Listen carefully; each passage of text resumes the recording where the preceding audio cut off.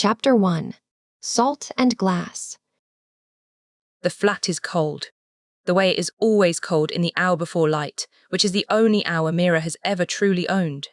She sits on the edge of her cot and pulls her dive socks on by feel. The wool is stiff with last week's salt. She does not bother with a lamp. In the next room, her mother breathes the long, even breaths of a woman who has worked harder than her body wanted to and will not admit it. Imara keeps her own breath shallow. The floor between the cot and the door has 3 boards that complain. She knows them by name. Her gear waits where she left it, weight belt across the back of the chair. A salvager's coat, oiled and heavy, hung on the nail by the door. The salt glass lamp is in her pocket already, charged 10 years ago with the memory of an orange a stallholder gave her at 6. She has not been able to afford an orange since. The token holds anyway. She has been told that memories that old should be drained by now, but she will not feed it any others. The orange is hers. She lifts the coat. The coat lifts her shoulder. The salvager's pouch at her hip holds 2 more tokens, both bound with the memory of warm rope through her hands at 13, when Pell taught her the knot that does not slip in salt water. Useful tokens. Practical. Memories you can spend without flinching. She is 16 now, and she has learned which memories cost too much to bind. Outside, somewhere across the rooftops of the crawl, a gull is arguing with another gull about something only gulls care about. Imara does not have time to listen. The tide is what the tide is. She lets herself out. The door eases shut behind her on a hinge. She oiled herself last winter with fat, saved off a fish. The crawl wakes a few at a time, and grudgingly. Imara walks. The boards under her boots have a give she has memorized, and 3 steps off the landing, the gap is wide enough to lose a coin in. 6 steps further is the patch where old Brask fell through last winter. She steps over both without thinking. Most of what she does in the crawl, she does without thinking. That is the shape of growing up somewhere. By the dock water, her left ear is full of nothing. She stops. She tilts her head, as she has every morning for 7 years, and lets her right ear listen for what her left will not. The lap of water, the creak of a tethered boat, a wet thump further down the boardwalk, all of it on her right side, none of it on her left. The doctor in the charity house at 12 had told her this would not get better. He had been correct, which was generous of him. Pell is at the end of the longer pier, sitting on a barrel with a rope between his hands. He is doing nothing with. He sees her come and lifts his chin half an inch. Late, he says. Early, she says. Late by Salvager, early by people. I am Salvager. Then you are late. She drops her bag in the boat and steps in after it. The boat is the little hire skiff Pell's brother used to own, before. Pell does not say before. He has not said his brother's name in 5 years. He keeps the boat running anyway. There are things people refuse to give back. Where? She says. 3rd tier. Past the chimney. How did you hear about it? Drunk sailmaster at the Tin Cup. Said his uncle's uncle worked the wreck once and never went back. That is not a recommendation. It is exactly a recommendation, Pell says. It means he found something. She does not argue. The drunkest sailmasters at the Tin Cup do not waste good lies on people who can't pay them. They push off. Pell takes the oars. He rows as he does everything, like he is annoyed at the work and refuses to do it badly. Imara sits in the stern and counts what she has eaten this week. A bowl of sea rice on 3 day, half a fish on 5 day. The crust her mother had pretended not to want. The boat is paid for through next week. There is no fish left at home that they have not already stretched twice. 3 tier is the safe line. Past the chimney is past the safe line. Huh. She is afraid. She does not say it. There is no one in the boat to say it to who does not already know. The chimney is what they call the rock. The shape sticks up out of the lagoon at a tilt, like a finger pointing at something it is no longer sure of. Salvagers used it as a marker for as long as there had been salvagers, which is to say, always. Pell ships the oars. The boat drifts. He looks over the side, at the water, and frowns, the frown he keeps for things that make him think. How deep? She says. 3 tier. Maybe 4. Maybe 4. I am being honest. I would prefer you to be lying. I know. She's already pulling on the rest of her gear. The dive vest, the weight belt. 4-tier is past safe. 4-tier is where the pressure starts asking questions of your blood. She has done 3-tier for 7 years, and she has done it at 16, the way most salvagers do not finish doing it at 30. 4 is thinking. She thinks the boat is paid for through next week. She pulls the mask down. Pell. What? If I do not come up, do not come down. His hands stop moving on the rope. He does not look at her. He looks at the water as he looked at it 5 years ago on a different boat with a different person about to drop off the side. His knuckles go white. They go white slowly, like he is letting them, like he is making himself. I never do, he says. I am saying it anyway. I am hearing it anyway. The wind pushes a small wave up against the side of the boat. Mira does not look at Pell. Pell does not look at her. Looking is a thing they do when they have words. When they do not have words, they keep their eyes on whatever needs them more. She steps to the gunwale. The lagoon is the colour of old pewter. The chimney casts a shadow on it that the dawn light has begun to make blue at the edges. Below the shadow, somewhere in the dark she cannot see, is whatever the drunk sail. Master's uncle's uncle had found and left behind. Maybe nothing, maybe a sealed crate of pre-sundering salt glass worth a year of eating. Maybe a body. Salvager work was not a thing that asked you to know in advance. She does the small thing her mother taught her. Right ear, left ear, the place above her heart, the water. Edda calls it Branwen's cross. Mira does not know who Branwen is. She drops over the side of the boat. The water takes her without protest, the way it always does. Chapter 2. The Vault. The water at 3-tier is cold, the way a blade is cold. It does not feel like temperature. It feels like a thing that wants something from her.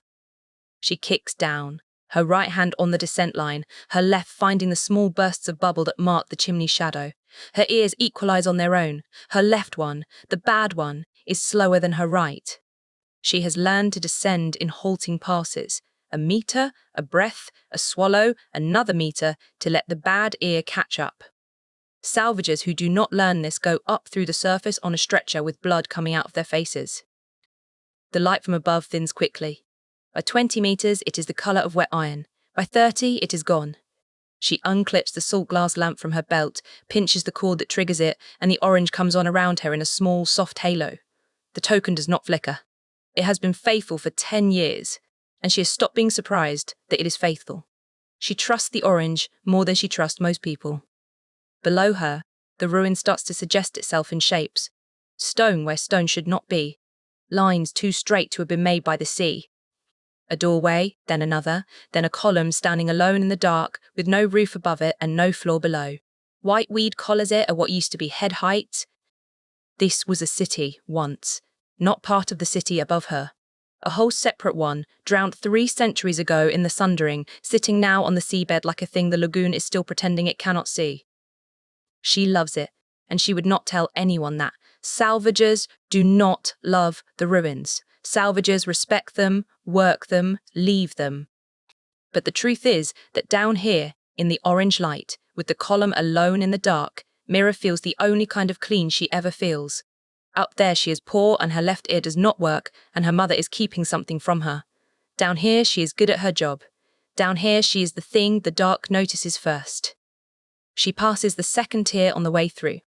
There is a sealed door she remembers from a salvage 2 years ago. It is still sealed, still closed against whatever Pell's brother went down to find. She does not look at the door for long. Her mother used to do the cross with both hands. Edda still has both hands. The cross does not require missing a hand to mean what it means. Branwen had needed it more than most because Branwen had been a salvager who lost both hers in a winch and went on diving for 9 more years afterwards, with stumps tied to her harness, until at age 40-something she stopped coming up. That was 30 years before Mira was born. Salvagers in the crawl still know her name. Mira's mother taught her the cross at 6. Branwen had 9 more years, Edda had said, when Mira asked why bother, why touch the 4 places when you do not believe a god is listening. 9 more years, and that was 9 more than nothing. The cross is not for the gods. The cross is for the body. Mira reaches the third tier and does not cross herself again. The cross was the going in. Now she is in. The wreck is not hard to find once she is at depth. The drunk sailmaster at the tin cup had said past the chimney 50 paces in the direction of where the sun used to come up, which is the kind of direction that only makes sense to people who have spent time on the water before everything that mattered got drowned. She kicks east. Her lamp catches the curve of a hull broken open across its belly, ribs standing up like a cage. Pre-sundering. The wood looks like something that died last winter. It died before her grandmother was born. The salt water here is thick with brinecraft, leaked out of the drowned city and brinecraft preserves. She circles the ribs. A school of small silver fish pours out through the cage of them, turns once, and is gone. The open part of the ship has nothing in it. Whoever the drunk sailmaster's uncle's uncle had been, he took what he could. What is left will be sealed. She finds the door at the back of the hold. Salt glass over iron.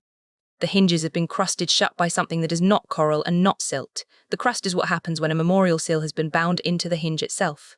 The door is keeping something in. She has seen this twice before, both times on third-tier wrecks, both times coming up empty because the seal was older than her training. Her hands had shaken on the way back to the boat. She told no one.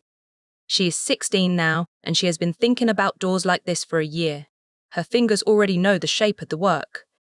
She pulls one of her bound tokens, the rope knot at 13, the one that holds Pell's laugh from the day he taught her, and presses it flat against the hinge.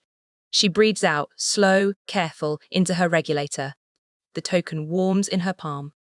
The memory of warm rope through her hands is a small thing, but it is a true thing, and she pushes the truth of it into the seal, the way her mother taught her to push thread through the eye of a needle. The hinge groans. The crust on it cracks. The token in her hand goes cold and empty. She tucks it away. She has lost the memory of the rope. She has lost the feeling of Pell's hands over hers when she was 13, how he taught her the knot, the laugh he made when she got it right on the 4th try. The laugh is gone. The knowledge of the knot remains. Brinecraft keeps the skill. It eats the moment. She does not let herself feel the loss yet. She is at depth. There is no air in her lungs for grief. She pulls the door open. Inside the hold is a chamber barely bigger than her arm span. A single thing sits on a small stone shelf, a vault. Salt glass over iron the size of a clenched fist, sealed with 3 loops of bound silver wire. The wire is bright. 3 centuries on the seabed, and the wire is bright. Whoever made this vault did not want it to be found by accident. Mira does not touch it yet. She floats in the doorway and looks at it with her lamp held up. Her bad ear is full of nothing. Her good ear is full of the slow tick of pressure on her mask. She breathes out. She breathes in. The vault is not for opening. The vault is for carrying. This is the rule she has been taught since she was 9. You find something sealed, you do not break it at depth. You wrap it. You bring it up. You let the senior salvagers and the Saltren healers and the appraisers decide what it is. Salvage is what they pay you for. Curiosity is what gets you killed. She knows the rule. She has not broken it. Today, she tells herself, will not be the day. From her belt, she pulls a salvager's pouch and slips the vault inside.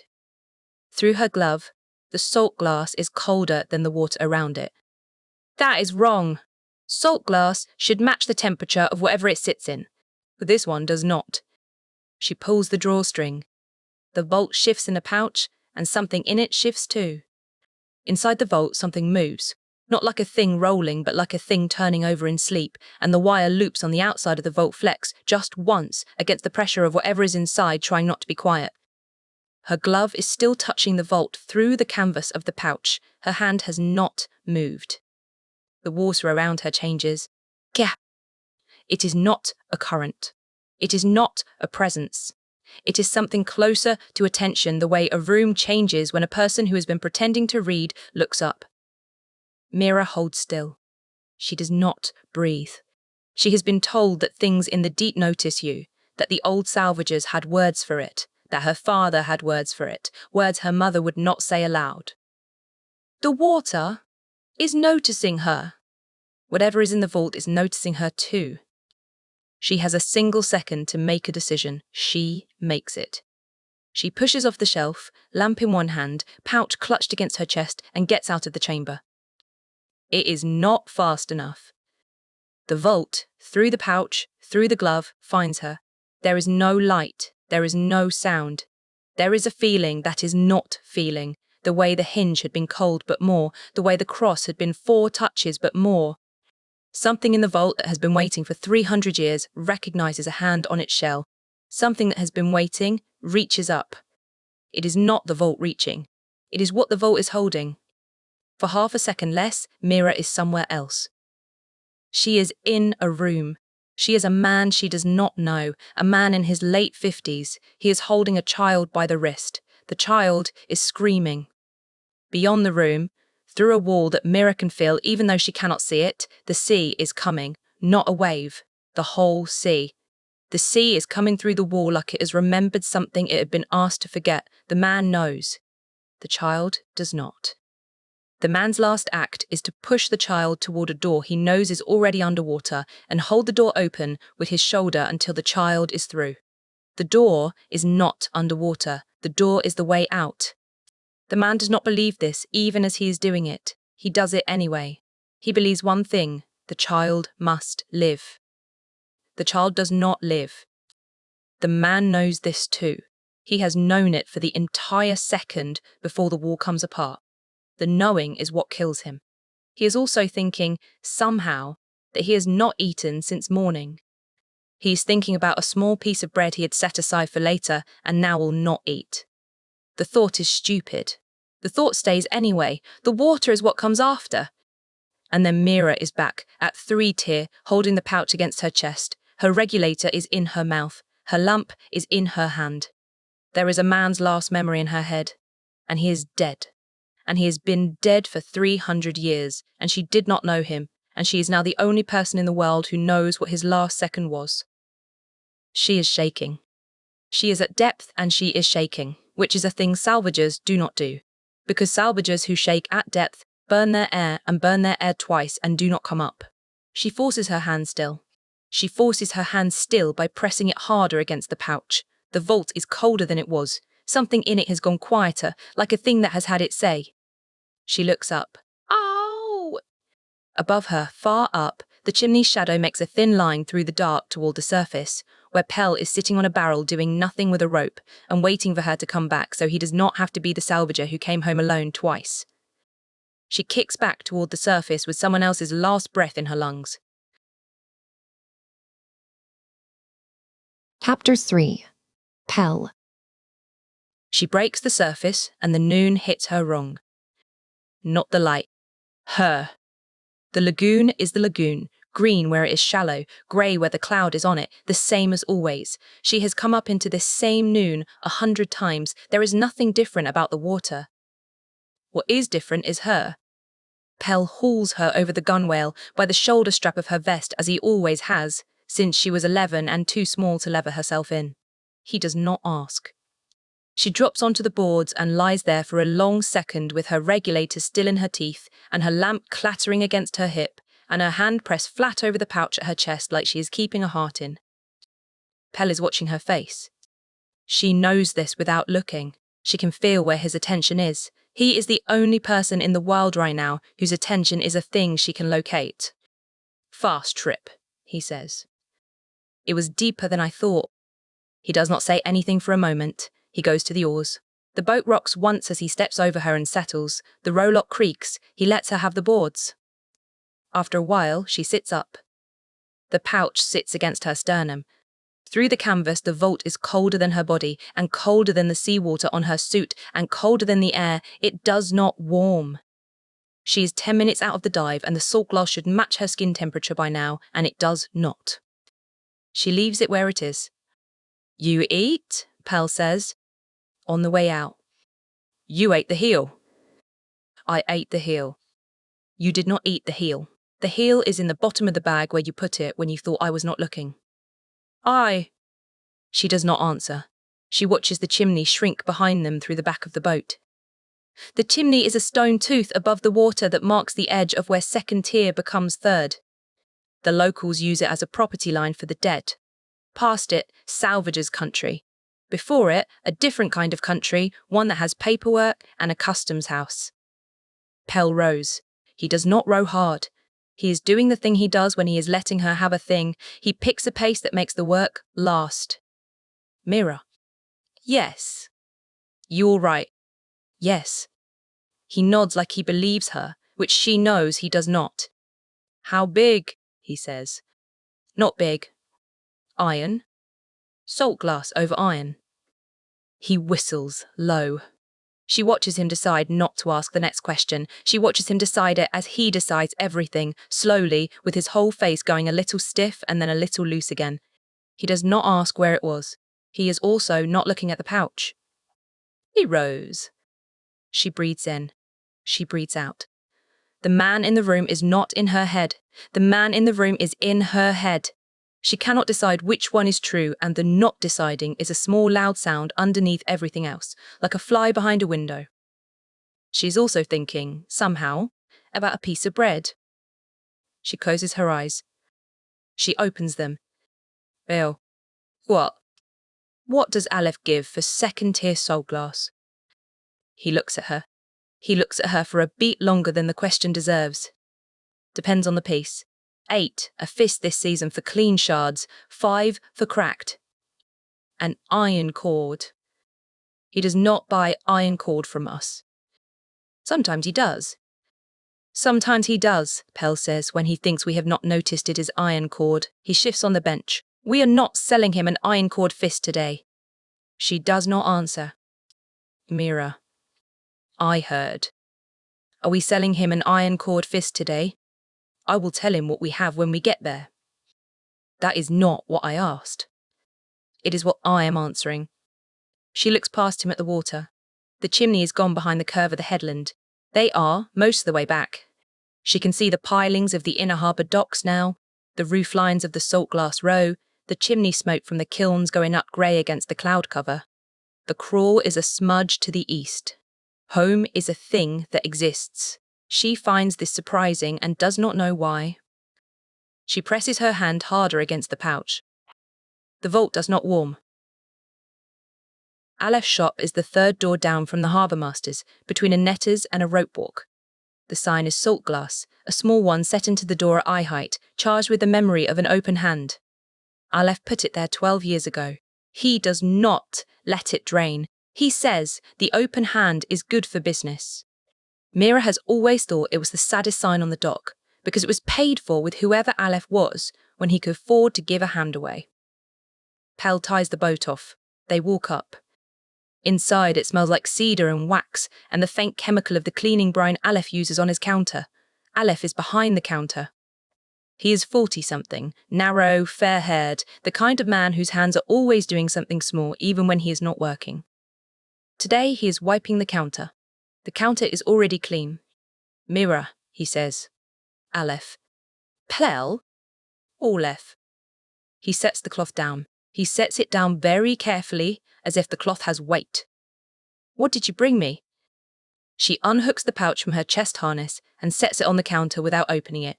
She keeps her hand on it. 3 pieces, she says. 1 unsealed glass second tier, 2 practical tokens half-charged, Salvager's bind. And the heavy one, he says. She did not put the pouch down hard enough to suggest a heavy one. She did not say there was a heavy one. He has looked at the pouch and known. That is the 3rd piece, she says. You said 3. I said 3. You listed 2. I listed the ones I am selling separate. He looks at her. He looks at her for the same beat too long Pell did, which she is noticing today is a beat she has been getting from people for the last hour, which means it is a beat she is making people give her without meaning to. Where? He says. Past the saltgrass shoals. That is not where. That is where. Mira. He looks at the pouch. He does not touch it. I have been buying off your mother's daughter for 7 years. I have been buying off your mother for 20 before that. I know what you bring me. You do not bring me iron cord salt glass off the saltgrass shoals, because there is no iron cord salt glass off the saltgrass shoals. There is sand, and there is broken pier, and there is a stove. Some fool dropped off the back of a barge in year 94. There is no vault. She does not look at Pell. Pell does not look at her. There is a vault, she says. Where? Past the saltgrass shoals. He breathes in through his nose. His hands have stopped moving. His hands are the part of him she has been watching the whole time, and they have stopped moving. How much? She says. For the second tier and the practicals, 15. 15. 15. You paid Pell 22 for the same set last month. That was last month. Last month she would have argued. She does not argue. She reaches into the pouch and sets the second tier piece and the 2 practicals on the counter. She does not take the vault out. She closes the pouch. 15, she says. 15. He counts out the coin. He is slow about it. He looks at her hand on the pouch the entire time he is counting. When he hands her the coin, his fingers brush hers and she feels his pulse in his fingertips. It is too fast. Mira, he says. Yes. If you bring me what is in that pouch, I will give you 60 for it. I will give you 60, and I will not write it down. She looks at him. That is generous of you, Aleph. It is more than generous. I am keeping the 3rd piece. Mira. I am keeping the 3rd piece. He nods once. He does not argue. He picks up the cloth and starts wiping the counter again. The counter is already clean and he is wiping it. He does not look up when they leave. The bell on the door rings as they go out. She is 3 steps onto the planking before she lets out the breath she has been holding since 15. Pell does not say anything. He walks beside her with his hands in his coat. He matches her pace without trying to match it. They turn left at the rope walk and right at the netters, and they are most of the way to the harbour masters before he speaks. 60, he says. I heard. He has never offered 60 for anything. I know. He was scared. I know. He does not ask her again where she got the vault. He does not ask her what is in it. He does not ask her why she lied. He keeps walking with her toward the inner harbour and the road back to the crawl, and she understands without looking at him that he has decided what kind of trouble this is and decided that it is the kind of trouble he is in too now. She wants to thank him and does not know how. She has not thanked him for anything in 5 years. He does not thank her either. They have a different way. She lets her shoulder brush his arm once walking. He does not look down. He brushes hers back. The merchant's eyes follow them out of the shop. She feels them on her back the whole way home. Chapter 4. Edda. The flat is 2 rooms over a netter's shed. Mira has lived in it her whole life and could walk it blind, which is a thing she has tested often enough. The door frame with the splinter at hip height, the 3rd board from the wall that lifts if you put your weight on it wrong, the stove that takes a half-turn pass where the dial says, before the gas catches. She knows it as she knows the inside of her own mouth. She comes up the stairs, and her mother is at the table. Edda is at the table, the way Edda is at the table every evening at this hour. The lamp is lit, the accounting book is open. Edda has a pencil behind her ear and another in her hand. She is making small marks in a column and not looking up. You are late, Edda says, not looking up. Pell. Pell what? Pell wanted to stop by the rope walk. Pell did not want to stop by the rope walk. The rope walk was closed an hour ago. Edda makes another small mark. Try again. We sold the hall to Aleph. How much? 15. Edda's pencil stops. Ah! Mira watches her mother's pencil stop and does not move from the doorway. This is the first thing. She is going to remember it. She does not yet know why she is going to remember it. The pencil stops for a beat, maybe 2, and then resumes. Edda makes a small mark, and then another one. She does not look up. 15, Edda says. 15. Well, what? 2 practical tokens, half-charged, 1 unsealed glass 2nd tier. He gave you 15 for that. He gave me 15 for that. Edda makes another mark. The mark is a little harder than the marks before it. Mira can see this from the doorway because Mira has watched her mother make marks in this book for as long as she can remember. Take your boots off, Edda says. Mira takes her boots off. She comes into the room, and the room is the room. The lamp is lit, the stove is cold. The 2 chairs are at the table, and the third one against the wall has stayed against the wall since her father stopped sitting in it. The kettle is on, which means Edda has been expecting her in the next 10 minutes for the last half hour. There is a small clay dish of salt on the windowsill, which Edda puts there every morning, of every day, of every year, and which Mira has never once asked about. Mira looks at the dish of salt. She has looked at it 1,000 times. She has never looked at it like this. She does not know what she is looking at. She knows only that she is looking at her own kitchen with a different set of eyes than the eyes she had when she went out this morning, and the kitchen is showing her things it has been showing her for 16 years that she has not been willing to see. She turns away from the dish. Edda has gotten up. Edda is at the stove. Edda has lifted the kettle off the heat and is pouring 2 cups, one for each of them, the same way she does it every night. The same hand, on the same handle, at the same angle. She is missing 2 fingers on her left hand. She has been missing them for 19 years. The paw is the paw. Mira watches the paw. Oh! Sit down, Edda says. Mira sits down. Edda sets a cup in front of her. The cup is the one with the chip on the rim. Edda always gives Mira the chipped cup because Mira is the one who chipped it at 8, and Edda decided early that consequences were a thing daughters should sit with daily. Edda sits opposite. She wraps her good hand around her own cup. Her bad hand stays in her lap. What did Pell say? About what? About Aleph giving you 15 for that? He said Aleph was scared. Aleph was scared. Aleph was scared. Edda drinks. She drinks slowly. Her eyes are on Mira over the rim of the cup, and Mira has the very clear feeling that Edda is doing 2 things at once, drinking the tea and running a calculation that has nothing to do with the tea, and that the calculation is one Edda has run before. This is the second thing. Mira does not see it. Mira sees only the tea, the eyes, the ordinary evening.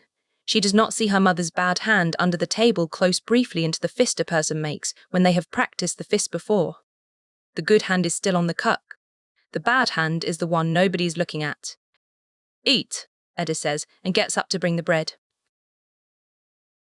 The bread is yesterday's bread, which is the bread on a Tuesday because Edda buys on Mondays. There is the heel of a wheel of cheese that has been the heel of a wheel of cheese for a week. There is a small pot of fish and onion which Edda made on Sunday and which is the 3rd night they are eating it. This is a Tuesday meal. Mira has eaten this Tuesday meal every Tuesday. She has been old enough to eat fish. She eats.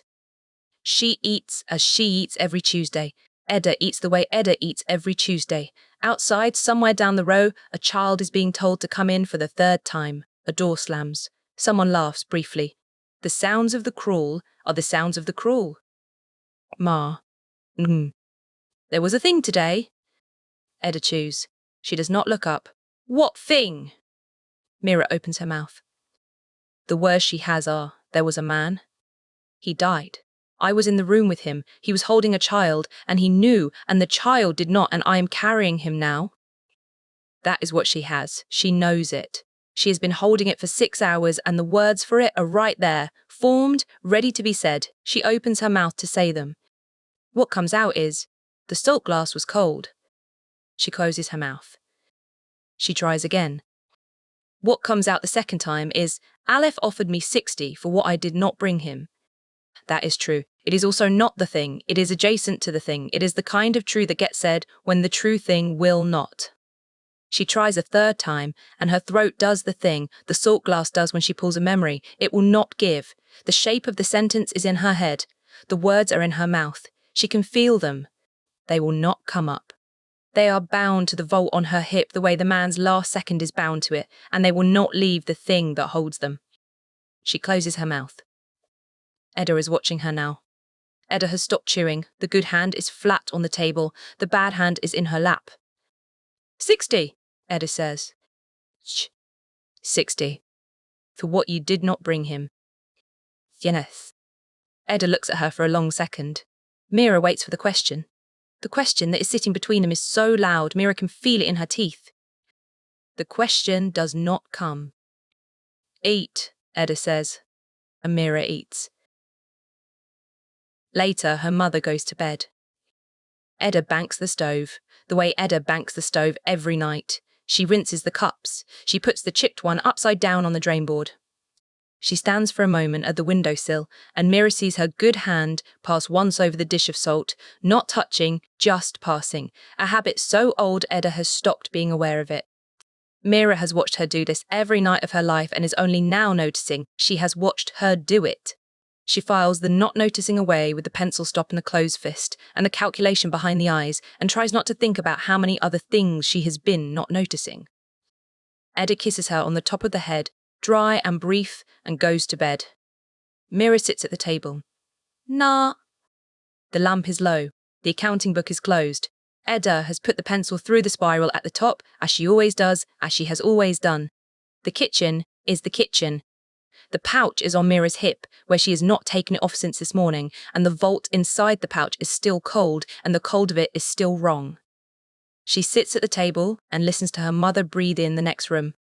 Edda sleeps the way Edda sleeps. Slow. Even. The breath of someone who has decided, a long time ago, that sleep is something you do because the body needs it and not because the mind is at rest. Mira has never thought of her mother's sleep as a decision before. She thinks of it as a decision now. She undresses in the small dark. She lies down on her cot in the corner. The blanket is the same blanket. The straw under the canvas is settled into the shape of her body the way it has been settled for years. She has lain on this cot every night of her life, and on most of those nights she has been asleep within 10 minutes. Tonight she is not. The man is in the room with her, not in a way she can explain, not in a way that has a shape. He is the size of a feeling, and the feeling is the feeling of being someone else for 1 second, and that second was the second a child died in his arms. She closes her eyes. She sees the door he was looking at. The door was not underwater, the door was the way out. The door did not open. She opens her eyes. Eyes! There is a stain on the rafter from a leak Edda fixed 8 years ago. She knows the stain and the shape of every shadow this room makes every hour of the night. She thinks about saying his name. She does not know his name. She thinks about saying the man and the chair the words would come from goes empty. She thinks about saying, I am carrying him, and the words sit in her mouth like the salt sits in the dish and refuse to be lifted. Her mother sleeps through whatever noise the night makes. Mira lies awake and listens to a man drown in her head. Chapter 5. A Note in Salt Glass. Day 11/10/672, since the sundering. The wick is low again. I should have replaced it this morning. I will replace it tomorrow. A small lie I have told myself 1,000 times. I felt her last night. It was not strong. The shape of a candle felt through a wall. The room is dark, the wall is solid, and yet there is a place in the dark that knows it is being warmed from the other side. The echo woke in someone again. I have not felt this in 26 years. The last one died before they were brought to me. I was younger then and grieved it. I am not younger now. Huileng, as says free ass tide. I will not write her name. I have not written a name in a very long time. The discipline is older than most kingdoms. I keep it for reasons I no longer remember and would not abandon if I did. I felt her again tonight, stronger this time. She is not channeling it on purpose. She does not yet know that what she is doing is channeling. She has absorbed something. I do not know what she has absorbed, but the feel of it is wrong in a familiar way. A memory made too soon, carried by someone who has not yet built the room inside themselves where it can be put. She is carrying it raw. I felt her trying to speak it tonight, and the salt glass refused her, the way salt glass does, and she did not know that what refused her was the rule and not herself. She thinks she is the thing that is wrong. I have thought that too. The map is on the desk. The map has been on the desk for 61 years. It is not finished. The southern margin is finished. The eastern margin is finished. The deep center is not finished and will not be finished until I have someone to walk into the deep center with me, because there are things in the deep center that cannot be mapped alone. I had begun to believe that no one would come. The years I have lived have been counted in failures. Every echo that woke and died before I could find it. the doors that opened a fraction and then closed. Every coalition that planned itself in my absence and went forward in the wrong direction. The world has had 3 centuries to forget what it lost and has used them. I do not blame the world. I would not have wanted to remember either, but the work has remained, and it has been mine, and it has been alone. Now there is a girl. I will not go to her. She is 16. She is in the working-class slums of a house port. The houses are not yet looking at her. The day they look at her is a day that comes faster if I am near her. The first rule is, do not draw the eye. There is also the map. The map cannot leave this room. It is not a thing that can be moved, and it cannot be copied. 3 centuries of work cannot fit on a second sheet of vellum, and even if they could, the bindings would not transfer, and the second sheet could be taken. The map is unique by necessity. It is also, therefore, the thing I cannot leave. I have not been more than half a mile from this desk in 9 years. I have wondered, on the nights when the wick is low, whether the discipline I keep is discipline or cowardice. The two are not always distinguishable. I am not going to her. If I went, I would frighten her. If I went, I would draw attention to her that she does not yet know how to survive. The houses watch the conservatory closely. They do not yet watch the slums of Ashtide. So she must come to the conservatory not by my hand, but by their hand, and the eye that follows her there must be theirs from the start, never mine. I will bring her to me. The mechanism for that has been in place for 11 years. I will write a short note to a man at the conservatory who owes me a favor he does not understand. He will recommend her for a place. The recommendation will be unsigned and unattributable. The conservatory will run their tests, and she will pass them, because the echo passes their tests whether the carrier wants it to or not. She will be offered a place. Her mother will tell her to take it.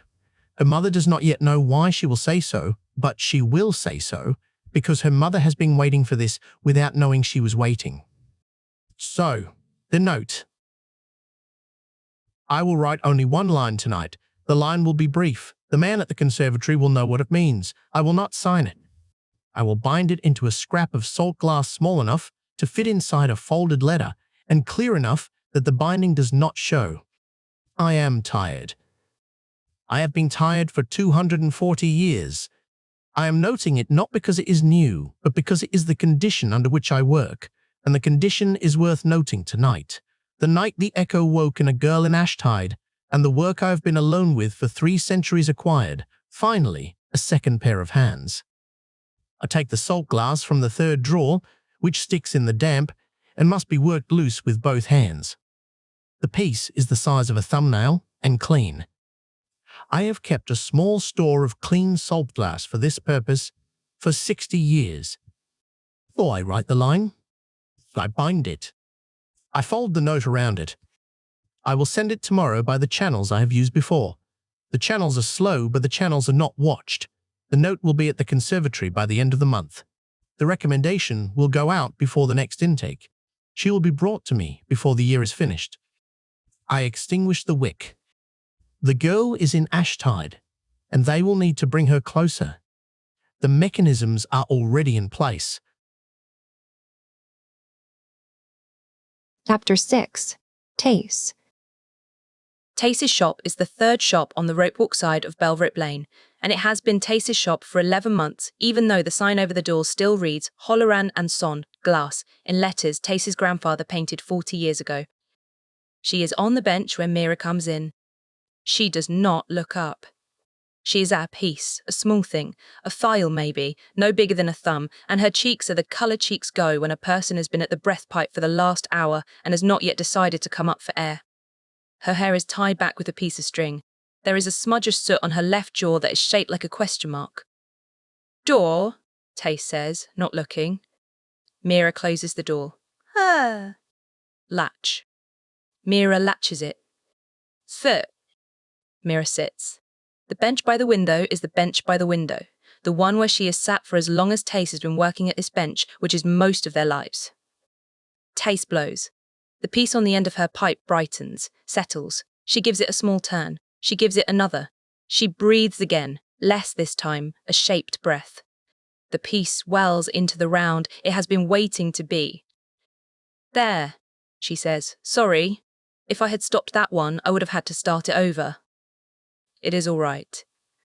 It is not all right. I know it is not all right. I am being honest with you about being sorry. Tace lays the pipe across the trough and turns. She is 16 and looks 12 when she is concentrating, and 25 when she is not, and this is one of the in-between moments where Mira can see all three of her at once.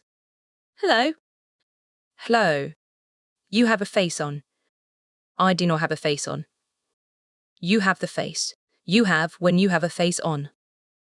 Tace. All right. Tace lifts both hands, palms out. I will not say, but I will know. We can do it that way for now. Ira sits. The shop is small and hot. The forge runs along the far wall, and the bench runs perpendicular to it, and the window where Mira is sitting catches the only piece of streetlight that the lane allows. Old Halloran is upstairs sleeping. He sleeps most days now. Tace runs the shop between his sleeping and his waking and pretends, when he is awake, that she is doing what he tells her to. The pieces she is making this week are pieces Old Halloran would not know how to make. She is back at the bench. She has put the file into the slow-cooling box and pulled out a fresh rod. She is heating it now, slowly, turning it a quarter at a time, watching the orange come up. I am making you a charm, she says. You are not. I am. I have been wanting to. I had the rod ready since last week. You came in today, and that is a sign I should make it today. I did not come in for a charm. I know. That is why it is a sign. Mira watches her work. Tace pulls the rod out of the heat and turns it. The glass at the end is the colour of a sunset that is mostly behind the cloud, orange under, grey over. Tace is good at this.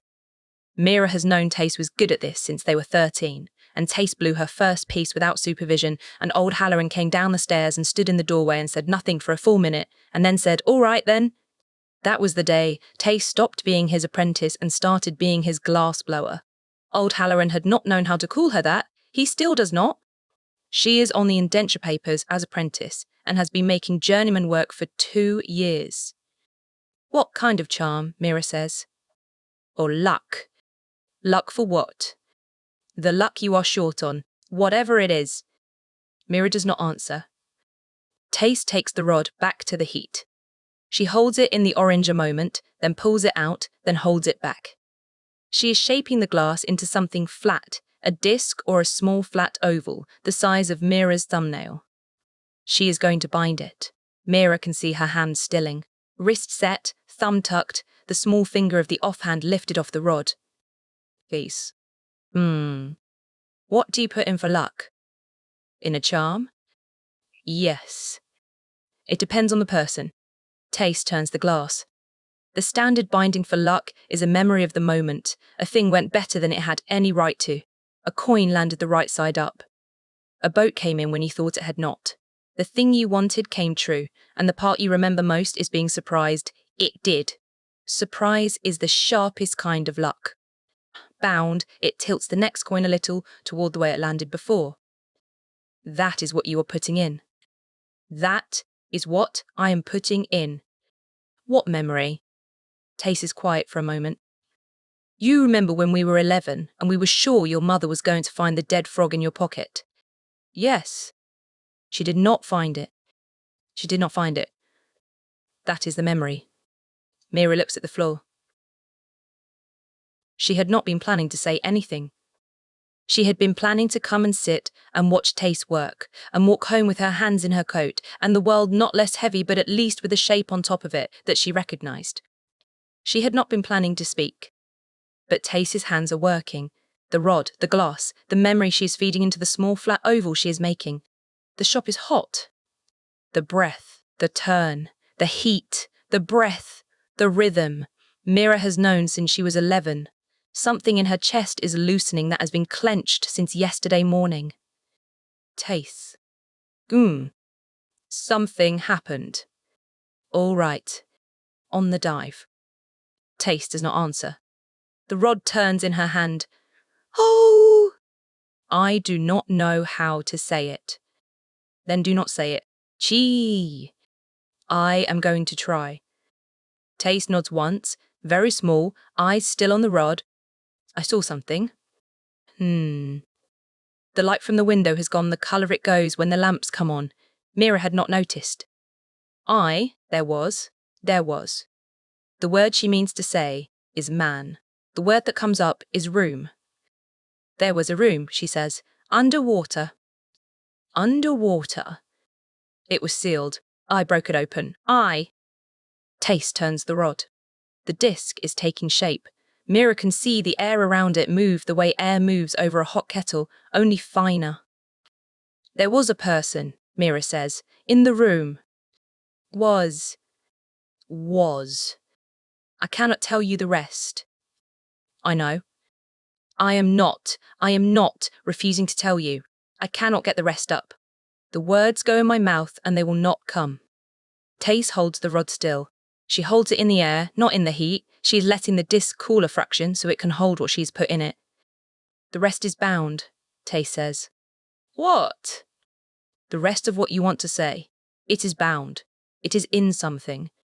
Mira's hand goes to the pouch at her hip without her telling it to. Tace sees the hand go and does not say anything about it. All right, Tace says. All right, you are carrying a thing and the thing is holding the words. I've heard of that. Old Halloran told me once it happens to mages who try to bind a memory too big for the binding. The memory gets bigger than the thing and the thing keeps the memory and the person keeps the thing. She gestures at the air with her free hand. And the words go where the thing is. I am not a mage. All right. Tace, I am not a mage. I heard you. I am not arguing with you. I am telling you what I know. Mira does not say anything. Tace puts the rod back to the heat. She gives the disc one last small turn. Then she takes it off the rod with the small iron tongs and holds it over the slow cooling box and lets it down into the warm sand and watches it for a moment as if to make sure it has settled. There, she says, it will be ready in the morning. I will polish the edge and string it for you. You can come pick it up at noon if you want, or I will bring it by the crawl. Thank you. Tace turns. She is wiping her hands on the apron she is wearing over the apron she is wearing under her work shirt. She looks, in this moment, like all three of her at once again. The 12-year-old. The 16-year-old. The woman she is going to be. Mira is so caught by the seeing of all three of her that she almost forgets the rest of what is in her chest. Mira. Yes. Mira does not say anything. She lets her shoulder come up against the doorframe on the way out. The wood is warm where her hand has rested on it 1,000 times. She leaves it there for a second. Tace watches her go. I always told you I'd believe you when nobody else did. Try me again when you can say it. Chapter 7. The Stranger at the Door. The morning is pale at the window. Mira has not slept. She has lain on her cot with the man in the room with her and listened to the harbour bell at hours she does not usually hear. 3, 4. The hour with no bell, because the bell-keeper sleeps through it. 5. Then the gulls, low, then the gulls, higher up, then the slow grey of a window that has decided to be light again. She sits up. The pouch is on the floor by the cot, where she put it, without taking the vault out. The cold of the vault is still in her ankle bone, the way a thing you slept against gives a piece of itself back when you stand. She picks the pouch up. She does not look inside. She has not looked inside since the dive. She goes to the basin. She washes her face without much in the way of ritual. She splashes. She wipes. The water in the basin is cold, the way a basin is cold in a flat with a netter's shed beneath it. She catches her own eyes in the small piece of mirror tile her mother nailed up over the basin 12 years ago. Her own eyes are the same eyes. She is still in there. She's afraid. She says it to herself, to the mirror, in the small dark. Mirror? Edda from the next room. Tace. She goes to the kitchen. Edda is already there, at the stove with the kettle on. Edda has set out the chipped cup, and the not chipped cup, the chipped one in front of Mira's chair, and the other in front of her own. The dish of salt on the windowsill catches the grey at one edge. Mira does not look at it. She is trying not to look at it. She does not quite know yet why she is trying not to. There is a sound at the door. Oh! A small one. A knock that does not quite want to be a knock. Edda looks up. It is Tace. Tace is in the doorway with her hood up and her hands in her coat, and one of her hands closed around something the size of a thumbnail. She has come down through the crawl in the half-light, before her grandfather wakes, in the wrong direction from the shop. You are early, Mira says. I am early. You said noon. I said noon, or I would bring it by. It is not noon. It is not noon. Tace steps inside without being asked. She steps inside the way Tace has been stepping into this flat since she was 11. Edda nods at her, the small nod Edda gives Tace, and turns back to the kettle. Tace stands in the small space by the door. I could not sleep, she says. I could have. But I would have had to choose to, and I did not choose to. I sat with it the rest of the night. I finished it before light. I thought you would want it before you had to ask for it. Mira holds out her hand. Yee! Tace puts the charm into Mira's palm. The charm is the size of Tace's thumbnail. The size of Tace's binding for Mira. It is flat. It is the colour of a sunset that is mostly behind cloud. There is a piece of string through one edge of it, twice knotted, the way Tace ties knots. Mira closes her hand on it. The salt glass is warm. Wear it, Tace says, or carry it. The string is long enough for either. Thank you. Do not thank me yet. The luck is in there. The luck does not come out until it comes out. You will know if it has gone because the disc will go cold. That is how a charm tells you it has spent itself. I know how a token works. I am telling you anyway. All right. Tace looks at her for a beat. The beat is one Tace can hold without filling. Try me again when you can say it, Tace says. I will. Good. Tace steps back. She has the set of a person who came to do one thing and will not stay to do a second. She lifts a hand. Edda lifts hers, the bad one, palm open, fingers short. Tace nods. I will see you, Tace says. You will see me. Tace closes the door behind her. Mira stands with her fist closed on the charm. The salt glass is warm in her palm. The pouch on her hip is cold against her thigh. She is holding two things in two pockets of her body that do not agree with each other. Edda is watching her. String it, Edda says. Mira strings it. The cord goes up under her shirt. The charm settles flat against her sternum. She tucks it. Then there is another sound at the door. This one is a different sound. This one is a knock. That is the knock of a person who knocks for a living. He is a young man in a coat that costs more than the boat Pell and Mira sold last week. The coat is dark blue. The blue is the blue gets in the dye house at the conservatory, where the dye is set with bound salt water so the blue does not fade in the sun. There is a salt glass insignia at his collar, a small breaking wave against a tower, the Velenor crest, set in a disc no bigger than a coin. The disc is charged. The wave moves in it, faintly.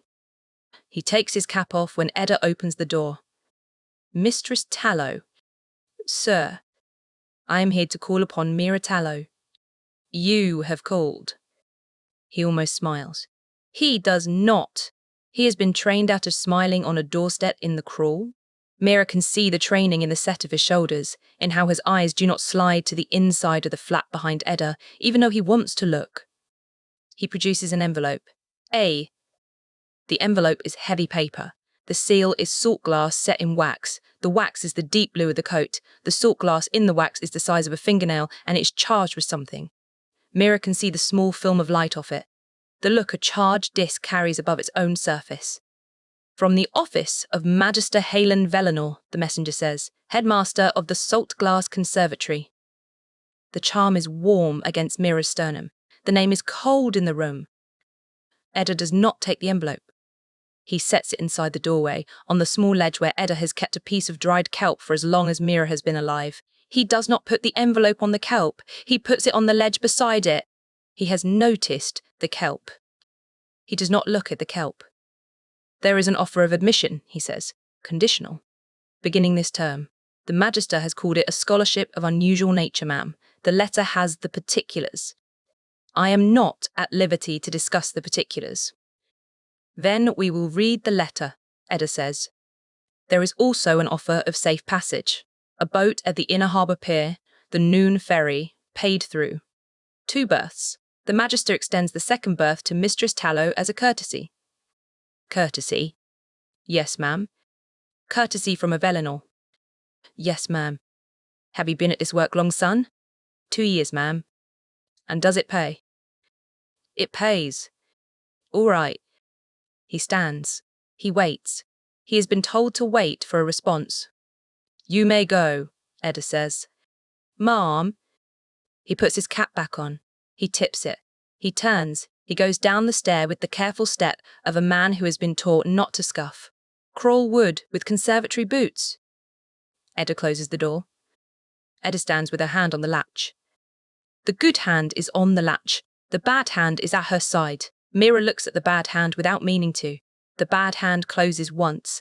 The close is brief, partial, a practiced thing that wants to be a fist and stops one knuckle short of being one. It is the close a hand makes, when the rest of the body has been bracing for a thing, and the thing has come and the bracing has to go somewhere, the eyes will not see. Edda's eyes are tight at the corners. They have been tight at the corners since the messenger said Magister Aulin Velinor. Mira has not seen this tightness before. She does not know what it is.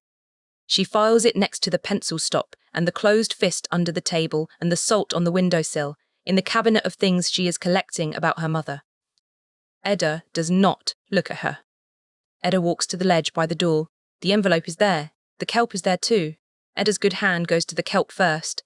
She touches the kelp the way a person touches a thing they have touched every day of their life and almost did not see this morning. Then her hand moves to the envelope. She picks the letter up. She does not open it. She turns it once in her good hand. The salt glass in the wax catches the grey at the window and gives back a clean blink of light. Pack a bag, Edda says. We are going. Chapter 8. The Heir's Morning. The window in his rooms looks out over the lagoon, which means that for the first half of every morning, his mirror reflects nothing but water and the shape of his own head against it. He has spent more time than he should admit watching the shape, judging it. The angle of the chin is correct. The set of the mouth is acceptable. The thing behind the eyes is the only part he cannot seem to fix, and it is the part everyone notices first. The mirror is the mirror. His mother had told him once when he was small that mirrors in a Velinor house should be allowed to reflect light back into the room and not only into faces, and she had set a small piece of polished tin behind this one to that end. The tin has not been moved in 9 years. He sees it some mornings and not others. This is one of the mornings. Kaesh is 18 this autumn, has been since the 14th, the kind of birthday a Velinor heir gets, which is to say, a birthday entered into a ledger and a list of letters written by people his father pays to write letters. He had not minded that. He had minded only that the morning of it, his father had come into his rooms for 2 minutes before the day began and had not said the thing he came in to say, and had left. And Kaesh had spent the rest of the day being 18 without having heard whatever it was. He fixes the collar, he fixes the cuff. He stands at 3/4 and turns half a step to the left because his father once said that was the angle a Velinor presents on first entering a room, and the body had remembered the instruction longer than the boy had bothered to keep it. He is performing for himself, for an audience he could dismiss, and is failing to dismiss the audience anyway.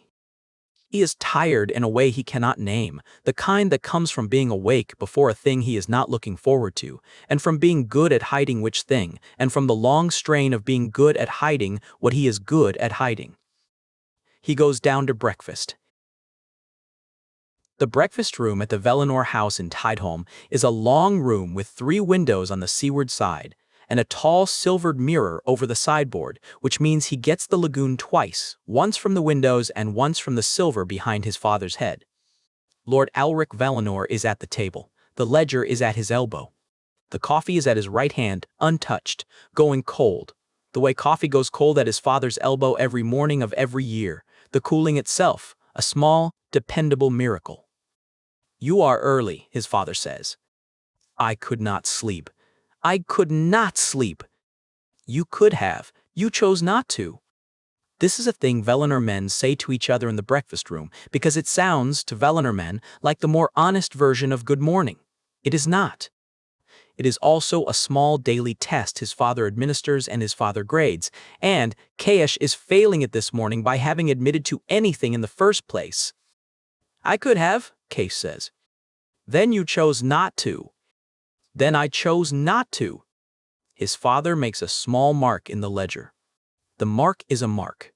Kaesh has watched his father make for as long as Kaesh has been allowed in this room, and the mark is not, Kaesh suspects, any of the practical accounting marks Kaesh has been told it is, and the suspicion is not new this morning, only sharper.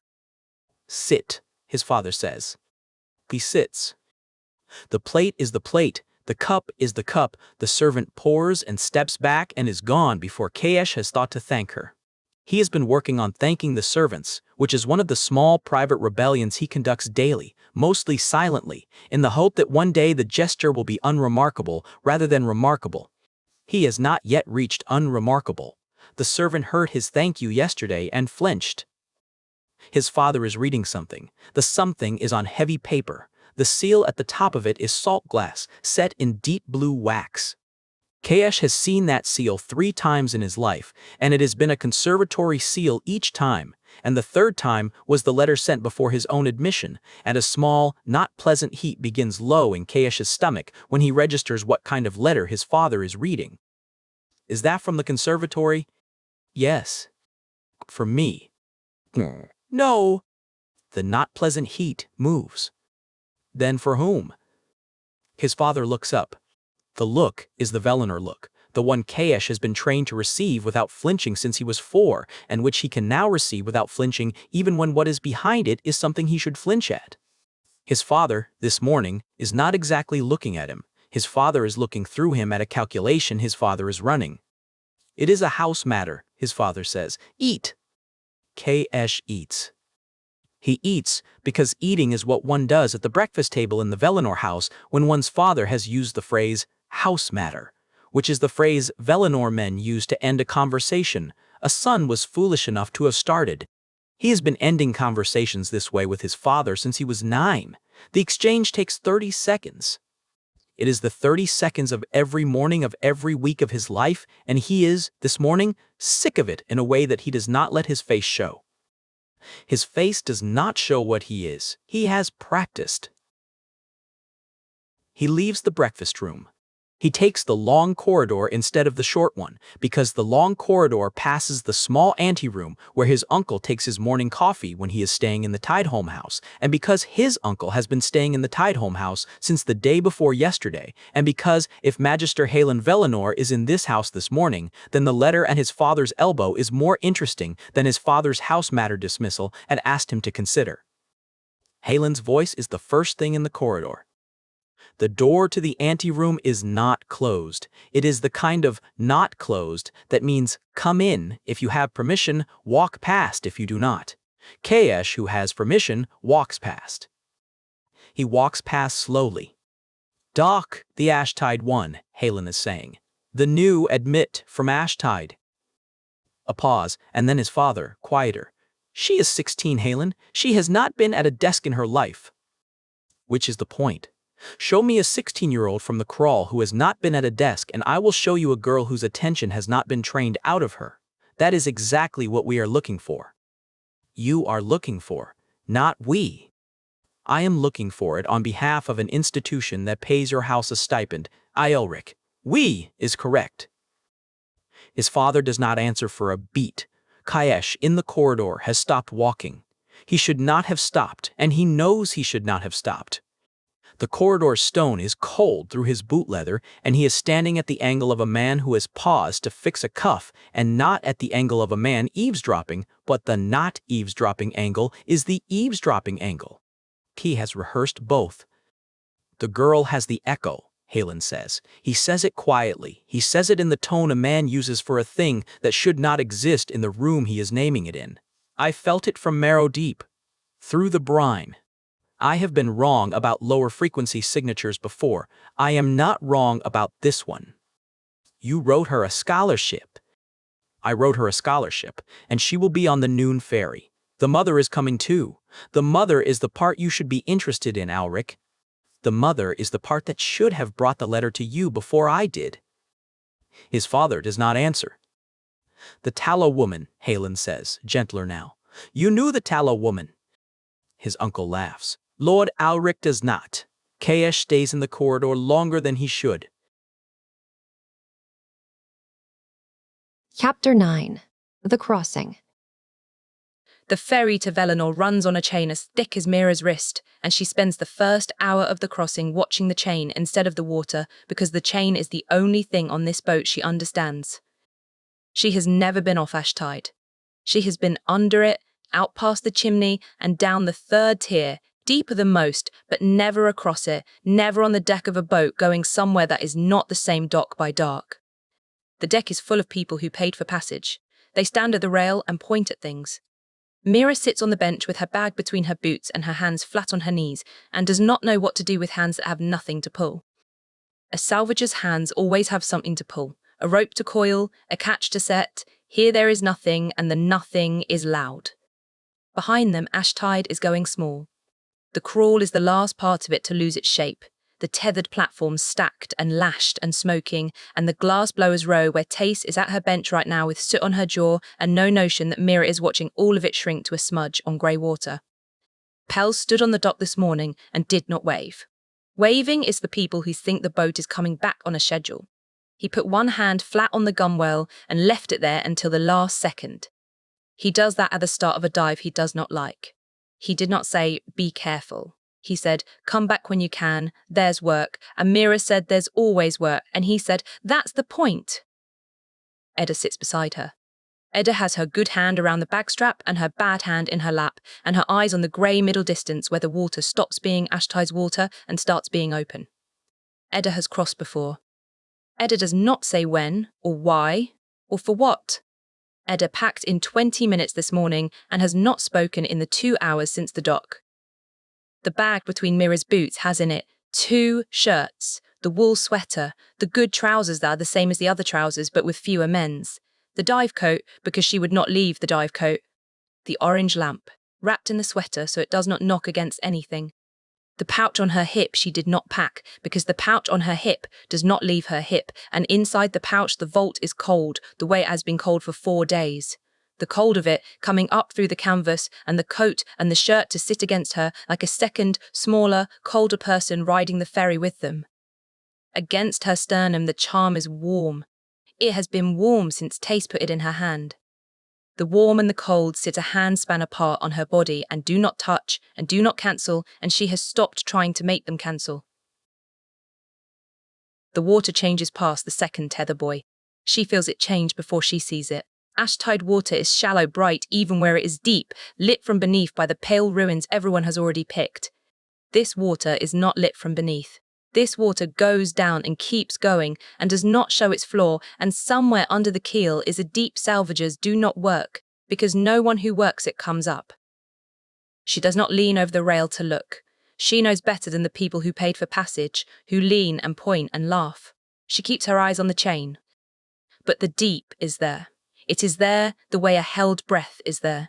She has spent her life going down into water that remembers being a city, and this water does not remember a city. This water is older than the cities. It is the first thing she has ever met that makes the ruins feel young. She is good at the water. She has been good at it since she was 9. Good enough that the crew gave her a name for it. Good enough that grown men on the crawl dot ask her which ruins will hold before they go down. None of that counts for anything out here. Here she is, a girl on a bench above a dark that does not care how long she can hold her breath. Edda speaks once, here. Stop looking at it. Mira stopped looking at it. She had not known her face was doing anything for her mother to read. Then Velenor comes up out of the haze, and she forgets the deep because she has never seen money before, not like this. She has seen money in small amounts. A house factor's coat, the harbour master's rings. She has understood money as a thing some people have more of. She has not understood it as a thing that builds. Velenor is money that built. The atoll rises in white and pale blue, terrace over terrace, and the terraces are not stacked the way the crawl is stacked, one desperate platform lashed to the underside of the next. They are spaced. There is room between them. Someone with enough money to waste it had wasted it on the space between the buildings, on the nothing, on the air, and the wasted air is the richest thing Mira has ever seen. She looks down at her own hands in her lap. The salt is in the cracks of them. It does not come out. She has scrubbed them on dot mornings until they bled, and the salt stays anyway, gone grey-white in the lines of her knuckles, and she has been proud of that for as long as she can remember. The salt, the proof of the work. She looks at her hands against the white terraces of Velenor, and for the first time, the salt looks like dirt. She puts her hands under her thighs. Your father wanted to go there. Edda says it to the water, not to Mira. Mira holds still. Edda does not talk about Joran. Edda has not once, in Mira's whole life, said that Joran wanted a thing. The word father in her mother's mouth is so rare that Mira is afraid to move and break it. He thought he could go to a place like that, Edda says. He was right that he could not. What does that mean? Edda does not answer. Ah. The ferry chain runs through its housing with a sound like a long, slow swallow. A gull sits on the next buoy and does not trouble to fly. Edda's bad hand, in her lap, has closed, not into the practiced half-fist Mira has started to collect without meaning to, but all the way, the two short fingers and the whole ones shut hard around nothing at all. Mira sees it. She does not say she sees it. It is the first time in her life she has thought that her own trouble with words, the thing the salt glass does to her mouth, might have come from somewhere. Might have been her mother's before it was ever hers. She does not say that either. The crossing takes another hour. Edda does not speak again, and Mira does not ask again. The quiet between them is the old quiet, the one that has a shape they both know how to sit inside, and Mira decides not to push her thumb into it today. There will be other days for it. She is starting to understand that there will have to be. Edda opens the bag at her feet and takes out the heel of yesterday's bread and breaks it, unevenly, on purpose, the bigger piece coming to Mira's side the way it always comes to Mira's side. Mira takes the bigger piece. She has been taking the bigger piece her whole life and has only this year started to notice she takes it. She eats it slowly to make her mother think she is less hungry than she is. Her mother eats slowly to make Mira think the same. They've been doing this across tables for 16 years, each one pretending to be less hungry so the other can have more, and neither of them has ever once been fooled. The other passengers gather at the bow as the lagoon opens. Mira stays on the bench until Edda stands, and then she stands, and she lifts the bag onto her shoulder, and she goes with her mother to the rail because there is nowhere left on the boat to go that is not forward. The conservatory rises out of the lagoon ahead of them like a thing the water built and then abandoned. Chapter 10. The Salt Glass Gate. The gate to the salt glass conservatory is taller than any door in the crawl, and it is made of salt glass, which means a girl who has spent her life pulling salt glass out of drowned rooms is now expected to walk through a wall of it as if it were nothing she had ever priced. She had spent the last of the boat ride deciding where she would hide the vault if they searched the bags. They do not search the bags. A man in Velenor blue stands at the gate with a ledger and takes their names off the letter Edda hands him, and he does not so much as glance at the pouch on Mira's hip where the vault sits cold against her the way it has sat cold against her for 4 days now. He checks a box. He waves them through. Mira walks through the wall of salt glass with 60 coin of contraband on her body, and nobody so much as looks. She will find out, before the afternoon is over, what they search instead. The intake hall is a long stone room with high windows and a floor worn smooth in 2 tracks, the way a floor wears when the same feet have crossed it the same way for 100 years. There are benches along one wall. The benches are for the people who brought you. Edda sits on the end of one with her bag on her knees and her bad hand inside her good one, and she does not look like she's going to cry, because Edda does not cry, but she has gone very still in the way that costs her more than crying would. There are 5 of them being taken in today. 2 are house. Mira can tell before either of them opens their mouth from the cut of the coats and the way they hold their hands away from their sides, as if the air around them is also theirs. They stand together near the front and do not look at the benches. The other 3 are like her. She knows it the second she sees them, the way one working hand knows another in a strange harbour. Their clothes have been brushed too carefully, the way a thing gets brushed when it is the only good thing.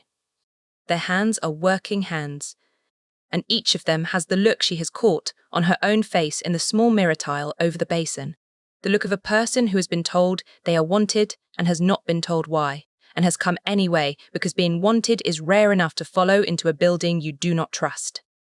She reads them while they wait. It is what she does. The tall boy keeps his hands wrapped in clean rag and will not put them on the salt glass rail along the wall, though the rest of them lean on it without thinking. When the proctor's bell rings and the sound runs along the rail, he is the only one who steps back from it. Something in the glass speaks to him, or he to it, and he does not want it heard.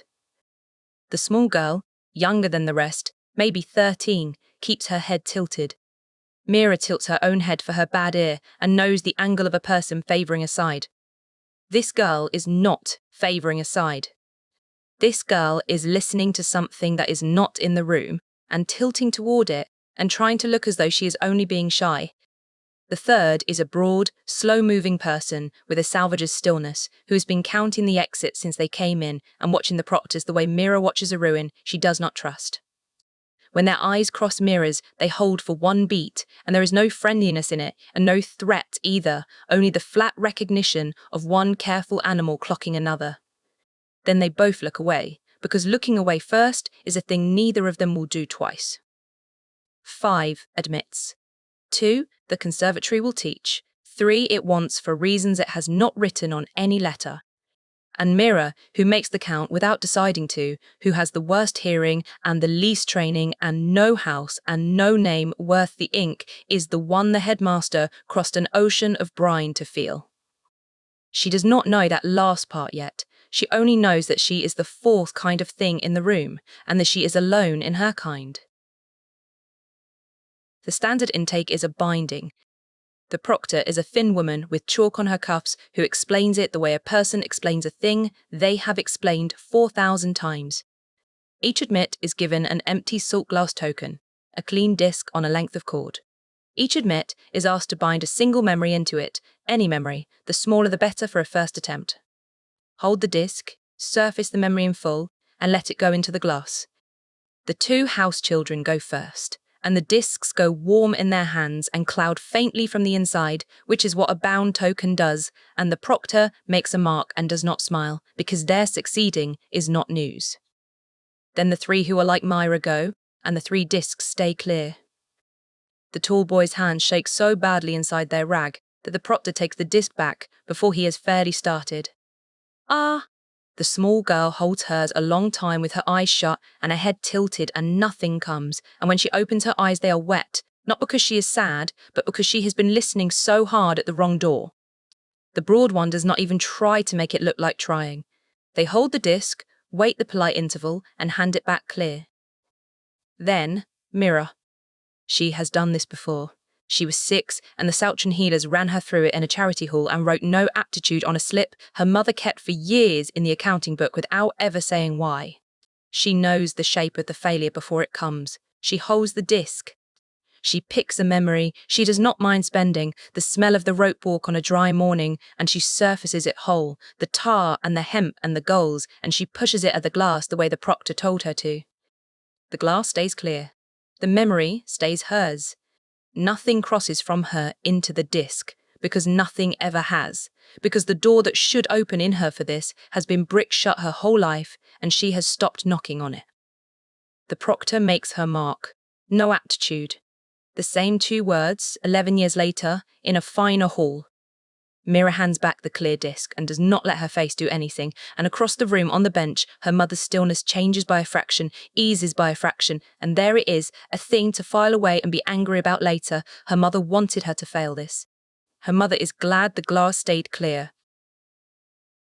She thinks that is the end of it. It is not the end of it. The 2 house children are taken one way, up a wide stair, toward the part of the building with the light. The 3 scholarship admits, and Mira are taken another way, one at a time, down a short corridor to a plain door, and behind the plain door is a small room with no window and a basin of seawater on a stand and a man waiting beside it. He is not Aulin. She has not met Aulin, but she has heard the shape of him from the messenger and from the wax on the letter, and this is not that. This is a younger man, neat, grey-eyed, with a clerk's quiet and a clerk's complete attention. He has a slate and a stub of pencil and a small brass instrument on the stand beside the basin that Mira does not have a name for, a thing of dials and a needle behind glass. Mira Tallow. he says. Not a question. This. Put your hands in the water, both of them, to the wrist. You needn't do anything else, just leave them there until I say. The water in the basin is seawater. She can smell it.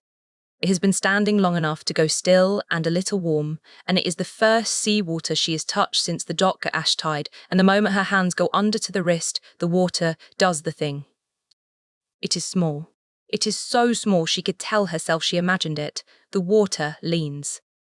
It is not current, and it is not temperature. It is the water turning its attention toward her hands, the way a dog turns toward a door before the footstep on the other side, and under the leaning there is the faint pressure of something almost said, a voice held just under the surface of being a voice, and every part of her that has spent 10 years in drowned rooms goes still and listening and wanting to listen harder.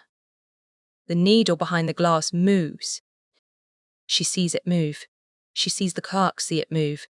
The thing her body wants to do, the leaning in, the reaching after, the opening of the brick door, a hair to hear what the water is trying to hand her, she does not do. She holds her hands flat and dead in the basin and makes her face.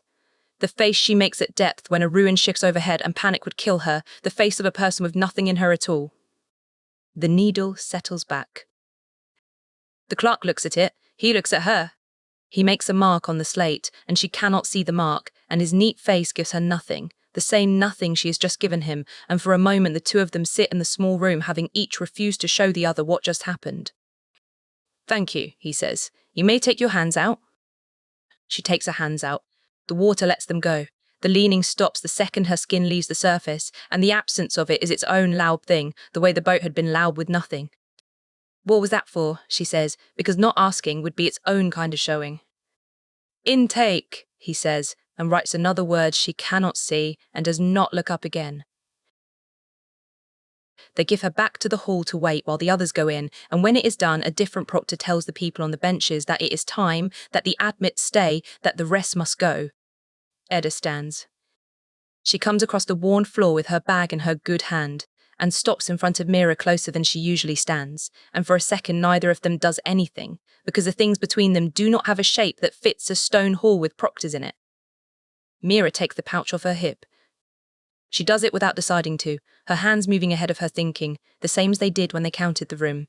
She works the pouch off her belt, and she presses it into her mother's good hand, the vault inside it cold even through the canvas, and her mother's fingers close around it and go still, because her mother has been a salvager for 40 years and knows the weight and the cold of an iron-cored thing the moment it touches her palm. Edda does not ask. Of course she does not ask. "Keep it," Mira says, low. "Do not sell it, do not open it, and do not let anyone know you have it." "I know what it is," Edda says, which is not the same as saying she will keep it, and is also exactly the same as saying she will keep it. There is nothing left to hand over now. No more cold weight to move from her body to her mother's, and the warm one stays where it is. Tace's charm against her sternum, the only talisman she is carrying through the gate. The parting is here.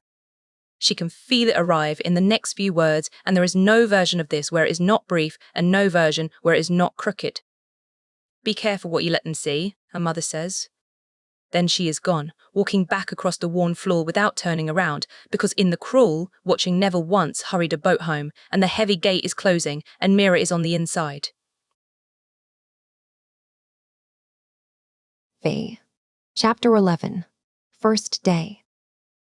The robe they give her to wear is the wrong weight for a body that has spent its life in an oiled coat, and Mira spends the first hour of her first morning learning the wrongness of cloth that has never had to keep water out.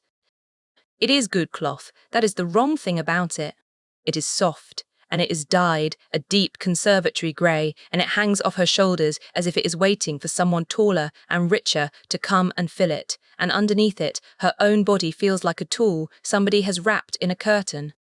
She keeps the charm on its cord against her sternum, where it has been since Tace put it in her hand. It is the only thing on her that is hers. She had not slept. The bed was too soft and too clean and too far from any water, and she had lain on it on top of the thing instead of in it, the same as on the ferry bench, waiting for a morning she did not want. The others slept, or pretended to, the same as she pretended to. By the grey of the window, she could make out the three of them in the long room under the eaves. The tall boy with his rag-wrapped hands curled under his chin, the broad one flat on their back counting the rafters with open eyes, and the small girl, the youngest, who had taken the bed near as Mira's without asking and lay with her head tilted even in sleep, as though the wall had something to tell her. In the morning, the small girl sits up first and looks at Mira and says, "You're the Salvager." "Who told you that?" "Nobody told me. You smell like the dock, and you put your boots by the bed where you could reach them in the dark." She smiles, quick and friendly and far too sharp for 13. "I'm Wren. I notice things." They like it when we notice things. Have you worked that part out yet? She has worked that part out. She does not say so. She has decided, in the soft, sleepless dark, that the most dangerous people in this building are not the house children who will look at her like something tracked in on a boot. The most dangerous people are the other three, who were brought here for the same reason she was, which is that they see. They are the ones she can least afford to be seen by. "Mira," she says, and nothing else, and laces her boots. The conservatory in daylight is a machine built to make her feel the exact size she is. It is the corridors that do it. They are too wide and too clean, and they go on too long, hung with the painted faces of dead magisters who all have the same expression, the expression of people who were never once hungry. She does not know which way is the dining hall or the privy or the room she is meant to be in. Everyone else knows. That is the trick of the place. The knowing is the wall. The house students move through it in 2s and 3s, and they have a way of looking at a scholarship robe that is worse than the looking she expected. She had braced for contempt. Contempt she has met before, on docks, from factors. This is not contempt. This is the smooth incuriosity of people stepping around a puddle, and it is harder to stand inside than any sneer, because a sneer at least admits you are there. At the mouth of every hall, there is a small font of salt glass set into the stone, and the house students touch it with 2 fingers as they pass, without looking, the way a person blesses themselves out of a habit older than belief. Nobody has told her what it is for. She watches 3 of them do it and learns nothing from the watching except that there is a rule, and that not knowing the rule is a thing that can be read off her from clear across a hall. A house girl with a coil of bright hair catches her stalled in front of the font, catches her not knowing, and says nothing, and the saying nothing is the whole of it. Mira does not touch the font. She would rather be the girl who would not than the girl who did not know how. She keeps the at-depth face on. She has worn it since the gate. She is getting tired in the way that comes from holding a face for hours, the way her arms used to tire on her first season at the winch, before the muscle came. A bell rings somewhere above her. 3 notes, and the corridor empties toward doors, and she follows the scholarship grey, because following her own kind is the only navigation she has. Saltcraft is the first class, and it is taught in a low room that smells of brine and bone, and the magister who teaches it is the first thing in this place that does not match the rest of it. Magister Imara Saltren has her sleeves pushed up to the elbow and forearms like a person who uses them, and she does not stand on the dais. She stands down among the benches. When she talks about preservation, she is holding an actual fish, a real grey fish on the turn, and she salts it in front of them with her own hands and tells them why the salt does what it does. That decay is only the world remembering how to take a thing apart, and salt is how you ask it to wait. There is a houseboy in the front who answers questions before they are fully asked, in the way of the person for whom the answering is the point and not the answer. When the tall, rag-handed boy from her dormitory gets a thing wrong, gets it badly and out loud and visibly wrong, the houseboy laughs one short sound through the nose. Imara does not raise her voice. She does not even turn all the way round. "He said that out loud so the rest of you would not have to learn it the slow way," she says. "That was useful. Your laugh was not." She lets it sit until the laugh has died all the way down, and then she goes on as though nothing has happened, and across the room, the rag-handed boy is breathing again. Mira watches all of it and adds it up.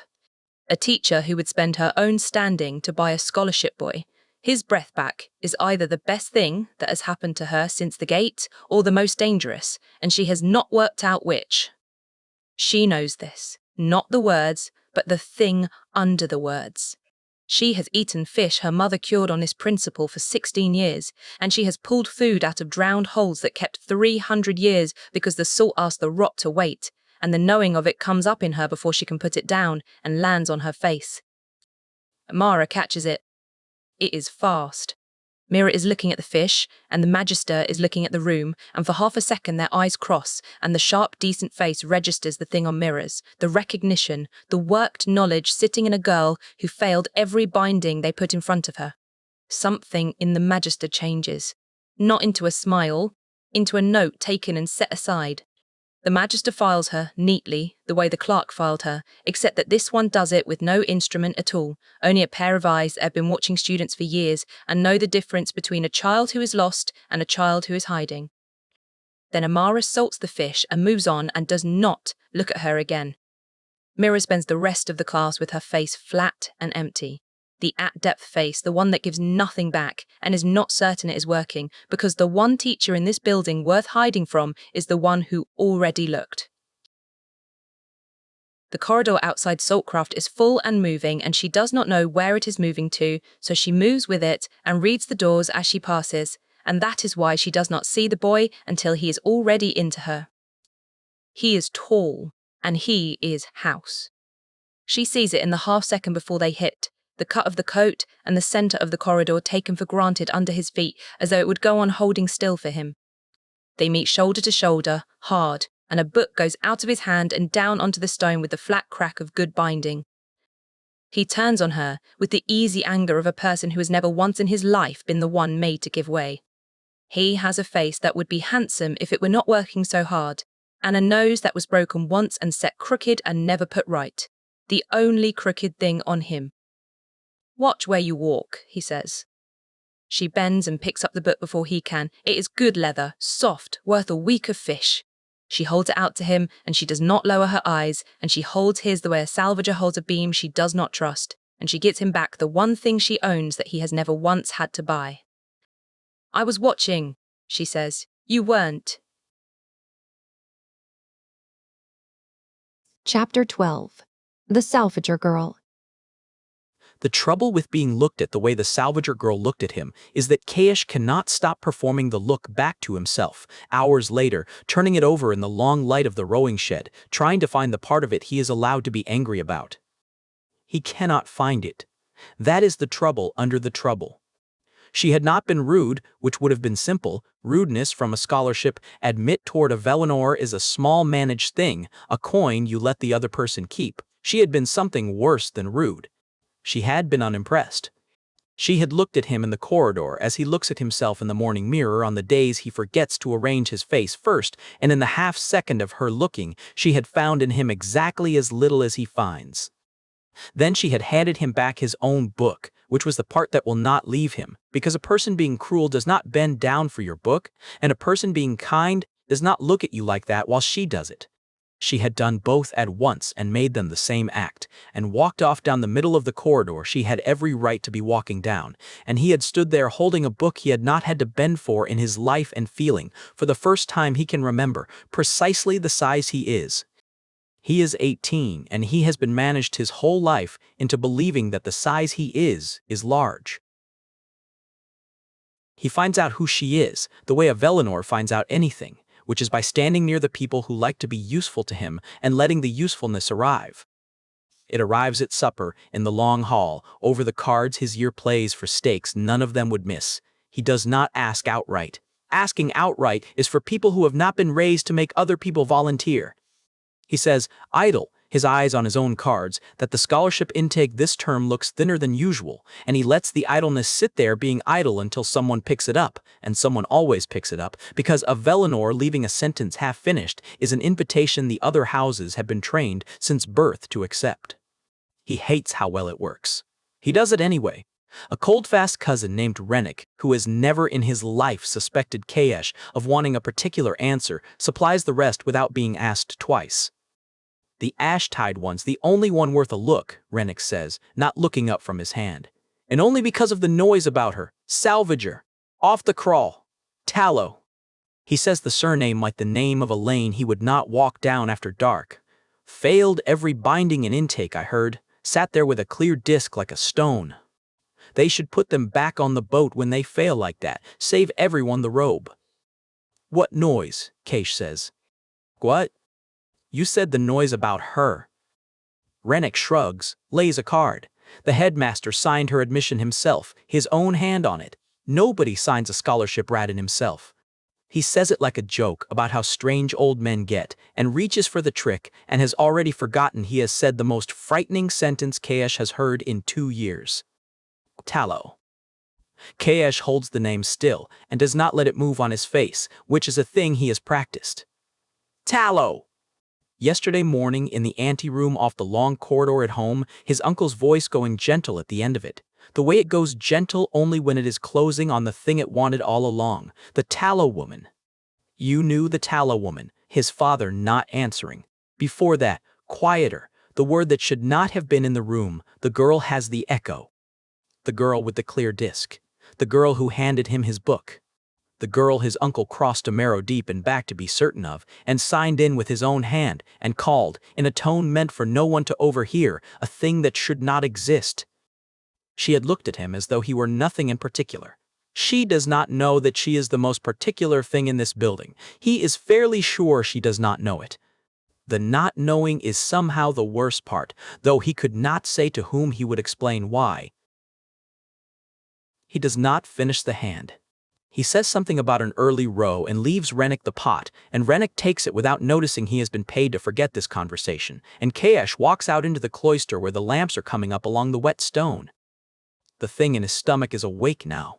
He has carried it for 2 years and named it to no one and examined it only sideways, the way a person looks at the sun, by looking next to it, because to look at it straight is to admit that the warmest man he knows, the uncle who taught him to row and to read a room and to be a person worth the family that made him, has been doing something to the students of this place that the students do not survive whole. He has known the shape of it for 2 years. He has not once made himself learn the contents. He knows the shape because he has watched it happen to one of them. 2 years ago there was a boy in the year below, a sharp Ashtide scholarship boy with a memory like a ledger who could give you the date of any High Council edict and the weather on the day of it, and who was the headmaster's favorite for a season, taken to the private rooms for special tuition that the rest of them envied. The boy came back from a winter of it, unable to remember the edicts, unable, by spring, to remember that he had ever been able. He was sent home kindly, with a stipend, and the conservatory said he had overreached his health, and everyone agreed it was a shame, and Kaesh agreed it was a shame, out loud in this hall, and went on eating. That is the contents Kaesh has refused to learn. He learned it 2 years ago, and has been calling it a shape ever since, because a shape asks nothing of you. He has told himself this was patience. He is good at telling himself things. He stands in the cloister and lets the lie of it be a lie for a moment, just a moment, as he never otherwise lets anything be. And underneath the lie is the simple fact that he has been afraid, and that the fear has had a long time now to wear a groove. And there is the other thing, the one he keeps even further from the straight look. His mother forgot his name in the last year of her life, forgot her own. The house called it her long illness, and his uncle held her hand at the end of it and wept. Real tears, Kaesh saw them, and Kaesh has spent 9 years not setting that grief next to the word he overheard yesterday, because the two of them will not fit in the same chest without breaking it. A scholarship girl looked at him today and found nothing in him to be afraid of. She was not wrong, but he would like, just once, to make her wrong. He has told himself for 2 years that he would not be a nephew who spied on his uncle. Today, apparently, is the day he becomes that kind of nephew. Chapter 13. The First Lesson. Magister Halen Velenor's seminar meets in a round room under a high glass dome, and the light comes down through the dome and pools in the middle of the floor where he stands, which Mira decides is not an accident. The other students arrive early.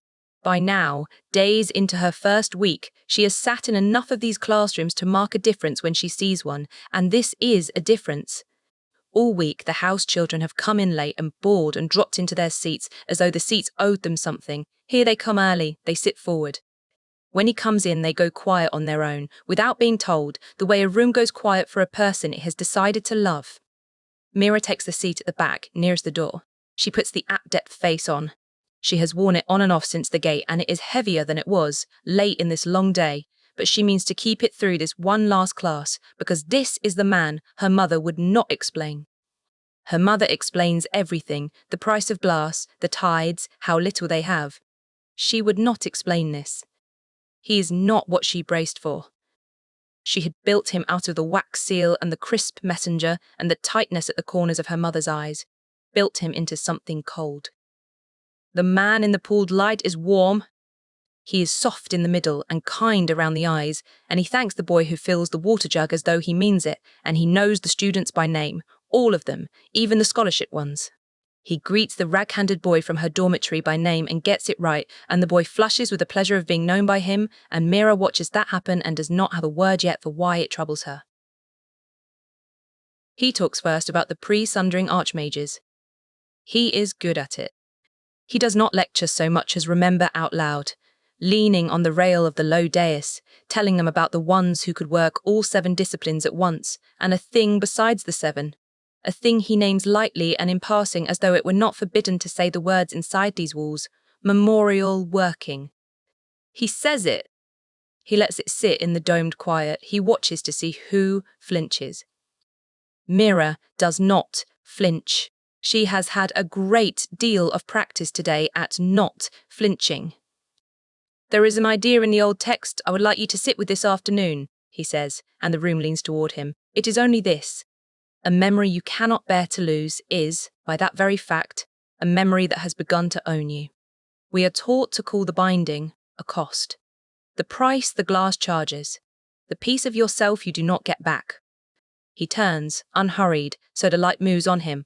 I would like you to consider that we have had it backward for 300 years, that the letting go was never the price. The letting go is the freedom, and the Reach has been so frightened of that freedom for so long that it has forgotten the fear was ever a choice. Around her the room is nodding. It is a beautiful thing to say, and she can feel how beautiful it is. It pulls the way a current pulls, the kind that takes a strong swimmer out past the line before he has noticed he is swimming. A boy in the second row, a tempier by the storm grey of his coat, asks a clever question back, a question that is really a way of being looked at, and the Magister rewards it. He draws the boy out. He makes him feel, for as long as the answer lasts, like the only mind in the room. Mira watches the boy glow. She watches the whole room want to be the boy. Being looked at by Halem Velinor, she is beginning to understand, is the coin this place runs on, and every child in here is a little hungry for it, and that hunger is a thing he grows on purpose, like a crop, because he means to live on it. Under the beauty, something in her has gone still and cold. It is the Salvager stillness, the one that comes up in a ruin when the ruin makes a sound. It should not make the sound that means leave.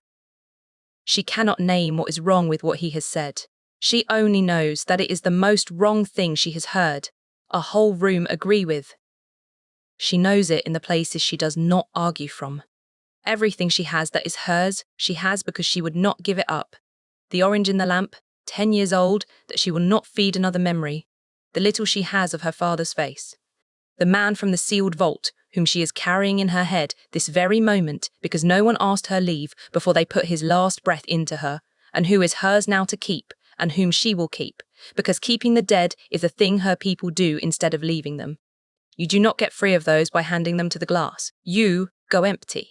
Empty is not the same as free. She has seen empty. Empty is the old men on the docks who bound too much and cannot remember which grandchildren are theirs. She says none of this. She holds the at-depth face and lets the room nod. You, he says. The room turns. He is looking at the back row, at her, with the easy patience of a man who expects to be met with nothing and has decided to be gracious about it before it happens. Mira. He says her name as though he has been keeping it somewhere. You have been very quiet. Tell me, does a memory own you, or do you own it? The right answer, the only answer her mother would forgive, is the shrug. The mumble. The I don't know, sir, that a scholarship girl is supposed to hand over so the house children can smile at each other and the lesson can move on. She has the shrug ready. She has had it ready all day. She does not use it. Depends who is asking, she says. The room makes a small sound. He does not. He waits, and something in his soft face has woken up and leaned forward, pleased, as if she has just done the first interesting thing he has seen all day. Go on, he says. People who can afford to lose things talk about letting go. Her voice is flat and low and it does not shake, which is the one mercy. You drop a thing, you buy the next one. Where I am from, you hold what you have, because it is the only kind of thing nobody can lift off you while you are asleep. A memory is not a cage. She hears herself going past the place where she should have stopped, and she cannot find the break. A memory is the one wall they cannot come through. You would have to have never once been robbed to stand up there and call being free of it freedom. It is more than she has said out loud since the gate. It is far more than she meant to say. She hears it leave her, and she cannot reach out and take it back, and in the pooled light at the centre of the beautiful room, her mother's one instruction comes back to her, a beat too late, in her mother's flat voice. Be careful what you let them see. She has let him see. You? He does not argue. That is the worst of it. A lesser man would have argued, would have set the scholarship girl gently back in her seat with one soft correcting word, and the afternoon would have closed over the moment and forgotten it by evening. He does not. He lets her words stand in the domed quiet, as though they are a gift she has carried to him from a long way off, and he holds them up to the light, and he is delighted. Thank you, Mira, he says, and he means it, and the meaning it is the part that frightens her more than any cold thing could have. I think you and I are going to have a great deal to say to one another. Magister, Aulin Velenor smiles at her the way a man smiles at something he has been waiting a long time to find. She does not smile back. Chapter 14. The First Echo. The conservatory bathhouse is a long, low room of green tile and standing steam, and the water in the sunken basins is seawater. Real seawater. Warmed and held still, and Mira has been days finding the nerve to come. She has wanted it the whole time. Her skin has wanted it. The cracked places on her hands that only the sea has ever closed. The salt, stiff lengths of her that have gone strange and light on land. She has been dry before, between contracts, and dry is a thing her body keeps account of. By her count, she is 9 days dry, which is the longest since she was a child, and her body has been saying so in the small hours, in the ache behind her bad ear, in dreams of going down. She has stayed away because she knows what the sea does in her. But she cannot stay dry the rest of her life inside a school built on a lagoon, and tonight the bathhouse is nearly empty, and she is so tired of being careful that the tiredness has started to feel like its own kind of danger. 2 girls are at the far basin, housed by their voices, which are low and unhurried, the voices of people who have never in their lives had to be quick about anything. Mira takes the basin in the corner, farthest from them, under a window gone blind with steam. The charm stays at her sternum on its cord. Saltglass was born in seawater and does not mind it. She lowers herself into the chin, and her whole body says yes at once, and for the length of one breath there is nothing wrong anywhere in the world. Then the water leans. It is the same lean she felt in the small room with the brass needle, the quiet turning of the water's attention toward her. Oh! There, it had been only her hands under the surface, and she had held the thing off, given it nothing, made herself a flat dead place, and it had settled, and the needle had dropped. She had walked out of that room thinking she had won. Here she is under to the chin. Here, there is no part of her left dry to hold the rest of her back. The lean becomes a pull, becomes an opening, and through the opening she goes somewhere she has never been. A nursery. A room taller than any room she has stood inside, with a window taller than a door, and rain on the window, the slow grey rain of an afternoon with no end to it. Beeswax and cold milk. She is small. Her hands are small and clean, and they are pressed flat to the cold glass, and she is waiting for something. A woman's voice behind her, low and warm and already going away down a long corridor, says a name. The name is not Mira. The name is soft and double, and she does not catch it. Back before supper, the voice says, and a door shuts on it somewhere far off in the great house. The glass is very cold under the small hands. There is a chip in the white paint of the sill, a fleck worried up by a thumbnail over many afternoons, white under white. Supper comes. She can smell it rising up through the floors of the house, meat and bread, an ordinary supper. The woman does not come. The dark comes instead, and the rain stops and starts and stops, and the small hands stay flat on the glass. because to take them down would be to agree that the waiting is finished, and the child who is not Mira will not agree to that. Will not. Keeps both cold hands on the cold glass, while the window goes black and gives her back nothing but her own small face. Mira comes up out of the water with a sound she does not mean to make. She gets the lid back down almost before the sound is out. 10 years of surfacing quiet under holes, where a wrong noise carries flat across the water to whoever is listening, slam shut over the gasp and crush most of it before it clears her teeth. Most. Not all. A short broken breath gets out, and half of a word that was not a word. At the far basin, one of the housegirls lifts her head. Mira puts the at-depth face on, wet, and reaches for the cold rim of the basin and makes herself the picture of a girl who held her breath under too long and came up clumsy for it. She meets the housegirl's look. She holds it the exact length. An innocent person holds a look, no longer, and then she lets it slide off as though the girl is not worth the cost of seeing, which is a lie because just now that girl is the most dangerous thing in the room. She is a person who watched Mira's face do something Mira did not tell it to do. The housegirl, after a moment, goes back to her own quiet. Bored. Filed it as nothing. Maybe. Mira climbs out. The water lets her go without protest. The lean stops the instant her shoulders cleared a surface. Gone. The way it went at the dock at Ashtide and in the brass needle room, out of the water, out of its reach, like stepping back from the edge of something that only exists while you are leaning over it. She stands on the green tile, dripping, and she is shaking, and she wraps the rough conservatory towel around herself and lets the shaking pass for cold. She does not dress at once. She sits on the tiled bench in the steam and holds the warm charm in her fist and makes herself go back over it while it is still sharp, the way a salvager goes back over a dive while the cold still has the shape of the ruin in it. A child at a window. Not her child self. She has never stood in a room like that, never smelled a house with that much supper in it. A house child, or a house child's mother, or some house someone who came to this bath and put their head under this same water and left a thread of themselves hanging in it, fine as silt. Mira came along 9 days dry and put her whole face into the water and breathed the thread in. At home the water gave her things like this, but never like this. At home, it was always far off and broken, a few notes through a wall, the residue down in the deep wrecks where her crew would not go. She had spent years learning to half hear it and leave it where it lay. It had never once come at her clean and whole and close. In a tiled room in the middle of a school, in water somebody had warmed for bathing. Something here is turning it up. The school, or the lagoon under the school, or her, or all three. She reaches, the way a diver reaches for a handhold she cannot see, for a word to put on the thing, and she does not have one. But her father had one.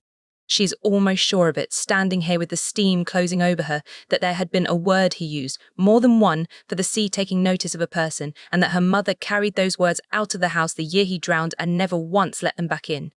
Mira was 3.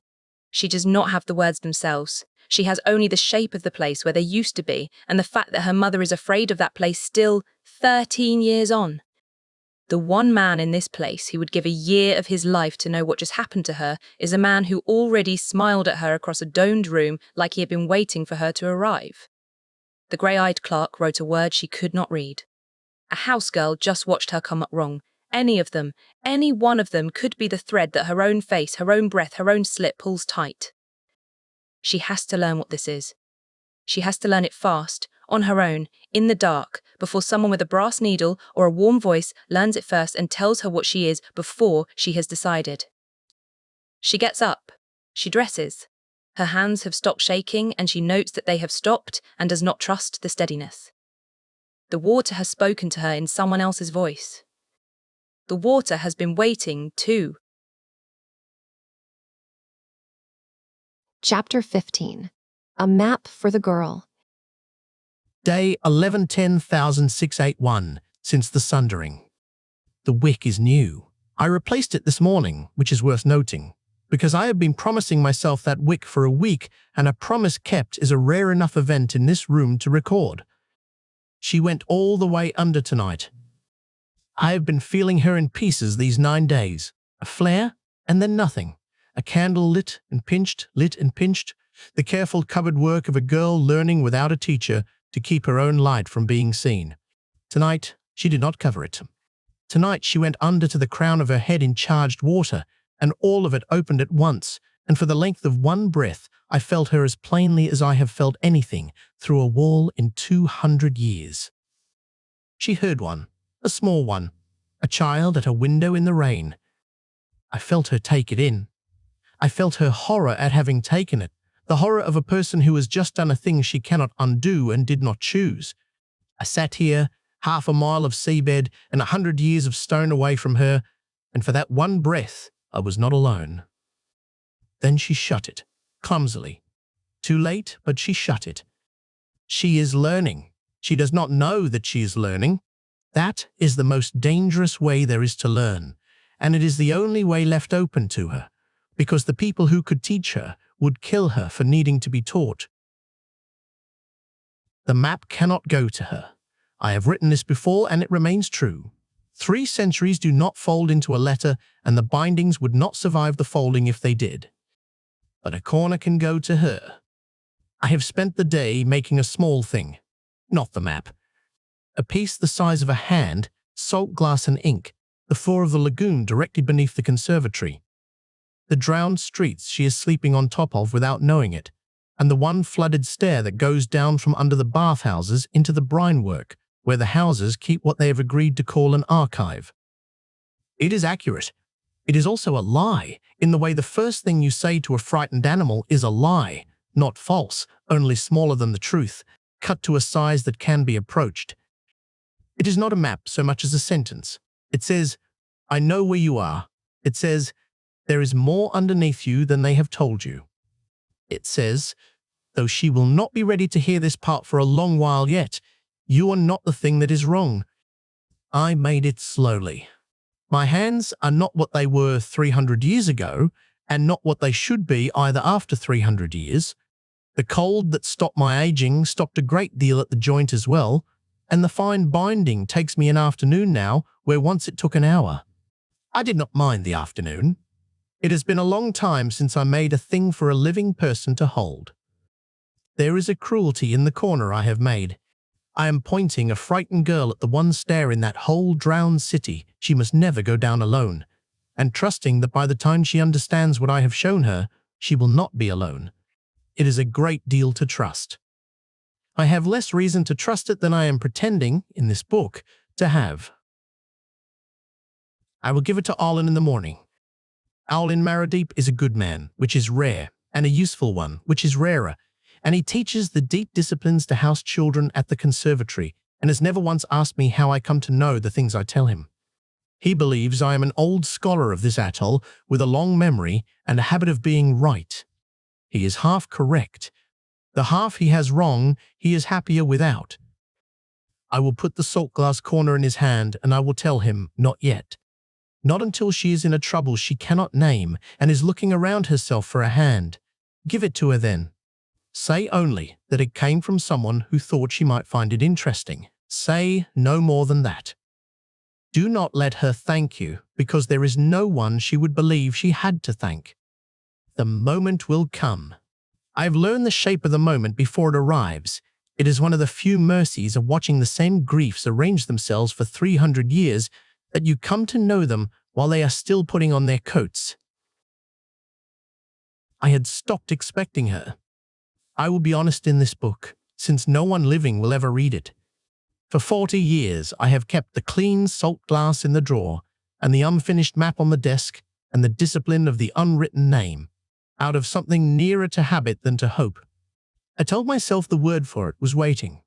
One can call anything waiting if one holds still for long enough. And then a girl in a slum laid her hand against a sealed vault, and the vault answered her, and the whole of my still and habitual and hopeless not quite waiting turned out to have been waiting all along. So I am less patient tonight than 3 centuries have trained me to be, and there is a reason, and the reason is the speed of her. The last echo took years to wake, and died still half asleep in a body that never knew what it held. This one woke in 9 days. She is going faster than any of them, faster than is safe, faster than the slow and careful conversation I had meant to have with her across the better part of a year. The warm man already has a hand out toward her. I felt him reaching tonight, the Velinor, with his clever borrowed instruments, after the same light I am after, and he stands closer to her by 100 miles than I do. I have 3 centuries of patience saved up. I am going to have to spend most of it very quickly. I extinguished the wick. 3 centuries is not as long as it sounds. The girl has 3 months. Chapter 16.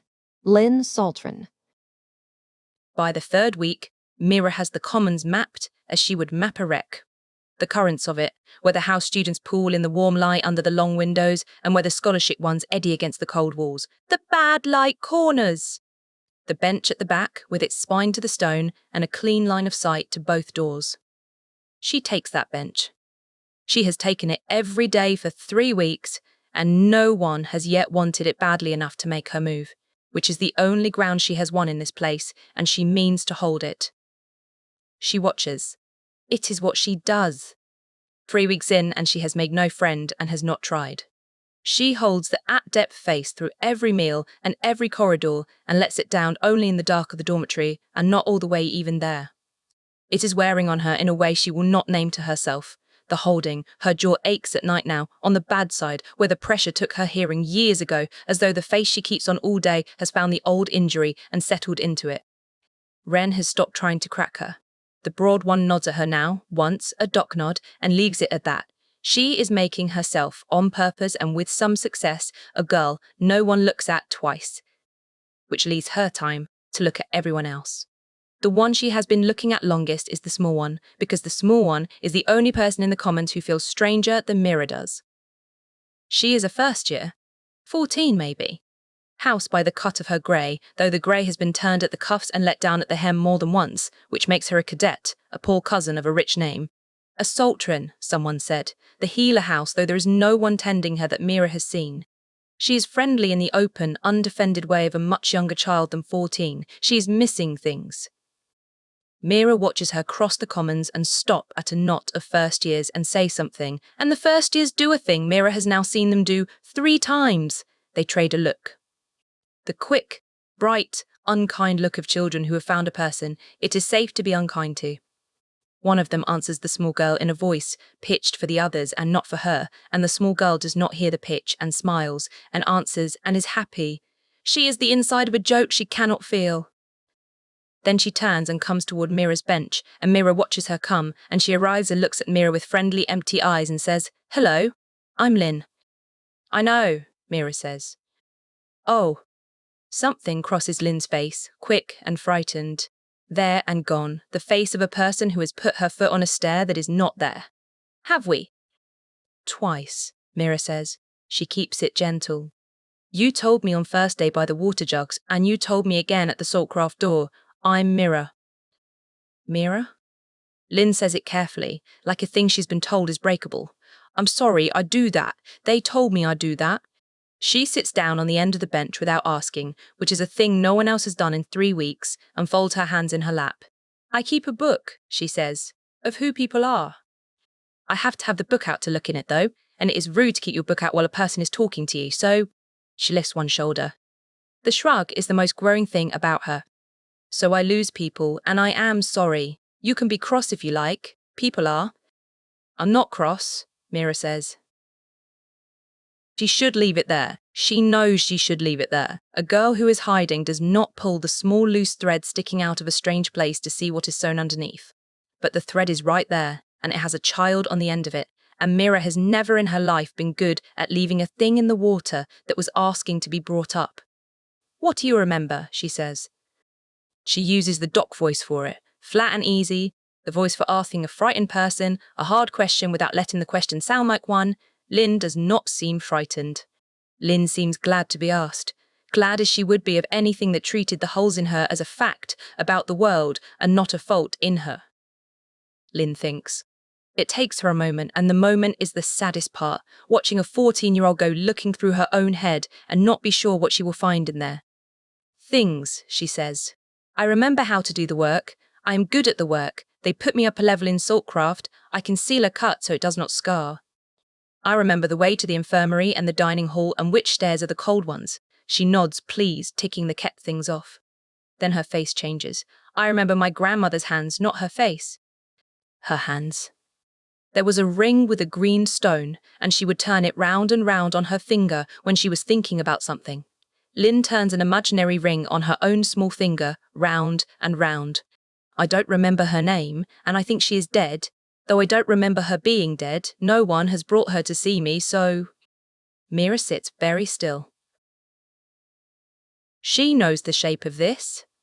She has felt the shape of it in her own hand, at depth, the day she pressed a token flat against a seal, and the seal gave, and the knowledge of the knot stayed in her fingers, and the laugh that came with the knot was gone, Pell's laugh. The sound he made the day he taught her, lifted clean out and not given back.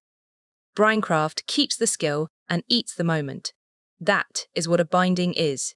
It reaches in and takes the charged thing, the laugh, the face, the name, the green ring, the grief, and leaves behind the dry, usable rest of a person, the knots and the cold stares and the way to the infirmary.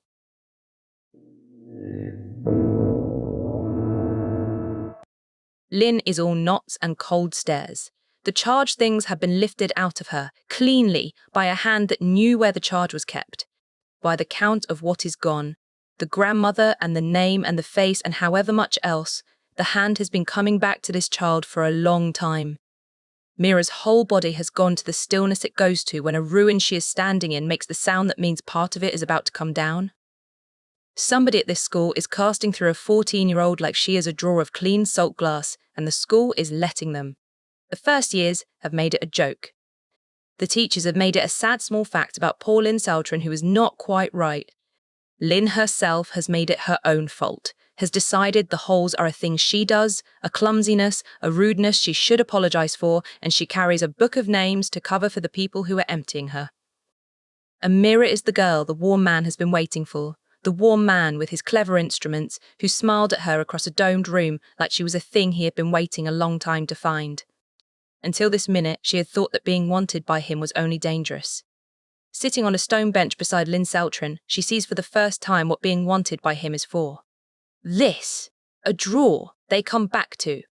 A child turns slowly into clean glass. There is exactly one person in this building Mira would trust to have noticed this already, and it is not an accident that the one person carries the child's name. Magister Imara Saltren, who teaches with her sleeves pushed up and does not laugh at the scholarship children who looked at Mira in that first week as a salvager looks at a beam, testing it for whether it will hold. A Saltren of the house proper and a cadet, Saltren being hollowed out a corridor from her classroom. If anyone in this place has been keeping account of their own, it is her. The thought is a handhold. Mira files it and does not reach for it. Not yet, because reaching for an ally is one more way of being seen, and she is not finished being invisible. Mira should not have asked. She knows it the moment the knowing arrives, the same way she knows a current has turned while she still has both hands full at the bottom of it. A girl who is hiding turns the at-depth face to a thing like this and is grateful to be a stranger to it. She's going to turn the rock over anyway. She knows that too. She always does. She said it herself a minute ago. A thing in the water that is asking to be brought up, and she has never once in her life left one down there. Lin is still turning the ring that is not on her finger, round and round, content again, the fright long gone out of her. In the last minute she is asked, and Mira has answered, without either of them marking it happen. Mira, Lin says, setting it down carefully in herself, in the place she hopes things will keep. Mira, I'll write you in the book tonight. I write down the kind ones first. You do that, Mira says, and finds that her voice is not quite level, and is glad Lin is not a person who can hear the difference anymore. Lin smiles at her like they are strangers.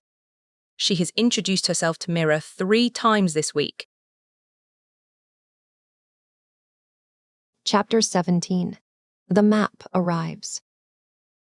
The note summoning her to Professor Marrowdeep's study uses the word assessment, which is a kinder word than the one Mira spends the whole walk there being certain it actually means. She has been at this school 3 weeks. In that time, she has been seen losing her own face exactly once in the bathhouse by a house girl who may have filed it as nothing and may not have. She has spent the last 2 days circling a hollowed-out child she was warned by every instinct she owns to leave where she found her. She has, in short, been the one thing her mother stood at a gate and told her not to be, which is visible. Now, a magister wants her alone in his rooms for an assessment.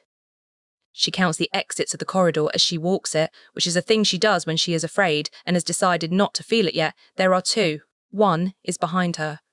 She runs the list of what she will say if this is the end of it. If the door she is walking toward is the one with the brass needle on the other side of it and the warm man's smile, and the list is short, because there is no version of, I heard a stranger's dead grandmother in the bathwater, that she can say out loud without making everything worse, and the salt glass will not let her say it anyway. And so the plan, such as it is the at-depth face and nothing behind it. But it is Professor Marrowdeep's name on the note, and that is the one fact in the morning that is not entirely bad. She has had Depthcraft with him twice a week for 3 weeks, and she has failed it twice a week for 3 weeks, and the second week he did a thing no other teacher in this place has done. She stood at the front and put her hand to a charged token, and the cold did not come, the dark did not come, nothing came, the way nothing has ever come, and the rune did the small, cruel breathing. It does when a scholarship rat fails in front of the house children. Professor Marrowdeep let the rune do it for exactly 1 second, and then he said, flatly, to the room and not to her, Depthcraft is the discipline of going where the body should not. Most of you will spend your lives in rooms with the heat on. She has been deeper than this building is tall. Then he moved on. He did not look at her for thanks. He took the failure and set it down somewhere. It could not be used against her, and went on with the lesson, and she has trusted his silences ever since, because they are the only silences in this place that feel like they are protecting something instead of withholding it. Professor Aulin Marrowdeep is a big man gone still, the way the strongest divers go still when the diving is behind them, and the body that was built for it has nowhere left to spend itself. House black, the deep ocean blue of Marrowdeep at the collar, but a cadet's plain cut, no rings. He's at a desk buried under charts, and he does not stand when she comes in, and he does not smile, and neither of those is an insult, which she knows now, which is the whole reason her shoulders have come down half an inch from where they have lived for 3 weeks. Tallow, he says. Sit. She sits. She puts her hands flat on her knees and her face at the depth she keeps it. He asks her the assessment. He does it properly, in the dull voice of a man reading a form, and the questions are Depthcraft questions, pressure and cold and the binding of the deep dark, and she fails them as she fails all of it, cleanly, with the clear, empty answer of a girl who has no craft in her. He marks the failures down. He is making a record. She understands the record is a thing he is making on purpose, so that if anyone ever asks why the tallow girl was in his study, there will be a page that says remedial assessment, Depthcraft, no aptitude, and the page will be true.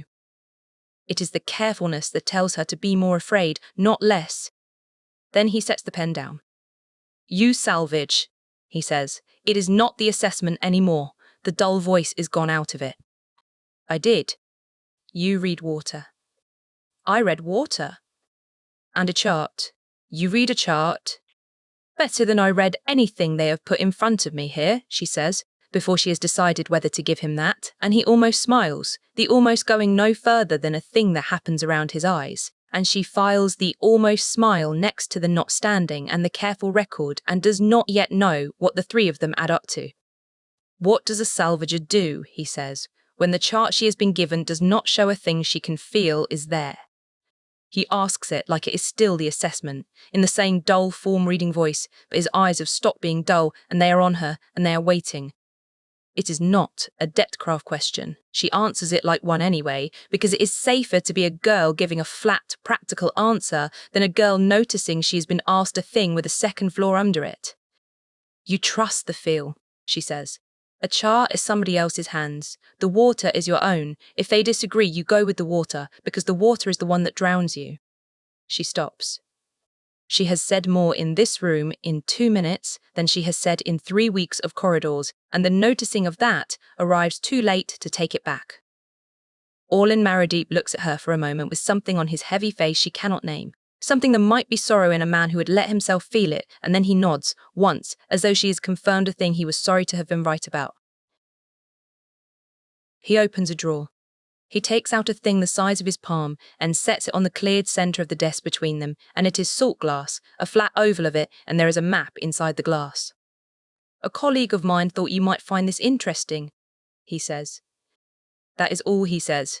Not who the colleague is, not why. He delivers it the way a man delivers a line he was handed and told not to add a single word to, and the not adding is itself a thing she reads. The way the careful blank around a wreck on a chart tells you the chart maker knew exactly what was there and chose to leave the space empty. Mira looks at the map.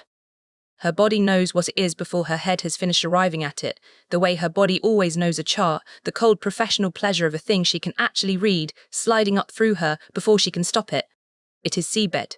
It is the floor of the lagoon, drawn fine in dark ink fired into the glass, and it is drawn by a hand that has been down there, because no one draws a drowned street that well from a boat. There are the sunk roads. There are the buildings that are still standing under the water with their roofs gone. There is the rim of the atoll and the great anchor chains going down into the dark, and there, in the middle of it, drawn smaller than a fingernail and labelled with nothing at all, is the island the conservatory stands on and the drowned city directly beneath it. She has lived 3 weeks on top of this, and no one has told her any of it is here. And there is a passage. It runs from somewhere under the eastern range of the buildings, under the part of the conservatory she has worked out is the bathhouses, down through a flooded stair into a dark square chamber the mapmaker has marked, but not named. It is not on any plan of the school she has seen pinned in any corridor. It is a line that is not supposed to exist, and the kind her eye goes to first and stays on, the unmarked door at the back of the hold, the scene that means there is more behind it than the people who built the place ever wrote down. Something cold turns over in her, low, and it is not the map. It is that. The passage starts under the bathhouses, and the bathhouse is the one place in this school the water has spoken to her, and she has not told a living soul that it did. She keeps her face flat and dead. She has had a great deal of practice. She lifts her eyes from the glass and finds that Aulin Marrowdeep is watching her read it and has been the whole time, and that he was not testing whether she could read it. He was watching her find the passage. She sees him see that she found it. Neither of them says so. Thank you, she says, because it is what you say and because she wants to know what he will do with it. No, he says. The no is gentle and it is final, both at once. Don't, I have not done anything. A colleague sent a curiosity through me and I have handed it on, and that is the entire shape of it, and it is better for you and for me, both, if it stays that small. He looks at her then, for a long moment, longer than a teacher looks at a student, the look of a man weighing whether to say a second sentence he was not given to say. He does not say it. You may go, he says instead. You overreached your health in my assessment, Tallow. You should rest. The word overreach lands under her ribs and stays there. Cold, though she could not say why, a bloodless word. A place like this keeps ready for a child who is now all knots and cold stares, said by a kind man who is helping her, which is somehow worse and not better. She closes her hand around the sawglass oval. It is cool and it is heavy and it fits her palm like a thing made to be carried by someone who carries things. She walks out with the map in her pocket and the certainty that she has just been invited into something she does not understand. Chapter 18. What the Records Say. There is no lock in this building that opens for Kaesh the way the building itself opens for him, which is by his face, by his name, by the unhurried walk of a boy who has never once stood somewhere he was not allowed to stand. The night porter does not even rise from his stool. Kaesh says he has left a book in his uncle's rooms, and the porter says, "Of course, my lord," and goes back to his small, warm circle of lamplight. And that is the whole of the wall between Kaesh and the thing he has spent 2 years not learning, a sentence, a stool, a man too well trained to wonder why a Velinor would want a book at this hour. The locks in this place are honest. It is the boys like him. The locks were never built to stop. He is done. He decided on the wet stairs down, being grateful for the things that come easy to him, because every one of them was built easy by hands that do not get to be this tired. His uncle's research archive is the second room off the inner study, behind a door that is locked, properly locked, the one honest lock in his evening. Kaesh has the key because he has watched where the key lives for 11 years, in the third drawer under the seal wax, and because a boy raised in a careful house learns the location of every careful thing in it, the way other children learn songs. The room smells of old paper and the dry salt of records kept too long in sea air. He does not light the desk lamp. He lights the small hand lamp he brought instead, a low blue Tidecraft glow he can cup in one palm, the kind a boy carries when he has already decided to do a thing he will want, afterward, to have done quietly. He has come for the contents. That is the sentence he makes himself say, standing in the dark with the cold of the floor coming up through his boots, because for 2 years he has known the shape of this and refused the contents. And a shape asks nothing of you, and the contents ask everything. He is tired, suddenly and completely, of being a person who knows the shape of a drowning and has never once made himself count the bodies. He came here to count them. The ledgers are not hidden. That is the first thing, and it sits wrong in him at once. A man hides what he is ashamed of. His uncle has shelved these along the eastern wall in good order, spines out, years stamped in gilt, the way a house keeps its rent rolls and its harvest tallies, and everything else it has decided is simply the running of the world. Whatever is in them, Halen Velinor does not think of it as a crime. He thinks of it as bookkeeping. Kaesh stands in front of the even gilt years and understands that this is worse than a locked box would have been, and that knowing it would be worse is the reason it took him 2 years to climb these stairs. He takes down the nearest. He reads by the blue light, turning the stiff pages with the back of one finger as he was taught to handle anything that matters. They are intake records, scholarship intake, year by year, the admits of unusual nature, the ones brought in the way Kaesh now knows the tallow girl was brought in, signed by his uncle's own hand. Each year, a short column of names, each name a working-class name, an atoll, and a trade where a house child would have a house. And beside each name, in a second column his uncle has ruled neat and kept faithfully a single line for what became of them. He had expected, if he had let himself expect anything, that the line would mostly say nothing, that most of them would simply have failed and gone home, and that the horror would be a few. He reads 3 years before he understands the shape of the thing he is looking at, and it is not a few. Return to family. Health. That one, over and over, year on year, in the gentle institutional hand that turns a thing sent home broken into a thing that went home to rest. He knows what that line costs now. He watched it cost it. But it is not even the worst column. The worst is the other disposition, the one he did not know to dread until he has seen it 4 times in 2 pages. Remained. Remained. Grounds. Remained. Refectory. Remained. Archive. Scholarship admits, brought in for whatever it is his uncle reaches into them to take, and then not sent home at all. Kept. A house does not keep a hollowed scholarship child on as staff out of kindness. A house does not keep anyone out of kindness. Kaesh knows the arithmetic of his own people too well to believe it for the second it would take to be comforted by it. They are kept because a person emptied of what they were is a person who cannot say what was done, and because there is, perhaps, nowhere left in them to send home. They remained because the thing that left did not leave enough behind to walk to a boat. He turns a page, and his uncle's faithful hand says, Remained. Archive, and beside it is a name Kaesh knows. Edon Marsh. The Ashtide boy. The boy from the year below with the memory, like a ledger, who could give you the date of any edict and the weather on the day of it, the headmaster's favorite for one bright season of special tuition, the rest of them envied, sent home in the spring with a stipend and a shame, overreached his health, and everyone agreed it was a shame, and Kaesh agreed it was a shame, out loud in the long hall, and went on eating. Edom Marsh was not sent home. Remained. Archive. He is here. He has been here the whole 2 years Kaesh has spent calling it a shape. He is somewhere under this same roof tonight, in a cot in some staff passage, a boy who cannot remember that he could once remember anything, shelving the records of the thing that did it to him. And Kaesh has walked the grounds of this place 1,000 times since and has, it is possible, passed him in a corridor and given him the small blind nod. A Velinor gives a member of staff and seen nothing, seen a porter, seen furniture. The sent-home story was the kindness. The truth was a cot and a job and a boy who is still being spent. Kaesh puts his hand flat on the cold desk for a moment because the room has done something it is not supposed to do. Then he keeps reading because he came to count, and you do not get to stop counting at the body that hurts most.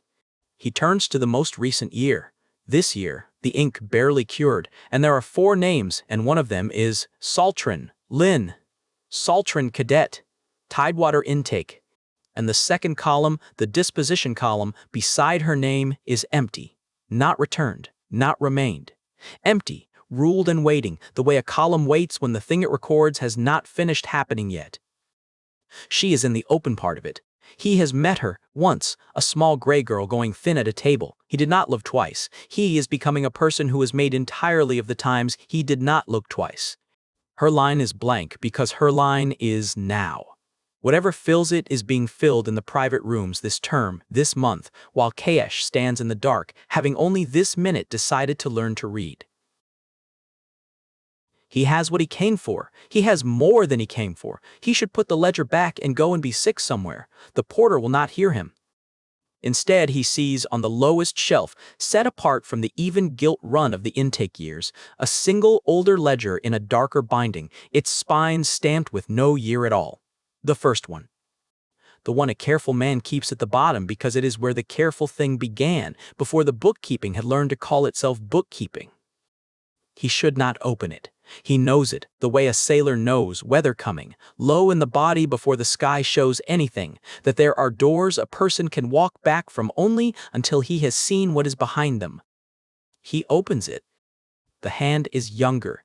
His uncle's, but younger, less smoothed, the letters still leaning where the later years stand upright, a man not yet certain of the thing he was doing, and so writing it more plainly than he ever would again. It is not an intake list. The admits are scholarship rats, the crawl and the docks and the salt flats. This is a shorter list and a different one, and the names on it are not poor. The first name on the first page is Velinor, Sarah. And beside it, in the younger hand of the warmest man Kaesh has ever known, is a date. Kaesh does not have to count to it. He has spent 9 years not counting to it, and he arrives at it instantly, the way the body arrives at the bottom of a fall.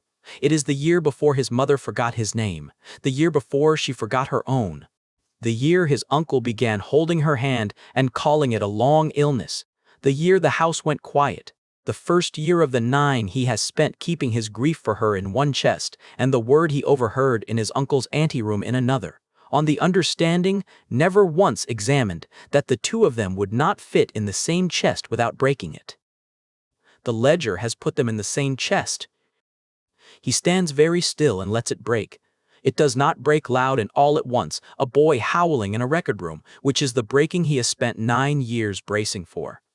It breaks quietly, the way the most load-bearing things break, with a small sound and then a great and permanent change in what the structure above it can hold. His mother was the first. His mother was the one the warm man learned it on.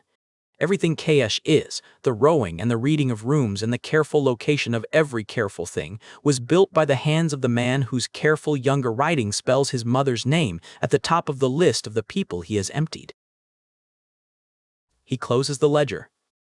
He puts it back on the lowest shelf, square to the edge, the dark spine in line with where the dust says it has always sat, because the only thing he is certain of, in a night that has taken every other certainty he owns, is that his uncle must not know that anyone has read this. He squares the intake year too. He wipes the back of his finger along the desk where his palm warmed it. He has been raised, with great care, to leave no sign of himself in a room he was not meant to enter, and tonight he uses every part of that raising, and the using of it is its own small additional horror, that even now, even here, the man's training is the thing keeping Kaesh's hand steady. He puts the lamp out. He sits down on the floor of the archive with his back against the cold shelves, in the full dark, and he stays there for a long time. He does not cry. He has been raised better than that. Chapter 19. Practice makes honest. The practice cells run in a row off the lower cloister, each one a stone box barely wider than Mira's 2 arms held out, a basin set into a shelf at the back, a rack of salt glass blanks, a stool. A salvager would call it a holding tank. The school calls it a place to find your discipline. Mira has been finding her discipline in one of them for an hour, which is the polite word for failing at the same small task 40 times in a row, while a charge token sits on a shelf in front of her being everything she is supposed to be and is not. The token holds someone's morning. A teacher's, charge for the lesson, the smell of bread, a window, a hand on a cup, nothing private, the memory they hand a scholarship class to practice on because there is nothing in it anyone would mind losing. The task is the simplest thing the craft can ask. Hold the blank, feel the charge token, move what is in the one into the other. Children of the houses do it at 6. She failed it at 6 in a Saltren healer's cold room with her mother's hand on her shoulder going tighter and tighter, and she is failing it now at 16 with no hand on her shoulder at all, which is its own kind of cold. She holds the blank. It is a flat oval of salt glass, clear, empty, faintly warm from her palm and warm from nothing else. She reaches for the charged token the way they taught her, with the part of the mind they all seem to have and she does not, and there is no part of the mind there. There is just Mira, in a stone box, holding a piece of glass and wanting a thing to happen to it. The blank stays a stone. It was always going to stay a stone. She has known the shape of this failure since she was 6, and she sits in it now, settled, the way a body waits out cold water. It has already decided not to leave yet. Her jaw aches. The bad side, where the ear is. It has been aching at night for a week, a deep, dull pull along the hinge of it, and she has worked out what it is. It is the face. The flat, dead-at-depth face she has worn for 3 weeks, without once setting it down, the one that hides what the water does to her, has found the old injury and settled into it, the body charging her rent for the lie in a coin she did not know she had. She unclenches it. This is the one safe room in the school to unclench it in, a stone box with a door she has wedged, and she lets the face go and feels how tired the muscles are that hold it. The basin is the danger, and she has been not looking at it for an hour. It is seawater, drawn that morning, a hand's depth of it standing in a stone bowl, there so a student can wet the glass for the finer bindings. Ordinary water. Except that no water is ordinary to Mira anymore, has not been since the bathhouse, since the thing in her that the diving maid woke all the way up and began telling her what the water remembers. She has spent 3 weeks keeping her hands dry and her face dead and giving the water nothing, because giving the water something is the one act she is certain she must never be seen to perform. She is alone, the door wedged behind her. No one is watching. She knows that is not true even as she thinks it. Somewhere under the Salvager who counts the exits there is an older animal that has understood since her first day here that to reach into the water is to set a lamp in a dark window, that to reach is itself to be seen, though she could not say by whom or how. She has obeyed the animal for 3 weeks. She is so tired. The blank is a stone in her hand, and the craft they want from her is never going to come, and the craft she actually has is sitting 6 inches away in a stone bowl, full and patient and offering. She puts her hands in the water. She does not hold them flat and dead. For the first time since the bathhouse, she does the opposite of the thing that keeps her safe. She opens, she reaches, she listens as a salvager listens through a hull for the current that has decided to kill her, and the water answers all at once, which is the way it always answers, as though it had been waiting. It is not a flood. That is the first surprise. In the bathhouse, it had been a drowning, whole and close and uninvited, because she had been under to the chin, and no dry part of her was left to hold the line. Here it is only her hands.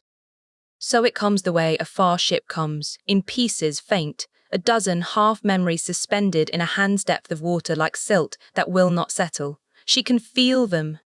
She can feel that some are old past reckoning and some are not, as she can feel the difference between a wreck that went down last winter and one that has fed the dark 300 years. She finds then that she can choose. She had not known there was choosing in it. In the bathhouse the water chose for her. But with only her hands in and the rest of her dry and steady on the stool, she can lay her attention on one faint thread among the others, as she would lay a gloved finger on one wire in a vault strung full of wire and draw it, gently, toward herself. The fragment comes. I do. It is small, and it is nobody's, or nobody she will ever know. An old woman's hands, a cloth, the rim of a cup being dried and dried past dry because the drying is a thing to do with hands that are waiting for a person who is late. Lamp oil. The particular ache of a lower back at the end of standing, That is all of it. It is a scrap, a moment that falls out of her life and is never missed. And it is in her head. Not in the glass. The blank sits forgotten on the shelf, clear and empty, refusing her as it has refused her all morning, and the memory is not in it. The memory is in her, behind her own eyes, sitting among her own afternoons as though it had always lived there. An old woman's tired hands filed next to her mother's hands with no wall between. She did not bind it. There was no glass, no token, no craft in it. She reached into the water with nothing but herself and took a dead stranger's afternoon into the place where she keeps her own, and she is holding it there now with nothing, holding it as a diver holds a breath, by simply declining to let it out. This cannot be done. She knows enough, 3 weeks in, to know that everything these people teach stands on one law, that memory must be bound to be held, that loose memory in water is lost memory, that the glass is not a convenience, but the only door there is. Every child of every house holds memory in glass because there is nowhere else to hold it. She is holding it in herself. She is the glass. She lets it go. It is the hardest thing she does all morning, harder than the 40 failures, because the not letting go had felt like nothing, like rest, like setting down a weight by taking up a different one that did not feel like weight at all. She opens the hand that is not a hand, and the old woman's afternoon thins and goes back into the common dark, the way breath leaves a body, and she is alone behind her own eyes again, and the relief and the loss arrive in the same instant and she cannot tell them apart. Her hands are still in the water is still full. She can feel all of it, every faint suspended thread, the whole patient archive of it, and she understands now, with the cold, clean certainty of a tide turning under a hull, that she could take any of them, that the only limit on what she might carry behind her own eyes is how much she is willing to stop being only herself. She takes her hands out of the water. She dries them on her own dress, both sides, slowly, and she puts the dead face back on, and the jaw answers at once with its dull pull, and she is glad of the pain, because the pain is the lid coming down again. She has just done, alone in a stone box, the precise thing that gets the child taken to the private rooms for special tuition. She has done the thing the brass needle in the intake room was built to catch. She thinks of Lin Saltren going thin at a table, and of the map folded in the lining of her good pocket, with its one passage running straight down to the place under this school where the water is loudest, and she sees that she's been handed a door and a warning and a craft inside the same 3 weeks, and that every one of them points the same way, down, toward the same dark, and that she is the only person in this whole bright school who can hear it calling. She unwedges the door partway. Then, out of something she does not examine, she picks the charge token off the shelf one last time and holds it the taut way, through the glass, as a maid would, the teacher's harmless morning, the bread and the cup. Nothing. Still nothing. The token is a stone, and the door of the glass is shut to her as it has always been shut. She almost laughs. She almost laughs. They have spent an hour, and 3 weeks and a whole institution measuring her against the one lock she will never pick, and not one of them has thought to ask whether she needs the lock at all, whether the girl who cannot open the glass might be the one thing in the reach that does not require glass to be opened. She sets the token back in the rack. She leaves the blank on the shelf, clear, innocent, a stone that stayed a stone, the honest record of a remedial girl with no aptitude, which is the only record she wants anyone to find. She stops with her hand on the wedged door and makes herself not look back at the basin, and fails, and looks. The water is full of voices. She is the only person in the room who can hear any of them. Chapter 20. Letters from Home. Paper is the only thing this school has more of than the crawl has water, and so Mira has taken 3 sheets of it from the writing room without asking, which is not stealing in a place that leaves it stacked in the hall like it cost nothing. She has carried it back to her bunk to do a thing she has done perhaps 4 times in her life. She is going to write letters. The dormitory is quiet in the way it gets after the lamps are turned down to their lowest, the long room of narrow bunks gone soft at the edges. The other scholarship admits asleep, or pretending. A bunk frame ticks somewhere as the building cools. Wren is a small curled shape 2 bunks down, her breathing the only honest sleep in the room. The broad one, The exit counter lies flat on their back, with open eyes counting the rafters the way they count everything, and they do not look at Mira, and Mira does not look at them, which is the closest thing to friendship the two of them have agreed to. She has her own lamp, a stub of salt glass charged with nothing but light, and she sets it where it will fall on the paper and not on the sleepers. She is a salvager. The pen sits wrong in her hand, too light, made for a grip she does not have. Her letters come out the way a child's do, pressed hard, the words leaning. She does not care. The people she is writing to have never once needed her handwriting to be good. She writes to Tace first because Tace is easy. Or Tace is easy until she is not, until Mira's hand is hovering over the sheet and she understands all over again that the one true thing, the thing that has happened to her in this place, the water and what it gives her, is the one thing she cannot set down. Not because the salt glass will not let her.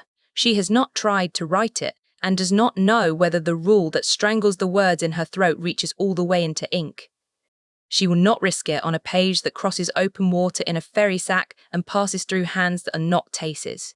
So she writes around it as she has learned to walk around the deep parts of a floor she does not trust. She tells Tace, the food is strange, and there is too much of it and none of it tastes of salt. She tells her the house children smell of clean wool and look through her like weather. She tells her one of the teachers is not a coward, which in this place is worth reporting, and that she has not bound a single thing into a single piece of glass and does not expect to, and that the failing of it has stopped feeling like drowning and started feeling like weather too, the ordinary kind, the kind you dress for. She does not tell her it has started feeling like that because she found a thing she can do instead. She writes a joke about the bathhouses being grander than old Halloran's whole shop and twice as cold. Her hand finds, without her deciding it, the small charm at her collar, the one Tace blew for her at the bench and pressed into her palm for luck. Warm as it always is, warmer than glass has any business being, and she holds it for a moment and then writes, "Thank you for the luck." It is working, which is the closest she will come on paper to the truth, which is that the charm is the only thing she wears that feels like a hand on her shoulder. Pell is shorter, because Pell is Pell. She writes him 4 lines. The intake clerk has grey eyes and counts like a man weighing fish. The ferries run on chains and groan the whole way across, and she thought of him the first time she heard one, hauling itself hand over hand toward a thing it could not see. The diving here is all in basins. She hopes the boat is holding her cork. She does not write that she misses the boat, because Pell would read it and feel he had to do something about it, and there is nothing to do about it, and Pell already carries enough things he can do nothing about. Then she takes the 3rd sheet, and she sets it square in the lamplight, and she does not write to her mother. She means to. She sits with the pen over the clean paper long enough that the lamp gutters and steadies. "Ma!" She could begin with "Ma!" But every sentence that comes after it is either a lie or a door, and she cannot write the lies, and she will not write the doors, and under both of those is the thing she has carried out of the crawl and not once been able to put down, the clay dish of salt on the kitchen windowsill, filled new every morning, that her mother's good hand passes over every night on its way to the lamp, and that Mira has watched her whole life and never asked about, because some part of her has always known the answer would cost more than the question. Her mother knew something. Her mother stood at a gate and told her to be invisible and let her go anyway. There is a letter that could be written across that, and Mira is 16 and does not yet have the hand for it. She folds the clean sheet in half and puts it under her thin pillow, unwritten. It is the only honest letter she has it in her to send tonight. The replies come 4 days later, both in the same ferry sack, which means Tace walked Pells down to the harbour herself. Tace's is 2 full sheets and crossed at the margins when she ran out of room and turned the page sideways to keep going, and it is so loud with her that Mira can hear it, the way Tace talks faster when she is happy and interrupts her own sentences to start better ones. Old Halloran has decided the new apprentice down the lane is a cold fast spy and will not be talked out of it. The harbour bell cracked on a cold morning and rang flat for a week, and the whole crawl walked around vaguely insulted. Aleph has a new sign and is charging for the old one as an antique. There is a boy. Tace will not say who and then says who. She has put the gossip first and the love last, banked like a fire, so that the final line is only, "Write again, write more. You are the most interesting thing that has ever happened to this lane, and you were the most interesting thing here before you left too. T." Pell's is 1 line, in the cramped, careful hand of a man who learned his letters late and never trusts them. Come back when you can, there's work. Mira reads it 3 times. It is the warmest thing anyone has said to her since she left, and only she and Pell would ever know it, because to anyone else, it is a foreman's note. There's work means there is a place that is yours, and it is still yours, and I have not given the half of the boat to anyone else. Come back when you can means he has understood, without being told, that she cannot yet. She does not have Tace. She has a sewing needle, and the patience the school has not yet managed to take off her, and she works the needle into the soft old mortar above her bunk and hangs both letters from it, Tace's 2 cross sheets and Pell's 1 line, where she will see them when she wakes and where the lamp can reach them now. The exit counter has stopped counting rafters and is watching her hang them. For once, neither of them looks away. The broad face gives her the smallest nod a face can give, one careful animal to another, acknowledging a thing without naming it, that she has people, that the people wrote back, that this is wealth, and not everyone in this room has it. Then they go back to the rafters, and Mira turns her lamp down to its last thread. She falls asleep with Tace's handwriting visible in the lamplight. It looks like home! Chapter 21. Imara. The shard opens the meat of her palm below the thumb, a clean, cold line that does not hurt until it does, and the first thing Mira feels is not the pain but the old contempt, because she has handled live salt glass in the dark, 40 feet down with a bad ear and a worse current and never once let it bite her, and she has just been bitten by a practice blank in a stone room with the light on. It is the cut that comes from doing work that is beneath you with a part of your attention you did not think you needed to spend. The blood comes up fast and dark, the way a palm bleeds. She holds the hand closed over it and watches a thread of red find its way into the basin, into the standing seawater, and bloom, and she has the bad half-second of wanting to listen to what the water does with it before she shuts that down hard and walks out to find someone with a needle. The infirmary is warm and low, and smells of brine and clean linen and the green bite of the herbs the Saltren healers grow in their window boxes. Magister Imara Saltren is at a bench with her sleeves shoved past the elbow, doing something with her hands to a tray of instruments, and she does not look up so much as turn her whole attention without hurry, the way a person turns who has decided not to be startled by anything a day brings her. Hand, she says, not a question. Mira holds it out, and Imara takes it in both of hers and opens the fist gently and looks, and does not make the sound the house healers make, the small wet click of the tongue that tells a scholarship girl she has been clumsy and expensive. She just looks, turning the palm to the light.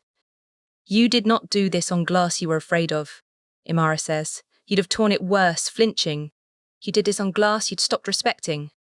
She says it without judgment, as a fact read off the wound the way the wound is written. That's the one that always gets you. The thing you've decided is beneath you. Mira says nothing, because the woman has just described the entire shape of her morning from a cut, and there is no answer to that does not give something away. Imara sets the hand palm up on a folded cloth and goes to her tray, and comes back with a basin of her own, a smaller one, the water in it cloudy with dissolved salt, and that is when the trouble starts, because she lowers Mira's open hand into it. The brine finds the cut and lights it white, and under the white, under the ordinary clean pane of salt in a wound, the other thing wakes. Her hand is in the water past the wrist, and the wound is open and the water is going into her now, not just around her, and the suspended threads of it press at the torn place like cold mouths. Mira sits on the stool in the warm room with a kind woman holding her wrist, and she fights, harder than she fought in the practice cell, because in the cell she had been alone, and here there are eyes. She holds the face. She holds the knot, listening. She thinks of 40 feet of black water and her own slow breath, and she makes herself dead from the wrist up, and the water, denied, settles back to being only water with salt in it and a girl's blood clouding it pink. When she comes back to the room, Imara is watching her face and not the hand. That hurt more than salt should, Imara says, mild. It is not quite a question. Her eyes are doing the thing the intake clerk's needle does, except there is no needle. There is only a healer who has been reading frightened people across this bench for 10 years and has learned to do without instruments. I have a bad ear, Mira says, which is true, and which is the wrong organ, and which she offers precisely because it is the wrong organ.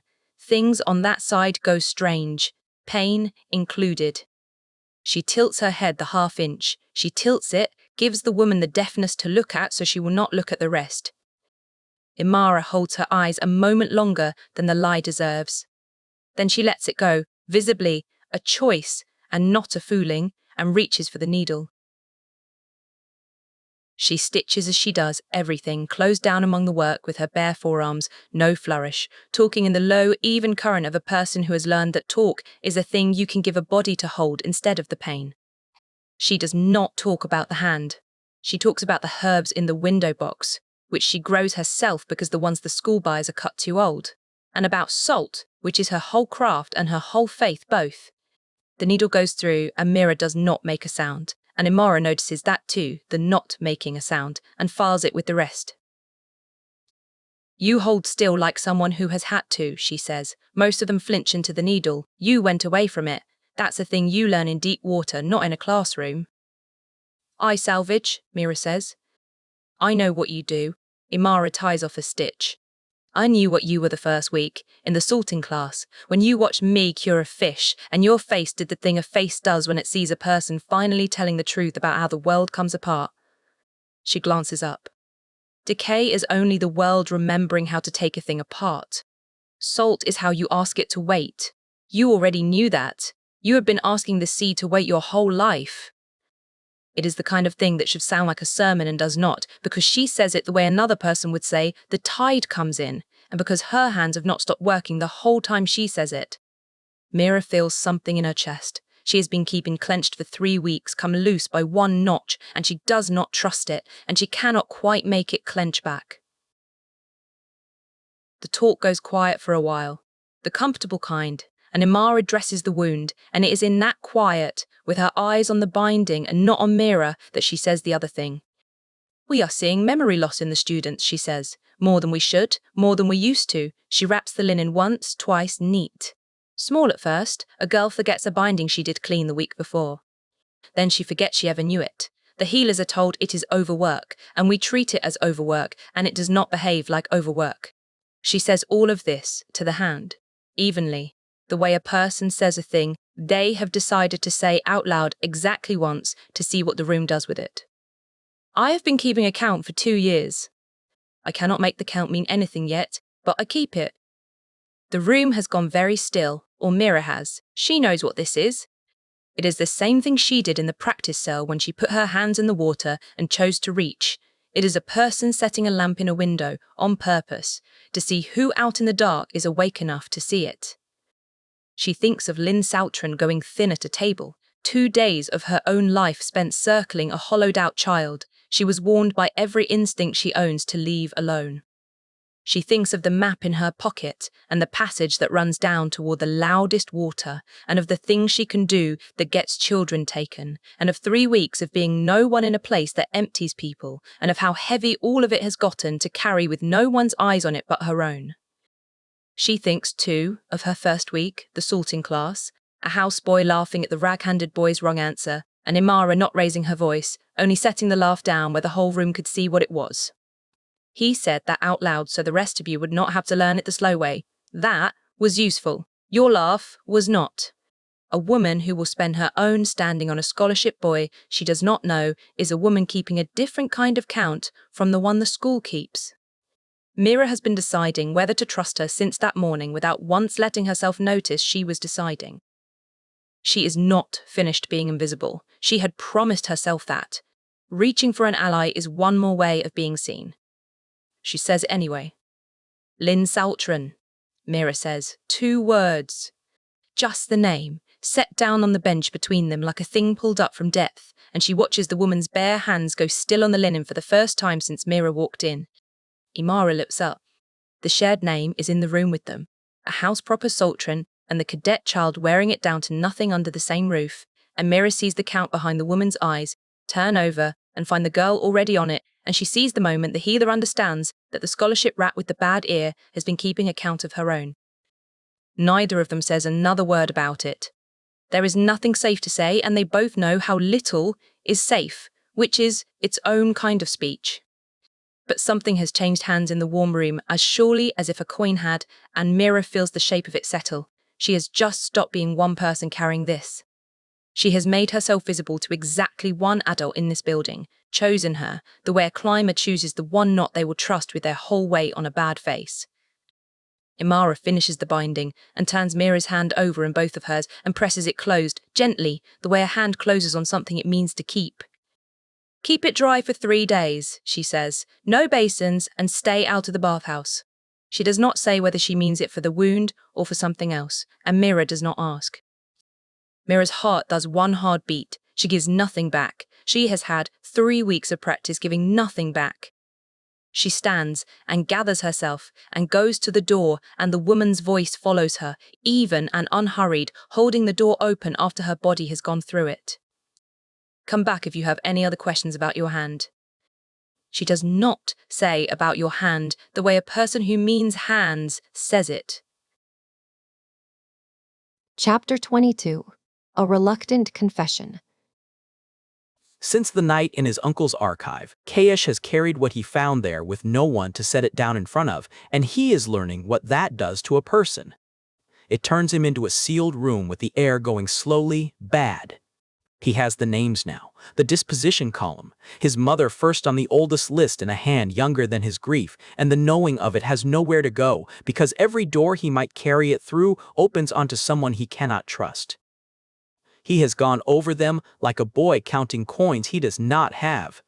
His father, who held his mother's hand at the end and wept real tears and has spent 9 years not asking the one question a husband asks. Kaesh does not know yet whether his father is a man who did not see or a man who chose not to, and he is afraid of the second answer in a way that keeps him from going near the first. The faculty, who are Halens, or Halens, by the simple arithmetic of who signs their papers. The other heirs, who would hear my uncle, is hollowing out the scholarship students and calculate, before anything else, what it could be worth to know it. So the knowing stays in the sealed room, and the air goes bad, and one evening with the air bad enough, Kaesh does a thing he has never once had to do in his life, which is decide to walk up to a person who owes him nothing and ask them to listen. He thinks of the Salvager girl because she is the only person in this building he has watched. Look at his uncle, the way Kaesh feels about him on the inside, and has never let his face show. It was in Halen's seminar weeks ago. His uncle had said something warm and reasonable about the duty of the gifted to the reach, the kind of thing that fills a room with agreeing, and Kaesh had watched the tallow girl not agree. She had not argued. Arguing is for people who think the room can be moved. She had just sat there in the back with a stillness that was its own verdict, a salvager's stillness, the stillness of someone who has decided a thing is rotten and is only waiting to be let out of the room that contains it. No one else had seen it. Kaesh sees that kind of thing for a living. It is the one inheritance from his training he does not despise. She is also the one his uncle wants. He has known that since the anteroom, since the girl has the echo, since his uncle crossed an ocean to be sure of her and signed her in with his own hand. The most particular thing in the building, walking the corridors being treated as the least. If there is one person here who is both already suspicious and already in the trap, it is her. He is aware, standing at the edge of the courtyard working himself up to it, that he wants to warn her and he wants not to be alone with this, and that the two wants are wearing the same coat, and he cannot fully separate the decent one from the starving one. He decides it does not matter which is which, as long as the thing he tells her is true. That, he thinks, is the first honest decision he has made in a while, to do the right thing without first making sure his reasons are clean enough to be proud of. She is crossing the courtyard alone in the blue hour, with her bound hand held a little against her body, and he falls in beside her before he can rehearse it, which is a mistake, because a Velinor falling in beside a scholarship girl in an open courtyard is a thing that gets seen, and he sees the two younger students by the well. See it. Moths are working the lamp above the arch. And here's the part he did not think through. Arriving now, too late, his noticing her is itself a danger to her. A Velinor's attention is weather a scholarship girl cannot afford. The two by the well will remember that the headmaster's nephew crossed a courtyard to walk beside the tallow girl, and the memory will travel, and it will travel toward the very rooms he has come to warn her away from. He has spent his whole life being a person whose interest in you is a fact other people write down. He forgot, for one evening that the writing down could cost her, and the cost is already begun, and stopping now would only make it a longer entry. So he keeps walking and adds his own small weight to the danger he came to lift. "You're Tallow," he says. "I wanted. I know who you are." She does not slow down. She says it like you'd tell a creditor you know what he's come for, flat, already closing. Up close, she is smaller than her stillness made her in the seminar, and harder, and her eyes go over him once, the colorless gray going almost to nothing in the low light, and he watches her sort him in under half a second into a category that has a lid on it. "Then you have the advantage," he says, and hears, the instant it is out, how it lands, like a line, like charm, like the practiced ease of a boy who has never had to earn a hello. Everything he says is going to sound like that to her, he realizes, because everything he was raised to do is the exact set of skills a person uses to manipulate, and he has no others.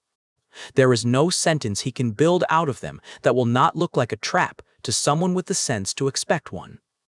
"I don't have anything," she says. "That's the whole point of me. You can go back and tell whoever sent you the rat doesn't have anything worth the robe.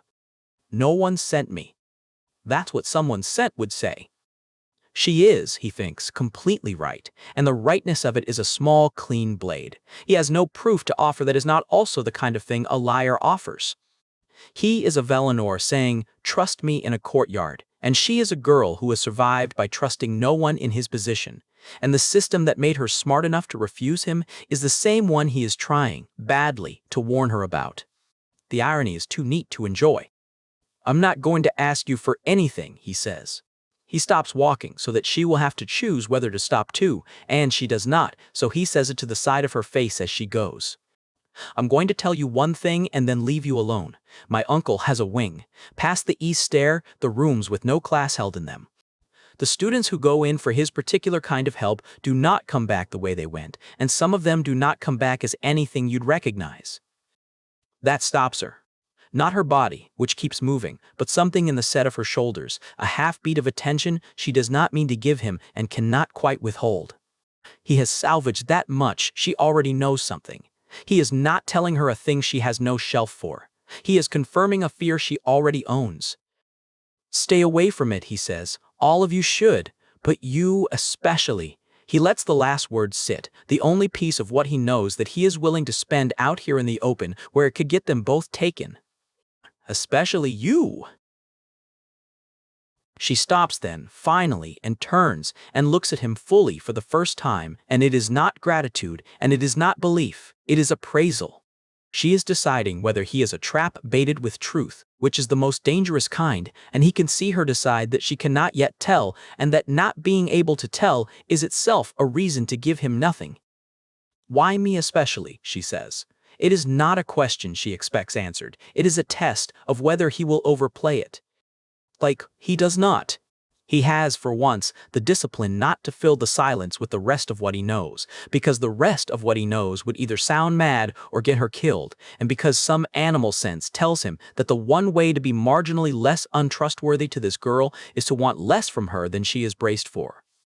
"Because he signed you in himself," Kaesh says. "He doesn't do that. Work out the rest in your own time, away from those rooms."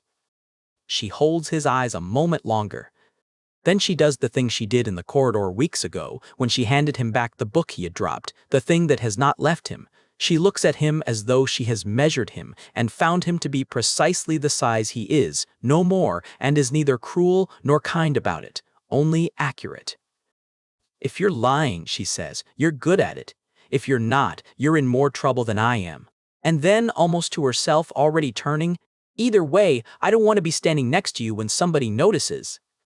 She walks away from him across the darkening courtyard, unhurried, not once looking back, a girl who has decided the conversation is over and does not require his agreement that it is. He lets her go. He has said the only useful thing he had. He does not chase it with a second sentence, does not try to win the exchange, because there is nothing here to win, and because the rest of the conversation, if there is ever to be one, is hers to start. He has put the warning in her hands. What she does with it is the one part of this that was never going to be his to manage. He stands in the empty courtyard until the two students by the well lose interest and go in, and then he goes the other way, lighter by exactly nothing, the sealed room in him no emptier than it was, and understands that telling the truth to someone who cannot afford to believe you is a solitude of its own, and that he has simply traded one for another. Chapter 23. The map means something. It is past the middle of the night, and Imara is doing the one thing in this school she is certain she is better at than anyone in it, which is reading a chart against the ground it claims to describe. She has the practice cell because the practice cell has a door that wedges and a shelf at the right height, and no one who would think to look for a scholarship girl in one at this hour. The lamp is turned low. The wedged door shifts against its jamb when the draft finds it and settles. Her stitched hand is healing tight and dry, the way Imara told her to keep it, and she's been careful with it, and she keeps it out of the basin in the corner, which sits there full of its drawn seawater being a temptation. She has decided, tonight, she does not have the attention to spare for. Tonight is not for the water. Tonight is for paper and glass. On the shelf, she has laid two things side by side. Oh! The first is a floor plan of the conservatory, the public one, the kind they pin in the corridors for visitors and new students, copied out in her own hard-pressed hand over 3 evenings of pretending to be lost in different parts of the building. The second is the map. The cartographer's map, Aulin Marrowdeep's colleague's map, the oval of salt glass with the drowned city fired into it in dark ink, the thing she has carried in the lining of her good pocket for a week and taken out only in the dark. She is doing what she would do with any two charts that claimed the same water. She is laying the one she trusts over the one she does not, to see where they lie to each other. The public plan is a polite document. It is all the things a building is willing to admit about itself. The long hall, the lecture rooms, the bath houses along the eastern range, the practice cells, the infirmary, the kitchens, the dormitories sorted by house, and then, smaller and at the back, the scholarship dormitory, where she sleeps. It shows stairs and doors and the honest bones of a place that wants to be understood as what it is and nothing more. The map shows what is under it. Imara has known since the first night she held it that the map was drawn by a hand that had been down there, because no one draws a drowned street that well from a boat. A chart like this is years of someone going down into water that kills, over and over, with a steady hand and a colder nerve than she has ever met, setting down a city no one is meant to remember is there. She does not know who could have made it. She knows only that the making of it was a life's work, that someone handed the life's work to a scholarship rat through a careful teacher and said she might find it interesting. The size of the gift is the most frightening thing about it. A gift this large is never free, and she has not yet been told the price. What she has not done until tonight is lay it against the lie. She sets the two so that the rim of the atoll on the glass meets the outer wall on the plan, and the great anchor chains line up with the buttresses they were always secretly holding, and the island the conservatory stands on settles into place over the drowned city it has spent 3 centuries pretending is not directly beneath its feet. And the passage is there. She has seen it before. She has not, until she has the polite plan under it, seen where it goes. It runs from beneath the eastern range, beneath the part of the plan marked in a clerk's tidy lettering as the bathhouses, down through a flooded stair, into a square chamber the mapmaker drew carefully and labelled with nothing. She moves her finger to the same square on the public plan, the official one, to see what the school is willing to call the thing the cartographer would not name. The public plan calls it archive storage. She sits with that for a while. Archive storage.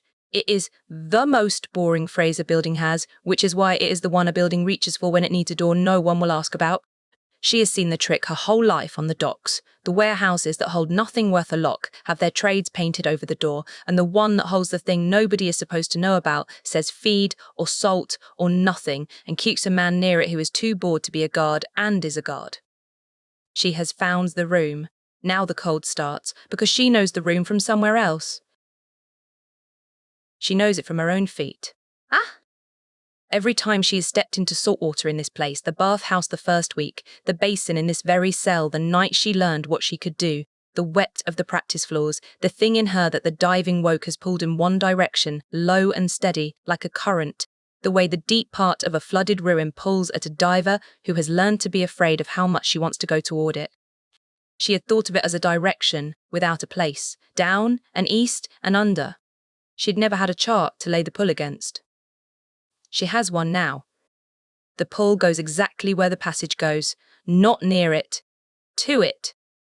The square the map maker would not name, and the school calls archived storage, sits at the precise heading her own body has been giving her for 3 weeks. The heading she has been refusing to walk because some animal in her understood that walking it was the end of being no one. She has bathed in that water.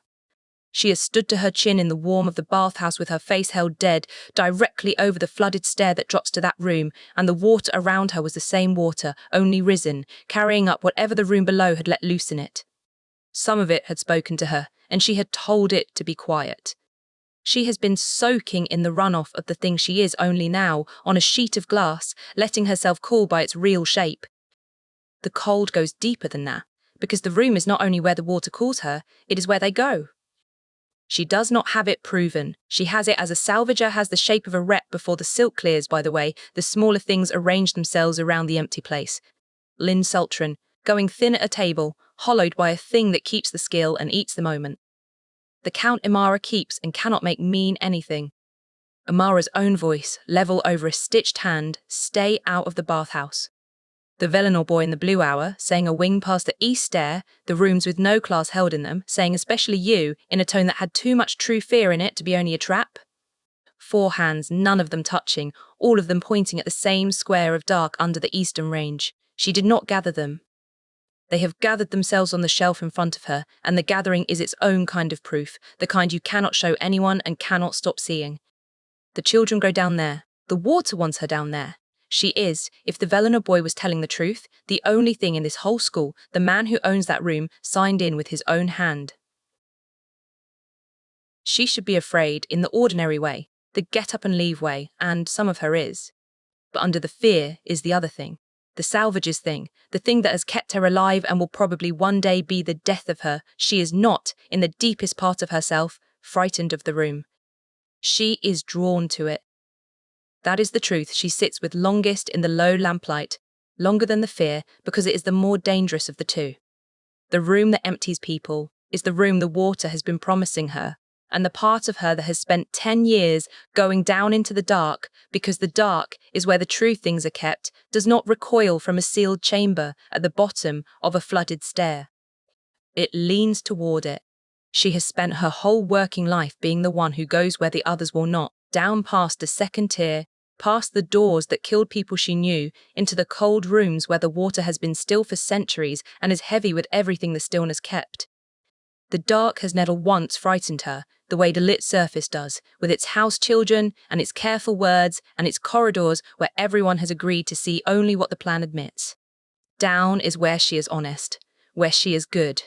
Here, for the first time in her life, is a down that wants her back, that wants her by name. She has to hold that part of herself as she held the memory in the basin and made herself let it go, by main force, by knowing that the wanting is the thing that gets a girl like her taken. So she does not go. Not tonight.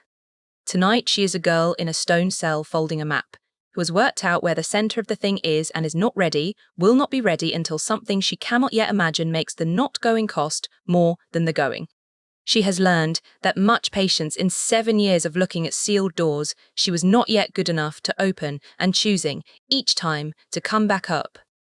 She lifts the public plan off the glass and folds it small. She puts her finger back on the unnamed square one more time, on the map, on the cool, dark seabed of it. Except it is not cool. She traces the passage with one finger and the map is warm under her hand. Maps are not supposed to be warm. Chapter 24. Tace arrives. The visitors' hall is the one room in the conservatory built to be left. Mira works that out while she waits in it, because working out what a room is for is a thing she can do with her hands still and her face arranged. The benches are bolted, a careful distance apart. The windows give onto the gate and not the grounds, and a proctor stands at the inner door, the way a man stands at the top of a ladder he means to pull up after you. It is a room that lets the outside in one supervised person at a time and watches to be sure the outside goes back out where it came from. She has spent 3 weeks learning to want nothing where it shows. so she is not ready. When the outer door opens for what her own body does at the sight of Tace coming through it, which is stand up too fast, the bench barking on the stone, every held thing in her chest coming loose at once. There she is, Tace says, in the voice that has never once in 9 years arrived in a room quietly. There's the Salvager. They put you in a grey dress. Mirror, they put you in grey. And then Tace has crossed the careful distance the room was built to keep and has her arms around her, and Mira stands in the middle of the hall designed for partings, being held by a glass blower who smells of the shock, of hot sand and scorched rag, and the mineral bite of a kiln, and for the length of the holding she does not arrange her face at all, and it is the first time in 3 weeks she has let it do whatever it wants where another person could see. Tace is unchanged, which is its own kind of medicine, the burn shine on the backs of her hands, old and new. The talk that runs faster than the world moves and interrupts itself to start better sentences halfway.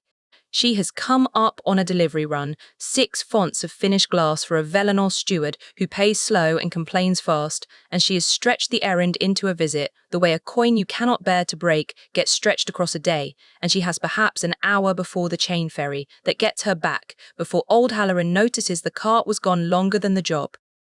She brings the crawl with her in pieces, as she always has. Pell took the boat out twice last week with a Drovic cousin for ballast and came back both times wearing the face of a man who has been talked at for 9 hours. He sends nothing, which from Pell is a long letter.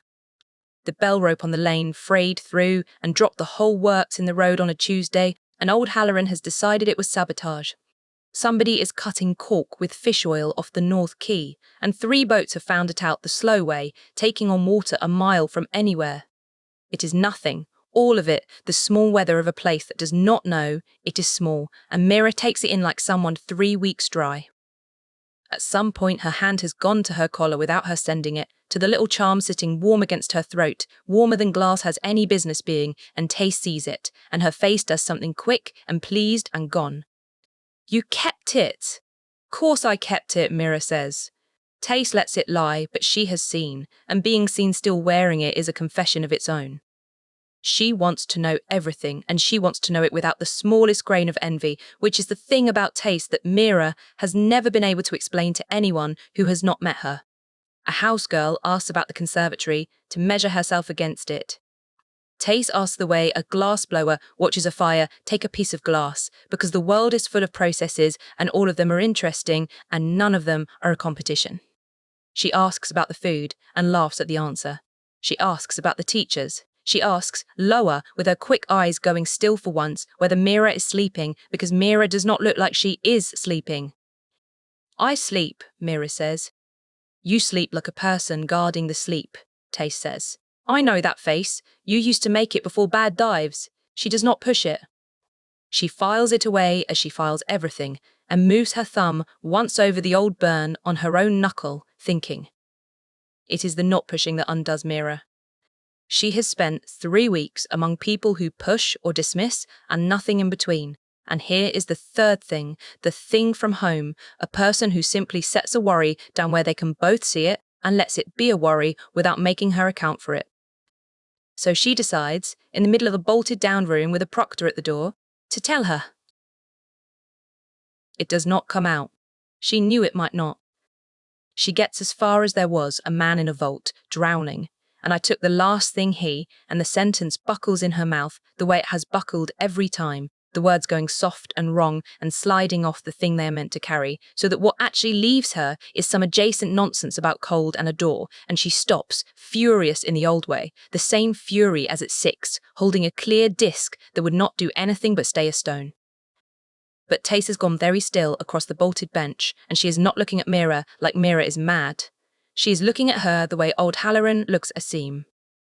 Stop, Tace says gently. Stop, I know that, she leans in. Say it sideways, that's bound talk. I've watched a dozen people sit at our bench and try to tell me what they put in a charm and come out with the weather instead. You can't say the thing that's set in glass, the glass won't let your mouth near it. Her eyes are bright now, not with fear, with the joy of a craftsman recognizing her own material in a strange place. But there's no glass on you. So why? And she stops, and Mira watches her get there by herself, watches the glassblower do the sum, 100, conservatory mages never would, because they have decided in advance there is nothing to add up. Mira, What are you carrying that acts like bound glass and isn't in any glass? Me, Mira says. It's in me. Because Tace has handed her the sideways door, the rest comes, not the memories, never the memories, but the shape that holds them. The true thing about herself she has not been able to give another living soul. I hear them. In the water. Not the bound ones, not the charms, the loose ones, the ones nobody set in anything. The sea is full of the dead and most people get nothing and I get all of it, and it started in the ruins from going so deep so long, and this whole school is built on top of a thing they don't even know, they don't understand, and I'm the only one in it who can hear the bottom. It is the most words she has said in a row since she came here. They land in the bolted room and do not buckle, because none of them is the memory itself, only the truth of the girl who carries it, and that truth, it turns out, she is allowed to say. There is more she could say, and does not. She does not say that the school is built over a place where the students are taken apart, or that she has a map of the way down to it, or that a Velinor stopped her in a courtyard to warn her off her own gift. She holds all of it back, and tells herself it is to keep from frightening Tace, and that is partly true. The rest is simpler and feels, tonight, like a kindness she is doing them both. Tace is leaving on the next ferry, and outside with a cart of empty fonts and no reason in the world ever to be a student in this place, the one person in Mira's life it has no hook to catch. The danger has edges. Tace stands outside them. Tace sits with it. She does not say that's impossible, which is what a trained mage would say, because a trained mage knows what is possible, and Tace only knows what glass does in her hands.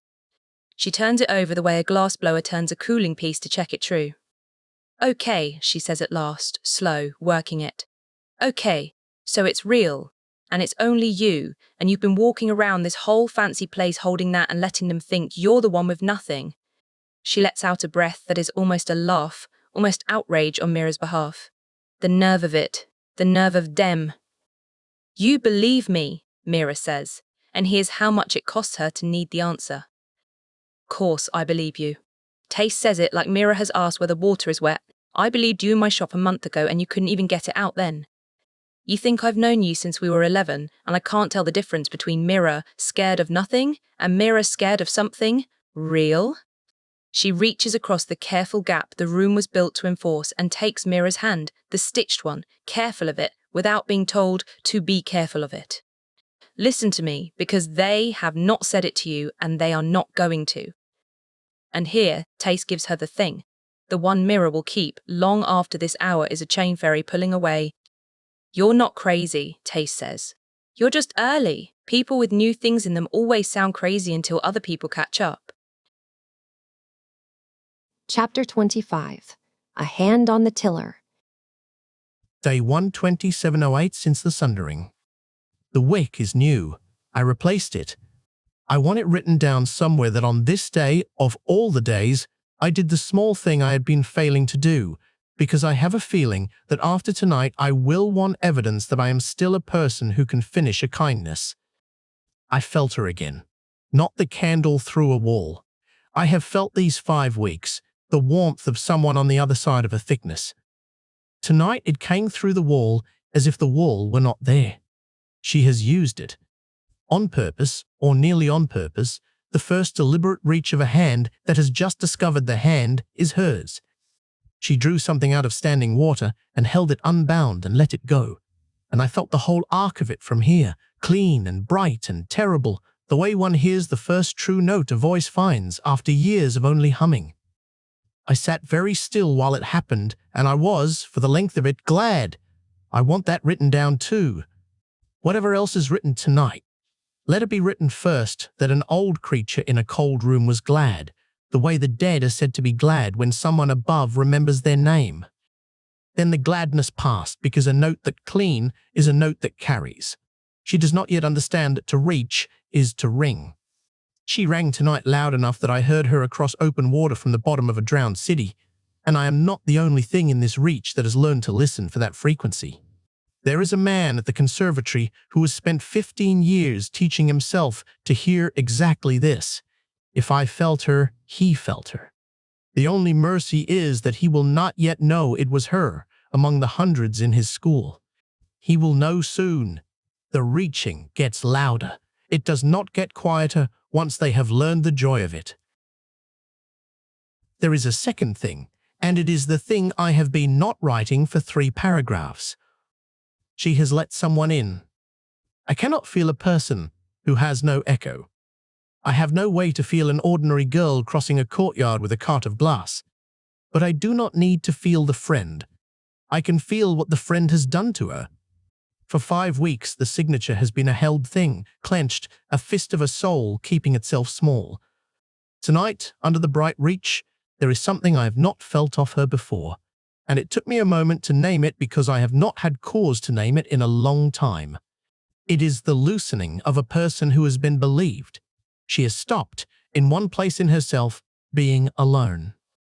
I know this pattern. I have known it longer than the houses have had names. The carrier wakes, and the waking is unbearable, and so the carrier reaches for one other soul and tells it the truth, and is believed. And for a brief and holy season, the carrier is not alone. And then the world takes that soul away. It is not chance. I used to think it was chance.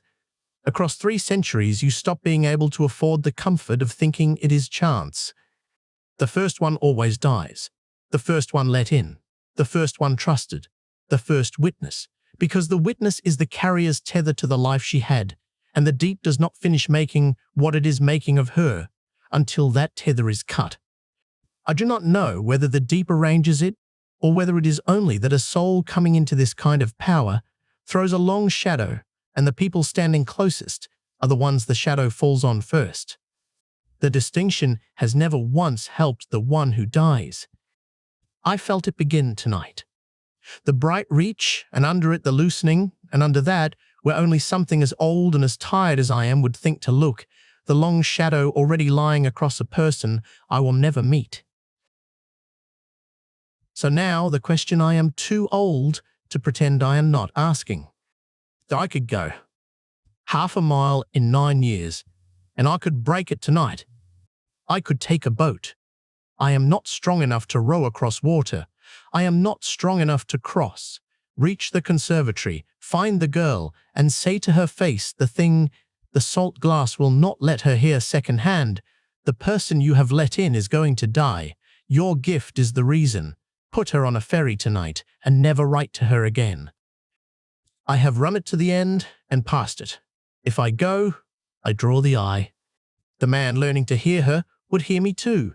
An old signature he has read of in forbidden books and never believed was real. And he would come and find her standing beside the proof of everything he has ever wanted. I would not save the friend. I would only dig the girl the same grave and lay the map and the 3 centuries in it beside her, all of it spent to buy a stranger a few weeks she never asked me to buy. There is a second reason, the one I like less and trust more. A carrier who is steered does not become anything that can stand at the end of it. I have done it before. I have reached into the tiller of a young life and turned it towards self-water. And every time the soul I saved arrived at the deep center hollow, a hand with no nerve in it. The deep does not need a survivor. It needs someone who walked in with her eyes open and her grief her own. Take her grief from her now, and I take the very thing that would have let her carry the next one. So I do the cruelest arithmetic I know, the one I have done so often. The numbers no longer scream, and I let the answer stand. I will not go. I will keep the wick trimmed and the map on the desk and my hand off the tiller of her life. And I will let the world do the thing the world is going to do, and I will be here after, when she is ready to come down into the deep center and finish the thing I cannot finish alone. That is not nothing. It is only almost nothing. Some nights almost nothing is the whole of what patience leaves you holding. I write the line because the line is true, and I have made a discipline of writing true things even when no one will read them. The first one always dies. In the cold room at the bottom of the drowned city, the cartographer closed the journal and set the pen square beside it, the way they set all things square. Because order is a kindness one can still do for oneself when there is no one left to do kindnesses for. They did not weep. They had wept long ago for the ones who died before they could be reached, and the weeping had not reached them either. 3 centuries had taught them a great many things, and the most useful of them, the one that had outlasted grief and rage and hope and very nearly outlasted love, was patience. They turned the new wick down to a thread and sat in the dark they preferred and waited, as they had waited for 240 years, for a girl who did not yet know she was coming. Chapter 26. Below the Bathhouse. 7 years of diving taught Mira to read a wreck from the surface before she ever drops down to it, and she is not going to break that rule for the most dangerous water she has been near in her life. So she is not going down tonight. She has told herself this 4 separate times since the lamps went out, which is 3 more times than a person tells herself a thing she actually believes. She is going to look. That is all. A salvager scouts the site before she commits to it, reads the set of the current, finds the exit, marks where the floor will give and where it will hold, and comes back up still owing the dark nothing. She has done it 100 times in water that wanted her dead. She can do it in a bathhouse. She waits until the dormitory has gone fully under, until even the exit counter's breathing has lengthened into something honest, and then she goes out barefoot with her boots in her hand and the map, a hard, small weight against her sternum where the charm usually sits alone. The bathhouse at night is a different animal from the bathhouse by day. By day, it is steam and echo and the bodies of house children who do not see her. By night, it is a long, low vault of standing water, gone black and perfectly still, the pools holding the dark like polished stone, a faint curl of steam coming off the largest of them because the conservatory heats them from some source it does not advertise. The lamps are down to their night thread. The drip from a far cistern counts time. The air is wet and warm and tastes of minerals and old soap, and under that, when she stops at the threshold and makes herself breathe slow, of something else. Brine. Not the thin salt of bath water. The bath water is freshened from the rain cisterns. It has no business smelling of the sea, and yet it does, faintly, the way a cellar smells of the river it was dove too close to. And the smell gets stronger, the deeper into the vault she goes, toward the eastern end where the map says the floor is lying about how solid it is. She keeps to the wall. She keeps her bad ear to the room and her good ear turned to listen, and she counts as she goes. 2 doors behind her, the one she came through and the attendant's arch, ahead, past the last pool, only wall. One way in that she knows of. She files that and does not love it. She moves up the vault as she would move along a wreck, slow, her weight rolling heel to toe so the wet stone gives her nothing to report, reading the room as a place she might one day have to leave in a hurry. The pools she passes are the worst of it. Each is a flat, black rectangle of perfectly still water, and her whole body knows that still black water of any real depth is a thing that has taken people and is owed respect, and her whole body is wrong about these, which are 4 feet deep and heated for the comfort of children. The part of her that learned in earnest the difference between safe water and the other kind has stopped being able to tell, inside this building, which is which, and so she gives each still pool the wide berth she would give a drowned doorway, and feels foolish, and does it anyway. The passage is where the map promised, and finding it is the part that frightens her most, because until her hands are on it, the map is only a claim, and a claim can be a trap, and a girl who has staked this much on a thing a stranger pressed into her palm would like, very badly, for the thing to be a lie she can walk away from. It is not a lie. Behind the last bathing pool, where the floor meets the eastern wall, there is a panel of the same stone as everything else, fitted so well that by day, in steam, with somewhere to be, no one would ever read it as a seam. She only reads it now because the map told her where to lay her eye, and because 7 years of finding doors that other people sealed and forgot has taught her hands what a worked edge feels like under a skim of water. She crouches. She runs one fingertip down the line of it, the cold of the stone and then the colder thread of the gap, and the gap breathes on her. That is the only word for it. The seam exhales, slow, a draught of air from below that is colder than the warm, wet room and thick with the brine smell at full strength now. The smell of deep water that has not seen the sky in a very long time, the smell of the 3rd-tier ruins where she made her living and her ruin both. Air like that comes off a flooded space. There is open water down there, a lot of it, below a stair she cannot see, and it is the source the bathhouse has only ever been the rumour of. And the echo wakes. It does not lean. It lunges. She has felt the pull for weeks, low and steady, a direction without a place. Here, with the seam breathing the deep on her, it is not a direction anymore.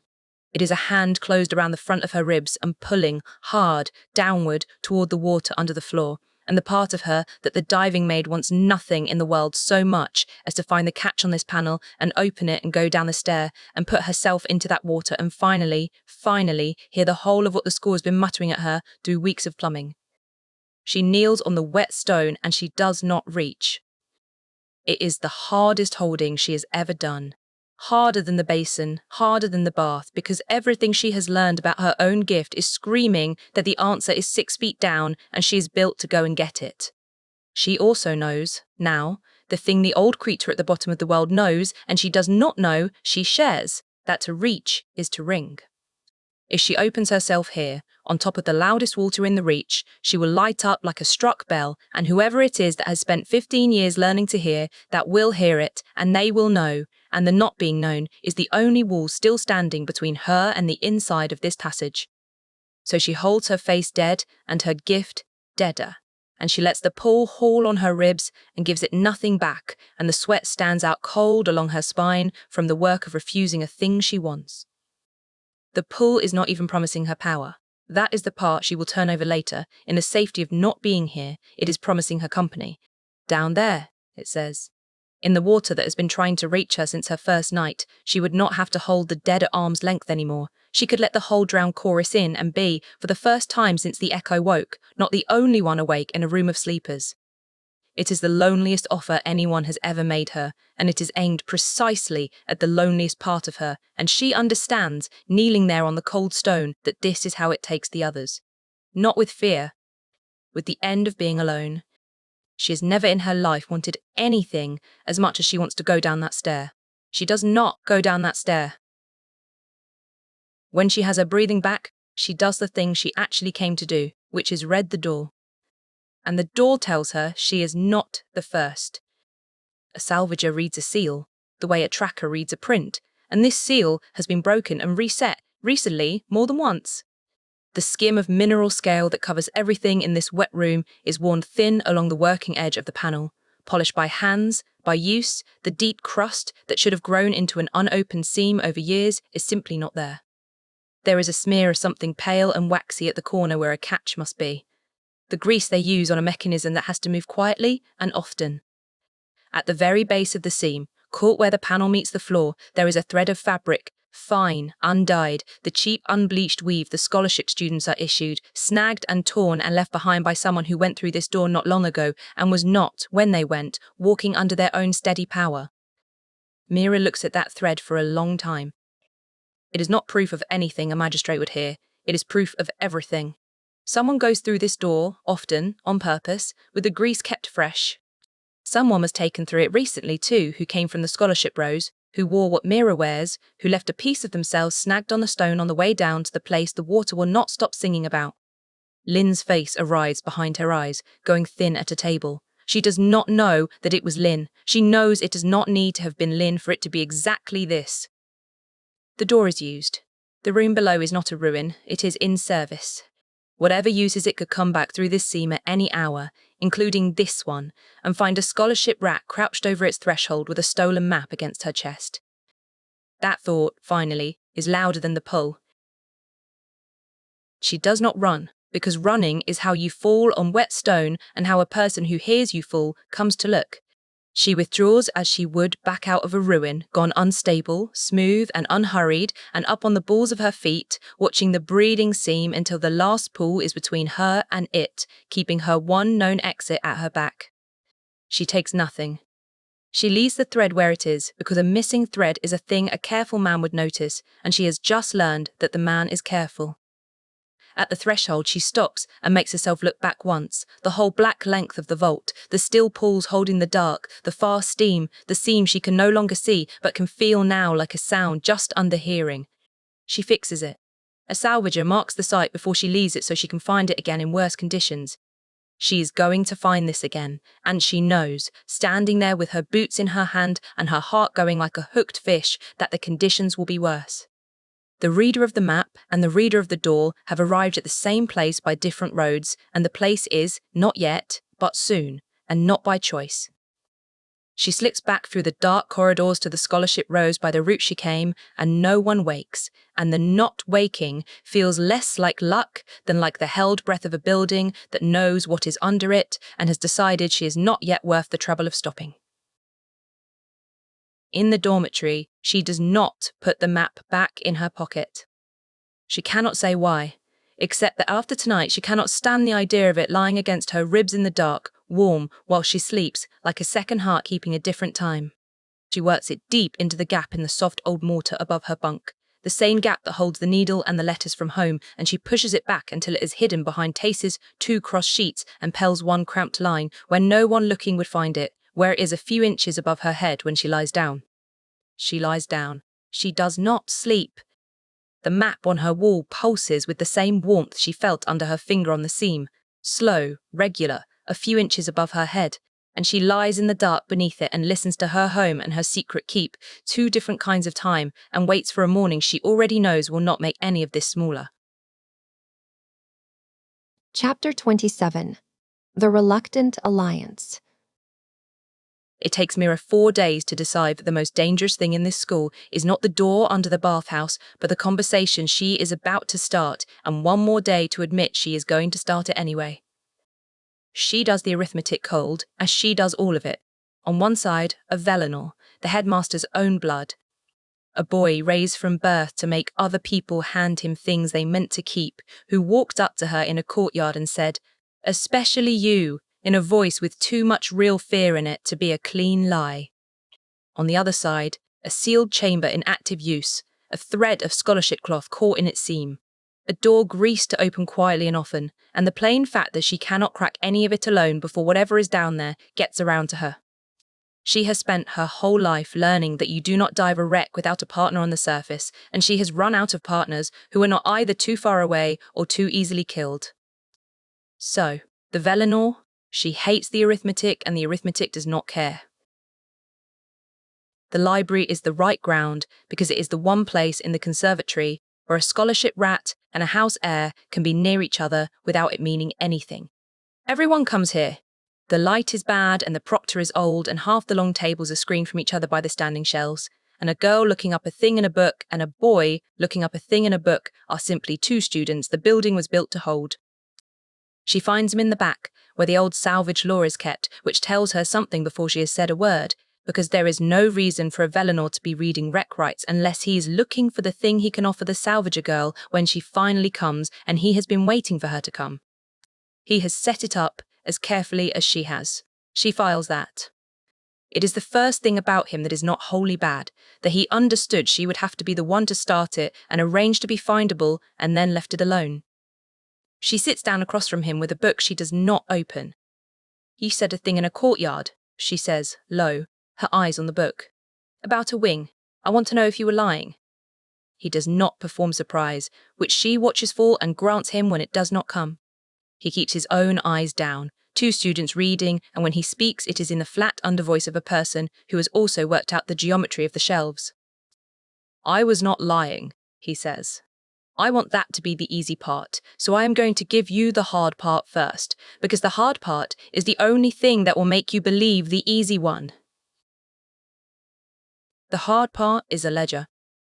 He does not have it with him, he is not a fool, but he has it by heart and he gives it to her in pieces quietly, the way a thing is passed under a table. His uncle keeps records. Scholarship intake, year on year, the admits brought in for a thing, none of the forms name. Beside each name a second column, for what became of them, kept faithfully in his uncle's own neat hand. Returned to family. Health, over and over. The kind ones go home, the records say, worn out, to rest. They do not go home, Kaesh says. That is the school's word for the other thing. There is a second disposition. Remained, grounds, refectory, archive. The ones who remained are still here. Kept on as staff, emptied out, doing the small jobs a hollowed person can still do, because a person with nothing left in them cannot tell anyone what was taken and has nowhere to be sent. He pauses. There is a boy, 2 years above the current intake. I watched it happen to him and I called it a shame and ate my supper. I found his name in the ledger this winter. The school said he was sent home for his health. The ledger says remained. Archive. He is in this building tonight, shelving the record of what was done to him, and I have probably walked past him and seen a porter. Mira holds very still. She has stood over the proof of this with her own hands, the worn scale, the fresh grease, the torn thread, and here is the other half of it arriving from a direction she did not expect, the names to go with her door, and the two halves fit together with a click she feels in her teeth. He has the who. She has the where. Neither of them, until this table, had both. She does not give him the where. Not yet. She lets him keep talking because a man laying out his evidence tells you more by what he reaches for next than by any of it. What he reaches for next is his mother. He says it without weight, which is how she knows what it costs him, because she has learned that the things that cost the most come out flattest. The oldest list in the cabinet is in a younger hand. The first names he ever wrote. The first name on the first list is Sarah Vellinor. He turns a page in his unopened book. My mother. She forgot my name the year before she died, and her own, and the house called it a long illness, and my uncle held her hand at the end and wept, and I have spent 9 years not setting those two things in the same room. They are in the same room now. He practiced on her. Whatever this is, she is where he learned it. The thing that makes the arithmetic come out different arrives in her then, all at once. A houseboy does not say that. A plant does not invent a dead mother and lay her on the table as bait. The houses have cheaper lies and better ones.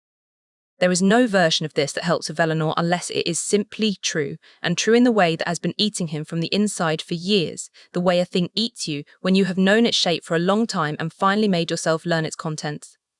She knows that hunger. She has her own. You are telling me this, she says slowly, so that I will know you cannot afford to be lying. I am telling you this, he says, because you are the only person I have found who already half believes it, and I've been carrying it alone for long enough that alone has started to feel like a thing I am doing to myself. His jaw works once, and because you are in it whether you want it to be or not, and you deserve to know how far in. Then he gives her the last piece, and it is the one she did not see coming, the one that closes a cold hand around the back of her neck. He signed your admission himself, Kaesh says, his own hand on a scholarship rat. He does not do that. He did it because of what you can do.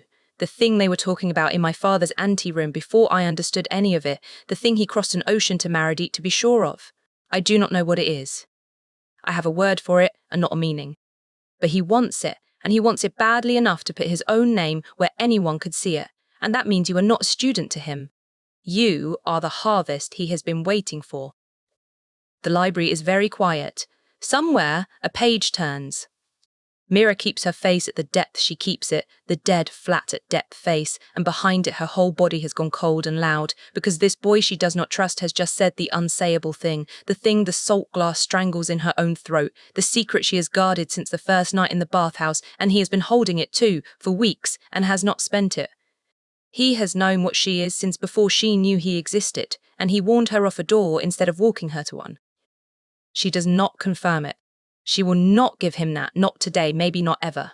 She lets the words sit between them unclaimed and unrefused, which they both understand is its own kind of answer. You should not know that, is all she says.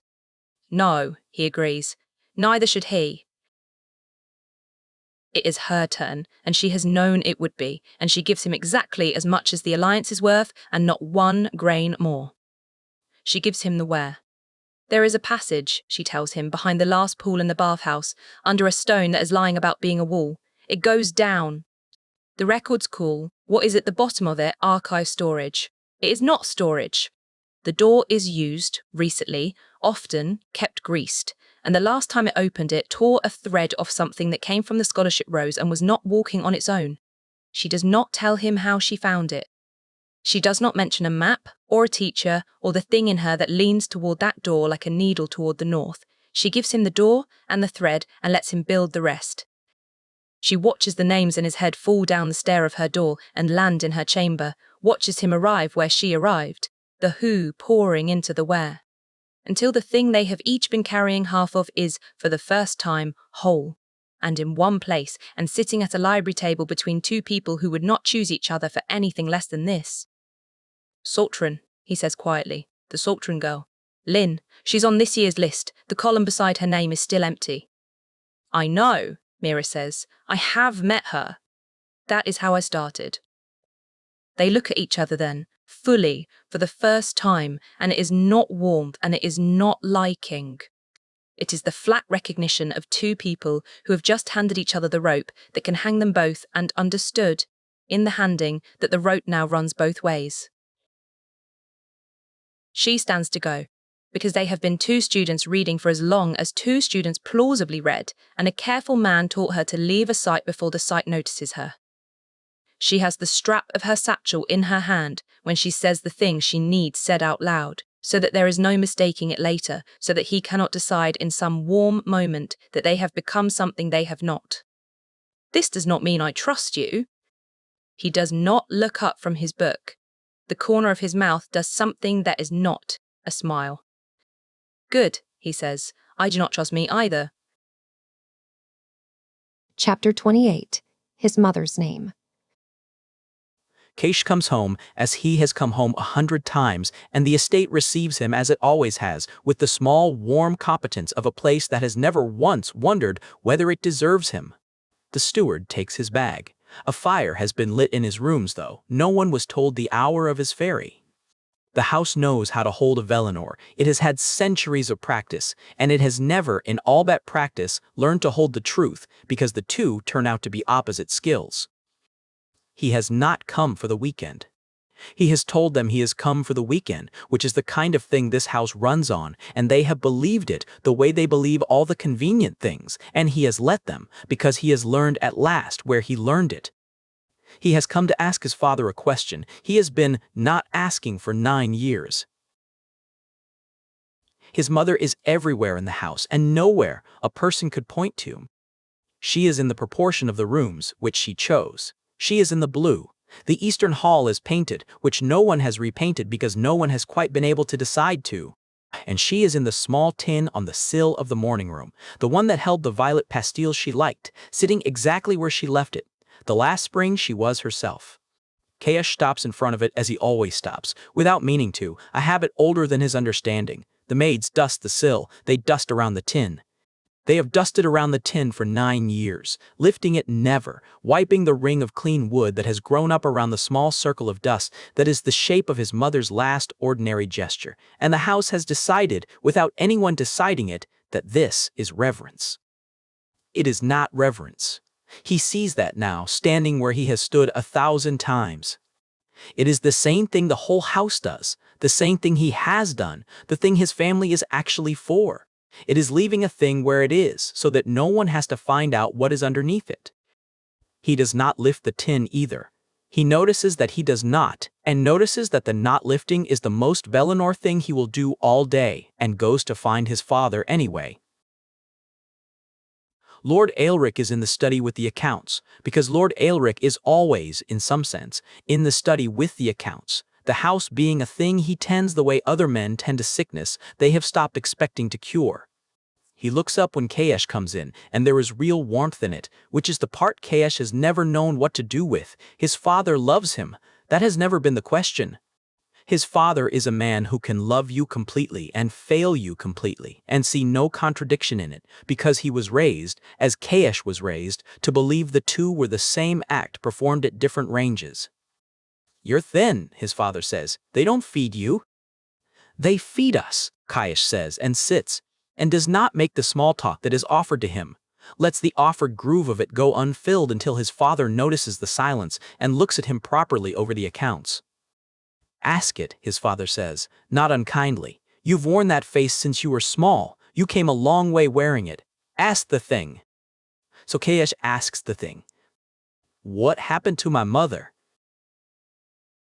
His father does not pretend to misunderstand, and Kaesh had been braced for the pretending, had a whole second question ready to break it open, and the readiness sits in him now with nowhere to go, because his father has set the pen down and folded his hands, and is, against every expectation Kaesh carried up the stairs, simply going to answer. She forgot, his father says. That part you know. The healers called it a wasting of the memory, and that part was true. Kaesh, I need you to hear that it was true. She forgot the rooms. She forgot the order of the year. At the end she forgot your name, and then mine, and she was frightened in a way I could not reach, and there was nothing performed about it. Whatever else you have come to believe, do not let anyone tell you your mother's confusion was a lie. She suffered it, I held her through it, and that was real. It is more than Kaesh expected, and it is given without flinching, and for a moment it is almost enough, which is the trap of his father. That he gives you the true thing so cleanly that you forget to notice the true thing he is stepping around to do it. That is what happened to her, Kaesh says. I asked what happened to her. His father is quiet for a while. You have been in your uncle's records, he says.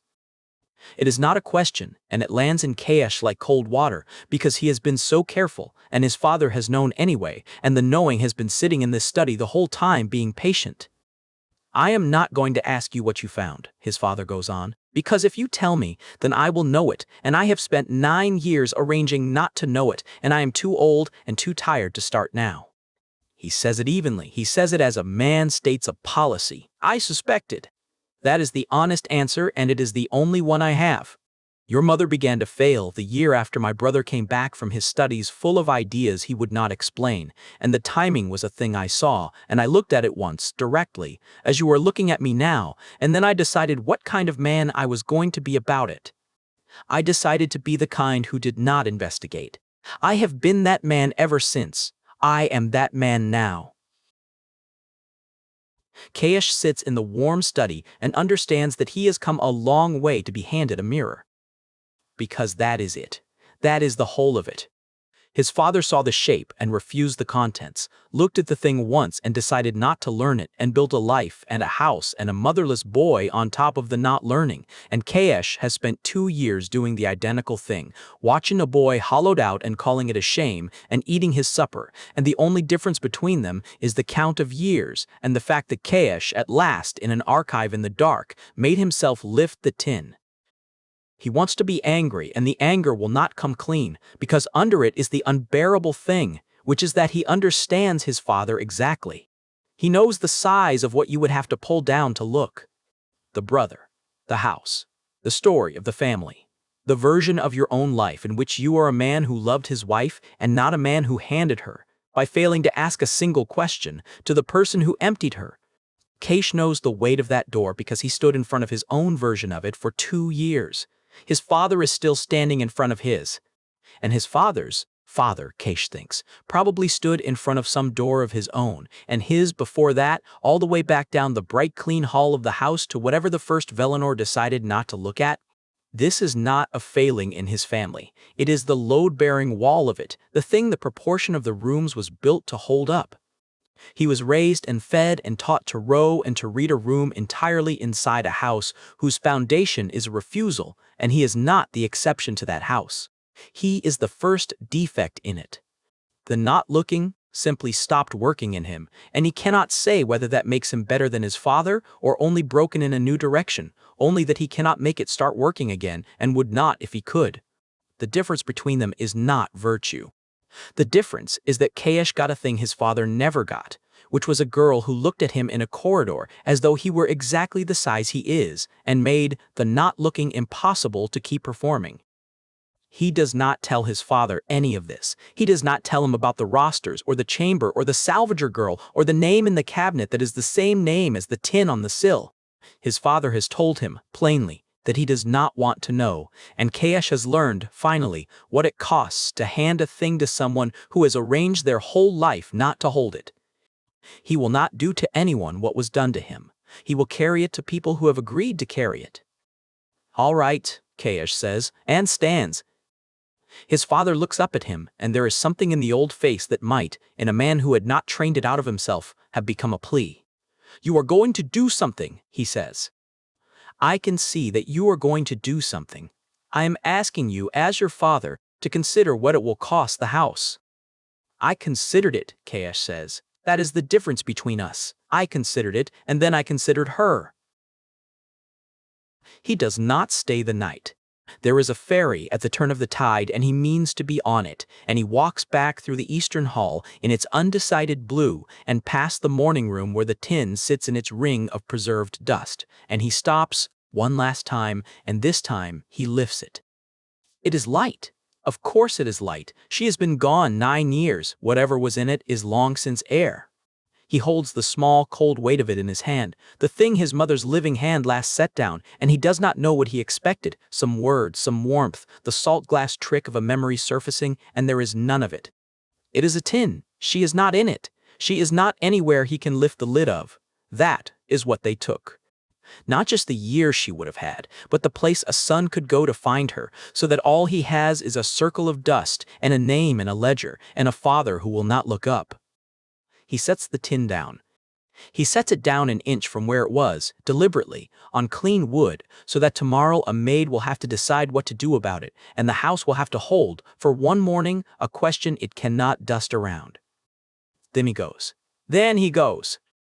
His father does not look up when he leaves. His father did not look up when his mother left either. Chapter 29. Tace, the second day. The half-day pass is a square of stamped paper that means Mira is allowed, for the span of one afternoon, to be a person instead of a student, and she holds it going through the gate as she used to hold the first lungful of air coming out of a deep dive, like a thing that might be taken back if she is not careful with it. Tace is waiting at the foot of the conservatory hill with 2 skewers of something fried, one already half gone, because Tace has never in her life stood next to food and waited for permission. "There she is," Tace says, around the skewer. "I bought you the bigger one because you look like they've been feeding you on paper and good intentions. Eat. Walk. I have got exactly until the evening ferry, and I'm not spending 1 minute of it watching you stand there auditing the crowd for exits." Mira had been, in fact, auditing the crowd for exits. She makes herself stop. It takes effort, like unclenching a fist that has forgotten. It is a fist. And then Tace hooks an arm through hers and pulls her into the noise, and the effort gets easier because Tace's arm is the first thing that has touched her in a week that did not want something from her.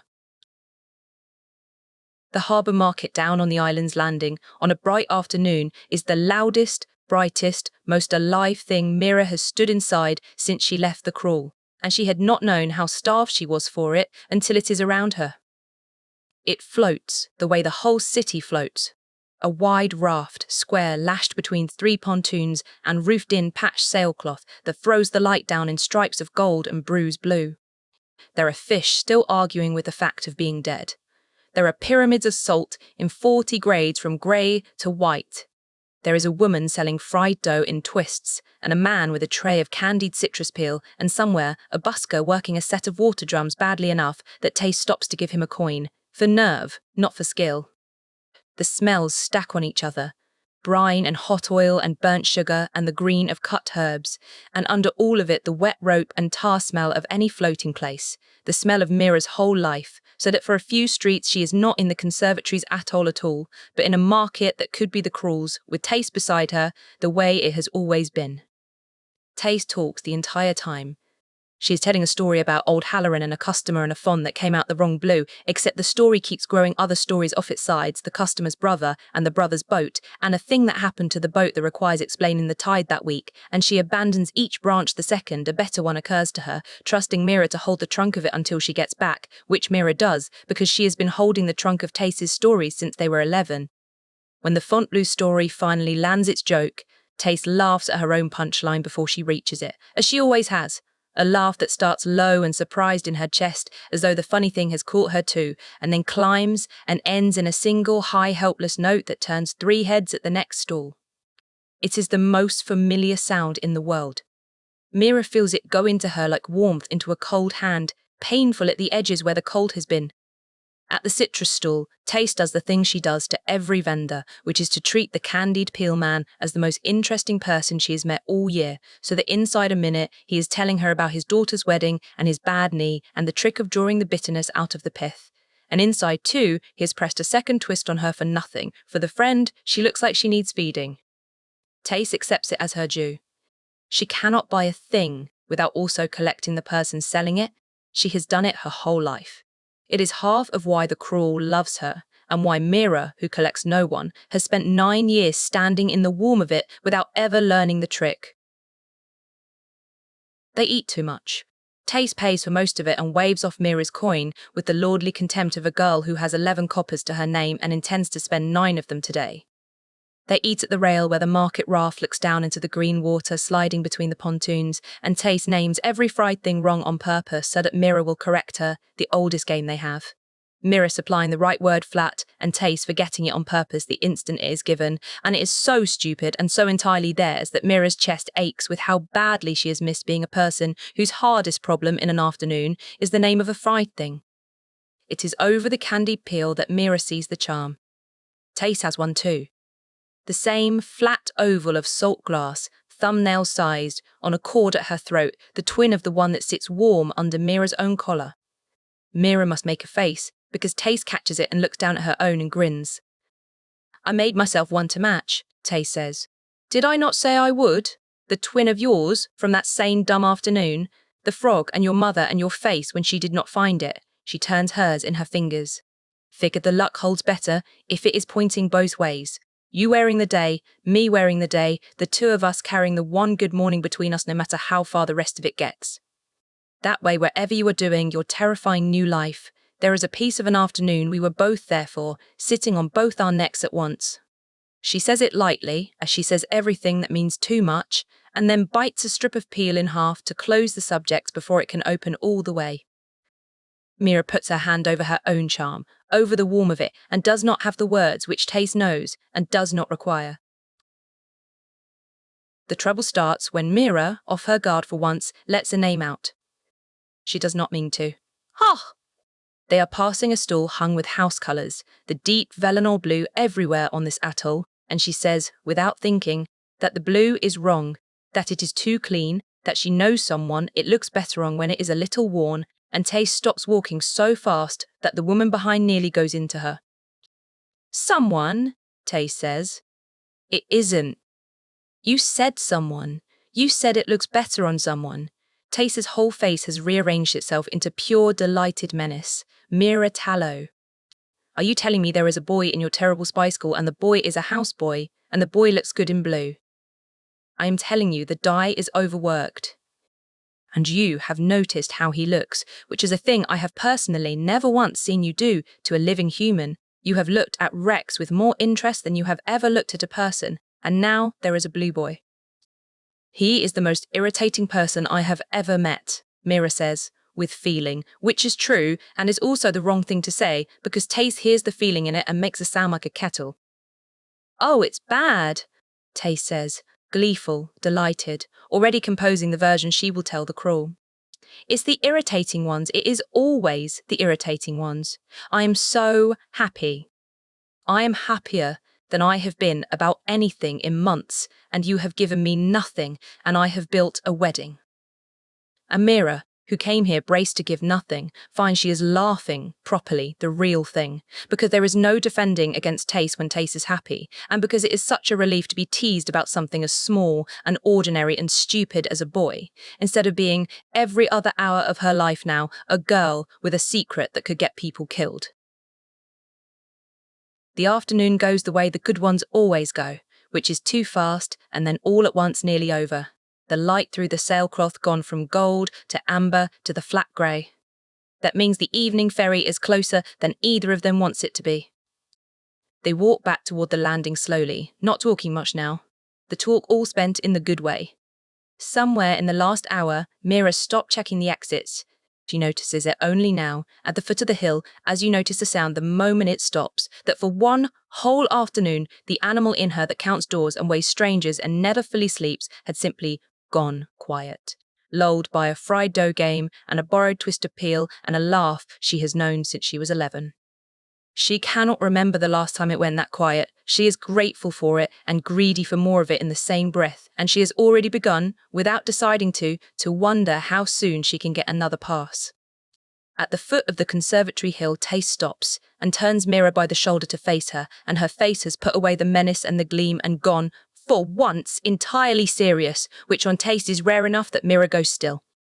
Promise me one thing, Tace says. What? Whatever this place does to you, she's holding both of Mira's arms now and her thumb finds, without looking, the cord of the charm at Mira's collar. Whatever it does, It doesn't get to make you forget how to laugh. That one, the one you just did, you keep that one out of their reach. Promise me. Mira laughs, because it is the only true answer she has. The laugh coming up smaller this time and more careful. A thing she is suddenly aware she is doing, as you become aware of a step the moment you are told the stair is broken. I am still trying to remember, she says, how it felt the first time. Chapter 30. The First Confrontation. The summons comes on good paper, in a hand so warm it almost has a voice, and Mira reads it standing in the cold scholarship corridor and understands that the thing she has spent 6 weeks circling has decided to stop being circled and come to her instead. She has time, walking up, to be afraid in the useful way. She knows who he is now. That is the change. Since the first week, when the headmaster was only a warm old man who signed her in, she has the rosters in her head by way of a Velenor boy, and the door under the bathhouse by way of her own hands, and the name for what he does to children, and she is walking, on her own 2 feet, into the room at the centre of it. A salvager does not go into the wreck that killed the last diver without a reason. Her reason is that the wreck has invited her, and you learn more inside a thing than outside it, and she has decided to spend this one meeting learning him while he thinks he is learning her. She fixes the at-depth face at the door. She has worn it for 6 weeks. It has never mattered as much as it matters now. If he reads what is behind it, the thing the brass needle caught at intake and she damped, the thing she did in a stone cell with her hand in a basin, then this stops being a conversation and becomes the last walk down a flooded stair she takes on her own feet. 6 weeks she has spent making the face a habit so that under pressure it holds without her tending it. Now she finds out whether the habit goes deep enough. She breathes once, all the way down, as she breathes before going under and opens the door. Halen Velenor's office is warm and full of books and smells of good coffee and beeswax. And Halen Velenor is warm and full of attention and rises when she comes in, actually rises for a scholarship rat and pulls out the chair himself. Mira. Sit, sit. I have wanted to do this properly for weeks and the term keeps eating the hours.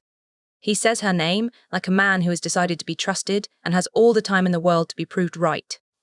He pours her coffee she did not ask for and does not intend to drink. How are they treating you? Honestly, the house children can be a close little weather and I am not blind to it. I manage, Mira says. You more than manage. He sits and folds his hands and looks at her with a friendliness so complete that a person who did not know better would walk straight into it and never feel the edges. May I be direct? I have been doing this a long time, and I have learned to notice the ones the tests do not catch. You fail the bindings. Every healer's note on you says no aptitude. And I do not believe a word of it, because I have watched you, and the tests measure the wrong thing, and what you have is not the thing they know how to weigh. There it is, on the table, in the first 2 minutes. He has watched her. He is telling her so, lightly, as a kindness. Mira drinks the coffee after all, a small sip, to have a reason to take a breath before she answers, the way a diver steadies on the line before a current. I don't have anything, she says. Sir, that's the whole report on me. I'm a salvager. I read water and I read charts and I'm good with my hands and I'm no kind of mage. And I think the only reason I'm still here is that nobody likes to admit the test was a waste of a robe. Modesty, Halen says, pleased, is a survival trait in a place like this. I respect it. I will even let you keep it. He smiles. But I am going to say the true thing once, so that it has been said, and then we can both go back to pretending. There is a natural aptitude in you that this institution is not equipped to develop, and I am. I would like to. Quietly, privately, without the house children and their weather. I have done it before, for others like you. It is the most important work I do. And there it is, the whole of it, wrapped in warmth and offered like a gift, the private tuition, the road that goes down the flooded stair.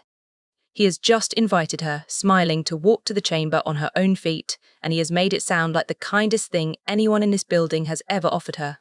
And the worst part, the part that tells her exactly how dangerous he is that some starved thing in her wanted it for half a second before her head caught up. She does not say yes, and she does not say no, because either is information, and she has come here to give none and take all she can. I'll think about it, she says, which is what you say. Of course, there is no hurry. He refills a cup she has not emptied. And you are not too alone here? It is the thing I worry over with the scholarship intake. The house children have each other. The clever ones from outside tend to find a friend or two, someone to compare notes with. I hope you have. It is so gently done that she nearly answers it before she hears the hook under it, the question beneath the question. Who do you talk to, and what do you tell them? She thinks of a Velinor boy at a library table and gives the predator across the desk no part of him. I keep to myself, she says. Old habit, easier that way. A pity, Aulin says, and means the opposite, and files her solitude away as she files his every word, the two of them building the same cold map of each other across a tray of good coffee. He lets a second silence sit, comfortable, his. And then he spends his first real coin, and he spends it so gently she almost misses that it is a blade. It runs in families, you know, the thing you have. More often than the houses like to record. He turns his coffee cup a quarter turn on its saucer. Your father, for instance. The room does not change temperature. Mira makes very sure of that, makes sure her hands stay loose and her face stays at depth, because everything in her has just gone still and listening. My father's dead, she says. Flat, salvage accident, I was 3. Harlan, Aulin says. Just the name. Her father's name, his given name, Joran, said in this warm room by this warm man, as though he had known him, and there is no version of the world in which the headmaster of the Saltblast Conservatory should have that name in his mouth, because it is on no record she has ever signed. Her admission says father deceased. It does not say Horan. Edda will barely say Horan. And here it is, set down between them on the good wood, casual, a man laying one card face up to show her he is holding the whole deck. He went down, Aulin continues, watching her with his kind eyes, deeper than the work asked more than once in the last year. The body was not recovered, they so seldom are, from where he chose to go. I have wondered, since you arrived, whether you knew that about him. Whether anyone told you what your father was, or whether you have had to find the shape of it, the slow way, alone, the way I suspect you find everything. He says it like sympathy. It is the cruelest thing anyone has said to her in this building, and it is dressed as the kindest, and she finally understands the trick of him completely. He does not lie. He tells you true things, the truest things, the ones you most need and most fear, and he tells them to you so that you will understand he is the only one who will. Under the holding, where she will not let it reach her face, the thing he has done lands with its full weight. He has reached into the one room in her that she keeps locked even from herself. The room with her father in it. The room her mother has stood guard over with a silence 13 years deep, and he has opened the door with a single name and shown her he was inside it before she ever was. Whatever Joran Tallow was, this man knew. Her own mother will not tell her, and this man is offering to, for a price, smiling, and the price is the flooded stare. That is the shape of every gift in this room, the truth she is starving for, with a hook set in it. She holds. She has held a vault shut at 40 feet with her hands shaking. She can hold a face in a warm chair. She does not ask him the thing every cell in her is screaming to ask, which is what was my father. She files it, raw, for later, for never, and she takes her own coin out instead, because a conversation where only one person bleeds is a conversation she has already lost. There is a first year named Lin Saltren, Mira says, conversational, as though she is changing the subject to be polite. She is not doing well. Forgetting things, the small ones first and then the big ones. People are saying it is overwork. She looks at him with the flat open Salvager's look that aristocrats find rude. Is that a thing you've seen before, since you notice the ones the tests don't catch? It is a hard cast, and she lands it clean, and she watches for the flinch, and there is no flinch. That is the answer. A man hearing, for the first time, that a 14-year-old in his school is losing her mind would do something with his face, even a small thing, even a practice thing. Aulin does nothing. His warmth does not flicker. His eyes do not sharpen or soften. He receives the name Lin Saltren, the way still water receives a stone that does not reach the bottom, and the not reacting is more total than any reaction could be. And it tells Mira everything, that he knows exactly who Lin is, exactly what is wrong with her, and exactly why, and that he has known for longer than Mira has, and that the only new information in the room is that the scholarship rat with no aptitude has just told him she is watching. Overwork is common, Aulin says after precisely the right pause. We watch for it. Thank you for telling me. It is good of you to notice your fellows. So few do. And he smiles, and the smile is exactly as warm as every smile before it, and the smile tells her the cost of her cast. She has shown him a card too. The game is even now, and even is a very dangerous place to be with a man who has been playing it for 15 years. They talk of nothing for a few minutes more, because both of them know the meeting cannot end on the true part, and the warm nothing is its own message. We will both pretend this was about your studies. He asks after her depth craft. He recommends a book. He is, to any ear at the door, a great man being generous with a poor girl. She lets him have the performance and uses its cover to do her own accounting, fast and cold, as she counts air on a bad ascent. She has learned 3 things. He knows what she is. He knew her father, which means his interest in her is older than her arrival and runs deeper than this term. He did not flinch at Lin, which means the thing under the bathhouse is no horror to him at all.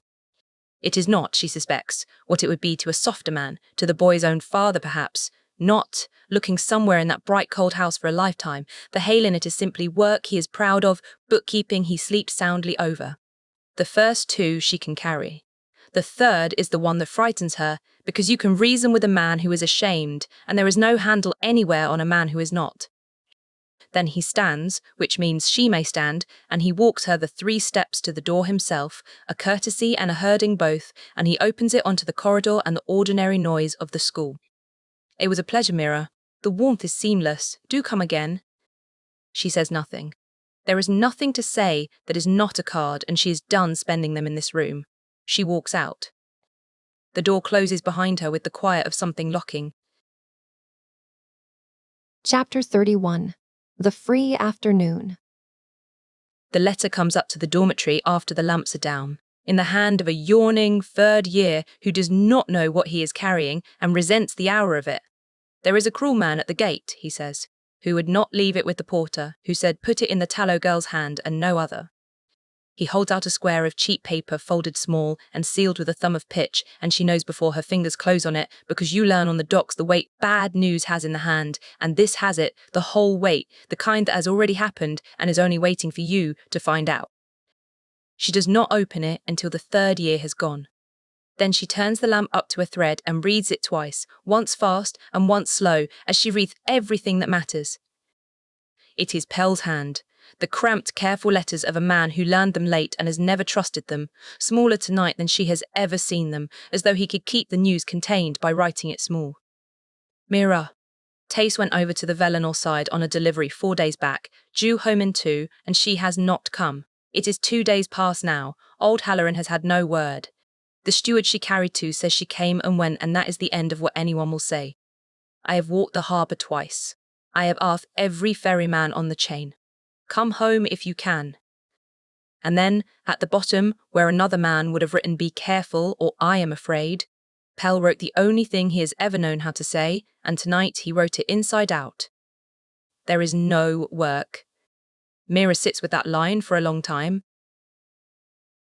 She knows what there is no work means, because she knows what there's work means, has carried it warm in her chest since the day he wrote it. Come back when you can, there's work, which was Pell saying, your place is yours, and I have kept it. He has spent his whole life turning everything he cannot say into a thing about the boat. Tonight, for the first time in the years she has known him, he has told her there is no work, which is Pell saying the boat does not matter, nothing on the water matters, the world has stopped being a place that has work in it. Come home now, it is as bad gets. She does not cry. She has Pell's trick too. Her grief goes into her hand, not her face. But something in her has gone very cold and very clear, the clarity she gets at depth when the light goes and the only things left are true. Tace, who has known her since they were 11, who blew her 2 charms so the luck would point both ways, who not a week ago stood at the foot of this same hill and made Mira promise not to let this place take her laugh. The last person left in the drowned world who can still reach the part of Mira that is a girl and not yet only a weapon. The one Mira believed she was keeping safe by keeping her in the dark. Because she knows where Tace is. She does not have it proved. She has it as she had the wreck behind the bathhouse seam by the way the smaller facts arranged themselves around the empty place. Tace went over to the Velenor side. Tace came and went from a steward, and then there is a hole in the world where the rest of her route should be.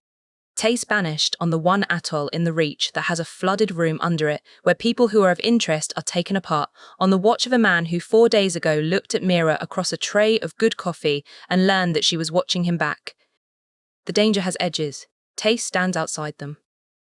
She had believed that.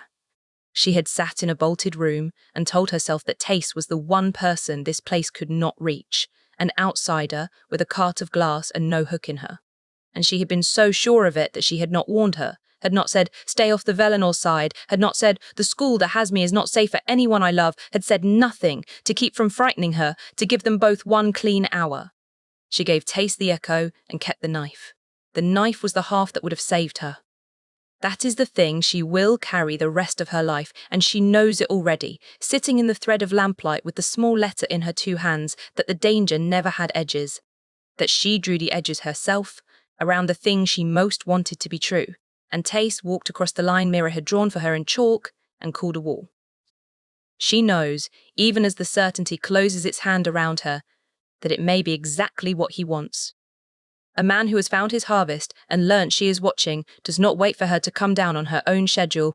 He reaches for the thing she loves, and he leaves it where only she can get to it, and he stands at the top of the stair and waits for the echo to walk down to him on its own 2 grieving feet. She can read the shape of the trap as plainly as she read the shape of the wreck behind the seam. It changes nothing. You do not leave someone in the water because the men who put them there might be standing on the dock. Her hand has gone to her collar without her sending it, to the charm, to the warmth of it. Somewhere out there, in a flooded room she has stood at the threshold of and turned away from twice, is the twin of this, on a cord at Tace's throat, and Mira cannot tell anymore whether the warmth under her fingers is the salt glass or her own pulse, and it does not matter, because both of them are saying the same thing, which is go. She is going to go down. She has spent 6 weeks not going down. She has held the line on top of the loudest water in the Reach with the pull hauling on her ribs, and given it nothing. Because the going was the end of being invisible, because she was not ready, because the not going cost less than the going. The arithmetic has changed. The not going costs Tace now. There is no number on the other side of that. A salvager who hears there is someone down does not stand on the surface doing sums. She goes down, and she brings them up, and she does the grieving after, on the boat, where it is allowed. She has gone down for the dead before. She has brought up what was left of men she knew, out of ruins that did not want to give them back, and she learned young that there are dives you do not expect to come up from and that you make anyway, because the only other choice is to be a person who stood on the surface and let the water keep someone she could have reached. She has never once been able to be that person. It is the single virtue she is sure she owns, and it will very likely be the death of her, and she made her peace with that arithmetic so many years ago that it no longer has the power to frighten her. She thinks, for the length of one breath, about telling someone. There is a Velinor boy who would come if she asked, who has handed her his own hangable secrets and would spend himself on this without being asked twice. There is a healer 2 floors down who keeps account, and a kind hand, and a door that has been, for one whole conversation, almost safe. She has, for the first time since she came here, people she could wake. She does not wake them. Kaesh cannot follow her where she is going. The passage goes into water, and water is the one country he was not built for, and bringing him would only give the flooded room a second body to keep. Imara has a count to finish, and a life worth more than this errand, and no business at the bottom of a drowned stair. Under both of those true reasons is the truest one, the one shaped like Pell's silence and her father's and every salvager who ever went down alone, that this is hers. Tace is hers. The going down is the one thing in the whole drowned world that has only ever been hers to do, and she will not hand the weight of it to anyone, not even the ones who would take it. She gets the map out of the gap in the mortar above her bunk, from behind the letters from home, and it is warm, warmer than it has been, as though it has been waiting too. She does not put on her uniform. She reaches under the bunk for the thing she has not worn since the day she arrived, the thing she could not make herself throw away. Though there has been no call to wear it in 6 weeks of being a student, her salvager's coat, oiled canvas gone soft with years, the pockets still holding the shape of tools she left in a locker on a boat on another atoll. She puts the salvager's coat on over the conservatory uniform. The uniform is still under it. The school's grey still against her skin. And that is right. That is exactly right, because she is not finished with this place, and this place is very much not finished with her. The coat is on top. The Salvager is on top. Whatever walks down that flooded stair tonight will be the girl the cruel made, and not the girl this school has been trying to make of her. And the school does not yet know that the difference between the two is the most dangerous thing in the building. The coat still smells of the cruel, of salt and tar and cold iron and the green rot of deep water, of Pell's boat and her mother's flat and the whole hard, honest world that made her. And she stands in the dark dormitory, breathing it in, and finds that she'd been afraid these 6 weeks, that she had forgotten what that smelled like. Chapter 32. The Brinework.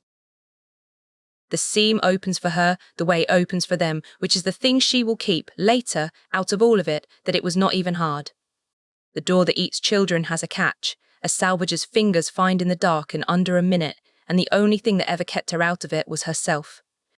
She goes down the flooded stair into the dark with the map warm against her sternum and the charm warm at her throat and the Salvager's coat heavy with water before she is 10 steps under, and she does not bring a lamp, because a lamp is a thing that announces you, and because she has never in her life needed light to know where the water is taking her. The stair goes down a long way. The air gives out before the stair does, and she breathes the last of it standing chest deep on a step that is the last step, and then there is no more standing and no more air, and there is only the going under she has done 10,000 times, the cold closing over her scalp, the hush of a world with the surface sealed off above it. And the echo does not wake. The echo detonates. She has spent 6 weeks learning that on partial contact she can hold the line, hands in a basin, a foot in the shallows, the dry part of her anchoring the refusal. There is no dry part of her now. There is no part of her. Not in the water. And the water down here is not the thin, freshened water of the bathhouse above. It is thick, it is old, it is so heavy with what has been put into it that it is barely water at all, and it comes into her through every place she ends, through her ears and her eyes and the torn meat of a 6-week-old scar, and she cannot hold any line because there is nothing left of her standing on dry ground to hold it. So she does not hold it, she lets it in because there is no other choice, and it nearly ends her. They are all here. That is the thing the tanks are for, and the thing she understands in the first drowning second, before she has seen a single one of them with her eyes, that the water of this place is full of people. Not memories, the way the bathhouse held memories, faint and far and dispersed. Whole lives, or what is left of whole lives after the part that made them a person, was poured out of them and bound into glass, the remainder left to dissolve down here in the dark where the school keeps the things it has finished with. She is swimming in the dissolved.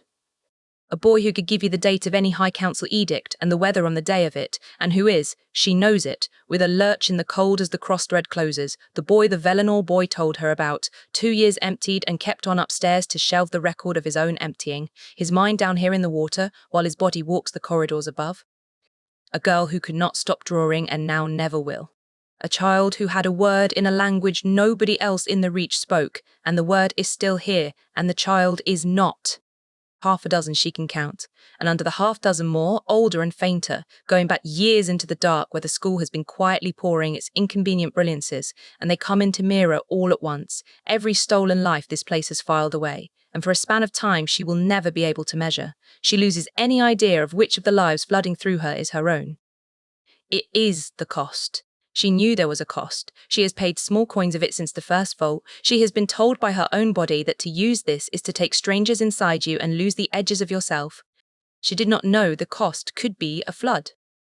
She comes back to herself, as you come back after a blackout at depth, not all at once, in pieces, reassembling Imara out of the wreckage of everyone, and some of the pieces do not come back, and she will not know for days which of her own small, ordinary memories went into the dark to make room for a dead stranger's, only that there are gaps now, soft places, where a thing of hers used to be.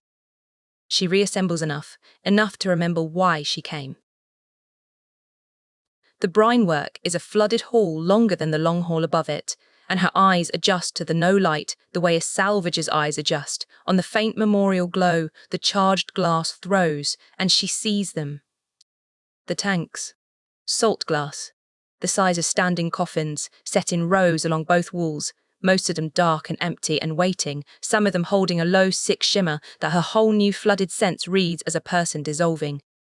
They are not tanks for keeping people. They are tanks for emptying them, the body suspended, the self drawn off through the glass into the binding, the husk left in the brine until the brine has it all.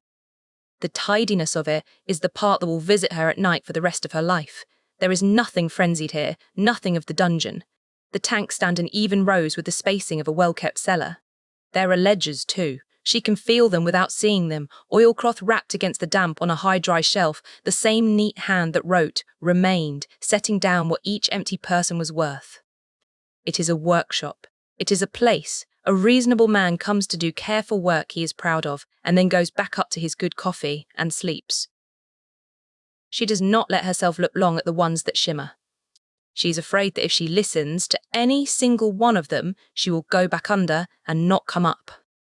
She swims the row looking for the newest, because the newest will be the one still mostly a person, and she finds it near the dark end, a tank with the shimmer still bright and thick and recent, and inside it, suspended, her hair lifting in the slow current, her eyes open and her face slack and untroubled in a way Mira has never once seen it, is Tace. The charm is still at her throat. The twin, on its cord, the one she made so the luck would point both ways, riding the slow current against the slack skin, and it is the only part of the whole drowned picture that is still entirely Tace, because it is the one piece of her that went into glass on purpose, by her own hands, and so it is the one piece this place could not pour out. Mira looks at that small, warm, glowing oval, keeping faith at the throat of a girl who no longer has a self for it to be lucky for, and something in her that had been holding, let's go. She gets her out. She does not remember afterward how there is a catch, and her salvager's hands find it. The way they found the seam, there is glass, and then there is no glass, and there is Tace, loose in the water, lighter than she should be, as though some of her weight went out with the rest. She gets an arm under her and brings her face up close in the dark, and Tace's eyes open onto her, and there is nothing in them. Not fear, not relief, not the gleeful menace, not the quick reading, not the warmth that has met Mira across 9 years of rooms. Tace looks at her with the polite, empty attention of a person looking at weather, at a stranger on a ferry, at a thing of no account, and Mira makes a sound underwater that uses the last of her air, because this is the thing she came down through the dead to prevent, and it has already happened. They did not take Tace's life. They took everything that made the life Tace's and left the breathing. Mira reaches for her the only way she has left, the way that is killing her, with the echo. She's already full of the dissolved. She gathers what is freshest in the flood, the parts of the water that still Tace, the laugh and the frog and the wedding she built out of nothing, and the day at the rail, and all of it pouring loose down here, and she tries, with everything she is and some of what she no longer is, to put it back. To pour Tace back into Tace. It does not go back. That is the cruelty she will spend her life understanding, that you cannot unpour a person, that the glass took it as a binding, and a binding does not run backward, that all her terrible gift can do is hold the spilled thing, not return it. It costs her even to try. Holding Tace's spilled self against the pull of this place, even for the seconds she manages it, takes something out of Mira that does not come back, the way a salvager who lifts a thing too heavy at depth feels something tear that will never quite heal straight. She will carry Tace now. The gathered loose pieces of her, in the same flooded vault where she carries the Edith's boy and the child with the lost word, and her own softening gap pox past, and she does not yet understand the worst of it, that this carrying is the only grave Tace is ever going to get, and that Mira is it. She gets, for one instant, something, a flicker behind the empty eyes, a snag as a current snags on a wreck, not memory, lower than memory, the deepest grain of a person, the part that is under everything they ever knew. Tace's lips move. Aye! Tace's lips move. She carries her up. She gets her to the last step and into air, and there is light now, far off and coming, the swing of lamps somewhere up the stair and voices that are not raised because the people who work this place have never once needed to raise their voices, and she has minutes or less, and she does not hurry because there is no longer anything up that stair worth hurrying toward, and the only thing that matters in the drowned world is in her arms breathing wrong. She lays Tace across her knees on the last dry step with the water lapping at them both, and she holds the slack face in her 2 hands, and Tace looks up at her out of the emptiness, and from somewhere under the emptiness, from the snag, from the deepest grain that the glass could not quite reach because it is older than anything a person learns, Tace's ruined mouth shapes a word. Mira, Tace says. She does not know it.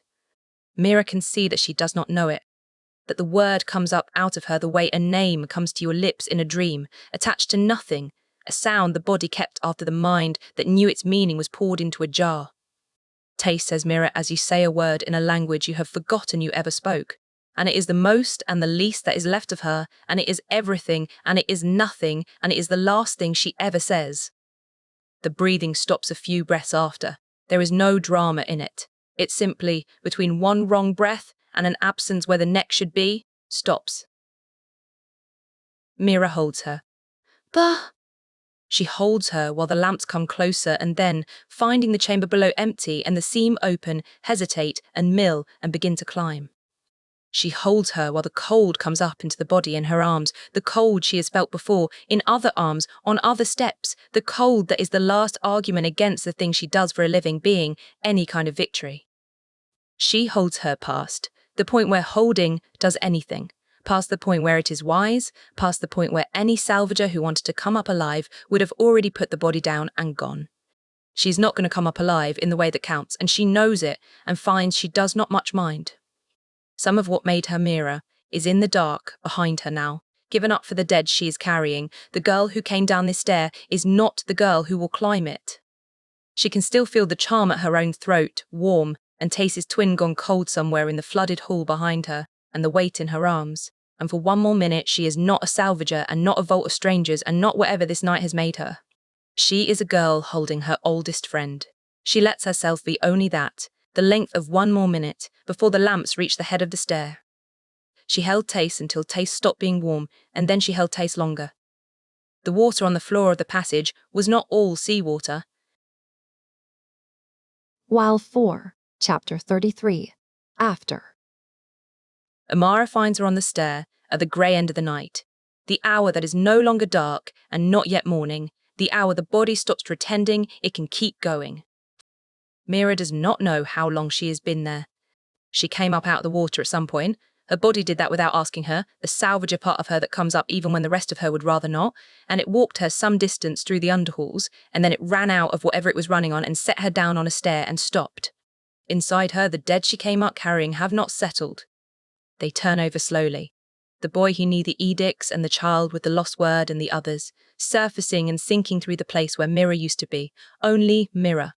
And she cannot yet tell their grief from her own, and so she grieves all of it at once, 6 strangers and 1 friend, which is either too much to live through or the only reason she is still on the stair and not in the water with them. She is soaked through. The salvager's coat is a dead weight of cold water around her. Her arms are folded around the shape of a thing that is not in them, because Tace is not in them, because at some point between the last step and the stair, the lamps reached her, and hands she did not fight took the body out of her arms and carried it away into the part of the skull that makes things not have happened. And she let them, because there was no version of holding on that gave Tace back, and every version that got Mira killed, and she has been trained her whole life by the water to know the difference between a thing you can save, and a thing you can save, and a thing you can only drown beside. So her arms are empty and still folded around the empty, and that is how Imara finds her.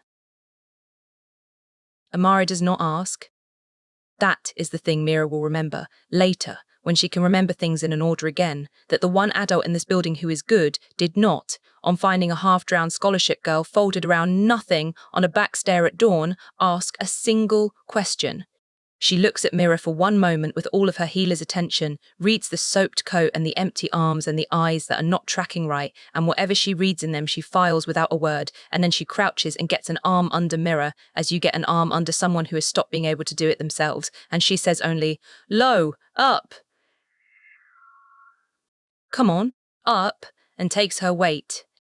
She does not look around to see who might be watching a magister haul a soaked scholarship rat off a back stair at dawn, which is its own kind of statement, because Lin Saltren has spent 2 years keeping a careful count and a careful distance and a life worth more than a gesture, and she is spending the distance now, on Mira, without appearing to spend anything at all. The decency of her was always going to cost her something. She has decided, it seems, to let it. The infirmary is warm, and smells of brine and clean linen and the green of the window box herbs, and it is the same room where, a lifetime ago, a different girl sat on a stool and let a kind woman stitch her hand and learned that there was one almost safe door in this place. Imara takes the dead coat off her. She puts dry things on her, working briskly, impersonally, as you handle a body that has gone past being able to be embarrassed. She wraps her in something warm. She puts a cup in her hands and folds Mira's fingers around it when the fingers do not close on their own. She does all of it without a word, and the wordlessness is the kindest thing anyone has done for Mira in 6 weeks. Because words would have asked her to make it into a story, and she does not have a story. She has a hole with the shapes of strangers swimming in it.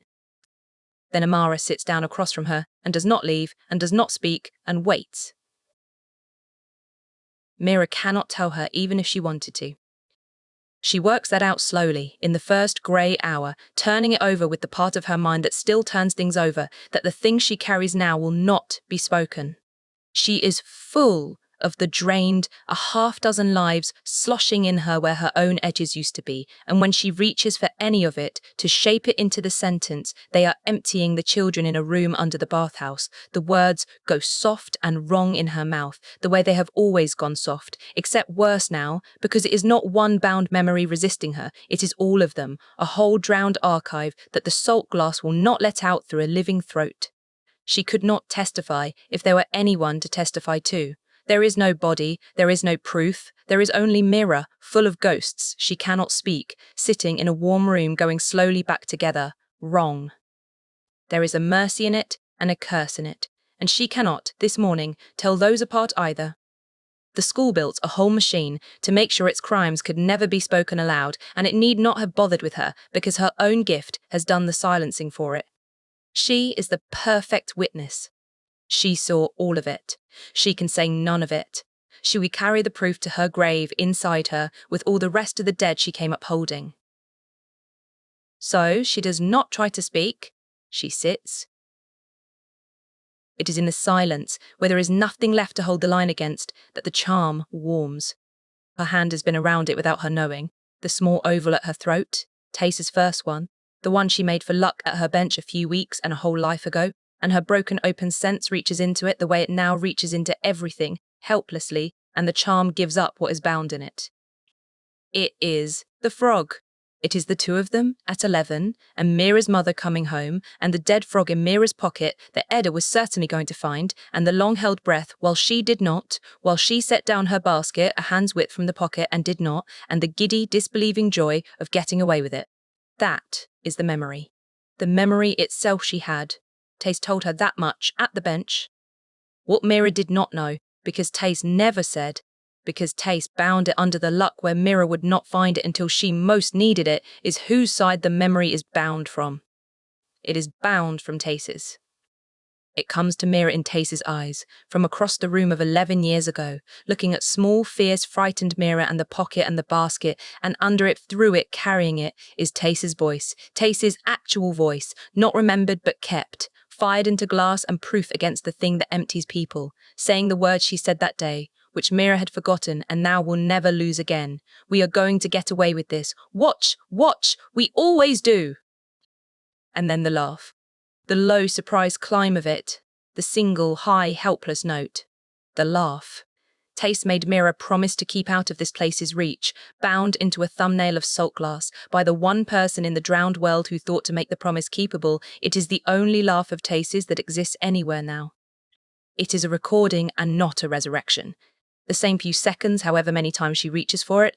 Tace at 11 forever, and never a second older, never warned, and Mira sits in the warm infirmary with her dead friend's voice in her hand and makes no sound at all. She does not cry, where Imara can see. Her grief goes into her hands, around the charm. But she holds it, the small warm thing, the last of the laugh, and she does not let go of it, and Imara watches her not let go of it and understands, in the way Imara understands things, that the girl is holding the only grave she was allowed to keep. The hours go by like that. Outside the high window, the school wakes and does the things a school does. The bells, the feet in the corridors, 800 children learning to bind their small memories into glass, 3 floors above the room that has just finished unbinding one of Mira's. None of it comes in. Imara does not let it in. Whatever a magister has to do to keep a girl undisturbed for one morning, she does, invisibly, from a chair, and the school flows around the closed infirmary door like water around a stone and never notices the stone is a kindness. Imara sits. Mira does not speak. Ah! The morning comes slowly through the high window and does not improve anything. Chapter 34. Choosing. Kaesh learns it as he learns everything, by standing near the places where the school keeps its secrets badly and letting the secrets come to him, and for once in his life he wishes the method did not work so well. It comes to him in pieces over the course of a morning, and the pieces are small and ordinary and add up to the end of the world. The bathhouse is closed for repairs that no one ordered. A crawl girl who came over on a delivery has not gone back, and the steward who took the glass has been told there is nothing to remember and has decided, being a sensible man, to remember nothing. The tallow girl was not at first lecture or second, and a Saltren healer has had her infirmary closed since before dawn and will not say to whom. And his uncle came to breakfast looking, the family would say, refreshed, the way Aulin looks on the mornings after the work has gone well. Kaesh puts it together as he was raised to put things together, quickly and against his own will, and what it makes is this, that the Salvager girl had a person, and the person came to this atoll, and his uncle's machine took her down the stair. The rosters all end at, and emptied her, and that the girl went down after her into the place Kaesh warned her about in a courtyard and could not save her, because no one is saved from that. That is the whole point of it. He did not know the friend's name. He finds, standing in a cold cloister assembling a murder out of laundry and lecture rolls, that not knowing her name is its own particular shame, because Mira had loved her by that name, and Kaesh's family killed her to get at the thing in Mira that Kaesh's family wants. He has carried the rosters in his head for a season, the names and the dispositions and the neat second column, and he believed, because he had made himself look, that he understood the size of the thing. He understands now that he understood nothing. A roster is a list.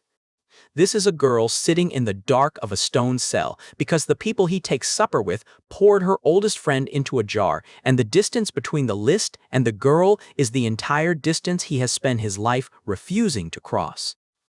He is going to be sick, and he is not going to be sick, because being sick is a thing you do about a feeling, and this has gone past feeling into the place where you simply have to decide what you are now. He should not go to her. Every careful instinct he owns says, leave her be, says a Velinor is the last face she will want, says you will only be the nearest available piece of the thing that did this, and she will throw herself against you, and you will deserve it, and it will help no one. He goes to her. He finds her because he knows, now, the shape of where a person goes to be alone in this building, having learned it from his own life, not the dormitory, where there are eyes, but the lower practice cells, the stone boxes built for solitary failure. She is in the dark of one of them, with the door open and no lamp lit, sitting on the floor with her back to the basin, and she is not crying and she is not doing anything. She is just sitting in the place the school keeps for people it is breaking, and when his shadow falls across the doorway, she looks up at him and her face does a thing he will see for the rest of his life. It is not grief. He could have stood grief. It is recognition. She looks at the Velinor in her doorway and she sees, correctly, the family, the house, the blood, the whole warm, reasonable machine that turned her friend into a shimmer in a tank, wearing the face of the one of them who said he was different. Get out, she says. Her voice is wrecked, scraped down to nothing. Get out, get out, get. He does not get out. He stands and takes it. She does not have many words, and the ones she has are about him, because she cannot. He can see her try and fail, say the other thing, the real thing, what she saw. Something stops the words in her throat and turns them, and so she spends on him the only ammunition the night left her, which is his name and his blood. Your uncle. It comes out of her in pieces, between breaths that are not working right. Your school, your good coffee and your warm rooms and your family, sitting up there, refreshed. You knew what they were, and you let me walk around this place for weeks like it was a thing a person could survive, and she came to see me, and now— The sentence breaks. She cannot finish it. The night will not let her say what is at the end of it. You're one of them. You have always been one of them. You sat in a library and bled at me about your dead mother, so I would trust the face of the thing that does this. That one goes in deep, because it is almost true, because there is a version of him for whom it would be entirely true, and he has spent his whole life being so close to that version that he cannot prove, even to himself, that he is not it. He does not defend himself. He has nothing to defend. She is right about the blood, and right about the weeks, and right that he is the nearest piece of it. And a man who has finally decided what he is does not stand in a doorway arguing that he is better than the worst reading of him. He lets her be right. It is the only gift he has that costs her nothing. There is a thing he wants to say and does not, because it would be for him and not for her, that he is sorry, that he tried, that the warning in the courtyard was the most he knew to risk at the time, and it was not enough, and he knows it was not enough. None of that is hers to carry. An apology is a weight you hand to the person you have wronged and ask them to hold for you, and he has watched his family hand people weights his whole life.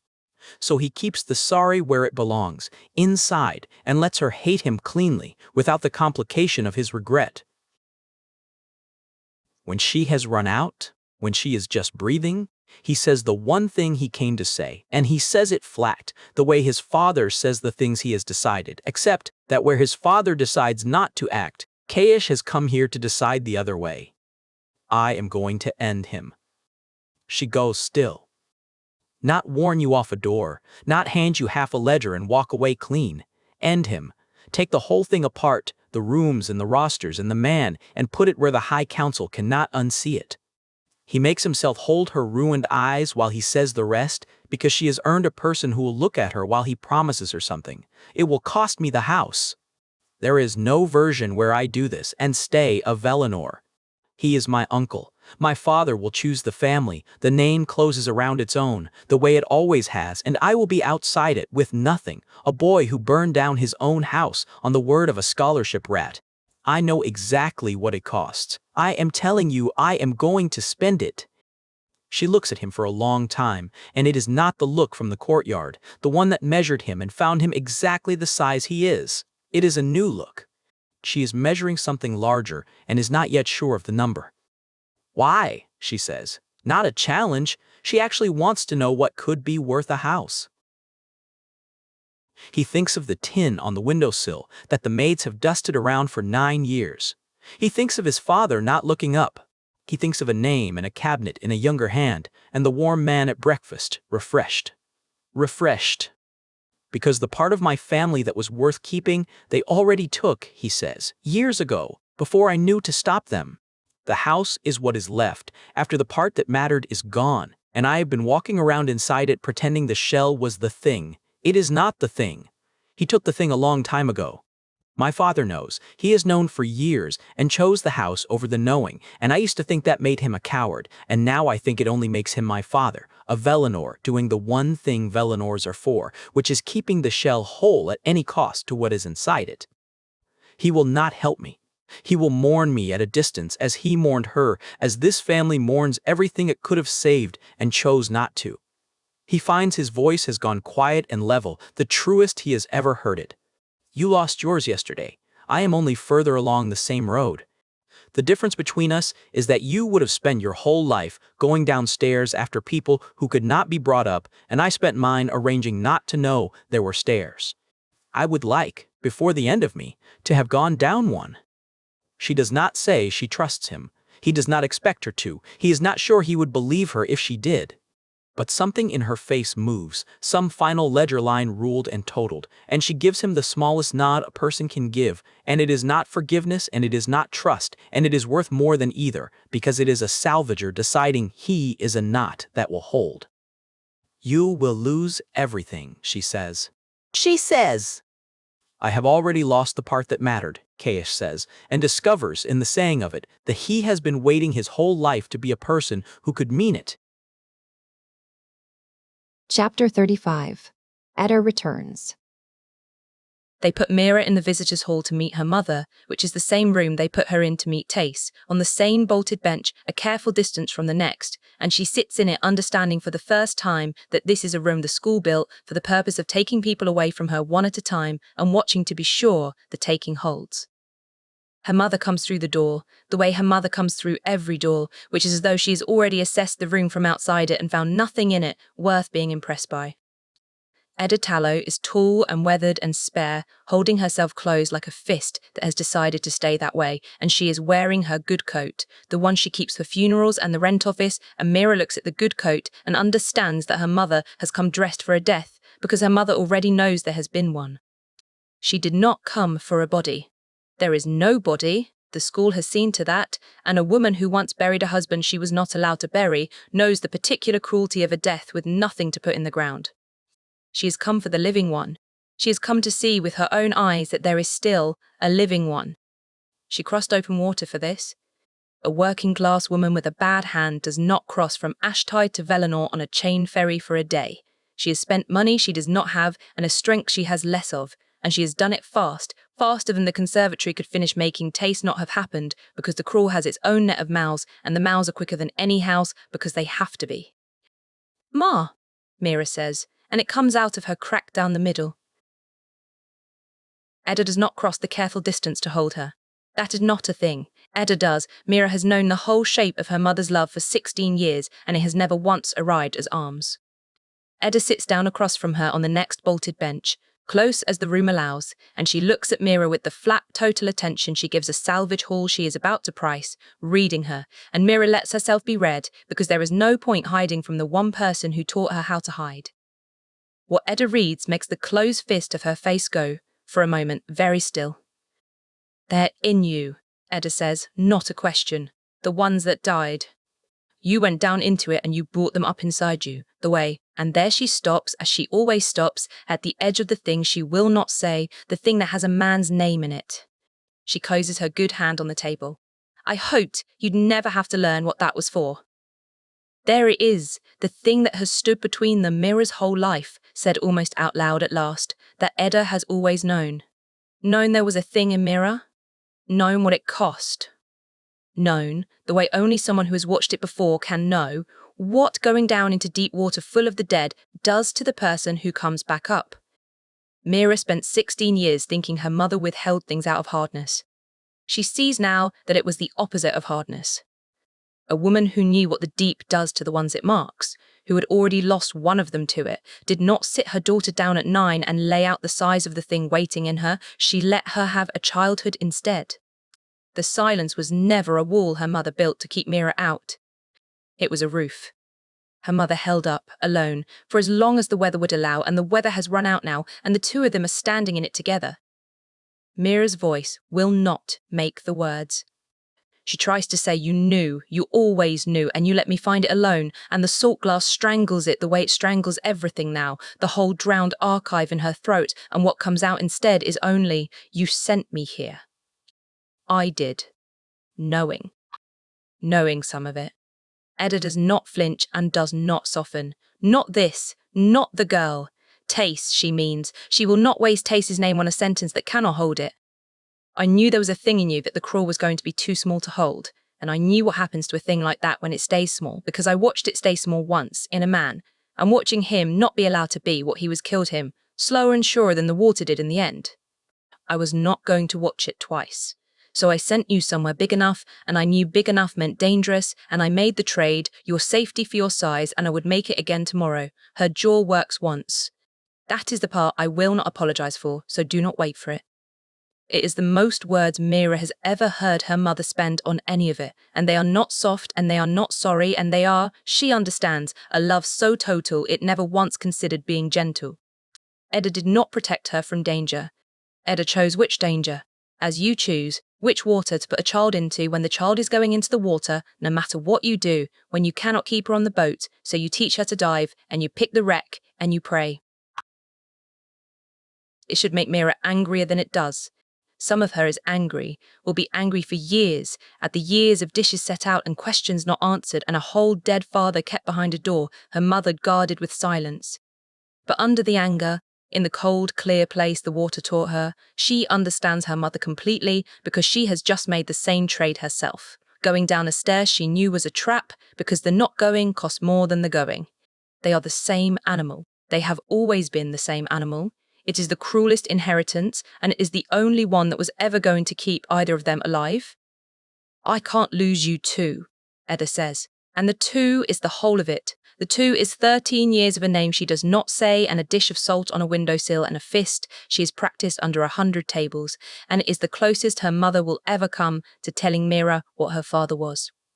Whatever you started here, whatever you are doing that has put that look on you and those dead in you, I'm not going to tell you to stop because I know you. I made you. You will not stop. She leans forward, the good coat creaking. I am telling you that you are not doing it alone anymore. You have your mother behind you now. For whatever a woman with a wrecked hand and no money is worth against a house, you have her, the whole of her, until they put me in the ground. Mira puts her face in her hands then, finally, where her mother cannot quite see it, and Edda lets her and does not reach across the careful distance, and the not reaching is, she knows, the most her mother has to give, and it is enough. It is somehow enough. When Mira has her face back, Edda is going through the small warm purse she keeps her funeral coat money in, and she takes nothing out of it, which is how she understands that what she is about to give is not in the purse. It only lives near the money, near the things you keep for the worst day. There is one more thing, and then I have a ferry. Edda says it low, fast, as you pass a thing you do not want overheard. If it gets past what your houseboy and your healer can do, if it gets to where you need a thing that nobody who plays by the rules of this place can give you. She holds Mira's eyes. There is a man at Marrowdeep Atoll, from before you. He owes your father and he owes me, a debt older than you are, the kind that does not wear out. I have spent my whole life not spending it. I am giving it to you to spend.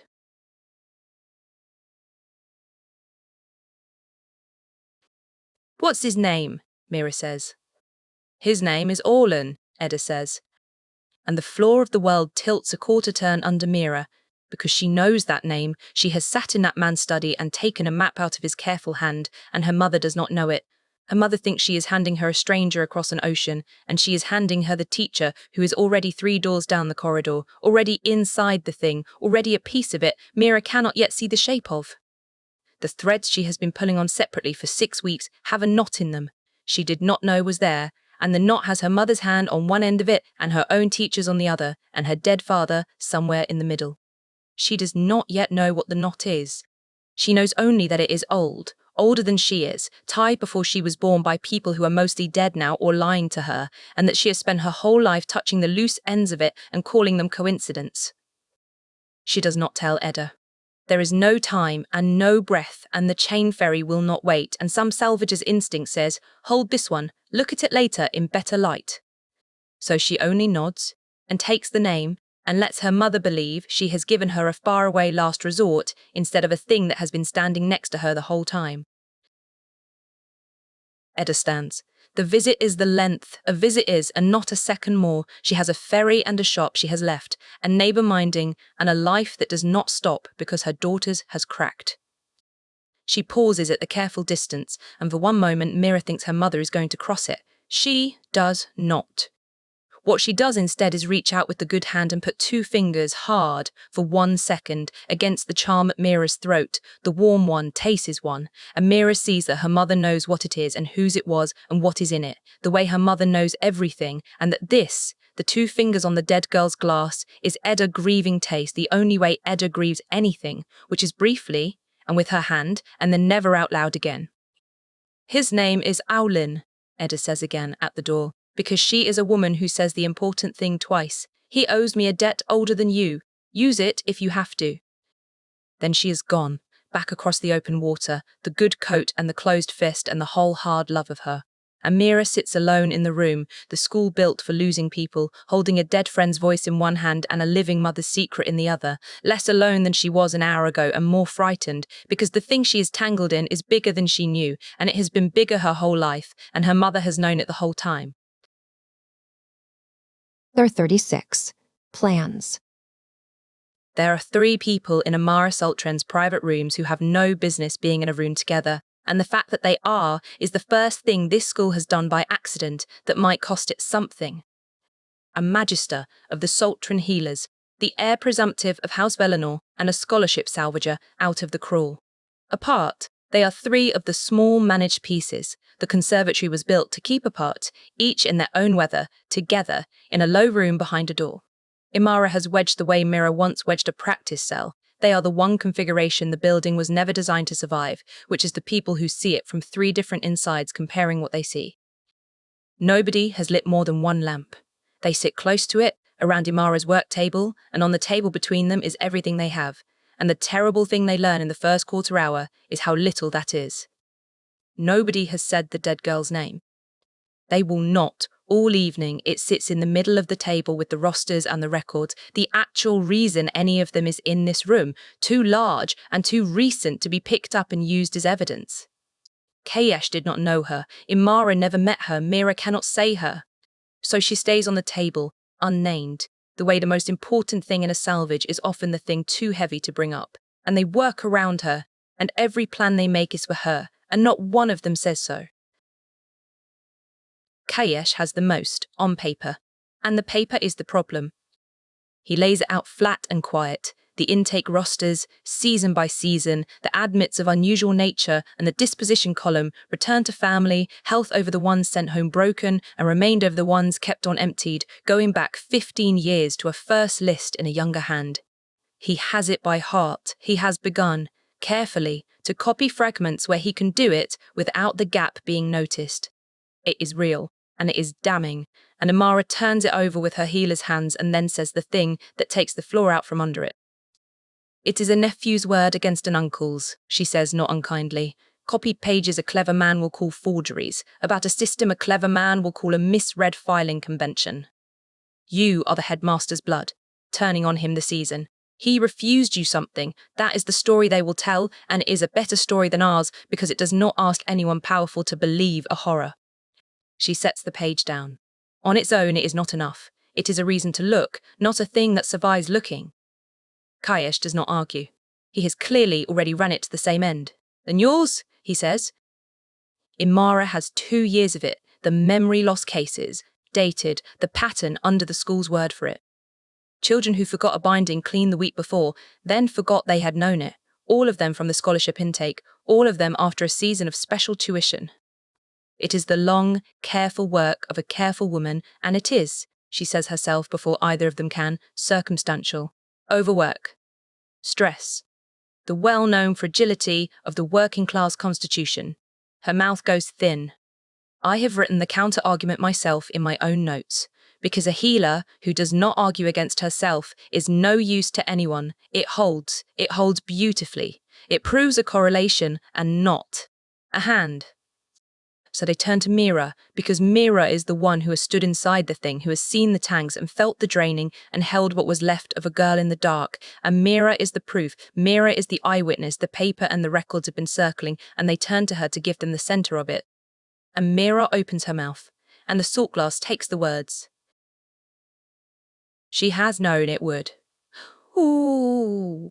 She has tried, alone, a dozen times since the stare, to shape any of it into a sentence and felt it buckle, and she tries again now in front of the 2 people who most need to hear it. There is a flooded hall, and they hang the children in glass and pour them out and the words go soft and wrong and slide off into some nonsense about cold and depth. Because it is not one bound memory in her throat now, it is the whole drowned archive, 6 lives and one she loved, and the rule that strangled a single stranger's death in her at home strangles all of them at once. Imara watches the words die in her, and the healer's face goes very still because she knows what she is looking at. She has seen a carrier try to speak bound memory before. She reaches across the table and puts her hand flat on Mira's wrist, not to comfort, to stop her trying, because trying is its own small damage. Don't, Imara says quietly. I know. I understand what you are. I think I have understood it longer than you have wanted me to. She looks at Mira with something that is almost grief of its own. You are the only true witness in the reach to what is happening in this school, and you are the one person alive who physically cannot testify to it. The same thing that made you able to see it has sealed your mouth shut around it. He could not have built a better silence if he had designed it himself. She sees it then, sitting there with the failed words still dissolving in her mouth, the true shape of what the school does. It does not only empty the children, it builds a world in which the people who could speak for them are the people the speaking has been taken from. The witness and the silence are made by the same hand in the same act. She had thought the dangerous thing about the echo was that it could be turned against her. The dangerous thing about it is that it makes her at once the perfect proof and the perfect dead end. The unfairness of it sits in the room like a 4th person. Mira saw everything. Mira can prove nothing. The most certain thing she has ever known is the thing she will carry to the grave unsaid. Then it has to be a living one, Kaesh says into the quiet, and Mira watches him hate the sentence as he says it. Not a record, not a witness who can't speak. A person, alive, standing in front of the council, who was in that room and came back able to say so. One of the remained. Most of the remained cannot say their own names, Imara says. That is the point of them. Most, Kaesh lets the words sit. Not all. The draining is not even. You said so yourself. In your notes, some come back further gone than others. There is one who is recent and young and not yet all the way emptied, whose forgetting is still happening, which means there is still someone there for it to be happening too. He does not say the name, because none of them wants to be the one who says it, who chooses a 14-year-old as the leaver. So Mira says it, because Mira has stopped being able to afford the luxury of not being the one. Lin Saltren. Imara is already shaking her head, and it is not refusal, it is grief. The grief of a healer being asked to consider a patient as a tool. She is a child. She is failing. To put her in front of the High Council, to make her stand up and say it while it is still being done to her, in front of the man doing it if it goes wrong, and it will likely go wrong, it costs her the last of what she has. We would be finishing for him what he started and calling it justice. And if we do nothing, Mira says, he keeps her until there is nothing left, and then he files her under remained, and she shelves books in the dark for 40 years, and the next one comes, and the next. Her voice has gone to the flat place. The salvager's place, the place that does the cold arithmetic over a body and decides what can be saved. There is no version of this where Lin is safe. There has not been since the day they signed her in.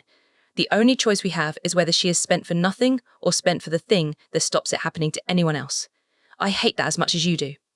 I am not going to pretend the hating changes the arithmetic. Imara looks at her for a long moment, and Mira sees the healer wall with the woman who has kept a 2-year count waiting for exactly this, for someone willing to do the unbearable necessary thing she could never quite bring herself to design alone.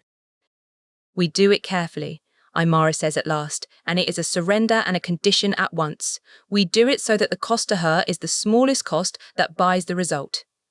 If we are going to spend a child, I will not have us spend a copper more of her than we have to. That is mine. That is the line I keep, or I am not in this. Agreed, Kaesh says. Agreed, Mira says, and means it because the line is a good line, because someone in this room has to keep the thing they are about to do from making them into a smaller version of the man they are doing it to. So they begin to design it, how you reach a watched child without being seen to reach her, how you find the window when she is lucid enough to understand and not yet drained enough to be useless, what you would need to have ready, and standing where, on the single day you would only get once. It is salvage planning, the kind that lives in Mira's bones. You do not get to dive the wreck twice, so you read it cold and you plan for the water turning on you and you decide, before you go down, which things you will not leave without. They talk in the careful half-sentences of people planning a crime, naming nothing they would not want a wedged door to overhear, and Mira finds, to her own surprise, that the planning steadies her. Grief is a tide, and she has been under it for 2 days. A plan is a line to hold against the tide. It does not make Tace less dead, it makes Mira less drowned. She suspects that is most of why Imara called this meeting tonight and not in a week, not because the timing is right, but because a person with a plan is a person who has decided to still be there in the morning, and Imara, who reads people the way Mira reads water, had looked at a girl on a stair at dawn and decided she needed a reason. It is past the middle of the night when Imara says the true thing, the thing that has been sitting under the whole conversation. This will not be clean, she says. You understand that? However carefully we do it, people will be hurt who did not choose this. It may not even work, and then they will have been hurt for nothing. There is no version of what we are planning that I could write up afterward and feel was clean. Mira thinks of a tin, a schoolmaid, not have, happened. Of a body carried off so there would be no grave, of a laugh that exists now only in a thumbnail of glass at her throat, of every clean, careful, reasonable thing this place has done to the people it decided were cheaper than its purpose.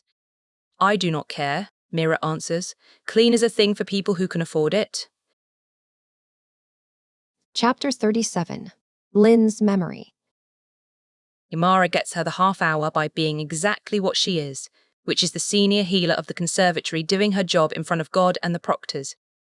Lin Saltren is due a fortnightly examination. Imara has examined her before. There is nothing in the daybook to mark when she signs the Tallow Scholarship girl in as an assistant to hold the instruments, because a magister is allowed an assistant, and the assistant is nobody, and nobody is the safest thing to be in this building. So Mira stands in the bright, clean infirmary holding a tray she will not use, looking at the child they are going to spend, and the child looks back at her with the polite emptiness Mira has seen once before, on a face she loved in the dark, and has to set the memory of that down hard before it takes her under.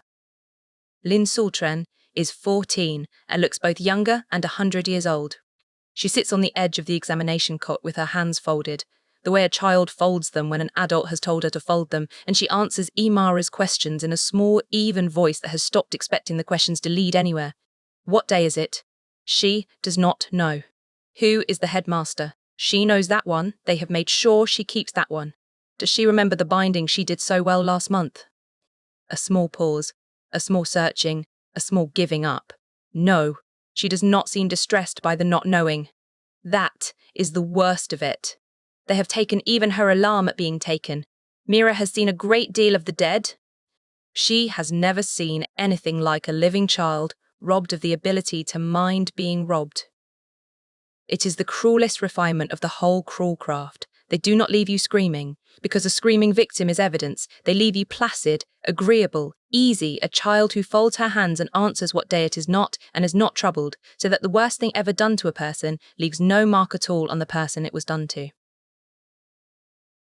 The plan was that Lin would testify. Standing here, she sees in the first half-minute that Lin cannot testify to a thing she cannot remember, and that the plan, the careful plan they built in a wedged room at midnight, was built by people who had not yet looked at the size of what is left of her. But there is another way in, and Mira is the only person in the Reach who has it, and it has been sitting in her the whole time like a loaded thing she has been afraid to pick up on purpose. She has used the echo by accident, in a basin, in a bathhouse, in a flooded hall that nearly ended her. She has never once reached for it as you reach for a tool, coldly, knowing what you want and meaning to take it. She has been afraid of what it would mean to do that, to stop being a girl the thing happens to and become a woman who uses it. She is not afraid anymore. Fear is a thing for a person who still has a great deal to lose, and she buried most of that on a stair 4 days ago. There is a line here, and she knows she is about to cross it, the last line between the girl the echo happens to and the woman who reaches for it with intent.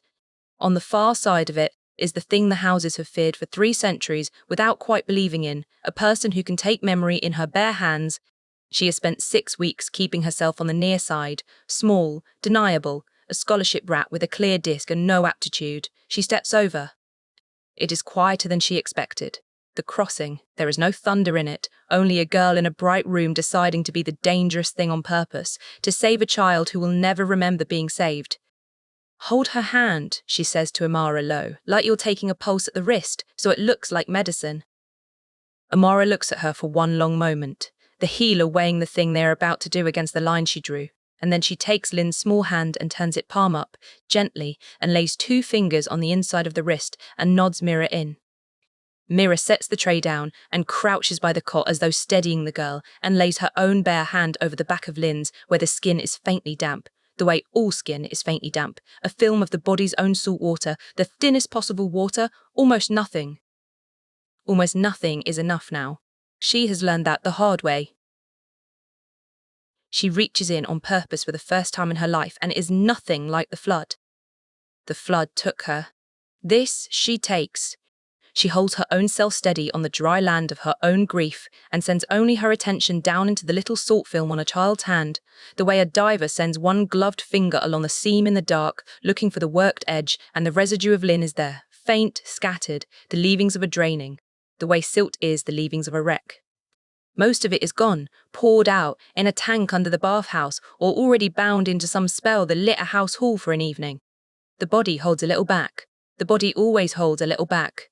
There are crumbs of her still caught in the salt of her own skin, too small for the machine to have bothered with, and Mira goes looking for one that is whole enough to matter, gently, gently, as you lift a thing you are afraid will come apart in your hands. She finds the grandmother. It is small, and it is complete, and it is the most alive thing in the room. A kitchen on Saltren Cadet Row, a low fire, the gold of late afternoon through a window that has a crack mended with wax. An old woman with hands like Lin's will never now get to have, kneading something, flour to the elbow, singing under her breath in the half-tune of a person who does not know she is singing, a Saltren cradle song with the words worn off it. Small Lin, 4 years old, 5, sitting under the table where the warmth pools, watching the hands and the flour and the light, being, with the total uncomplicated certainty of a loved child, exactly where she is supposed to be. The grandmother barely has a name in the memory, the way the most loved people are more a warmth than a name, but the warmth of her is total. She is the safe one, the lap you go to when the world is too big, and 4-year-old Lin loves her with the whole undivided heart a person only has before the world teaches them to ration it. It is the purest thing Mira has ever touched, a child being completely and safely loved on an ordinary afternoon for no reason except that she exists, and it is gone. Taken out of a living girl and burned to light a corridor for an evening, and the girl it was taken from is folded on a cot 8 feet away, not knowing she was ever held. That is what they took. Not a binding, not a skill. They reached into a 14-year-old, and they took the kitchen and the gold light and the worn-off song and the hands, and they spent it. And Lin sat on a cot just now and could not remember that she was ever a child who was loved under a table and was not even distressed, because they took the distress too. Mira holds the grandmother in the little salt of Lin's hand and does not let go, and she knows, with the cold certainty of a salvager who has found the thing she dove for, that this is it. This is enough. This is the one particular, irreplaceable, stolen thing that no clever man can call a filing convention, the proof with a face and a song in it, and she has it. She takes it. She has no glass to bind it in. She could not bind it if she had. Her hands have never once made the glass keep anything. So there is only one place to put a thing. She cannot leave in a child, and cannot bind in a token, and that place is her. She draws the grandmother up out of Lin's salt and into herself as she drew the dead up in the flooded hall. Except this time, she chooses it. This time it is not the water deciding, it is Mira deciding to carry a stranger's grandmother so that the stranger's robbery can be proved. It costs more than she planned for. She knew there would be a cost. She did not know the cost would feel like this, like grief arriving fully grown for a woman she has never met, complete with the ache of having lost her, so that the moment the kitchen and the gold light are inside Mira, they are also already gone, already a loss. Because that is the shape memory comes in now. It comes in as the dead come. And Mira kneels by a cot in a bright infirmary and grieves, suddenly and helplessly, an old woman on Saltren Cadet Row who has been dead for years and was never hers to grieve. She understands, kneeling there, what she is now, not a witness, not a weapon, a vessel, a place the stolen go. She came up out of the flooded hall carrying 6 of them, and now there are 7, and there will be more, because this is the only way she has found to fight a thief, to take the stolen goods into her own body, where he cannot reach them again, and to be, herself, the safe deposit of every life this place has robbed. It is the loneliest work in the Reach, and she did not apply for it, and there is no one else alive who can do it. Lin makes a small sound. Mira looks up, afraid she has hurt her, that she has drained the child further, taken what little was left. But it is not that. Lin is looking at her, and for 1/2 second there is something behind the polite emptiness, a flicker, a snag, the way a current snags on a wreck. Not the memory. Mira has that now. Mira will always have that now. Something lower than the memory. The shape of the place where it used to be, brushing, for one instant, against the warmth of it passing close. I had a grandmother, Lin says, wondering, to no one, already losing the thread of it even as she says it. Didn't I? I think I had a grandmother. Yes, Mira says, around the thing in her own throat. You did. She loved you very much. Lin nods, accepting this as she accepts everything now, without holding on to it, and folds her hands again, and is gone back behind the emptiness. And Imara, 2 fingers still on the child's wrist and tears standing in her eyes that she will not let fall while there is work to do, very quietly says, We have it! We have to go. I go. The half-hour is up. The cover will not stretch. A salvager learns to leave the site the moment it has given her the thing she came for, and not a second after, no matter what it costs to turn her back on the rest.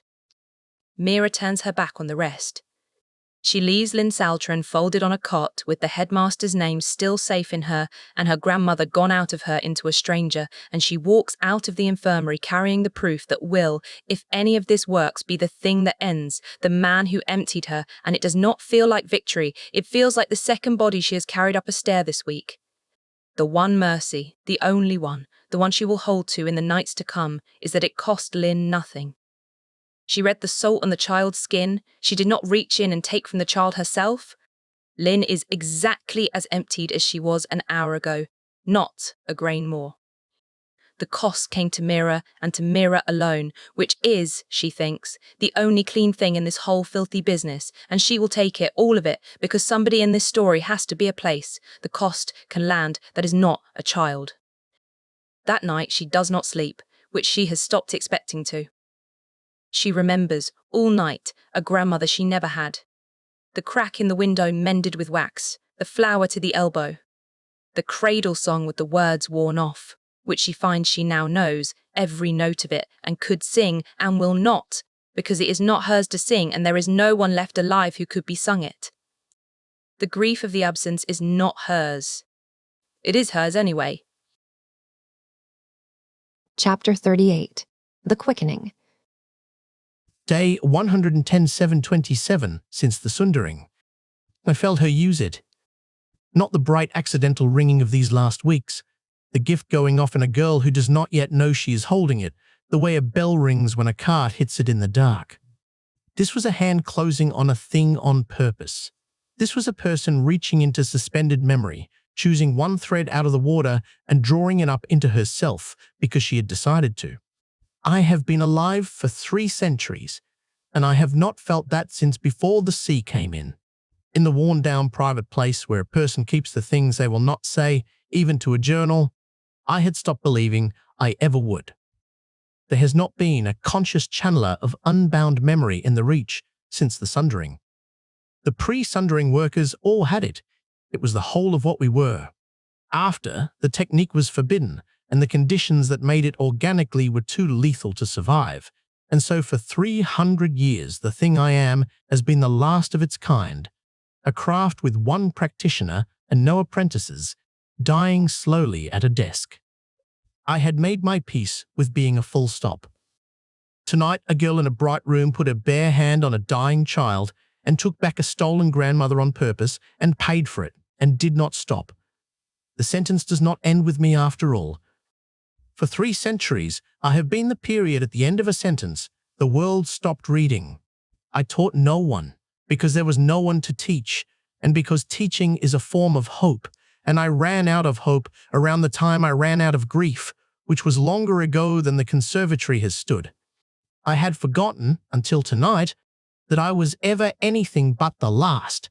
A thing that has been the last of its kind for 300 years does not let itself remember the word first.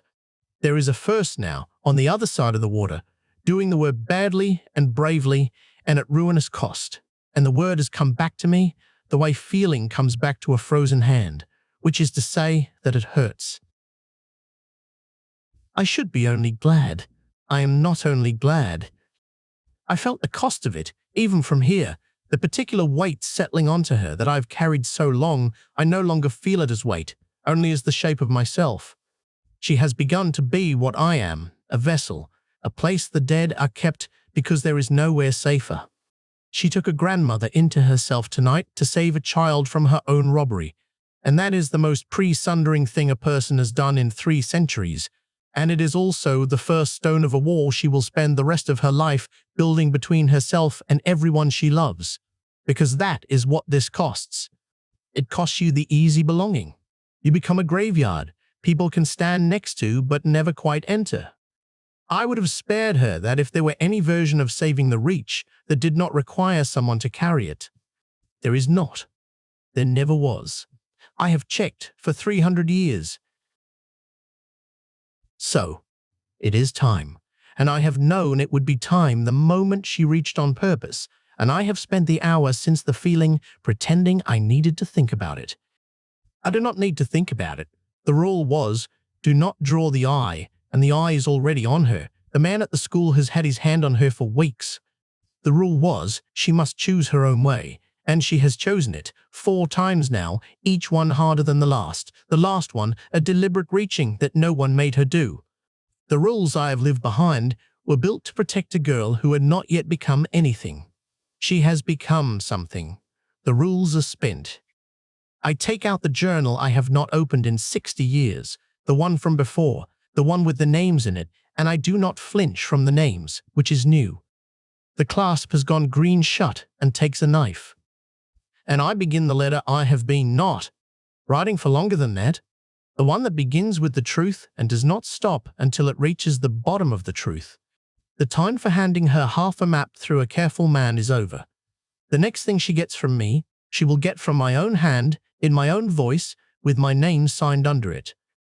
The names in the old journal are the ones I worked beside in the chamber on the last day. The coalition. The dead. My teacher among them. I have not been able to look at them in 60 years, because to look at them was to admit they were spent for nothing. I look at them now. They were not spent for nothing if the craft they died practicing comes back into the world.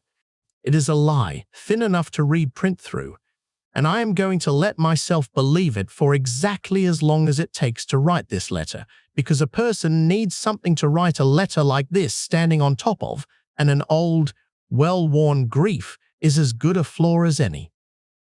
The writing of it is the leaving of the desk. I understand that as I write. A person who writes this letter has already decided to surface. In the cold observatory at the bottom of the drowned city, the cartographer set down the pen and looked, for a long moment, at the map that had held them to one room for 9 years and to one purpose for 3 centuries, and did not feel the old fear of leaving it, which was how they knew the thing in them had finally turned. They were old and tired in a way that had long outlasted whatever tiredness is usually for, and they were preparing to do the single most dangerous thing still available to them, which was to be seen.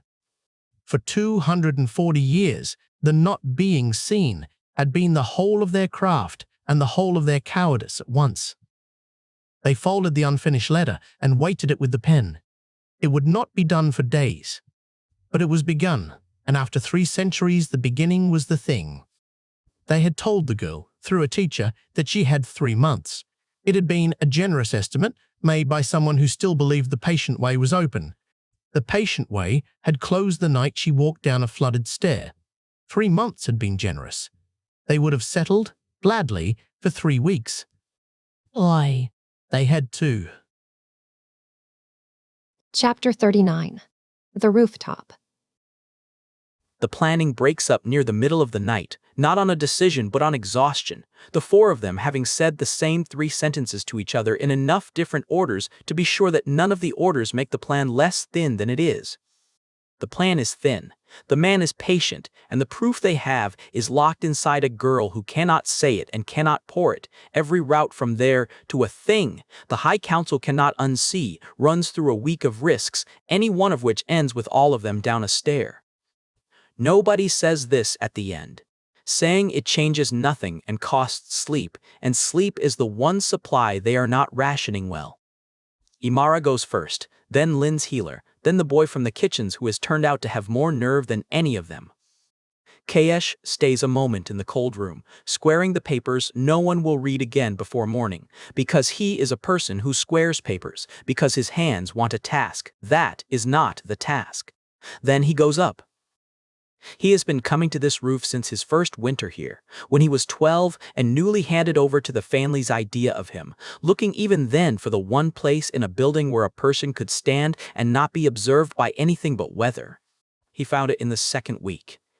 The flat lead roof above the east hall, behind the bulk of the chimney, where the parapet is high enough to lean on, and the lagoon opens below it, black and enormous and entirely uninterested in the house of Velinor.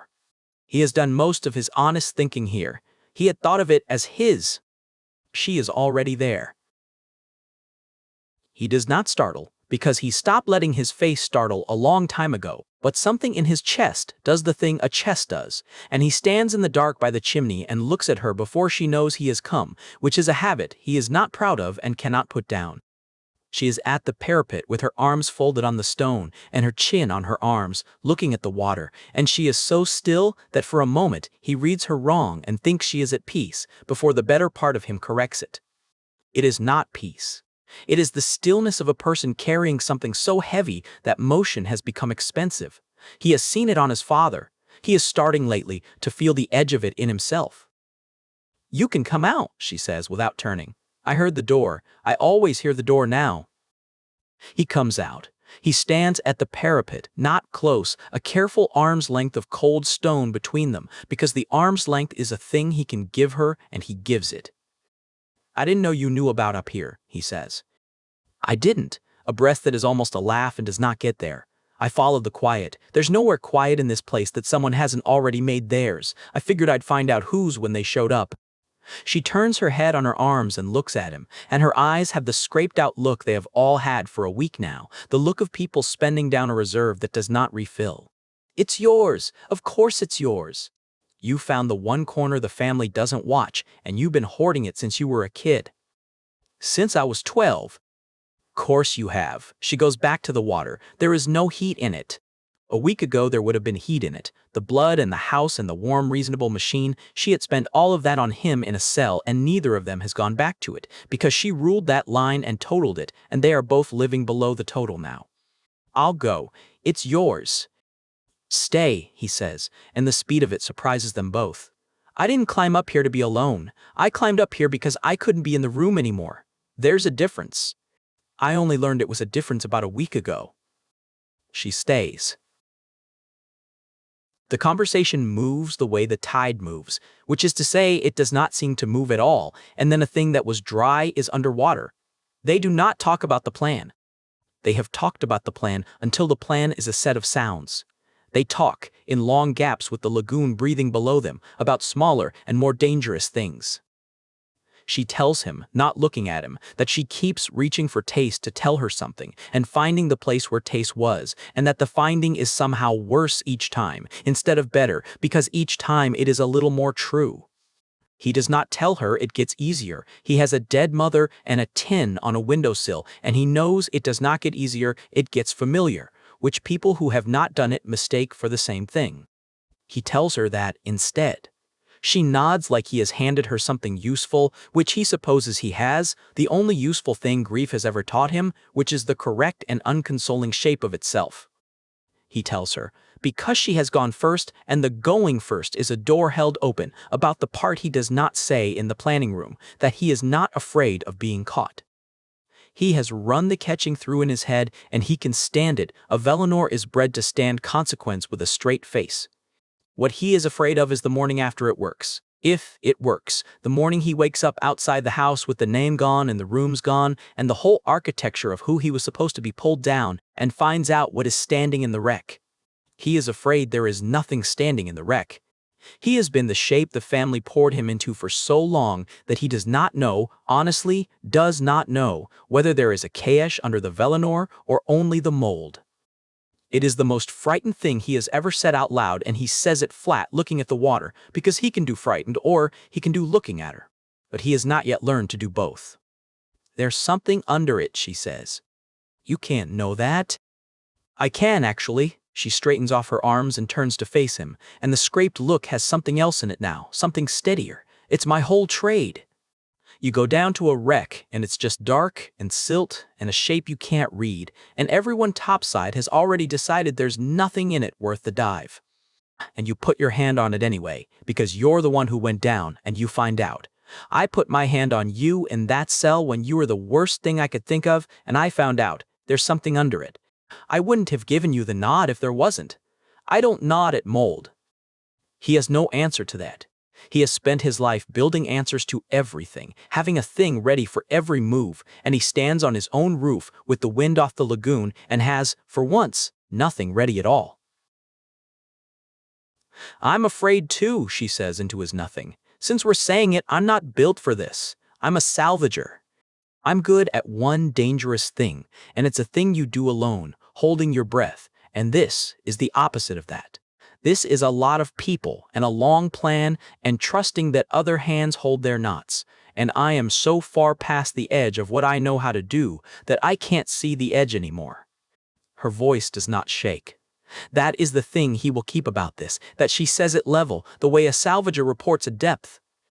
And the worst part is the thing I'm best at, is the thing that'll be wanted at the end of it, and I felt what it costs, and I don't know if there's going to be enough of me left to be afraid with by the time it's done. The distance between them has been closing the whole time without either of them spending it.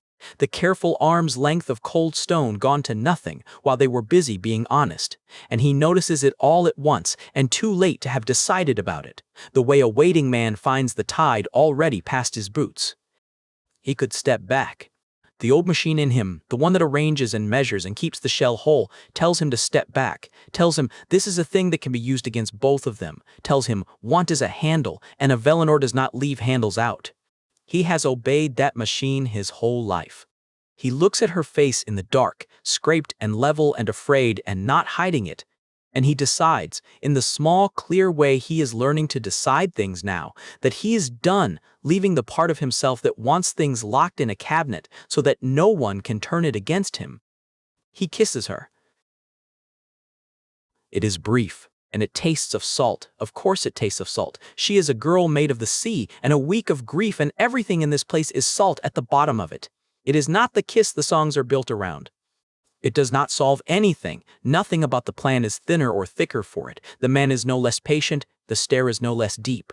It is a small thing, and they are standing at the edge of an enormous one, and the smallness is the whole truth of it. A kiss is not equal to what they are about to do. Nothing is. He sees, in the brief salt of it, that he has been waiting for something that would be equal to the wait, some grand, sufficient gesture, and that there is no such thing, that you do not get to meet the size of the dark with anything but the small human things, offered anyway, knowing they are not enough. It is not enough. He gives it to her anyway. That, he is starting to think, is the only honest way anyone gives anyone anything. Her hand has come up to the front of his coat, not pulling him in, just resting there, a flat palm over the place where his pulse is doing something undignified, and he thinks she is reading it, the salvager's hand on the dark shape, finding out what is in it. He lets her find out. He has nothing left in there. He is willing to keep from her. She pulls back first. He lets her. She does not go far, only enough to put a breath of cold air between them, her forehead nearly at his collarbone, her hands still flat on his coat, and they stand like that without saying any of the things that do not need saying and could not survive being said. He does not tell her it will be all right. She does not ask him to. They have both spent too long around honest grief to insult each other with that one. Below them, the lagoon holds the stars in fragments, broken and scattered across the black water, and not one of them whole, and holds them anyway, the way the Reach holds everything it has been given to hold, in pieces, somehow whole. Chapter 40. The Eve.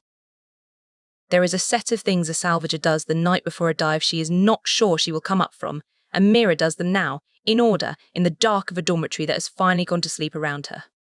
A shutter knocks somewhere below, twice, and stops. The trouble is that the order is built for water, and this is not water. The first thing is always the gear. And there is no gear tonight, no rope to coil and check and coil again, no weight to weigh in the hand. The proof she is carrying down tomorrow is a thing she cannot lift out to look at, lodged where she cannot reach it, a wreck she has already swum into and cannot swim back out of. There is no knot to test, and the absence of a knot to test is the worst part of the readying, because a knot is a thing you can make right with your hands, and there is nothing here her hands can make right. So she moves to the second thing. On the crawl, you leave word before a bad dive. You sit down on the dock with the light going, and you write what you would say if you could only say one more thing, and you leave it with someone who can be trusted to keep it dry. That way the people who love you are not left, afterward, reading the silence and filling it in with the cruelest version of you that grief can build.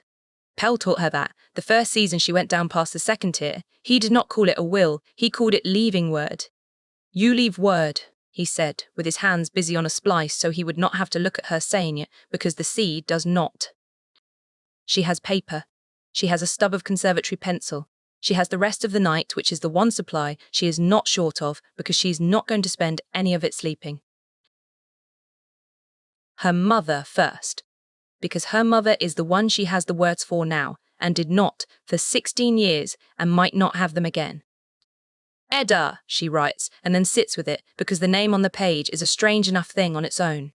For most of her life she could not have written that letter, not because she lacked the paper, but because she lacked the thing the letter required, which was the understanding that her mother had not been cold but careful, had built a roof and not a wall, had made a trade, her daughter's safety for her daughter's smallness, and would make it again tomorrow without apology.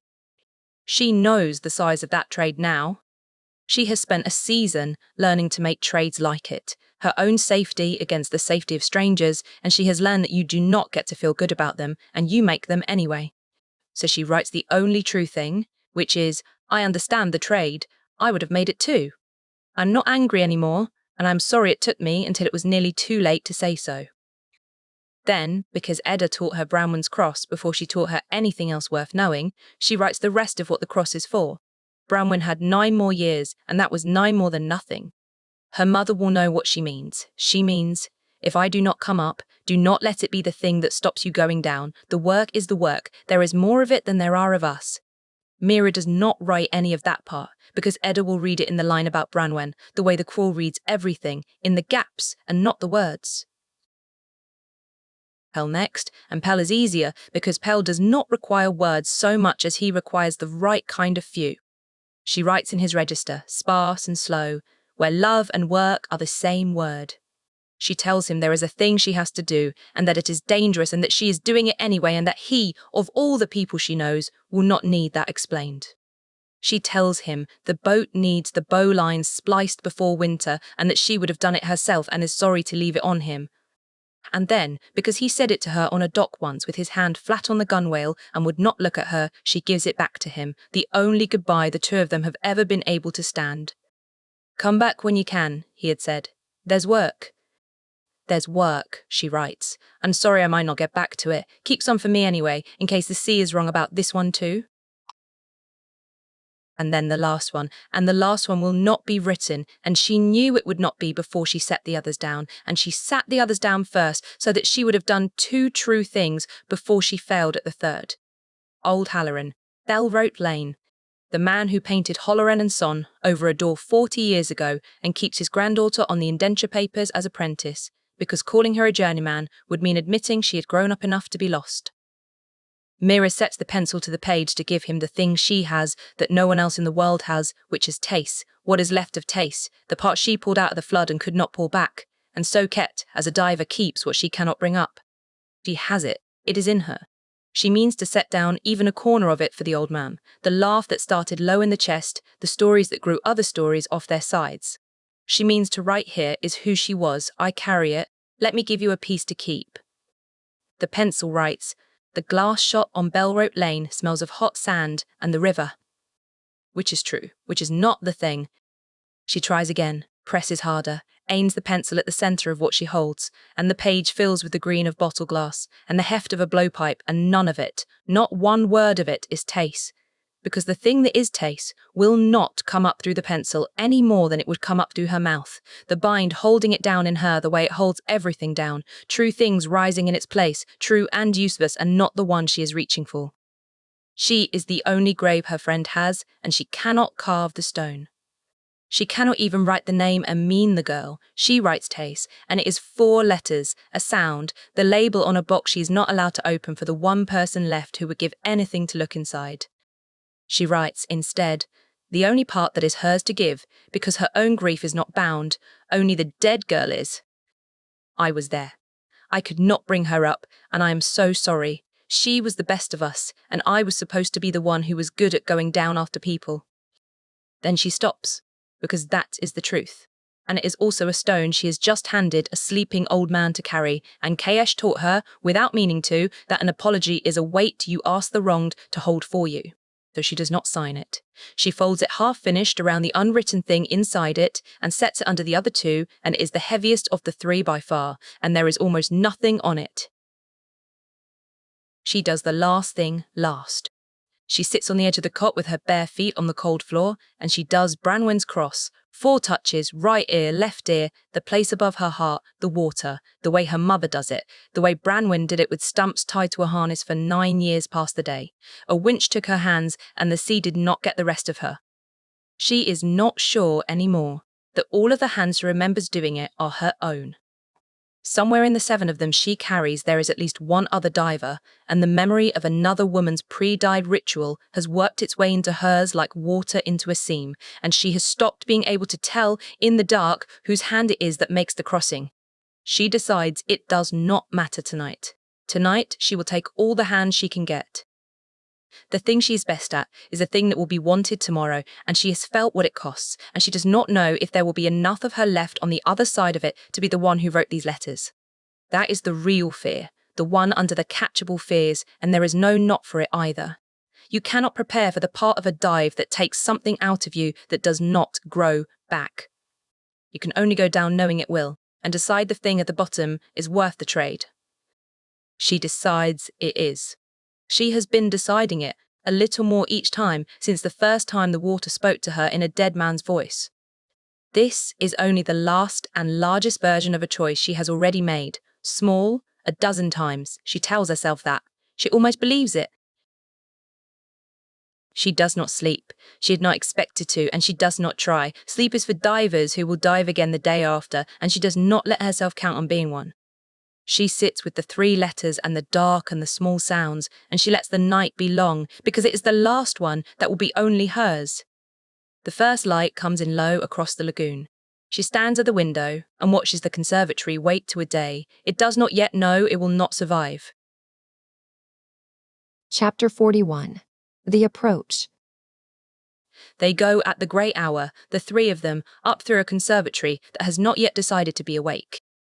Imara has done the descent in her head 100 times in the night, the way a salvager runs a dive before she wets a toe, and the route is clear in her, up the east stair, along the gallery, to the tall, pale door of the headmaster's office where the witnesses will already be waiting, because that is the whole plan. That there be witnesses, that the thing happen in front of people who matter and cannot afterward be told, it did not. A confrontation in a corridor is a rumour. A confrontation in front of 2 council observers and the Dean of Examinations and a Saltren healer who has agreed, finally, to say what she has seen is a record. They have spent a week building a room he cannot walk out of. Imara carries a part of the proof that can be carried, the rosters in Kaesh's neat copy and Imara's signed account and Lin's healer's testimony, and the rest she carries where she carries everything now, in the place words will not reach.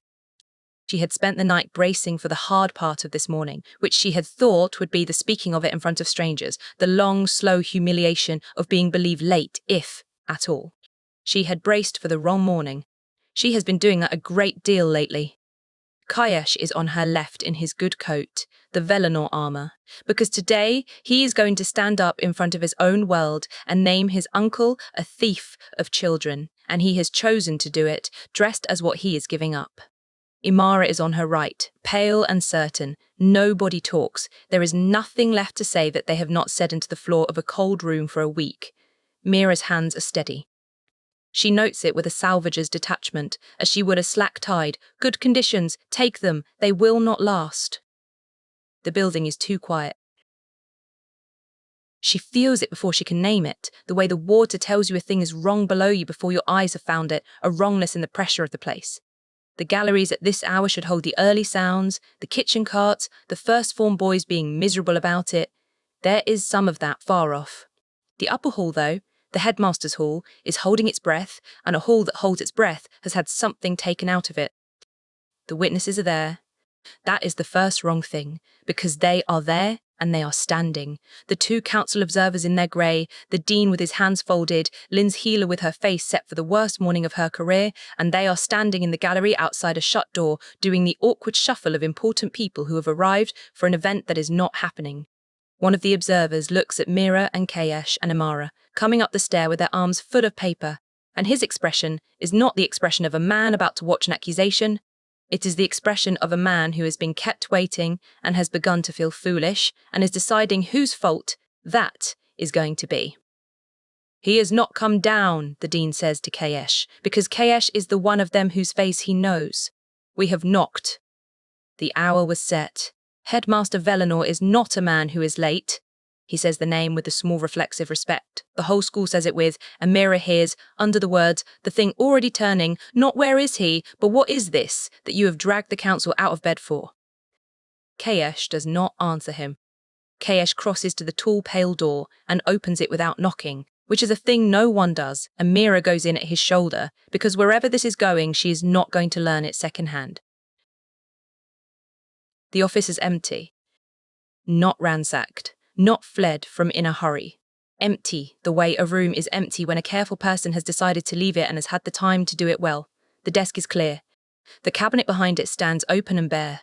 The long shelf of bound ledgers gone, not scattered, gone, carried out by people who knew which ones mattered and had hands enough to take them all. The chair is square to the desk. Someone pushed it in on the way out. Imara crosses to the grate while Kaesh stands in the middle of the room, turning slowly, reading it as she would read a wreck, and she puts the back of her hand near the ashes, testing for the answer she already has. The fire is out, not banked, not smouldering, out and cooled, the ash grey all the way through with no red left at the heart of it. A grate like this, in a stone room, on a cold morning. She has laid and killed enough fires to read one, an hour at least. The fire was let go an hour before they came, by someone who knew there was no further need of warmth in this room, because no one who mattered would be sitting in it again. His good travelling case is gone from the press in the antechamber, Kaesh says. His voice has gone very flat, the voice he uses when a thing is too large to be allowed any feeling yet. The small strongbox with it. And 3 of the staff I would have called his, the ones who were never quite assigned to anything. They signed out through the sea gate at the 4th bell. The 4th bell, Imara says from the doorway. That is the middle of the night. That is the middle of the night, Kaesh agrees. Imara straightens from the dead fire, and the thing arrives in her all at once, cold and total, the understanding of how badly they have lost before the first word of the morning was spoken. He knew. Of course he knew. She had put her hand on Lin in his infirmary and read the salt off a child's skin, and he had taken it without a flinch, and a man who does not flinch is not a man who has not noticed. He has known she was coming since the night she proved she could do the one thing he wants. He has known about the witnesses, probably, and the rosters, and the careful room with no door he could walk out of. He let them build all of it. He let them spend a week, believing they were closing on him.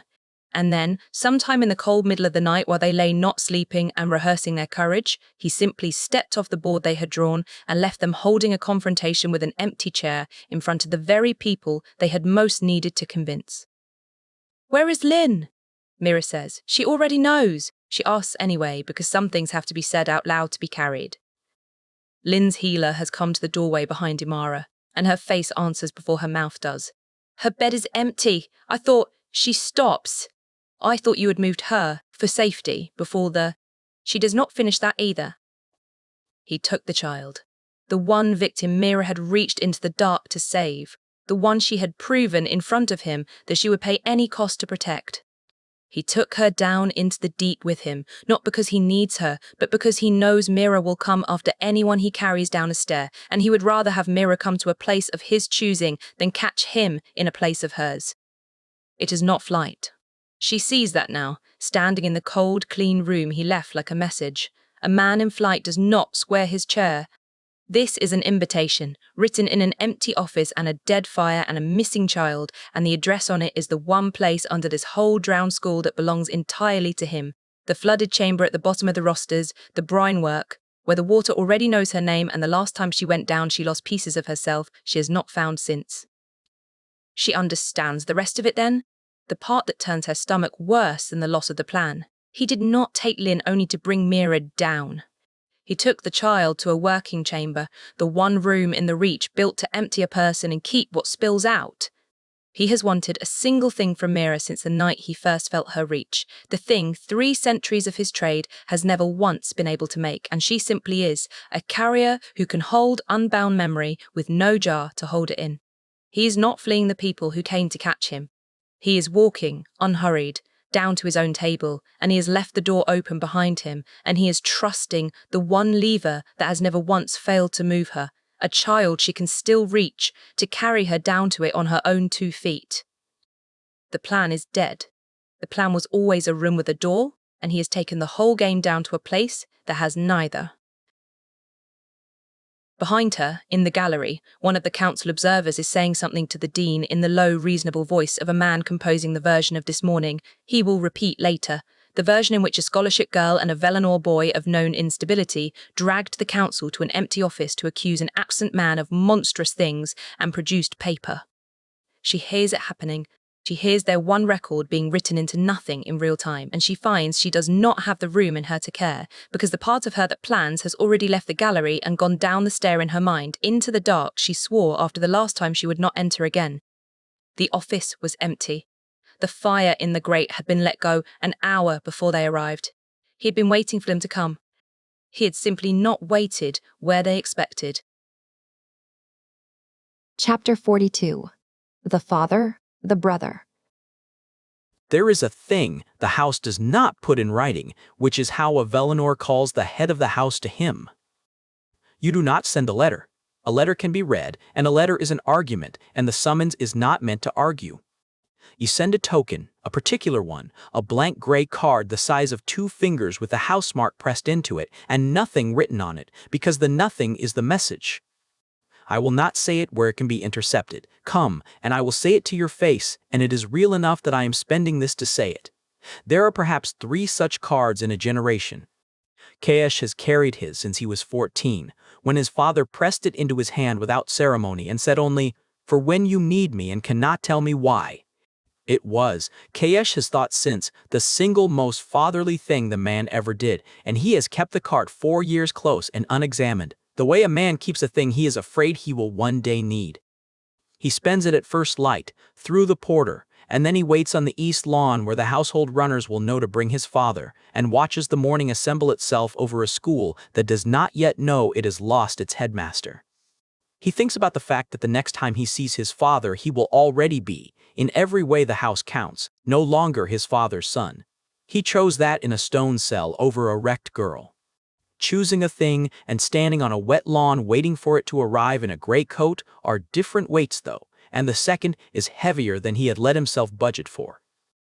He has wondered, on and off since a rooftop a few nights ago, whether there is anything under the Velenor in him or only the mold the family poured him into, and standing here watching the gray coat come, he understands that this is where he finds out. His father is the mold. If there is nothing in Kaesh that his father did not put there, then this conversation will go the way Velenor conversations go, reasonably, and end with him persuaded that prudence is the braver thing and walking back inside to have his supper. The test of whether he is more than his father's son is only whether he is still standing, after, in a place his father will not stand. Lord Aelric Velenor comes within the hour, which is itself an answer of a kind. He did not send to ask what the matter was. He read the gray card and he came, fast, in yesterday's coat, and for a moment, watching him cross the lawn with the particular straight-backed economy that Kaesh has spent his whole life learning to copy, Kaesh feels something treacherous lift in him, some boy's hope that has no business still being alive, that he is wrong about his father. That the card will have been enough. That a man who comes this fast is a man who will, when he hears it, move. Kaesh. His father stops an arm's length away and looks at him as he looks at a ledger that is not balanced, with attention and no warmth, because warmth is a thing Aelric Velenor keeps for an audience, and they are alone. You use the card, so tell me. So Kaesh tells him, "Oh!" He tells it as he was raised to deliver hard accounts, in order, without ornament, because his father will trust the form even where he resists the content. He tells him about the rosters and the second column and the children who go in bright and come out quiet. He tells him about the chamber at the bottom of the school and what it is for. He tells him that the man who built it and runs it and sleeps soundly over it is his own brother, and that this morning that brother emptied his office in the dark and went down to the chamber and took a drained child with him for a shield, and that there is a girl who can prove all of it and cannot speak it, and that every hour they stand here is an hour the man uses. Then, because it is the truest thing and the only one that might reach a place in his father that procedure cannot defend, he says the last part plainly. He did it to mother. Sarah was the first, your wife, the woman whose tin you have not let the maids move in 9 years. Aulin poured her out into a jar to learn how, and you have known it for most of those 9 years, and you have had supper with him every season since. He watches it land, and the watching is the worst part because his father does not flinch. A man hearing this for the first time flinches. A man who is innocent of it argues, denies, demands proof, calls it a sickness in his son. Aulric does none of these things. His face does the smallest possible thing, a tightening at the eyes that Kaesh has seen exactly twice before, once at the funeral and once at a council vote that went against the house, and Kaesh understands, with a cold that goes all the way down, that he has told his father nothing. He has only said aloud, on a lawn, a thing his father has carried in silence for 9 years and built an entire life on top of. "You believe me," Kaesh says. "I have never thought you a liar." Aulric's voice is even. "It is the one thing about you I have never had to manage." "Then you know what has to happen. Now, today, he has a child down there." His father looks at him, and there is something in the look that is almost grief, the ghost of the man who pressed a gray card into a boy's hand, and then it closes over, the way water closes, and Aulric Velinor says the thing Kaesh has known since a cell, that he would say and hoped against every evidence he would not. "I will bring it to the council," he says it gently, as a kindness, as the reasonable path. These are grave charges against a senior man, and they cannot be made to stick on the word of one boy and one girl who, you tell me yourself, cannot testify. If I move against my brother without the council behind me, the house falls and the charges fail, and the children you want to save are not saved. They are merely the reason the Velinors were destroyed. There is a right way to do this. I will consult the council, quietly, and we will build the thing that holds. That is not refusing to act, Kaesh. That is acting so that it works. It is a good speech. That is the horror of it. Every sentence is true, or true enough. And assembled they make a wall, and behind the wall a man can stand for another 9 years, and call his stillness prudence. His uncle would not have bothered with the speech. Aulin does the thing and sleeps. The difference between the two brothers, the one Kaesh was raised to believe was the whole moral distance in the world, is that his father is ashamed and his uncle is not, and he sees now what that difference is worth, which is nothing, which is less than nothing, because a shame you have learned to live inside is only a more comfortable room in the same house. His father has furnished his beautifully and wept in it for 9 years and never once opened the door. "How long?" Kaesh says. "The council. How long does it take? The quiet building of the thing that holds. A month? A season?" "As long as it takes to do correctly." She does not have a season. The child in the chamber does not have the afternoon. Kaesh hears his own voice stay level and is distantly proud of it, the last Velinor trick he will ever use. "You are not choosing the right way over the wrong way. You have dressed it so you can think that, and it is very well dressed, and I almost believed it for a sentence. I have read these rooms my whole life, the same as you taught me to, and I can read this one. You are choosing the name. You are choosing it as you chose it 9 years ago, when you learned what he had done to her, and answered it by keeping her tin on a windowsill and calling the silence grief. You are choosing your brother over your wife, again, with her son standing in front of you asking you not to. Aulric does not raise his voice, he never has. You do not know what holding a house costs." "No," Kaesh agrees. "I am about to find out, though, from the outside." He turns to go, because there is nothing under this that will hold his weight, and he knew it before the card left his hand, and he has learned, finally, not to stand arguing on a knot that will not bear. The legitimate door is shut. He had to put his hand on it to be sure, and now he is sure, and the certainty is clean even though it costs him the last of something he had not finished spending. "Kaesh," his father's voice behind him, not pleading. Aulric Velinor does not plead, only certain, in the way of a man stating a fact he has verified. "You will regret this." Kaesh stops. He does not turn around, because the thing in his own face is not for his father, who has not earned the sight of it and will not know what to do with it. "Yes," he says, "but not for the reason you think." and he walks back across the wet lawn toward the only people left who will go down a stair when there is a child at the bottom of it, and he does not look to see whether his father watches him go, because it no longer changes anything either way, and because he is fairly sure that he does, and that the watching, for once, costs the older man something he cannot consult anyone about. Chapter 43. Aulin's Door. Professor Marrowdeep's study sits at the top of the Depthcraft Tower, as far from the water as a person can get inside a building that is mostly water. And Mira has always read the height as a man keeping a respectful distance from a thing he knows too well about Catchwell about. You do not build your nest at the bottom of the sea. You have spent your life going down into.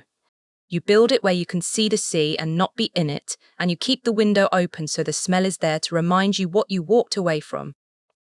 She climbs to it now because it is the last door she has, and she has run out of the others. The plan is Ash. The council came and went and wrote her into a rumour. Kaesh's father is choosing his name on a lawn somewhere below her even as she climbs, and she did not need to wait for the end of that conversation to know its shape. She has met enough careful men to read one from across a courtyard. Every door that the school and the law and the blood were supposed to open has come up sealed this morning, and Mira is doing the thing a salvager does when the planned route closes off behind her, which is stop grieving the route and start looking for the gap nobody else has thought to check. The gap is a 50-year-old depthcraft instructor with the build of a diver and the stillness of a man who has put the diving down. He opens the door before she knocks twice, in house black with the deep ocean blue of Marrowdeep at the collar, and he looks at her face for the length of one breath and stands back to let her in, which is its own answer before she has said a word.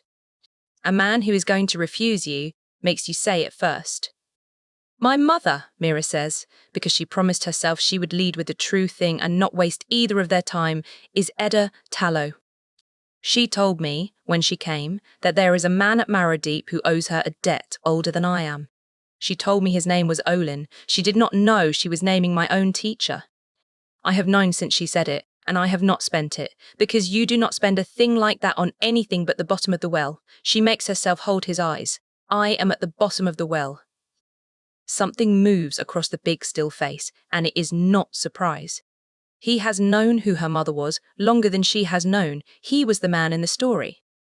Sit, he says, and the word comes out in a voice she has not heard from him, not the dull, careful, form-reading voice he wears in the study where the wrong ears might be listening, but the one underneath it, low and unhurried and entirely awake. Tell me what is happening. All of it, quickly, since you say it is the bottom of the well. So she tells him, Sha, in words.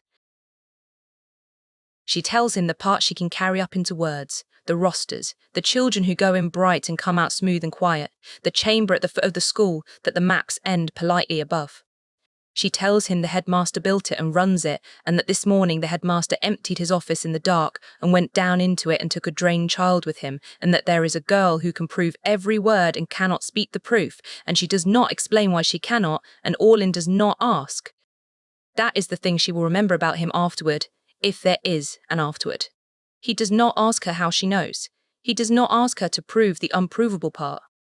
He asked her once, a season ago, in a careful voice with a true record on the desk between them, what a salvager does when the chart she has been given does not show a thing she can feel is there, and she understands now that he was not testing her.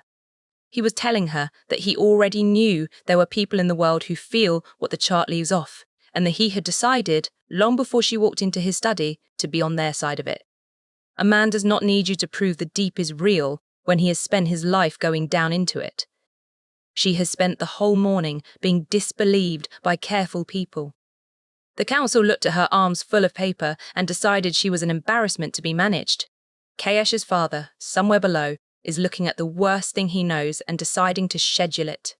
And here is a man, with every reason of house and rank and skin to manage her the same way, who instead stepped back from his own door before she opened her mouth, because he settled long ago which side of the chart he stood on and has not gone looking since for a reason to switch. It steadies her more than the key will. One hand on the other end of the rope changes what a body would attempt in the dark, and she had forgotten, in the long week of building a case nobody wanted, that the plainest version of that was still a thing the world contained.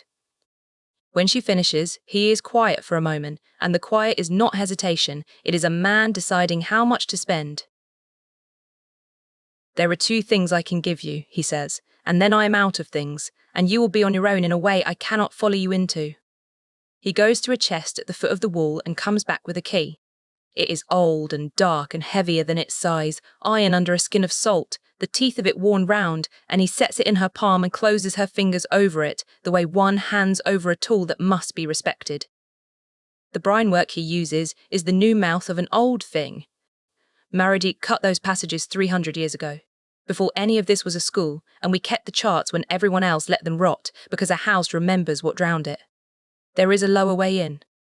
A floodgate beneath the level he works on, sealed since before his grandfather, that opens to this and to nothing he holds. He does not know it is there. The men who would have told him have been dead a long time, and the only place it is written is a chart in this tower and a fragment you already carry. His eyes hold hers. You came to me once with half a map that frightened you. This is the rest of that map. You will go in under him, not at him. It will not make the thing you have to do down there survivable. It will only make it possible, which is a different and smaller mercy. I am sorry, it is the only one I have. Mira closes her hand around the key, and the iron is cold, and she has held enough cold iron at the mouth of enough bad dives to know the particular weight of a thing that is going to take her somewhere she may not come back from. And the second thing... He does not go to the chest for the second thing. He simply looks at her, and for the first time the still face shows the edge of something he has been holding a long while. There is a person at Marrowdeep Atoll, he says, an old friend of mine, a scholar, who has taken an interest in you for longer than is comfortable to think about and from further away than I have ever fully understood. The map you carry came from that friend, through me. The interest is not idle, and it is not unkind. I have staked a great deal on believing that, including you. I do not know the whole of what they want with you. I have made my peace with not knowing the part I have wrong. I am, on balance, happier without. He says the address then, a house, a stair, a green door on the windward side, and he says it once and watches her take it the way a salvager takes the shape of a wreck she will have to find again in the dark. If you survive today, go, not before. There is nothing there that will help you in the next hour, and everything there, I think, that will help you with all the hours after. Whatever you are, that friend has been waiting a very long time to meet it in the flesh. Mira banks the green door beside the key, and the name and her mother's debt, in the place where she keeps the things too large to be looked at directly while there is still work in front of her. It is a deep crate of a place by now, that part of her, and getting deeper, she has put her mother in it this week, and Tace, and the 7, and a grandmother who was never hers, and now a green door and a stranger who has been waiting longer than is comfortable to think about.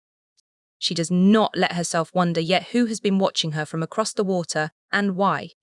There is a child at the bottom of a stair, and a man waiting in a chamber, and the wondering will keep, the way the deep keeps everything, patiently, until you come back down for it.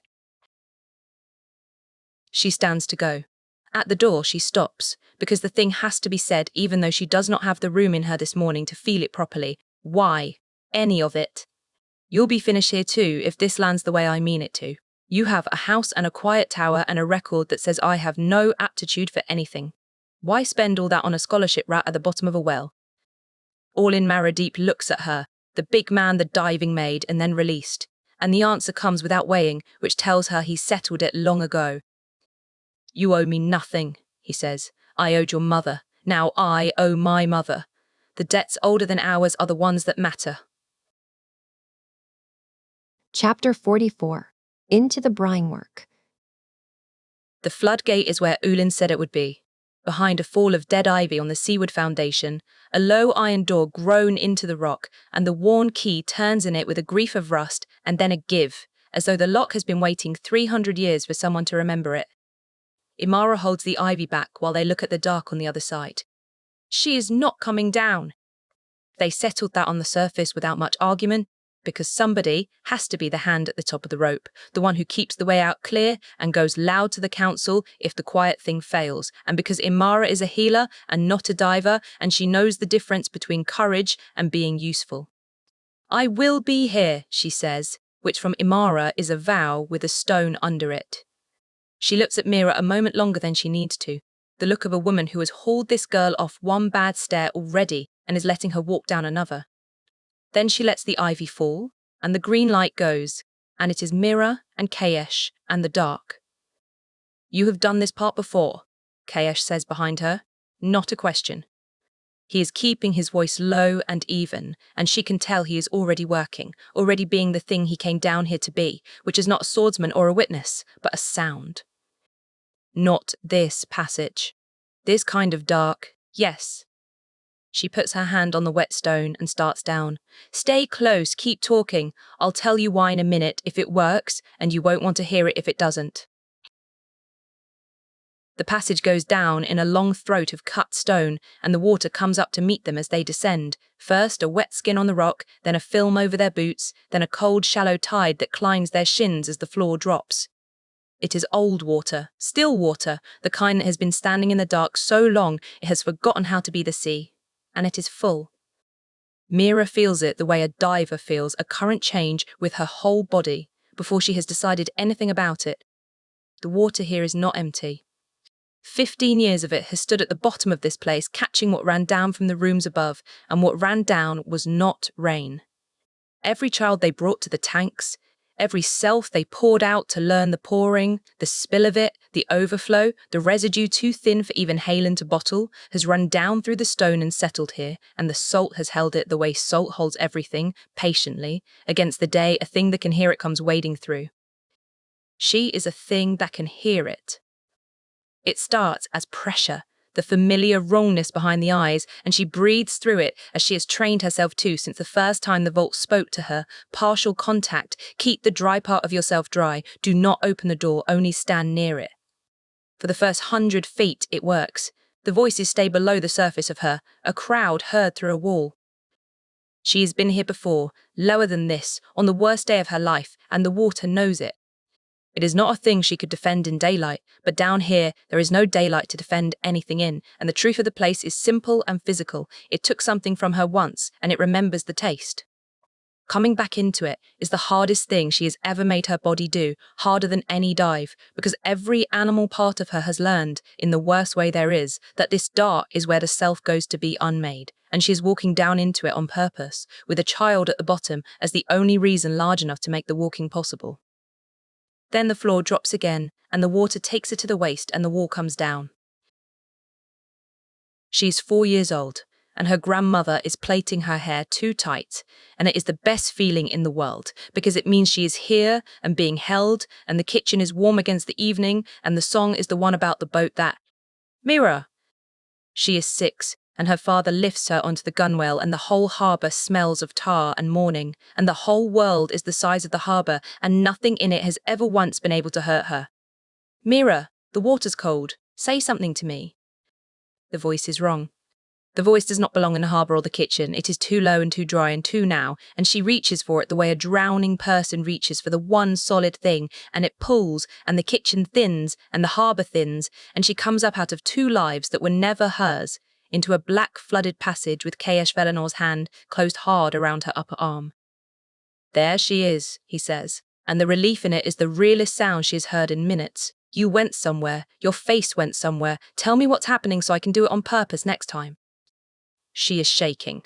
The 2 stolen lives are still close, warm and wrong and thinning as she surfaces, the kitchen and the bright harbour drawing back down into the water before she can be certain she kept no thread of them. She grieves the going with her whole chest, and they were never hers. "The water's full of them," she manages. "Everything he ever took. It runs down here and it doesn't know it's not mine. That's the thing nobody understands about this. It doesn't come at you like a ghost. It comes at you like a memory, and a memory feels like yours, and you follow it home and you don't come back." She makes herself find his eyes in the dark. "Your voice is now. If the only thing down here that's happening instead of remembered, keep it happening. Whatever you have to say, it doesn't matter what." "Understood," Kaesh says, and does not let go of her arm, and they go on and he talks. He talks about nothing, which turns out to be the bravest and most useful thing he has ever done. He narrates the stone. He complains about the cold in the flat, exact voice of a man reading a ledger, says his boots are ruined, says this is the worst dressed he has ever been for anything that mattered. Says that if they live, he is going to find out who built a school on top of this and have a very long conversation with their memory. He counts steps aloud. He keeps his hand where it is. His voice is dry and ordinary and entirely of the present tense, and Mira walks down into the rising dark with it knotted around her wrist like a line, and for a long stretch it holds. The water reaches her chest. The tanks are close now. She can feel the difference in the residue, the way it organises, the loose chorus tightening toward the place it was made. The dead in her own chest, the 7 she carries, have gone strange and restless, called to by their own kind, and she has the vertiginous sense of being a jar walking into the room full of jars, of being claimed. That is the second time the wall comes down, and the second time is worse, because it is not one life. It is all of them.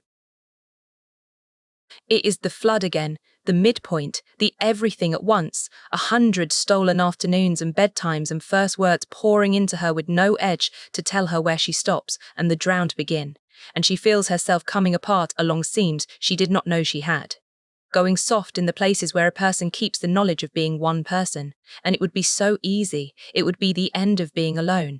She could let the whole choir in and never again be the only one awake in a room of the sleeping.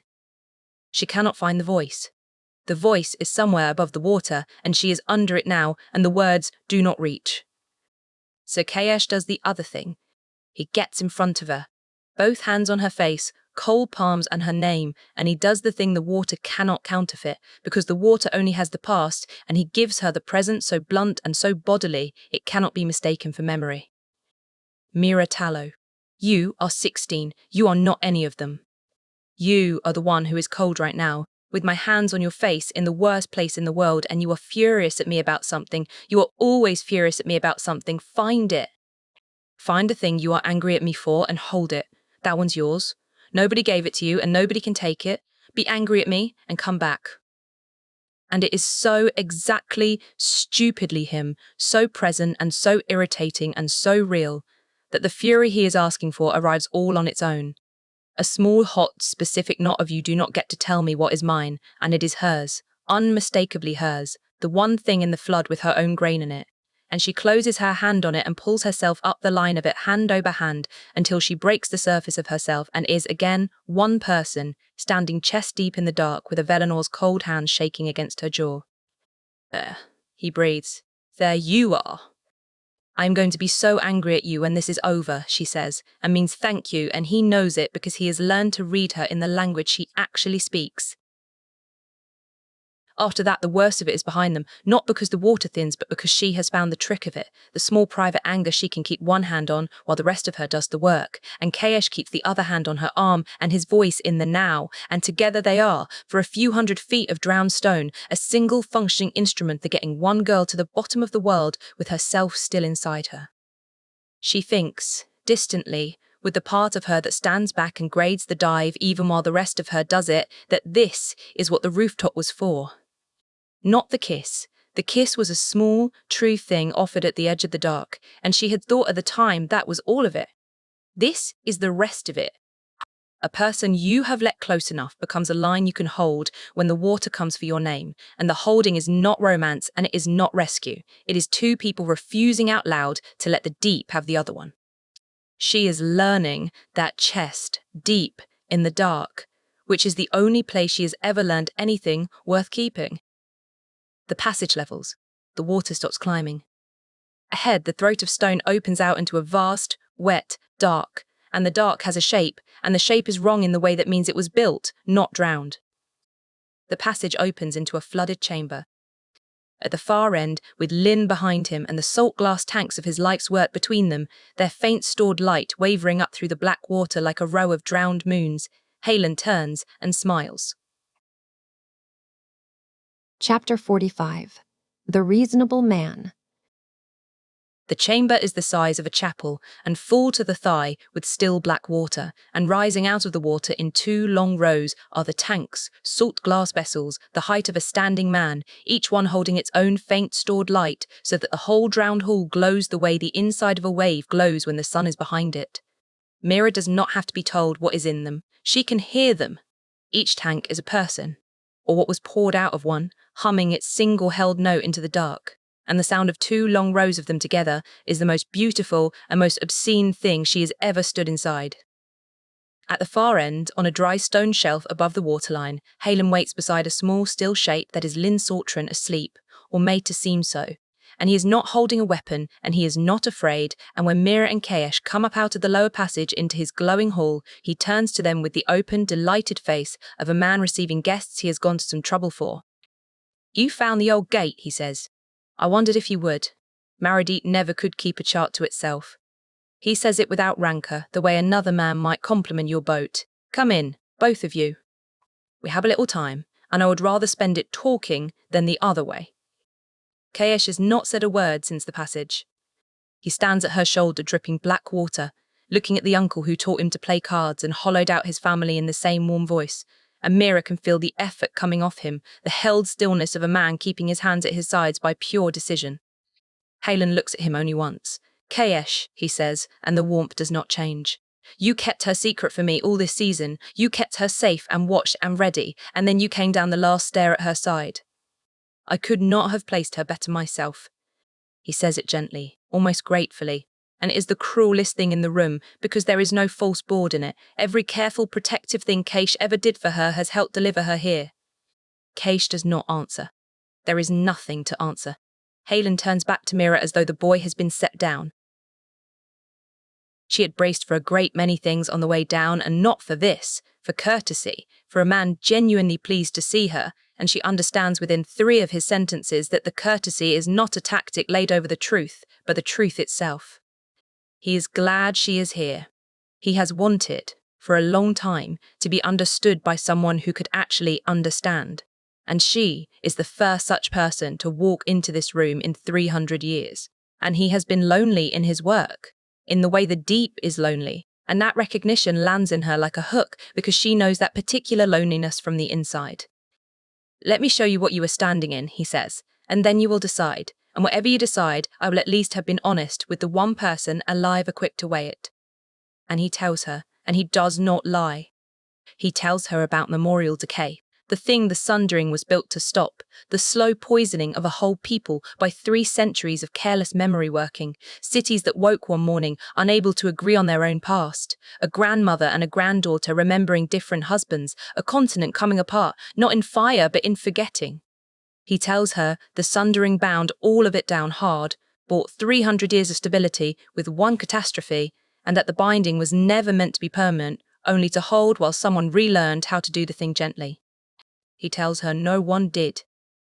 The technique was forbidden, the practitioners were hunted, and the knowledge thinned with every generation until there was almost nothing of it left. A handful of forbidden fragments and the names of the dead who had carried the rest. He tells her the binding is failing.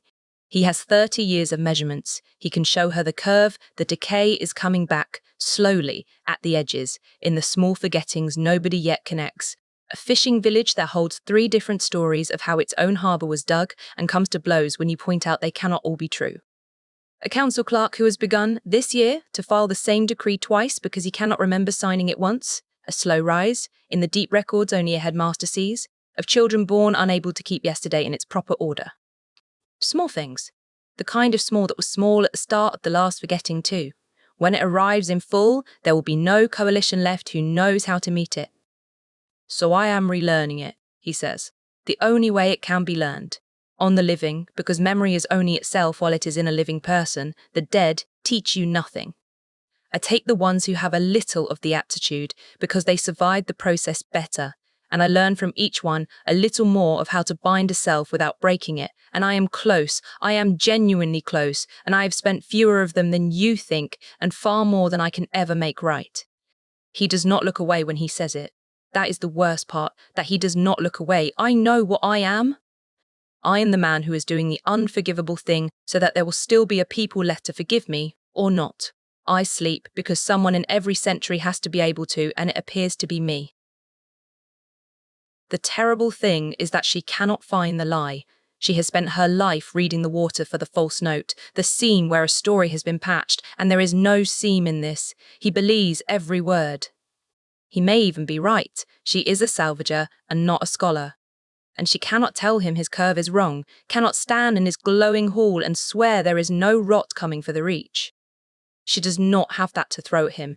He has built the one kind of argument she cannot dismantle, the kind with no false board in it anywhere. Then he offers her the thing, gently, the way one offers water to someone who has been a long time in the sun. You are what I have been missing, Aulin says. You hold unbound memory without a vessel. Do you understand what that means, in here?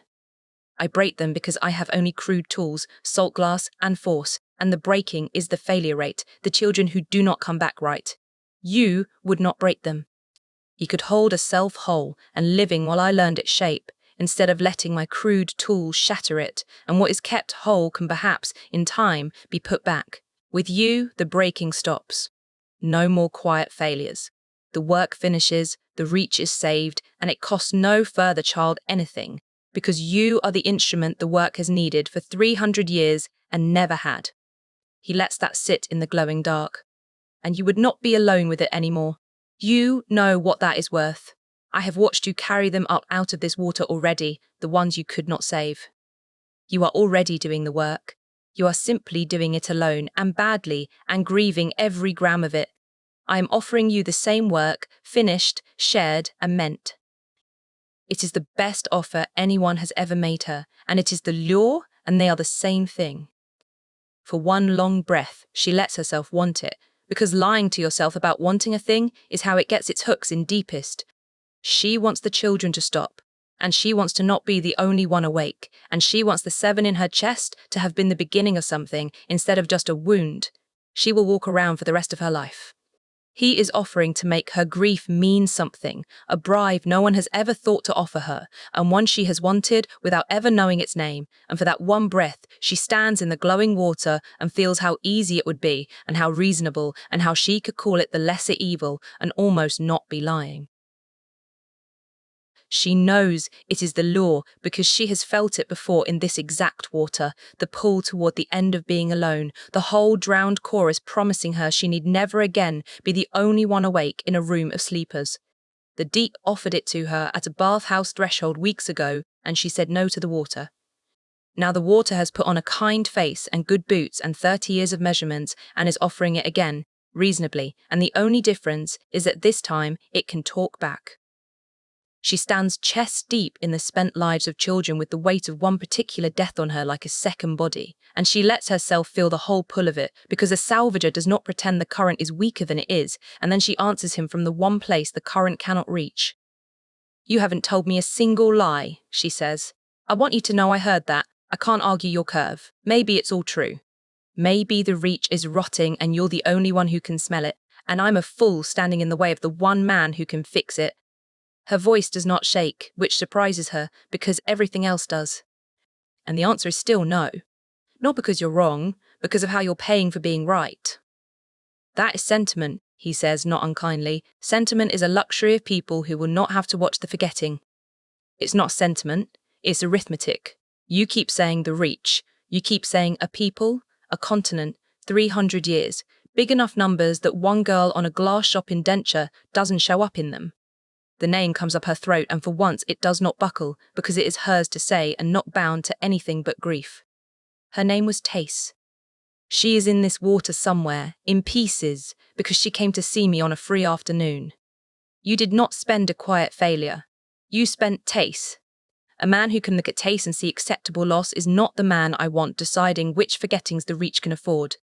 You'll spend us all, eventually, the same gentle way, for reasons that are always true. That's the thing about a reasonable man. He never runs out of reasons. She shakes her head. Once, a flat refusal. You want my hands for it? The one thing I can do that nobody else can. You want me to point at children for the rest of my life and call it mercy because it is gentler than yours. I have spent this whole season learning what I am. I am not going to spend the rest of it learning to be what you are. Something in Aulin's face changes, and it is not anger. It is disappointment, real and almost fatherly, the look of a teacher whose best student has handed in the wrong answer with great conviction. He had wanted, she sees, not just her gift, but her agreement. He had wanted the one person who could understand to tell him he was right. That was the thing he could not take from a tank. And she has refused him the only payment he actually cared about, and he knows now that she always would have, and the knowing closes his open face like a door. "I am sorry," Aulin says. He sounds like he means it, and he does. "I had hoped you would be reasonable." He raises his hand. Behind him, in their 2 long rows, the salt glass tanks begin to glow. Chapter 46. The Duel. Opening. Aulin's hand comes down, and the chamber tries to kill them. It is not a gesture, and a pause for her to admire it. The water that has stood still and black around her thighs all through his patient speech stands up, all at once, into a wall, and the wall comes for her with the flat, unhurried weight of a thing that has been told to and does not need to hurry. Behind it, the tanks flare brighter, and she hears the tokens go, dozens of them, salt glass charges. He has carried 15 years cracking open in the same breath, each one a stored death, let out to do work, and the work they have been let out to do is her. She has time to think that she's going to drown, standing up in a room full of children, and then Kaesh steps in front of her, and the wall does not land. She has never seen him work. She knew, the way one knows a fact about a person without ever watching it be true, that a Velinor of his year would have tidecraft, that the house drills its sons in the dueling forms, the way the crawl drills its daughters in knots. Knowing it is nothing, watching it is something else. Kaesh does not throw the water back. He turns it. He meets the wall at the angle. A wall does not expect, the way a good hand meets a boarding sea, and the killing weight of it slides past them and breaks on the stone behind in a roar that soaks them both to the skull, and he is already turning for the next one before the first has finished falling. He is not winning. She can see that even with no craft of her own, can read it the way a salvager reads a diver who is good and tiring. Every parry costs him, and every token of Aulин's costs. Aulin nothing he will miss, because Aulin has 15 years of stored deaths in the walls, and Kaesh has only himself, and the arithmetic of that runs one way, and they both know it. He changes it on them, because a master does not throw the same wall twice. The water that has been trying to crush them goes suddenly, wrongly cold, a freeze racing out across the surface in a skin of grey ice meant to lock their legs for the next blow, and Kaesh breaks it with a stamp and a snapped word before it can take, and swears, and she hears in the swearing that he has met this form before in a practice hall, from a tutor, the house paid, a tutor who was teaching him, she understands with a lurch, to survive exactly this man. Then the salt. Aulin cracks a fistful of older tokens, and the brine itself turns against them, the dissolved selves in it reaching with no shape and every intention, and that one Kaesh cannot turn. He can only take it, planting himself in front of her and catching it across the back so it does not reach her, and the sound he makes is not one she will forget. He does not press as hard as he could, and she understands why slowly, through the roar, he is not trying to kill Kaesh yet. He is testing him, almost fondly, a master surprised by a student. "You were always the quick one," Aulin calls across the water, with no mockery in it, which is worse. "Your father has no idea what he is throwing away. Stand aside, Kaesh. This was never your fight, and I have no quarrel with you. The family cannot settle more gently than I will." Kaesh turns the wall and does not spend breath on an answer, and Mira sees what the refusing costs him, because the thing Aulin is holding out to the nephew is the same thing he held out to her, a door back into the warm rooms, a way to be reasonable. Kaesh is spending the last of his name to stand in the cold one and hold a wall off a salvager he has known 8 weeks. Beyond all of it, on the dry shelf, the small shape of Lin Saltren has not moved, and that stillness is the whole reason Mira is in this water. She cannot reach the child. There is a master and a chamber and a wall of killing water in the way, and Kaesh's breath has gone ragged under the roar. Now, the catch of a diver gone past his air, and she does not have the time. The careful version of this would need. "Whatever you are going to do," Kaesh says through his teeth, turning a second wall, a third, his voice for once not flat at all. "Do it faster than this. I am very good, and he is the headmaster, and this is a short conversation." So she reaches for her tokens. She has 6. She has carried them since the docks, the way any salvager carries a few bound charges against a bad day, Cheap, second-tier shards, a guild mage sealed for her, the kind of small, spent memory you throw to crack a seized hatch or scare off a thing in the dark. 6. Against the wall of him. She gets 2 free of the oilcloth at her belt, and she knows before they are in her hand that it is the gesture of a person bringing a knife to drowning, that 6 cracked shards will buy Kaesh one more breath and not a 7th wall, and the despair of it is very clean and very cold. Then, with the shards in her wet hand and the chamber roaring and the dead singing in their 2 long rows, she hears what she is holding, and she hears what she is standing in, and the difference between them stops her heart for a beat. The shards in her hand are bound. Somebody poured a little memory into them and sealed it, and now it sits there, a charge, a single use, a coin. That is what a token is. That is what Halen's whole armory is, 15 years of coins. It is also, she understands, in one falling instant, the smallest and stupidest possible use of what is in this room, because the room is not full of coins. The room is full of the unbound. The water around her thighs is thick with 3 centuries of the loose and the spilled and the unbottled, the residue too thin for even him to seal, the drowned chorus he has never once been able to spend, because you cannot spend what you cannot hold in a jar. She can hold it without a jar. She is the only thing in the history of the Reach that can. She drops the shards back into the water. She does not need the coins. She is standing waist deep in the treasury. She has spent her whole life keeping the door shut. Partial contact, the dry part of yourself, dry, do not open, only stand near. Every rule she has, every hard-won trick of not drowning, is a rule for keeping the deep out. She reaches now, on purpose, for the opposite of all of it, and opens the door she has spent her whole life learning to hold and lets the chamber in. It comes into her like the sea comes into a hold hull, total, and without malice and far too much. And for a moment she is gone again. She is all of them. She is 100 stolen afternoons in the cold of the tanks and the long, patient grief of water that has waited 300 years to be asked what it wants. The cost is exactly what she was promised it would be. She can feel herself thinning, spreading, the eye of her stretched, dangerously wide over too much borrowed dark, and she knows with the calm part of her that there is a point coming, not far, past which there will not be enough. Mira left to find the way home.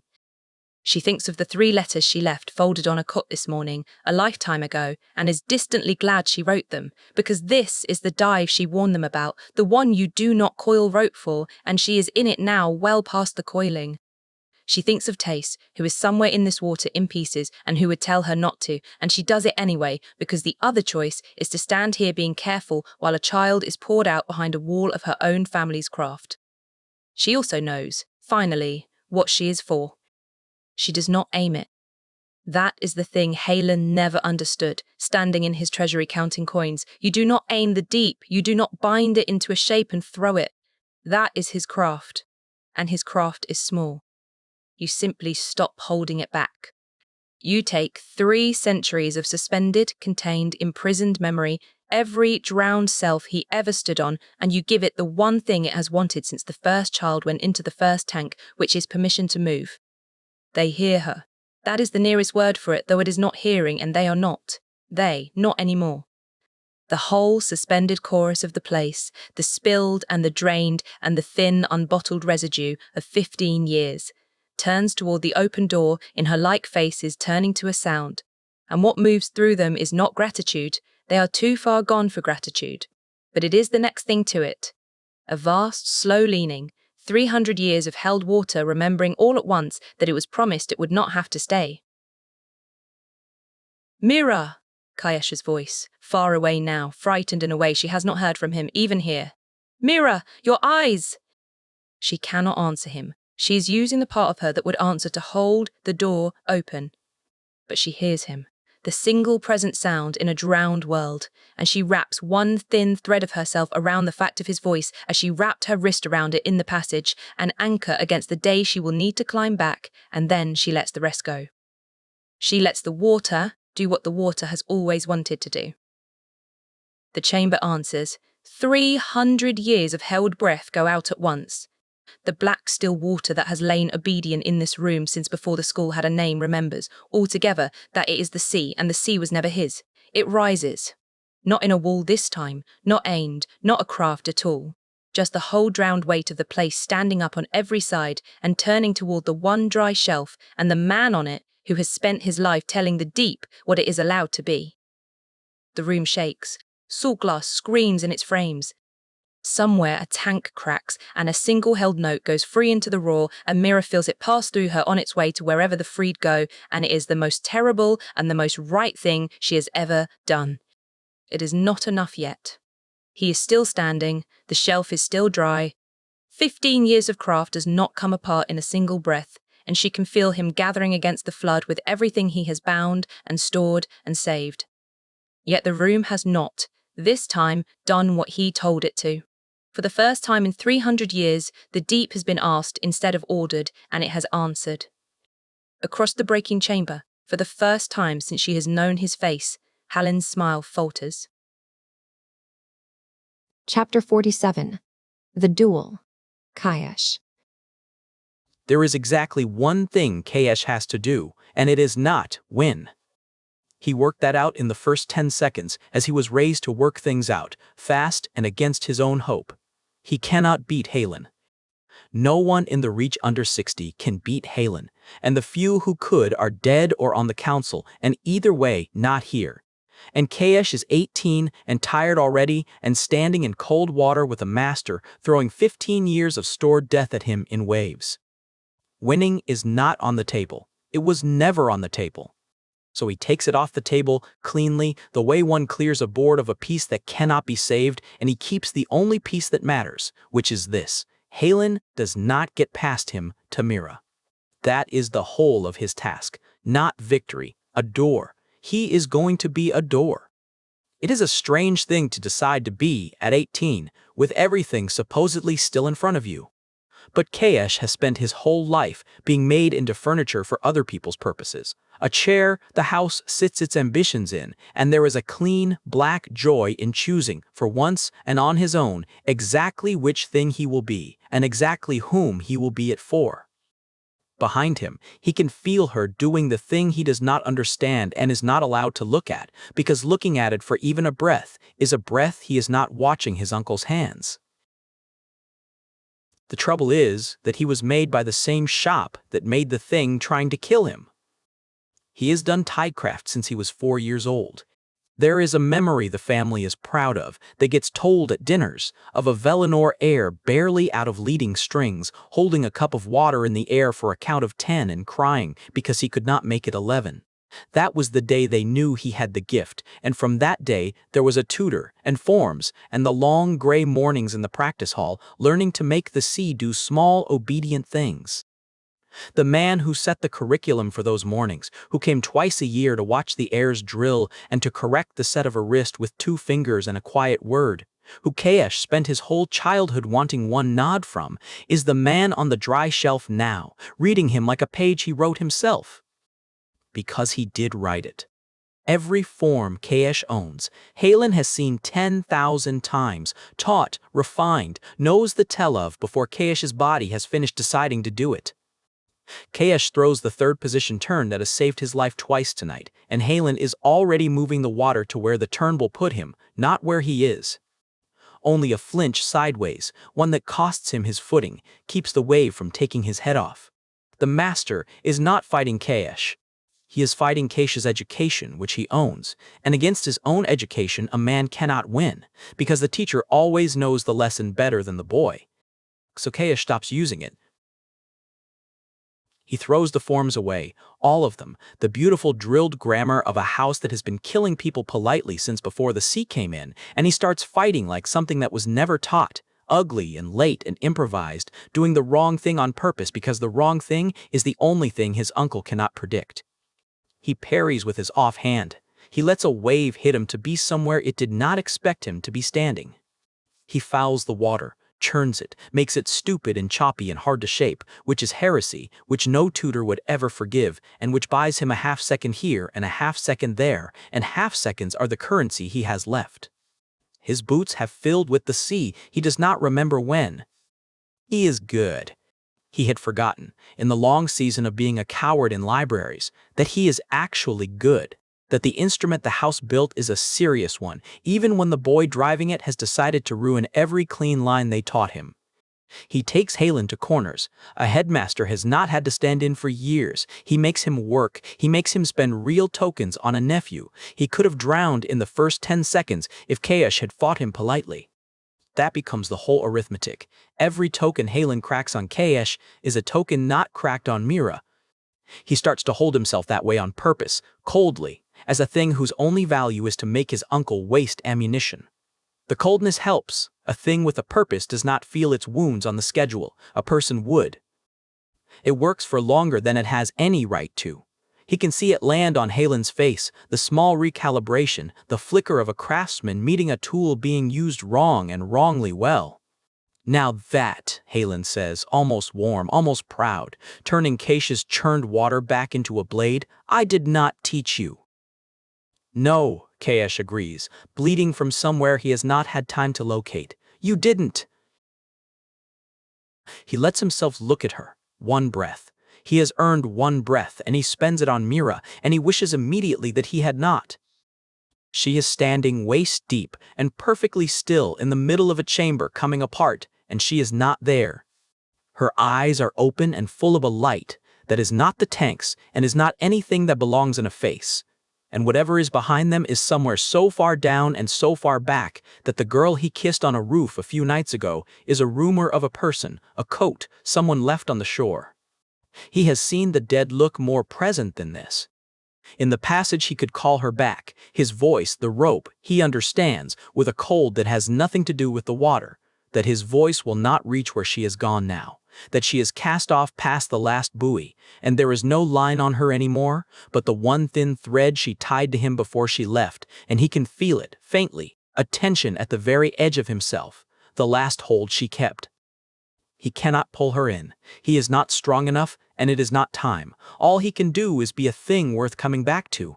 All he can do is not fall, so the thread has something at the other end of it when she reaches. It is the hardest thing he does all night. Harder than the waves, harder than standing on a lawn while his father chose a name over him, to turn his back on the one person he came down here to save, and trust her to save herself, because the only way left to help her is to stop watching her and go on being the door she is too far gone now to guard. So he turns back to his uncle, and he sets his feet in the churned and stupid water, and he makes himself a door again. Aulin stops playing.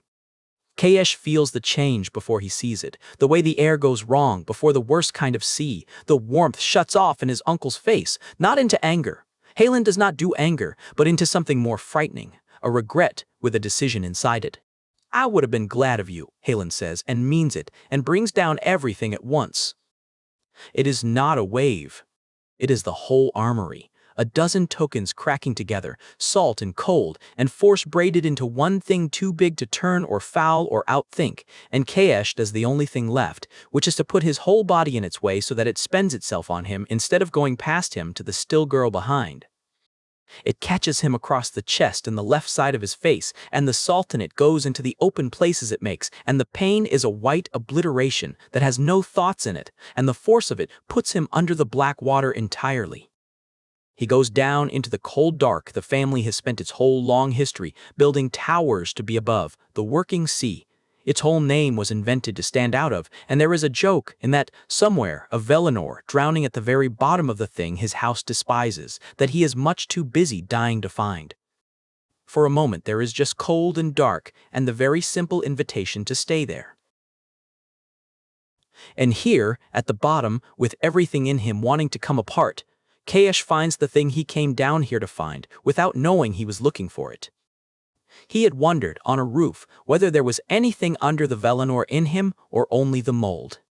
He has his answer now, and it is not made of words. It is made of the fact that his arms are already pushing him up off the chamber floor before he has decided anything, that the body the family built has exactly one instruction left in it that the family did not put there, and the instruction is her. The mold would have stayed down. The mold would have called it sensible.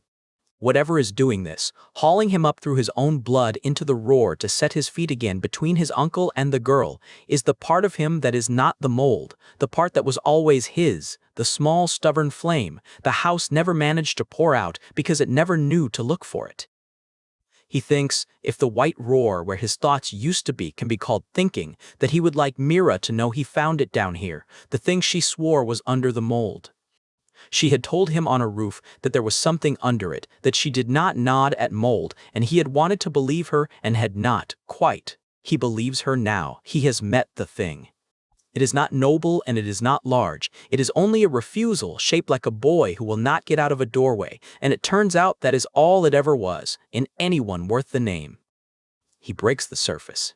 He is wrong all down his left side, and one of his eyes will not open, and he can feel, distantly, professionally, that this is the kind of wound a person wears for the rest of his life. He gets his feet under him in the churned water. He lifts his ruined guard. He does not fall. That is the only thing he has to do. He is not falling. Chapter 48.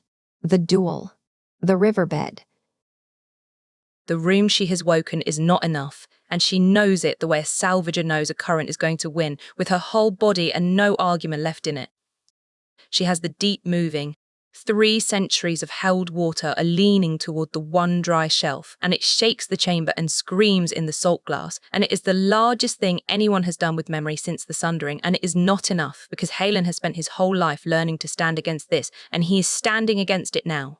She can feel him out there past the roar, calm at the centre of his armoury, meeting her flood with 15 years of bound force and the patience of a man who has always, in the end, won. The leaning has slowed.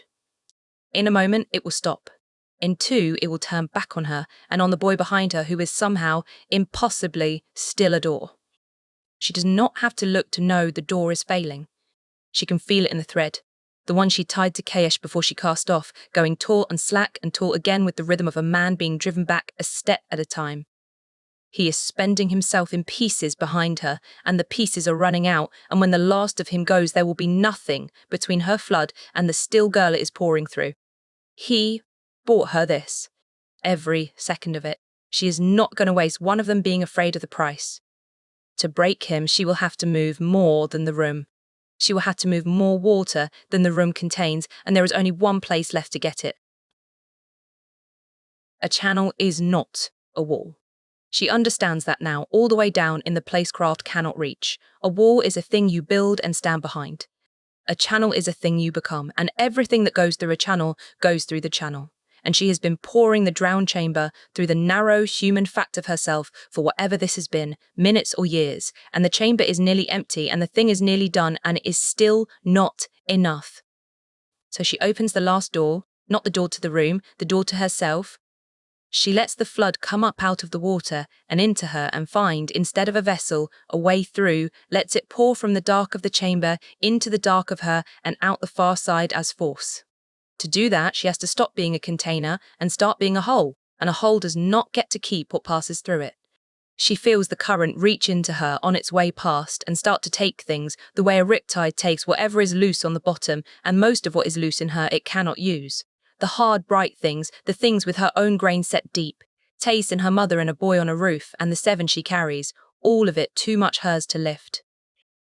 This is the thing she was warned about, and could not be made to understand until now, that channeling is not the using of a power, but the being used by one, that she is not the mage in this, and never was. She is the riverbed. The water does not ask the riverbed what it would like to keep.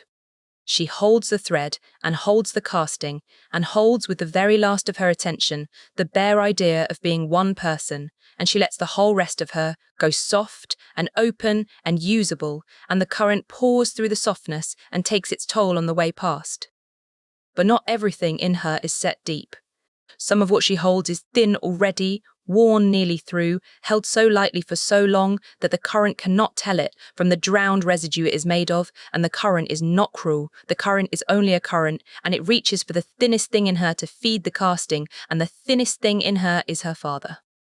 For a quarter of a heartbeat she feels the current find him, feels it close on the worn place where she keeps the man she never knew, and she understands what it is about to do, and she understands that she could stop it. She could clamp the softener shut and save him and lose the casting and the child both, or spend him and break the man who has spent so many. The choice is hers, and it is very small, and it lasts no time at all. Behind her, a child is breathing, who will not be breathing in a minute if the flood fails now. She will not let a girl she can still reach be poured into a jar to keep a face she only ever had in paint. She opens her hand and lets the current take him. She has so little of him. That is the horror of what happens next. There is so little to lose, and she loses all of it because there was never enough to anchor. She has a likeness. One, a cheap flat dockside thing done in an afternoon when her mother was young and her father was alive, and they were the kind of foolish that pays a fair painter for a picture. A square-jawed man with her own colourless eyes, looking slightly to the left of whoever is remembering him. She feels the current take the likeness the way the sea takes a thing off a deck, without weight, without effort, here and then simply not, and she reaches after it with everything that is not busy holding the casting and her hands close on nothing, because you cannot grab water with water. She had not known, until it was leaving, how much she had looked at it. Not the object. The object lives wrapped in oilcloth at her mother's on Ashtide, half a day and a whole life from here. The looking. The private, nightly looking she did, instead of having him, building a father out of one bad painting, the slow work of breathing on a single coal to keep it alight. All of that goes out of her with the image, the looking and the breathing and the years of small tending, and what is left behind is not even an absence, because an absence still has a shape. What is left is the place an absence used to be. She has the fragments her mother gave her, hoarded over 16 years, doled out on the rare soft nights that he laughed with his whole back, that he could read water like scripture, that he sang badly and did not care. She feels each one lift and go, the laugh, the water, the bad, joyful singing, drawn out of her and into the raw to become a half-pound more of the force that is going to save a child, and she lets them go because there is a child. And the letting go is the worst thing she has ever chosen, worse than the stare, worse than Tace, because Tace, at least, she got to keep. She has a voice she made up for him, because she never heard the real one, a voice she built as a girl out of the fragments and gave to him in the privacy of her own head, so that the man in the likeness could say the things she needed a father to say. The current takes that too. It does not know the difference between a real memory and a loved invention. They weigh the same going through, and the last of her father to go is a voice that was never his, leaving her, and she is the only one who will ever know it is gone, because she is the only one who ever heard it. When it is done, she is, for the first time in her life, a person with no father at all, not a dead one, not a missing one, not even an invented one, only a name and a smooth place. She does not have the time to grieve it. She files the grief where she files everything she cannot afford yet, in the deep crate that is very full now, and she finishes the casting. And is enough. The casting completes as a wave completes, with no seam between gathering and arrival, and the whole drowned weight of 3 centuries and one father pours out of her and into the chamber as a single sheet of moving dark. There is no craft that stands against that much water, because that much water is not a spell. It is the sea, and the sea was here before the first mage and will be here after the last. She is inside it as it goes, which is the part she thinks no one has ever survived to describe, to be the place the sea comes through on its way to taking back what was taken from it. It does not feel like power. It feels like being a door the ocean walks through, and she holds herself open and lets it walk.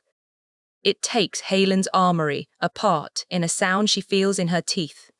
15 years of bound tokens crack all at once, not spent but shattered, their small stored deaths flung loose into the flood to go free with the rest, and the force he's been holding against her folds backward into him, and the master who is never lost is lifted off his dry shelf like a man off a deck and thrown into the dark at the back of his own chamber. She has half an instant to see his face as it goes, and even now there is no fear in it, only a vast, astonished arithmetic. A man recalculating a sum he had been sure of for 30 years and finding too late the one figure he never thought to carry, that the deep was never a resource but a prisoner. And a prisoner given a door does not stop to negotiate. The tanks go with him. Up and down the 2 long rows. The salt glass fails, every held note breaking free at once into a chord that has no name. 300 years of the imprisoned, all let go in a single breath, and for one instant the drowned hall is full of something that is almost light and entirely grief, and then it is gone, out, away, wherever the freed go, and the water begins, at last, to fall. She comes back along the thread. It is still there, the one thin line she tied to a buoy before she cast off, and it is the only reason there is a her to come back to. She follows it up out of the borrowed dark hand over hand, past the soft scoured places where she used to keep things, and she breaks the surface of herself gasping in a chamber that is only a chamber again, waist deep in falling water, with Kaesh on his feet beside her, ruined and upright and not fallen, his good eye on her face. Lin is moving. That is the thing she makes herself see first, before she counts what it cost, because it is the reason for the cost. Across the settling water, the small shape on the shelf has stirred, has lifted its head, is looking around the wrecked and emptying hall with the blank new, woken confusion of a child who does not know where she is, but is, unmistakably, still a child, still here, not poured into any jar. Free. Imara's people will be at the upper gate. There will be hands to get her out. It worked. The whole impossible arithmetic of the night balanced, in the end, and came out with a living child on the far side of it. The water settles. She stands. Her hands are shaking, and she lets them, because there is no one left in the room she has to be steady for. Kaesh is up. The child is safe.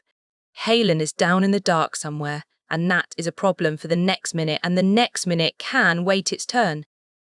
Kaesh says her name. Just her name. Rough and ruined and entirely present, the same anchor he has been since a flooded passage, and she turns and finds his face, the wrecked half and the whole half, and she has never in her life been so glad of a thing that is happening now instead of remembered. You did not fall, she says, and it comes out cracked. No, he says, you came back, you held the thread. Neither of them says the rest of it, the part about what it cost, because she has not told him yet, and there is a child to get out of a drowning chamber, and some accounts you settle later, or not at all.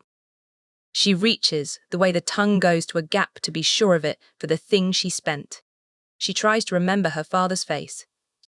There is a shape where he was. She knows that she had a father, knows his name was Joran, knows her mother loved him, and that he died in the water before she was old enough to keep him. The facts are all still there, dry and filed and hers. She will be able to speak of him for the rest of her life and never once lie, and that is the perfect cruelty of what the casting took. It took nothing she could prove was missing. It took only the warm, useless, unprovable part, the painted face and the made-up voice and the nightly tending, the part that was never a fact and was the only thing that was ever really hers of him. When she reaches past the facts with a face, though, for the cheap-painted, square-jawed man with her own eyes, there is nothing, only the clean, scoured place where he used to be, smooth as a stone the sea has had for years. She tries to remember her father's face, and she cannot. Westmon, the seam. The water keeps falling for a long time after it is over, draining away down.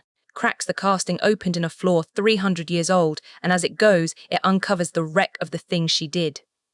The 2 long rows of tanks stand empty and broken, salt glass gone milk white and dead, their light spent into the dark with everything they held. The chamber that hummed when she came into it is silent now, the most silent place she has ever stood, because a room is only as loud as the memory in it, and she has emptied this one to the walls. In the emptying, the things that were kept here went free, all of them at once, the recent dead out of his 15 years of glass and the old drowned out of 3 centuries of dark water, let go to wherever the unbound go, and she felt every one of them pass through her on the way out, and not one of them stayed. The freed do not linger. Gratitude was never the point, and there is no one left in them to feel it. They are simply gone. Out. The opposite of what was done to them, which is the most she could give, and a great deal less than they were owed. She is on her knees, in the draining water, without remembering kneeling. The channeling has gone out of her like a tide, and what it has left behind is a body that does not quite believe it is still a body, hands that shake on their own account, and a hollow where her father used to be that she is too tired even to look at yet. She put it in the crate. The crate can hold it until she has the strength to grieve, which is not now, because something is moving at the back of the chamber. Aulin is not dead. She sees it the way a fisher marks the one fish that got off the hook, late and helpless and certain. Two of his staff have come up out of a dark seam in the far wall, a seam that is not on the map folded in oilcloth against her chest, a way down into this place that Marrowdeep never charted and Aulin never knew to give her, and they have their master between them. He is hurt. Even across the wrecked hall and through the ringing in her own skull, she can see that the throw took something out of him, that he is not walking on his own, that one arm hangs wrong. But he is alive, and his eyes are open, and as they drag him toward the seam, he finds her across the dark, kneeling and spent and unable to rise. And he looks at her with no anger and no fear and no apology. Only that same terrible fond regret, a teacher disappointed in the grade, and then the dark of the seam takes him and his men and he is gone. She tries to get up. Her body informs her flatly and without cruelty that getting up is not among the things available to her in the next little while. She has spent it. She spent all of it, every coin and the till and the wall of the shop besides, and there is a man escaping into a hole in the world, and she could no more chase him than she could fly, and the unfairness of it is so total that it loops all the way around, past rage, and comes out the other side as a terrible calm. He was always going to have one more passage. Men like him always have one more passage. It is what they are. The people who keep a way out that no one charted, because they have never once in their lives intended to be where the consequences land. She paid her father for this. That is the thought she cannot quite keep out, kneeling in the cold with her hands shaking, that an hour ago she had a face to put to the word, and now she has a smooth place, and she spent the difference on breaking a man who is, at this moment, being carried alive into a passage she will never find. The arithmetic does not balance. She makes herself stop running it. Tace would have told her that the arithmetic of a bad dive never balances, that you do it anyway, and you grieve the difference later, on dry land, where grief cannot drown you. She lets him go because there is nothing else she can do with him, and she turns to the things she can still reach. There are two of those, and they are the only two that were ever the point. Kaesh is on his feet, barely, swaying at the edge of the dry shelf with one hand pressed to the ruin of his face and the other already reaching down toward the small shape beside him, because, of course he is, because not falling turned out to be a thing he meant in the largest possible sense. And Lin Saltren is awake. She is sitting up on the cold stone with the dazed flat blankness of a child surfacing from a long, wrong sleep, looking at the wreck of the room that was built to empty her and not understanding any of it, which is the most beautiful understanding Mira has ever seen. Because a child who does not understand the chamber is a child the chamber did not finish. Mira makes her body work. This part, at least, she knows how to do. Depleted or not, getting people up out of a bad place is the one craft she has had since before she had words for it. She gets an arm under Kaesh, who is too proud and too hurt to refuse it, and she gets her other hand around Lin's small cold one, and she points the three of them at the floodgate passage and the long climb up. And she does the Salvager's oldest arithmetic, the one that has nothing to do with winning, who is breathing, who can be moved, and how to get them from here to the air before here changes its mind. The climb takes everything she does not have, and she finds it anyway, the way a diver always finds it, by refusing to let the alternative be real. Kaesh climbs on a will that has plainly outlived the body it is driving.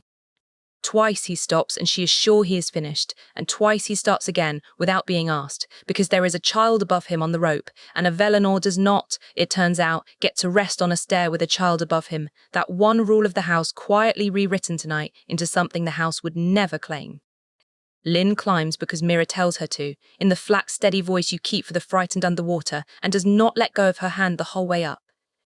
They come up out of the seaward foundation into a grey afternoon that has the gall to be ordinary, gulls and a flat bright sea and the towers of the conservatory standing as cruelly upright as they stood this morning, and Imara is there.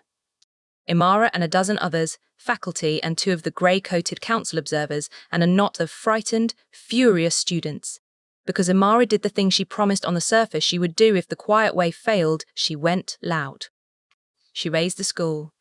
She brought the very people who shrugged at an empty office in a gallery, and she brought them while the chamber was still screaming, and now they are standing at a hole in the seaward rock watching a Magister and a Velinor heir and a salvage girl haul a drained child up into the daylight, and there is not one of them who will ever be able to say afterward that they did not see it. That is the thing. The morning's plan could never buy, and the duel did. Not testimony. Witnesses, standing at the mouth of the proof with their own eyes full of it. Imara reaches them first and takes Lin from Mira's arm with a healer's quick sureness and gets one look at Mira's face and does not ask, because Imara has never once asked when the answer was written plainly enough to read. She just sets her free hand against Mira's shoulder for a moment, steadying, the way one braces a diver who has come up from a depth too fast. "He got away," Mira says. Her voice comes out of her like something dragged up on a line, scraped and strange. It is the first sentence she has said since she stopped being the Riverbed, and it is the worst one, the one true failure in all of it, and she needs Imara to hear it before anyone tells her she won. Imara looks at her, and at the wounded boy, and at the child breathing in her own arms, and back down the dark hole at the chamber that can no longer be unseen, and she does the kindest possible thing, which is to refuse the despair, without lying about the loss. "He got away," she agrees. "And we have everyone he tortured, the ones still left to save. We have the rooms. We have 100 witnesses who watched us carry the proof into the light, and we have his name on every page of it." She holds Mira's eyes. "We do not have the man, but we have everything the man did. It is not all of it. It is enough to end him on, even if he is not here to see it ended." Mira nods, slowly, because her body will allow that much. It will have to be enough. It will have to be. Chapter 50. After the duel. The infirmary smells of clean linen and the green sharpness of the salve they put on burns, and after the chamber it is so quiet and so bright that for the first hour Mira just sits in it and lets the brightness happen to her.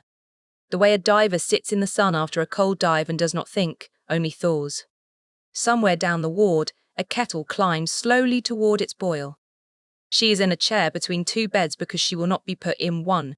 They tried. A Saltren healer with kind eyes told her she had the look of someone who had spent more than blood, and she had agreed, and then she had taken the chair anyway, because the two beds have people in them. She is not finished watching Breathe. In the first bed, Imara is stitching Kaesh's face. She works as she does everything, without waste, the curved needle going in and out of the long wound that runs from his hairline through his eyebrow and down onto his cheek. The wound is going to be a scar, and the scar is going to be the first thing anyone sees about him for the rest of his life. He is awake for it. He refused the strong tincture, took only the weak one, because, he said, his voice thick, he has spent 18 years not feeling things on purpose, and he would like to start feeling them now, even this, especially this. Imara had looked at him for a moment and then given him exactly the weak one, because she is the kind of person who hears what is underneath a sentence and answers that. She has not told him yet what the casting took on its way through her. He knows she paid something. He was there. He felt the thread go strange in his hand at the end. He does not know it was her father, though, and she is not going to tell him today with a needle in his face and his whole house about to come down on him, because you hand a person grief when they have a free hand to take it, and both of his are full. There will be a day for it. There will be, she is fairly sure now, a great many days, which is a thing she did not let herself believe this morning, and is letting herself believe a little, tonight, in a bright, safe room with everyone in it still breathing. The world is changing around them while they sit in the bright room, and it reaches Mira in pieces, the way news reaches the bottom of a well. The council is convening. Not the careful observers from the gallery this time, but the full body, summoned in the middle of an afternoon, because a chamber full of empty children under a school is a thing that cannot be observed and managed. It can only be answered. There are people in the Brinework now with lamps and ledgers of their own, counting tanks, and the counting will take days, and every number in it is a name. Aulin Marrowdeep is down there with them, she hears, gone loud at last himself, no longer the careful intermediary with the dull voice, putting 300 years of his house's hoarded charts on a council table and daring them to call the deep a rumour now. It is a strange thing to watch from a chair. The machine she could not move, all season moving now, fast and frightened and righteous, the same careful men who shrugged at an empty office only the day before, tripping over one another to be on the right side of a thing they can no longer pretend not to see. She is too tired to be bitter about the timing. Mostly, she is just glad that the children still left to save are going to be saved by people with authority and lamps, and not by one more girl going down one more stair alone. There are clerks in Halen's rooms too.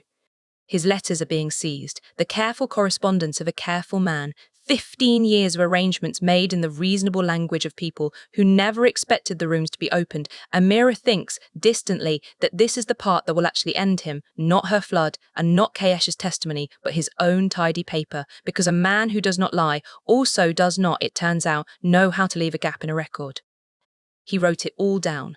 He was proud of it. It is going to bury him, in absentia, from a passage no one can find. She finds she cannot make herself care about the machinery yet. It is good. It is the thing they bled for. It is also happening to other people, in other rooms, and the only rooms she has the strength for are this one and the people in it. Lin Saltren is in the second bed, blinking at the ceiling. That is most of what she does. For now, she blinks at the ceiling, and sometimes she turns her head and looks at the window, and once she asks the kind-eyed healer whether it is still the same day, and is told gently that it is the next one, and seems to file this away without distress, the way a child accepts a small confusing fact when the large ones are still too big to lift. She does not remember the chamber. She does not remember the stair. She has a hole in her where 4 years of something used to be, and she is going to grow the rest of her life around the edge of it, and nobody in this room is ever going to tell her what it was she lost, because some mercies are made of not knowing. But she is here. She blinks at the ceiling of a clean, bright room on the next day, alive, a child the chamber did not finish, and Imara watches her do it and thinks, that is what the arithmetic bought.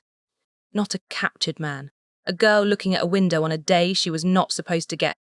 Imara made the trade with her own father's face, and she would make it again, and she is allowed, now, in this chair, to find both of those things true at once and to let them sit in her without resolving. Her mother comes at dusk. Edda crosses the crawl and the open water and the whole length of the conservatory she despises for the second time in a season, in the same good coat, the bad left hand with its 2 missing fingers tucked as she tucks it among people who stare, and she does not announce herself or weep or make a scene. She finds Imara in the chair, and she looks at her daughter for a long moment with the flat reading look that Imara has finally learned is not coldness but the deepest attention the woman has. Then she pulls the second chair over and sits down in it, close, their shoulders nearly touching, and she does not leave. She does not leave when the healers change the dressings. She does not leave when the dark comes on. She has crossed the water to sit in a chair beside her daughter, and she intends, it is plain, to do exactly that for as long as it takes, which is the most Edda thing Imara has ever seen, love delivered as sheer, immovable presence, a body that will not be moved from a place, because the place is where you are. It is in the long quiet of that, with Kaesh sleeping the weak tincture's thin sleep, and Lin breathing slow and even, and the council convening somewhere above them, that Imara finally lets herself reach for the thing she has been carrying unopened since the chamber. She takes the hollow out of the crate, here, where it is safe, where there is dry land under her and her mother's shoulder against hers, and she looks at it. It is worse than she let herself expect. It is not that the grief is large, it is that the place is empty. And an empty place does not grieve loudly, it just sits there being empty, and she keeps reaching into it out of habit and finding the smooth, scoured stone where a face used to be. She is smaller than she was this morning. That is the plain fact of it. The thing no one warns you about a cost like this. That you do not just lose the thing, you become a person with less in them, a slightly emptier vessel walking around, and the emptiness is permanent and it is yours. She takes an inventory. Because a salvager takes inventory, especially of herself. She is down a father she barely had. She is carrying 7 dead who are not her, and now a smooth place where the one who was hers used to be. She has soft spots in her own past, since the midpoint that she is no longer sure she can trust. She is 16 years old, and the inside of her is arranged like the hold of a ship that has come through 3 storms, things lashed where they fell, gaps where cargo went over the side in the dark. That is who walked up out of the water today. She had better get to know her, because she is going to be living in her for a long time.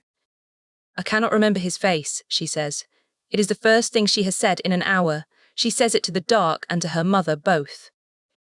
Edda does not pretend not to understand.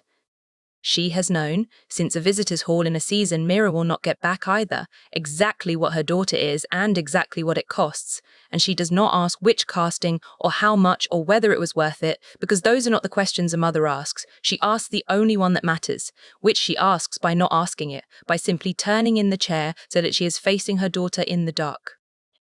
"I will give you mine," her mother says. And she does. She begins, in the quiet of the infirmary, in the low, even voice she has refused to use about him for 16 years, to give her daughter back her father, one piece at a time, the square set of his jaw that Mira has her own version of, the way one eyebrow sat higher than the other so that he always looked a little unconvinced, the laugh that started somewhere down near his boots. She does not give the dark thing, the deep thing, the thing she has carried alone all these years and will carry a while longer yet.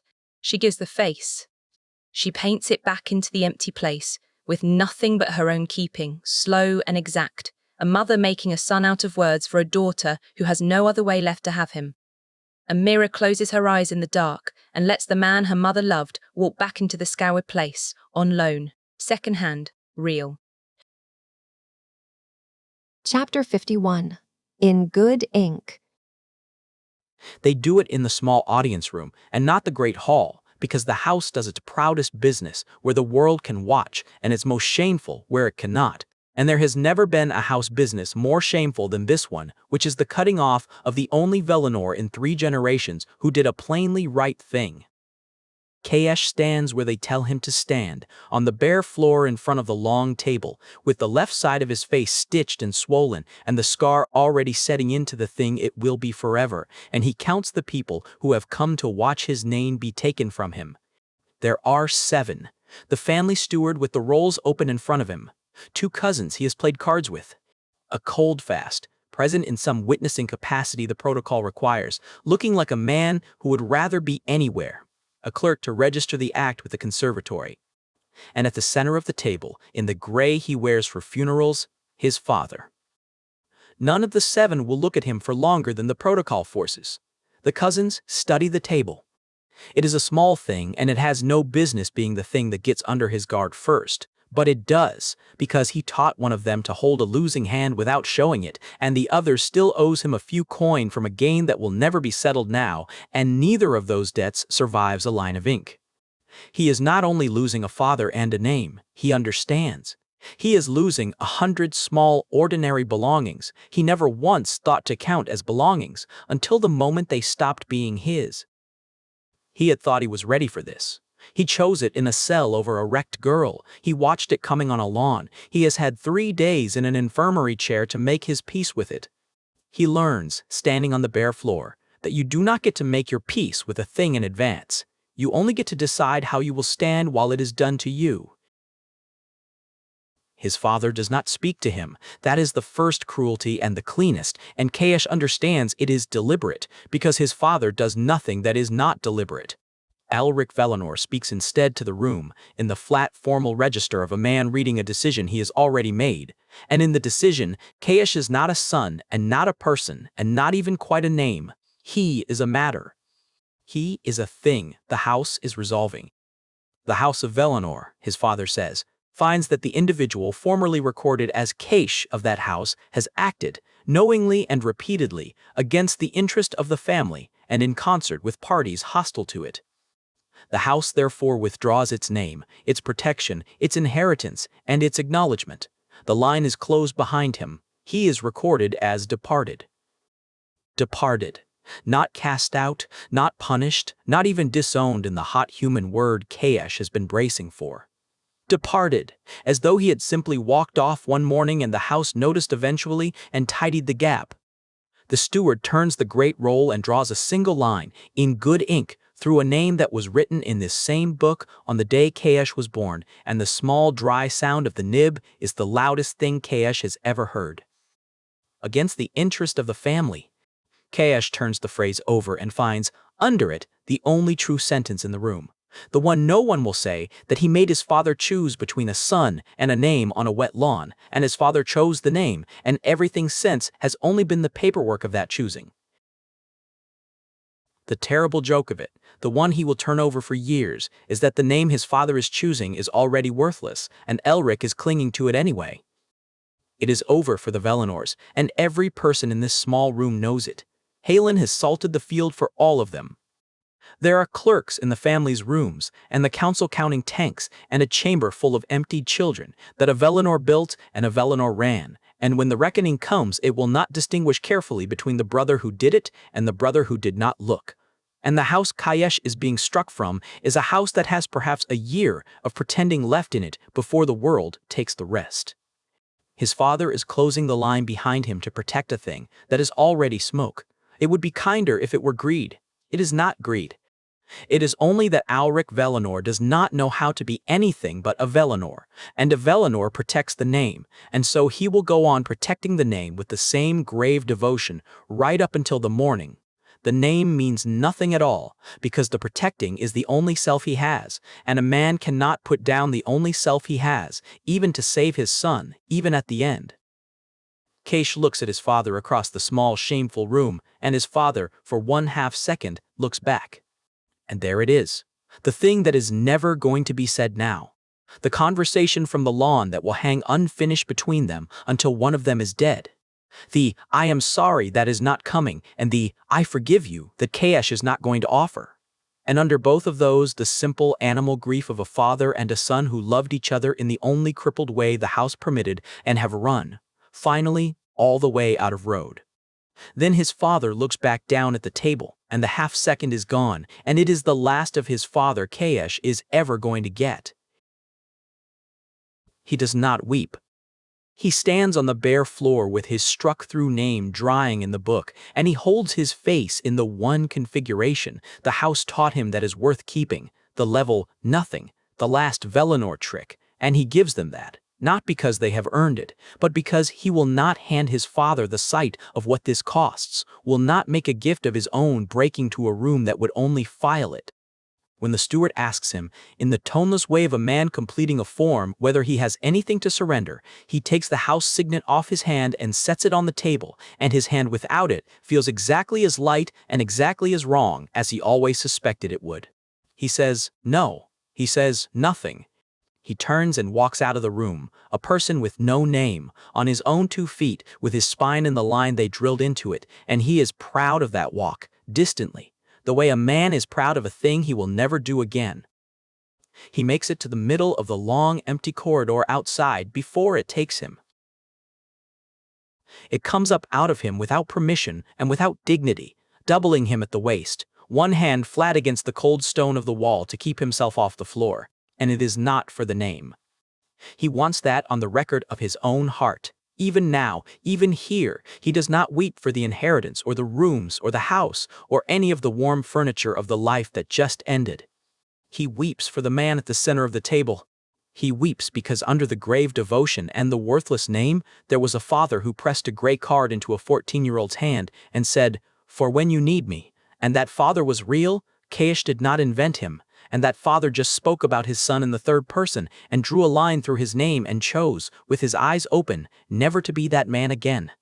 There were not many of those moments, and Kaesh has kept everyone, the way a poor man keeps coins, the rare mornings his father's hand landed on his shoulder and meant it, the ones his father laughed at something Kaesh said and was, for a heartbeat, simply a man delighted by his boy.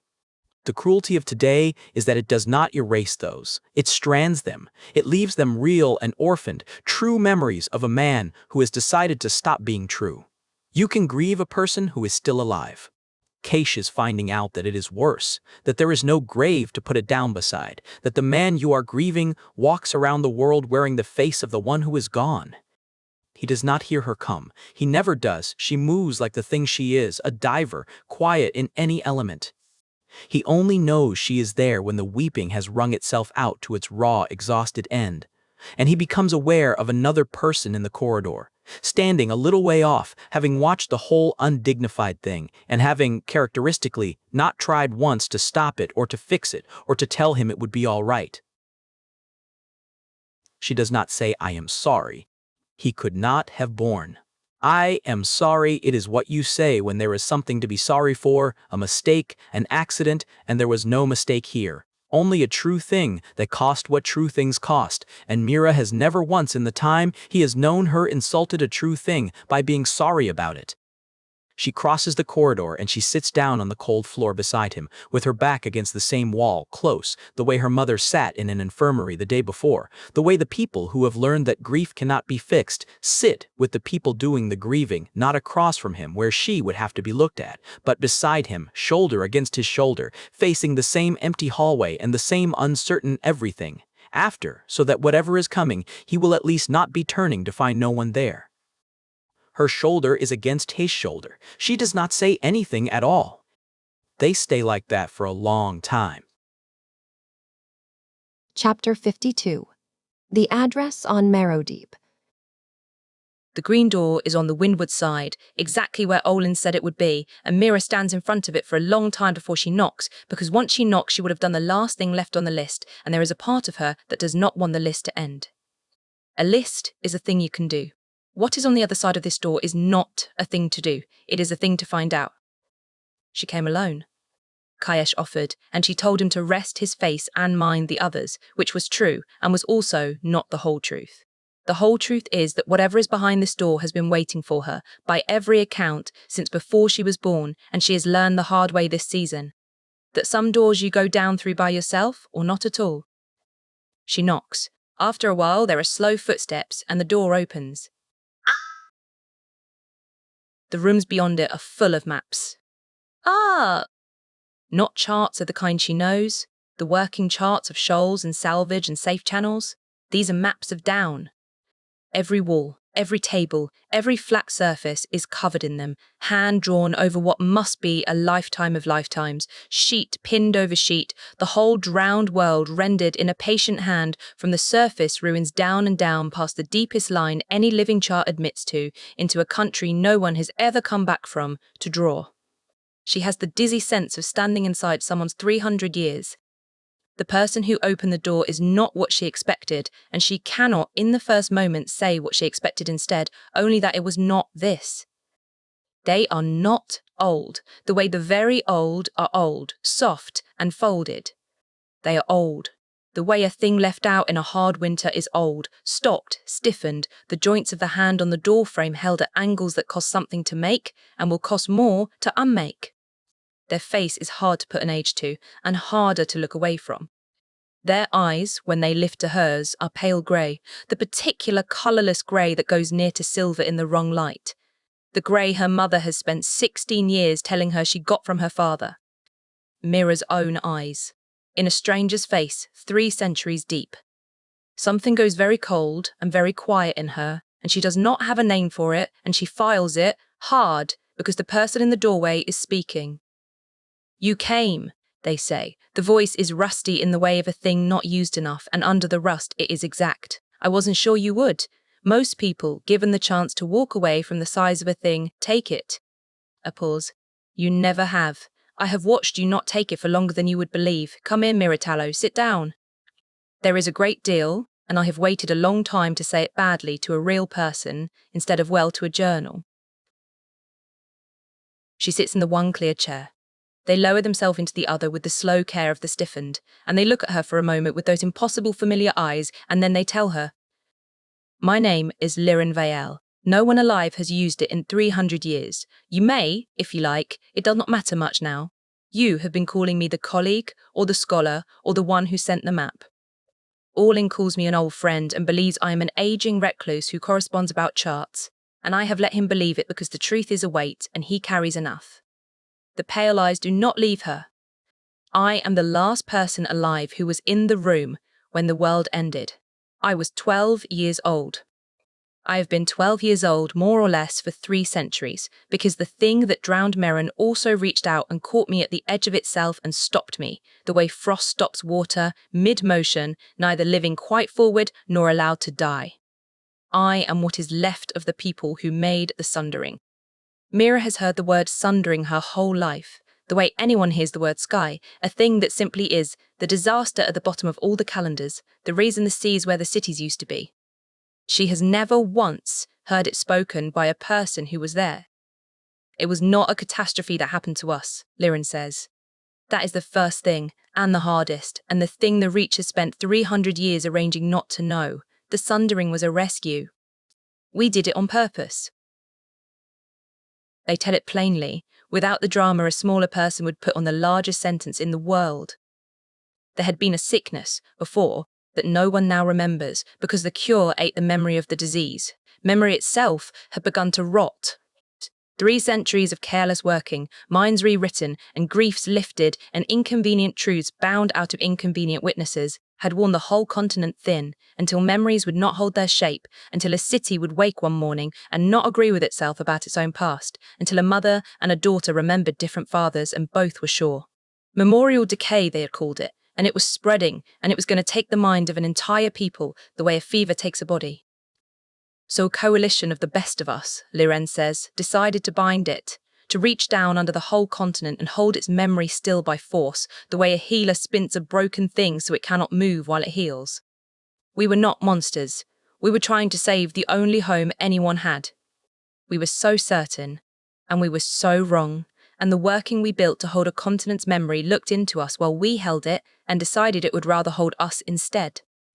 Their voice does not change, but something behind it does. It inverted. It took the channelers first, the ones pouring themselves into it. It took my teacher. The last thing on her face was not pain, it was understanding.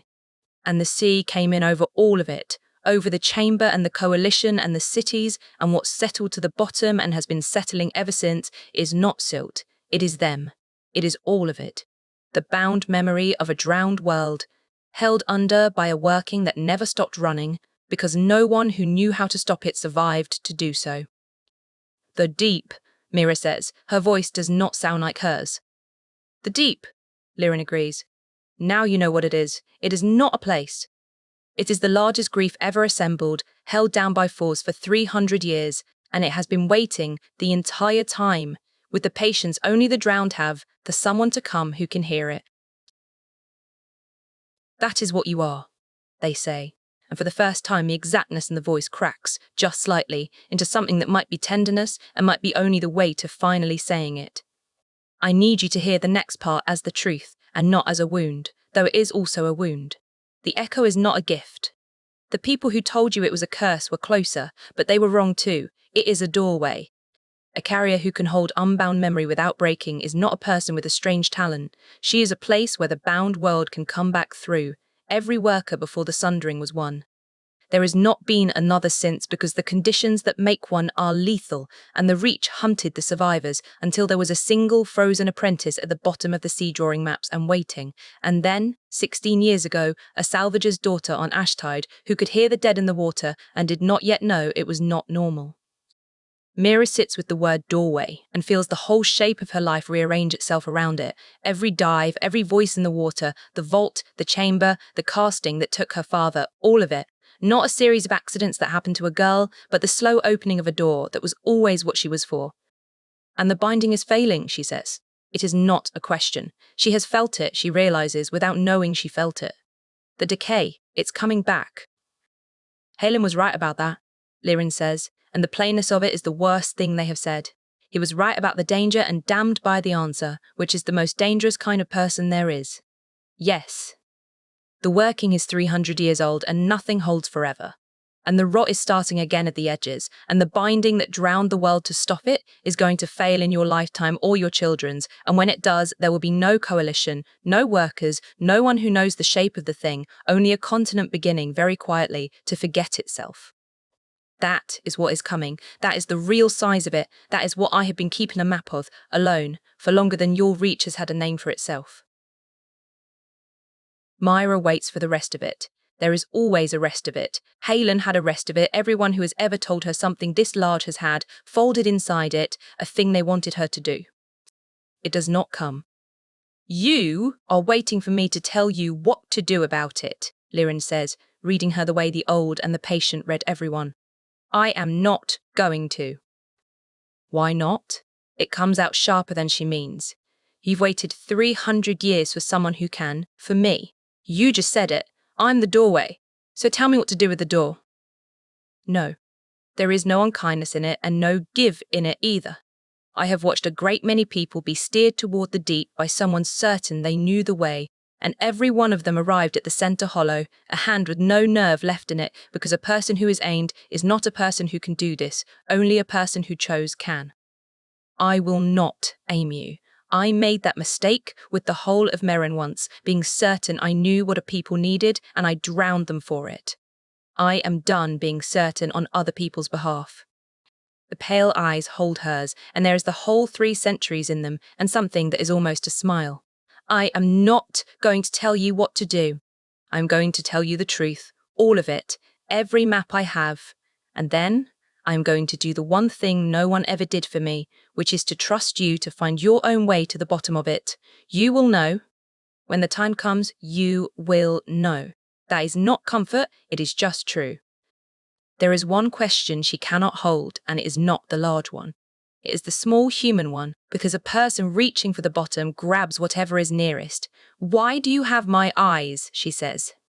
The pale grey holds her, and something moves behind it that is older than the rest of the 3 centuries, and for the first time Lirenvale looks away. That, they say, is one of the questions that can come later. It has a long answer, and you are not ready for it, and neither, after 300 years, am I quite today. They will not say more, and she banks it with everything else in this room too large to hold, the newest and not the least of them. And then they stop. They sit back in the stiff, careful way of the frozen, and they let out a breath that sounds like it has been held for a very long time. And they look at this Salvager's daughter sitting in their 300 years of maps, with her father's eyes and the dead in her chest, and a doorway opening behind her own face. And for a moment, Lirenvale does not look ancient at all. They look like a person who has just set down something they have carried alone, past the point where it should have crushed them, and found, to their surprise, that they are still standing. 3 centuries, they say, quiet now, almost to themselves. I have been waiting 3 centuries to tell someone what I just told you. They reach over with the slow, stiff hand, and they pour water from a plain jug into a plain cup, and they set it in front of her, the oldest courtesy there is. Take a moment, Liren says.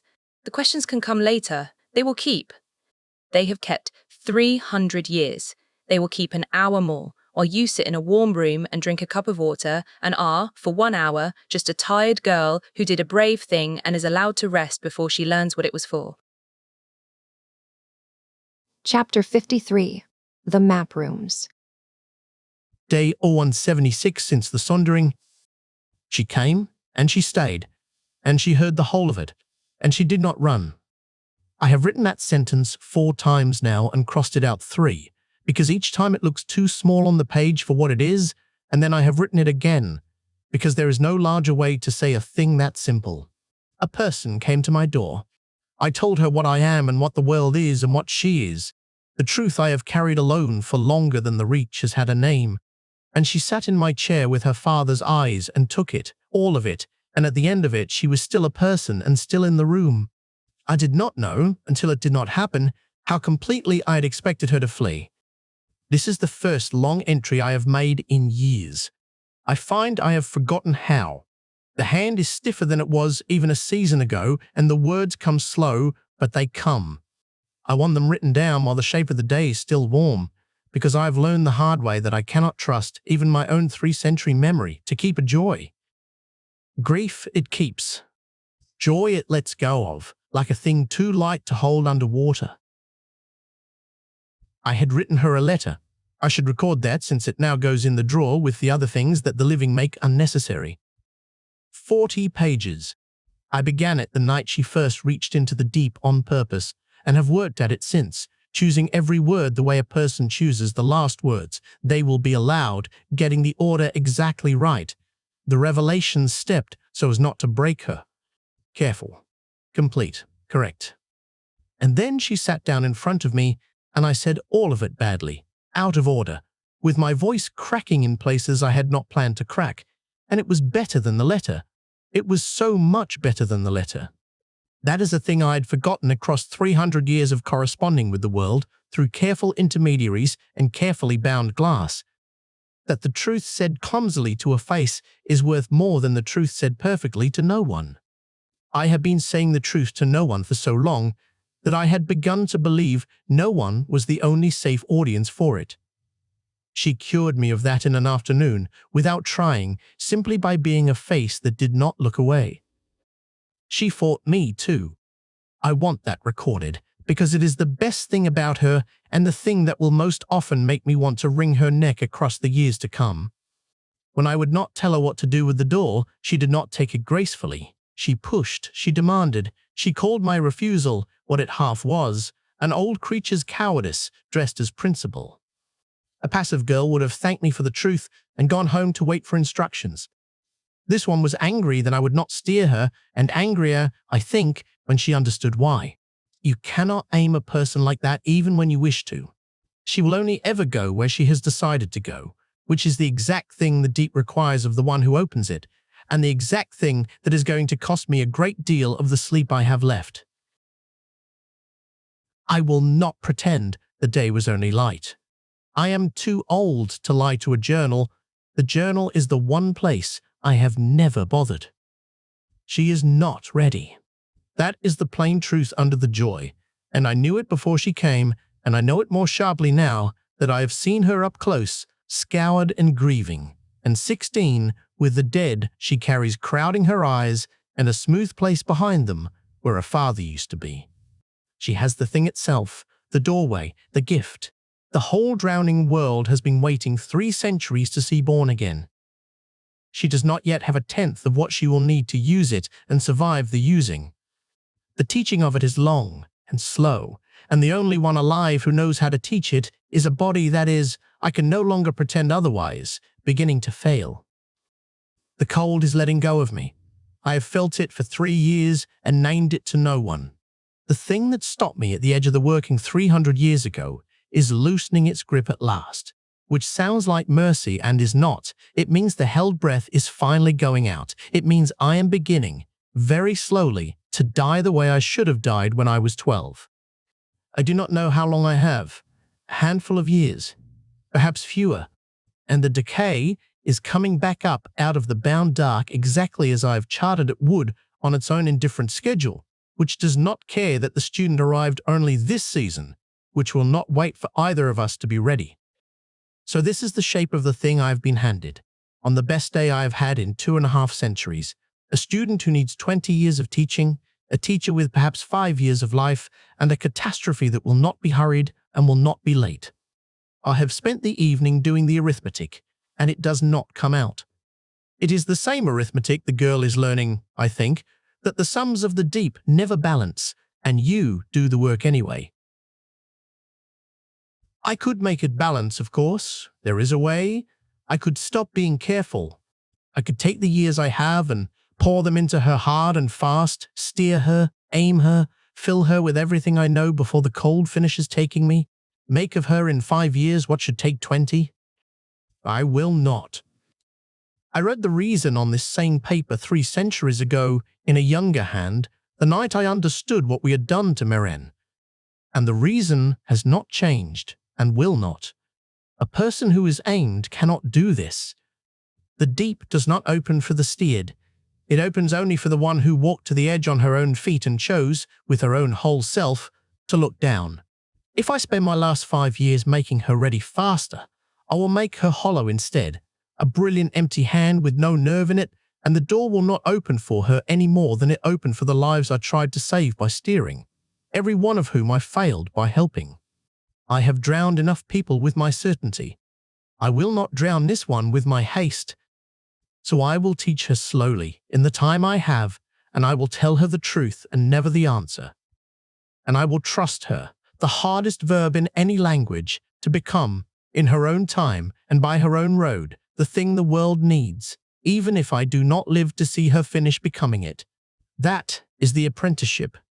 It was always going to have to be that. I only forgot, in 3 centuries of solitude, that an apprenticeship is a thing you give, not a thing you keep. In the cold map rooms above the windward shore, with the whole drowned world charted on the walls around them, the cartographer set down the pen and flexed the stiff hand and looked, for a while, at nothing, with the stillness of a person who has just put down a weight and is waiting to see whether they float. Then they closed the journal. They rose slowly and went to the cabinet, and took down a bottle that had stood untouched and dusted around for longer than most of the people now alive in the Reach had been breathing, and they poured themselves the first proper drink they had taken in 87 years. The cork came apart in the pulling. They picked the crumbs of it out with a map pin.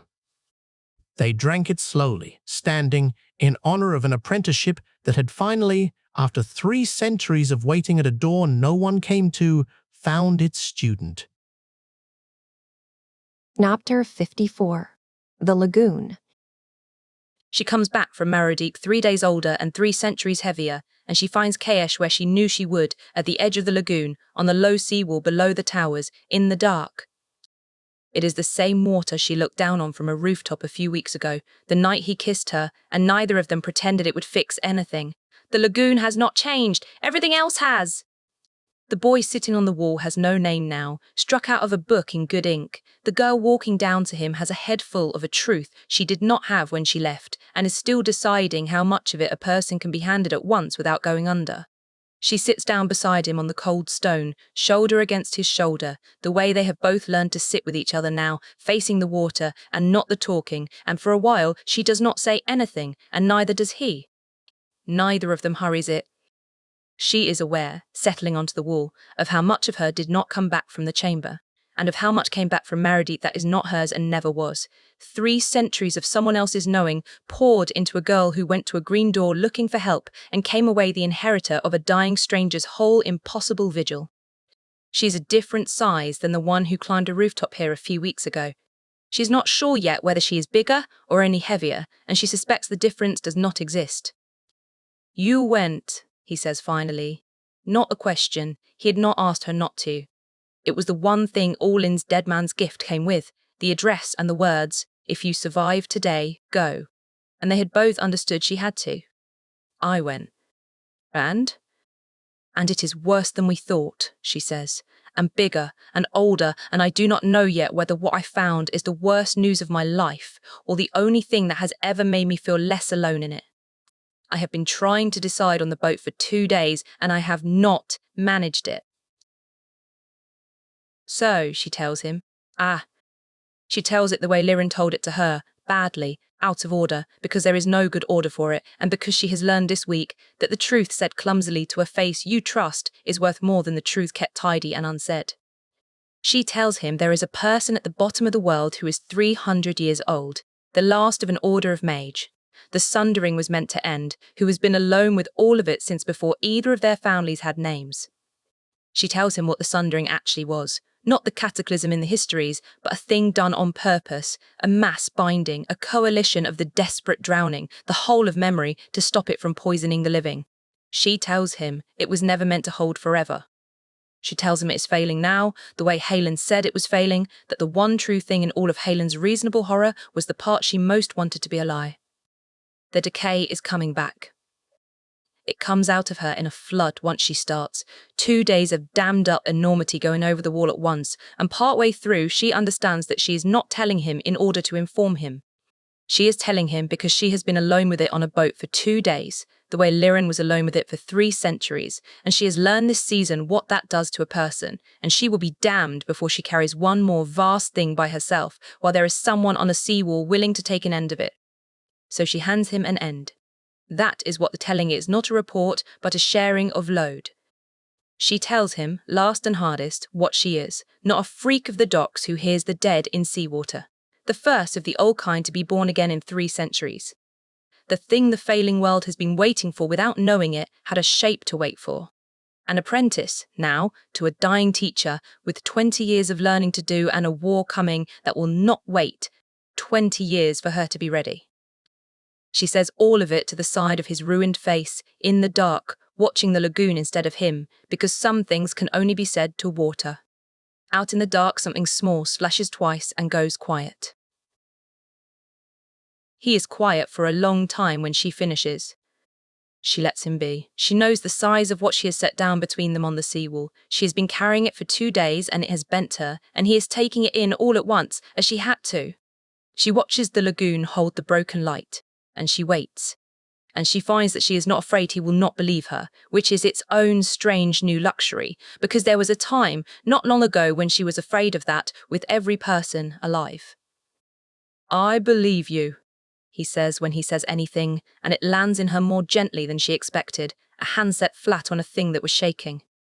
"I want you to know I am not saying it to be kind.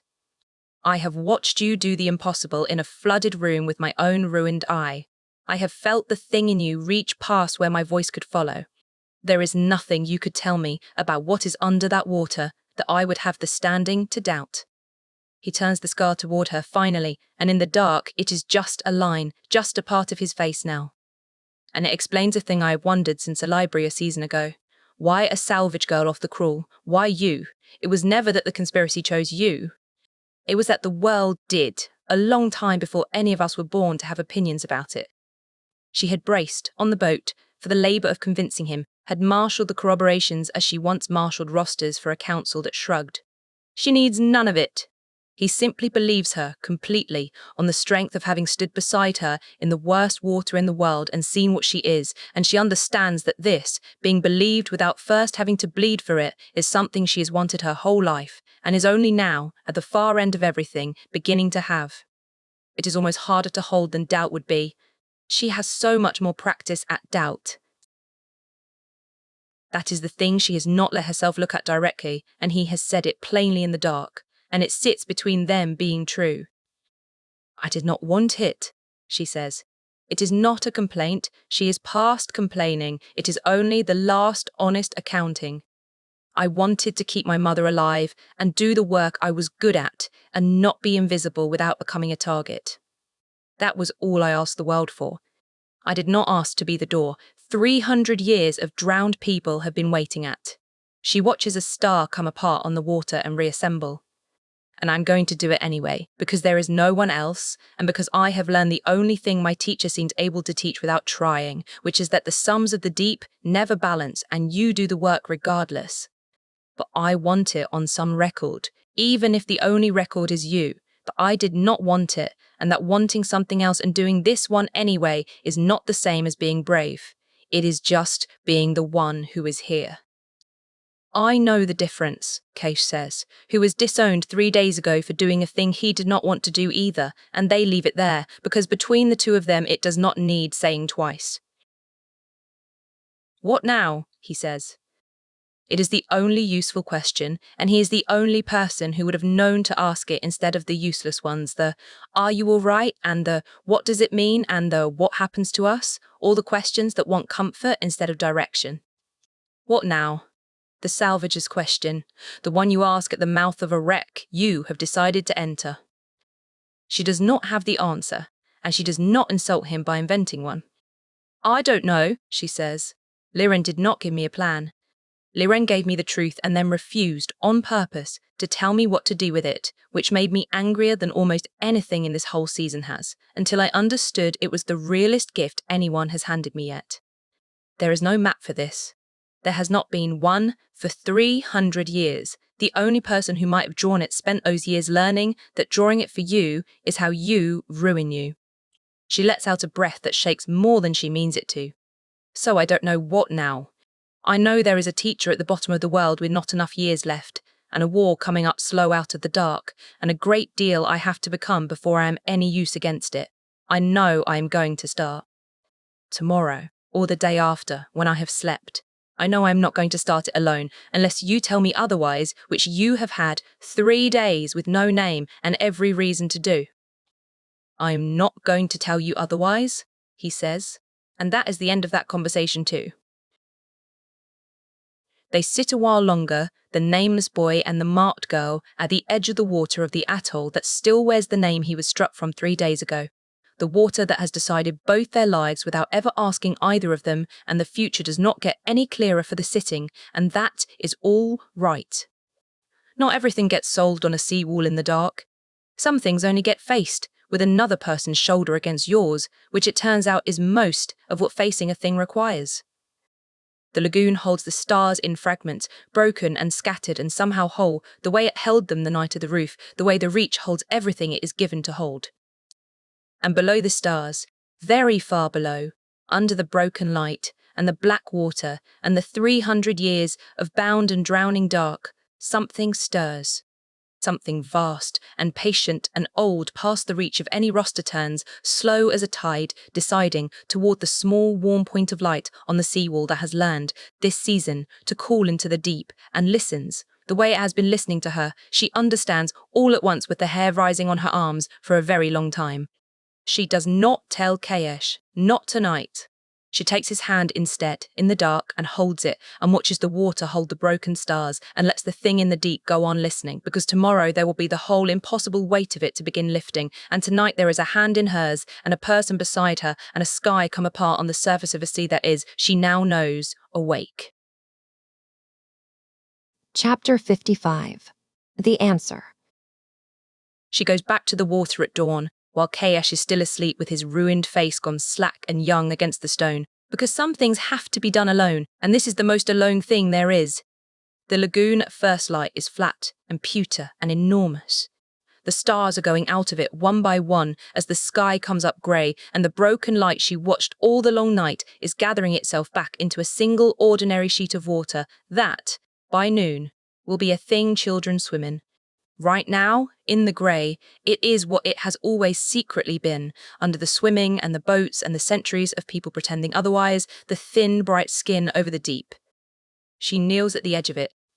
She has spent her whole life kneeling at the edge of water, reading it, working it, taking what it would give and refusing what it would take, and she has never once, in all those years, on all those edges, done the thing she is about to do.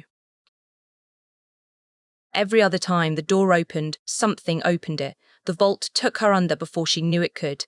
The bathhouse caught her on its threshold.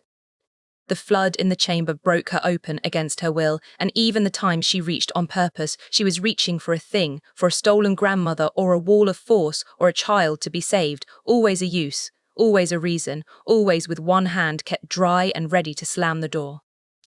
She has never opened the door for no reason but to ask the dark, the one question she has been too frightened to ask since the night the water first spoke to her in a dead man's voice. Not, what can I take from you? Not, what will you take from me? The simplest and most terrible question there is, the one a child asks into a dark room and spends a life pretending it stopped wanting the answer to. Are you there? Do you know that I am? She spent the whole book of her life afraid of the answer. This morning, with a teacher dying at the bottom of the world and a war coming up slow out of the dark and 20 years of becoming to do and no time at all to do it in, she finds she is more afraid of going the rest of her life without it. So she lays both hands flat on the surface, full contact, the thing every rule she owns has screamed at her never to do, and she stops holding the door. She does not channel. She is not reaching for anything. There is nothing she wants to take and nothing she has come to spend. She only opens, the way one throws a shutter wide, not to let the weather in, but to let the lamp inside shine out, so that anything in the dark that has been watching will see, at last, that there is a light here, and that the light has turned, deliberately, to look back. For a long moment there is nothing but the cold climbing her wrists, and her own heart going and the grey coming up over the water. And then the deep notices her. It is not words. Liren warned her it would not be words. Not for years, perhaps not ever. The dead do not speak, and the deep is not the dead, only the vast, patient place they went, the drowned sum of 3 centuries, and everything older and darker than them. It has no mouth. It does not speak. But it turns. She feels it turn, the whole immeasurable weight of it, slow as the sea floor shifting, the way a sleeper feels, a hand laid on them in the night and rises toward it without waking. And what comes up out of that dark and through her open hands and into the deepest marrow of her is not language and is more than language, and it is the most terrible and the most wonderful thing that has ever happened to her. It is recognition. The deep has noticed the small, warm light kneeling at the edge of it. It has been noticing her. She understands now with the grey dawn standing still around her, all her life, in every dive and every dead man's voice and every reach, the deep on the other side of all of it, patient, attending, waiting for her to hold still long enough. Now she has, and it knows her. It knows the exact and entire shape of her, down to the soft, scoured places, and the 7 she carries, and the smooth stone where her father used to be. And this is the thing that stops the breath in her chest, kneeling, 16, alone in the rising light, with 300 years of dark pouring recognition into her cupped and shaking hands. It knows her name. She does not pull back. She has spent her whole life pulling back, keeping the dry part dry, refusing the door. Not this morning. She holds still, with her hands in the cold and the sun's first edge coming gold across the pewter water and the dead in her chest gone quiet and listening with her. And she lets the deep understand that she has heard it, hear her, and that she is not, this time, going to run. The light comes up over the lagoon. The water holds it whole. From the deep, something answers her back.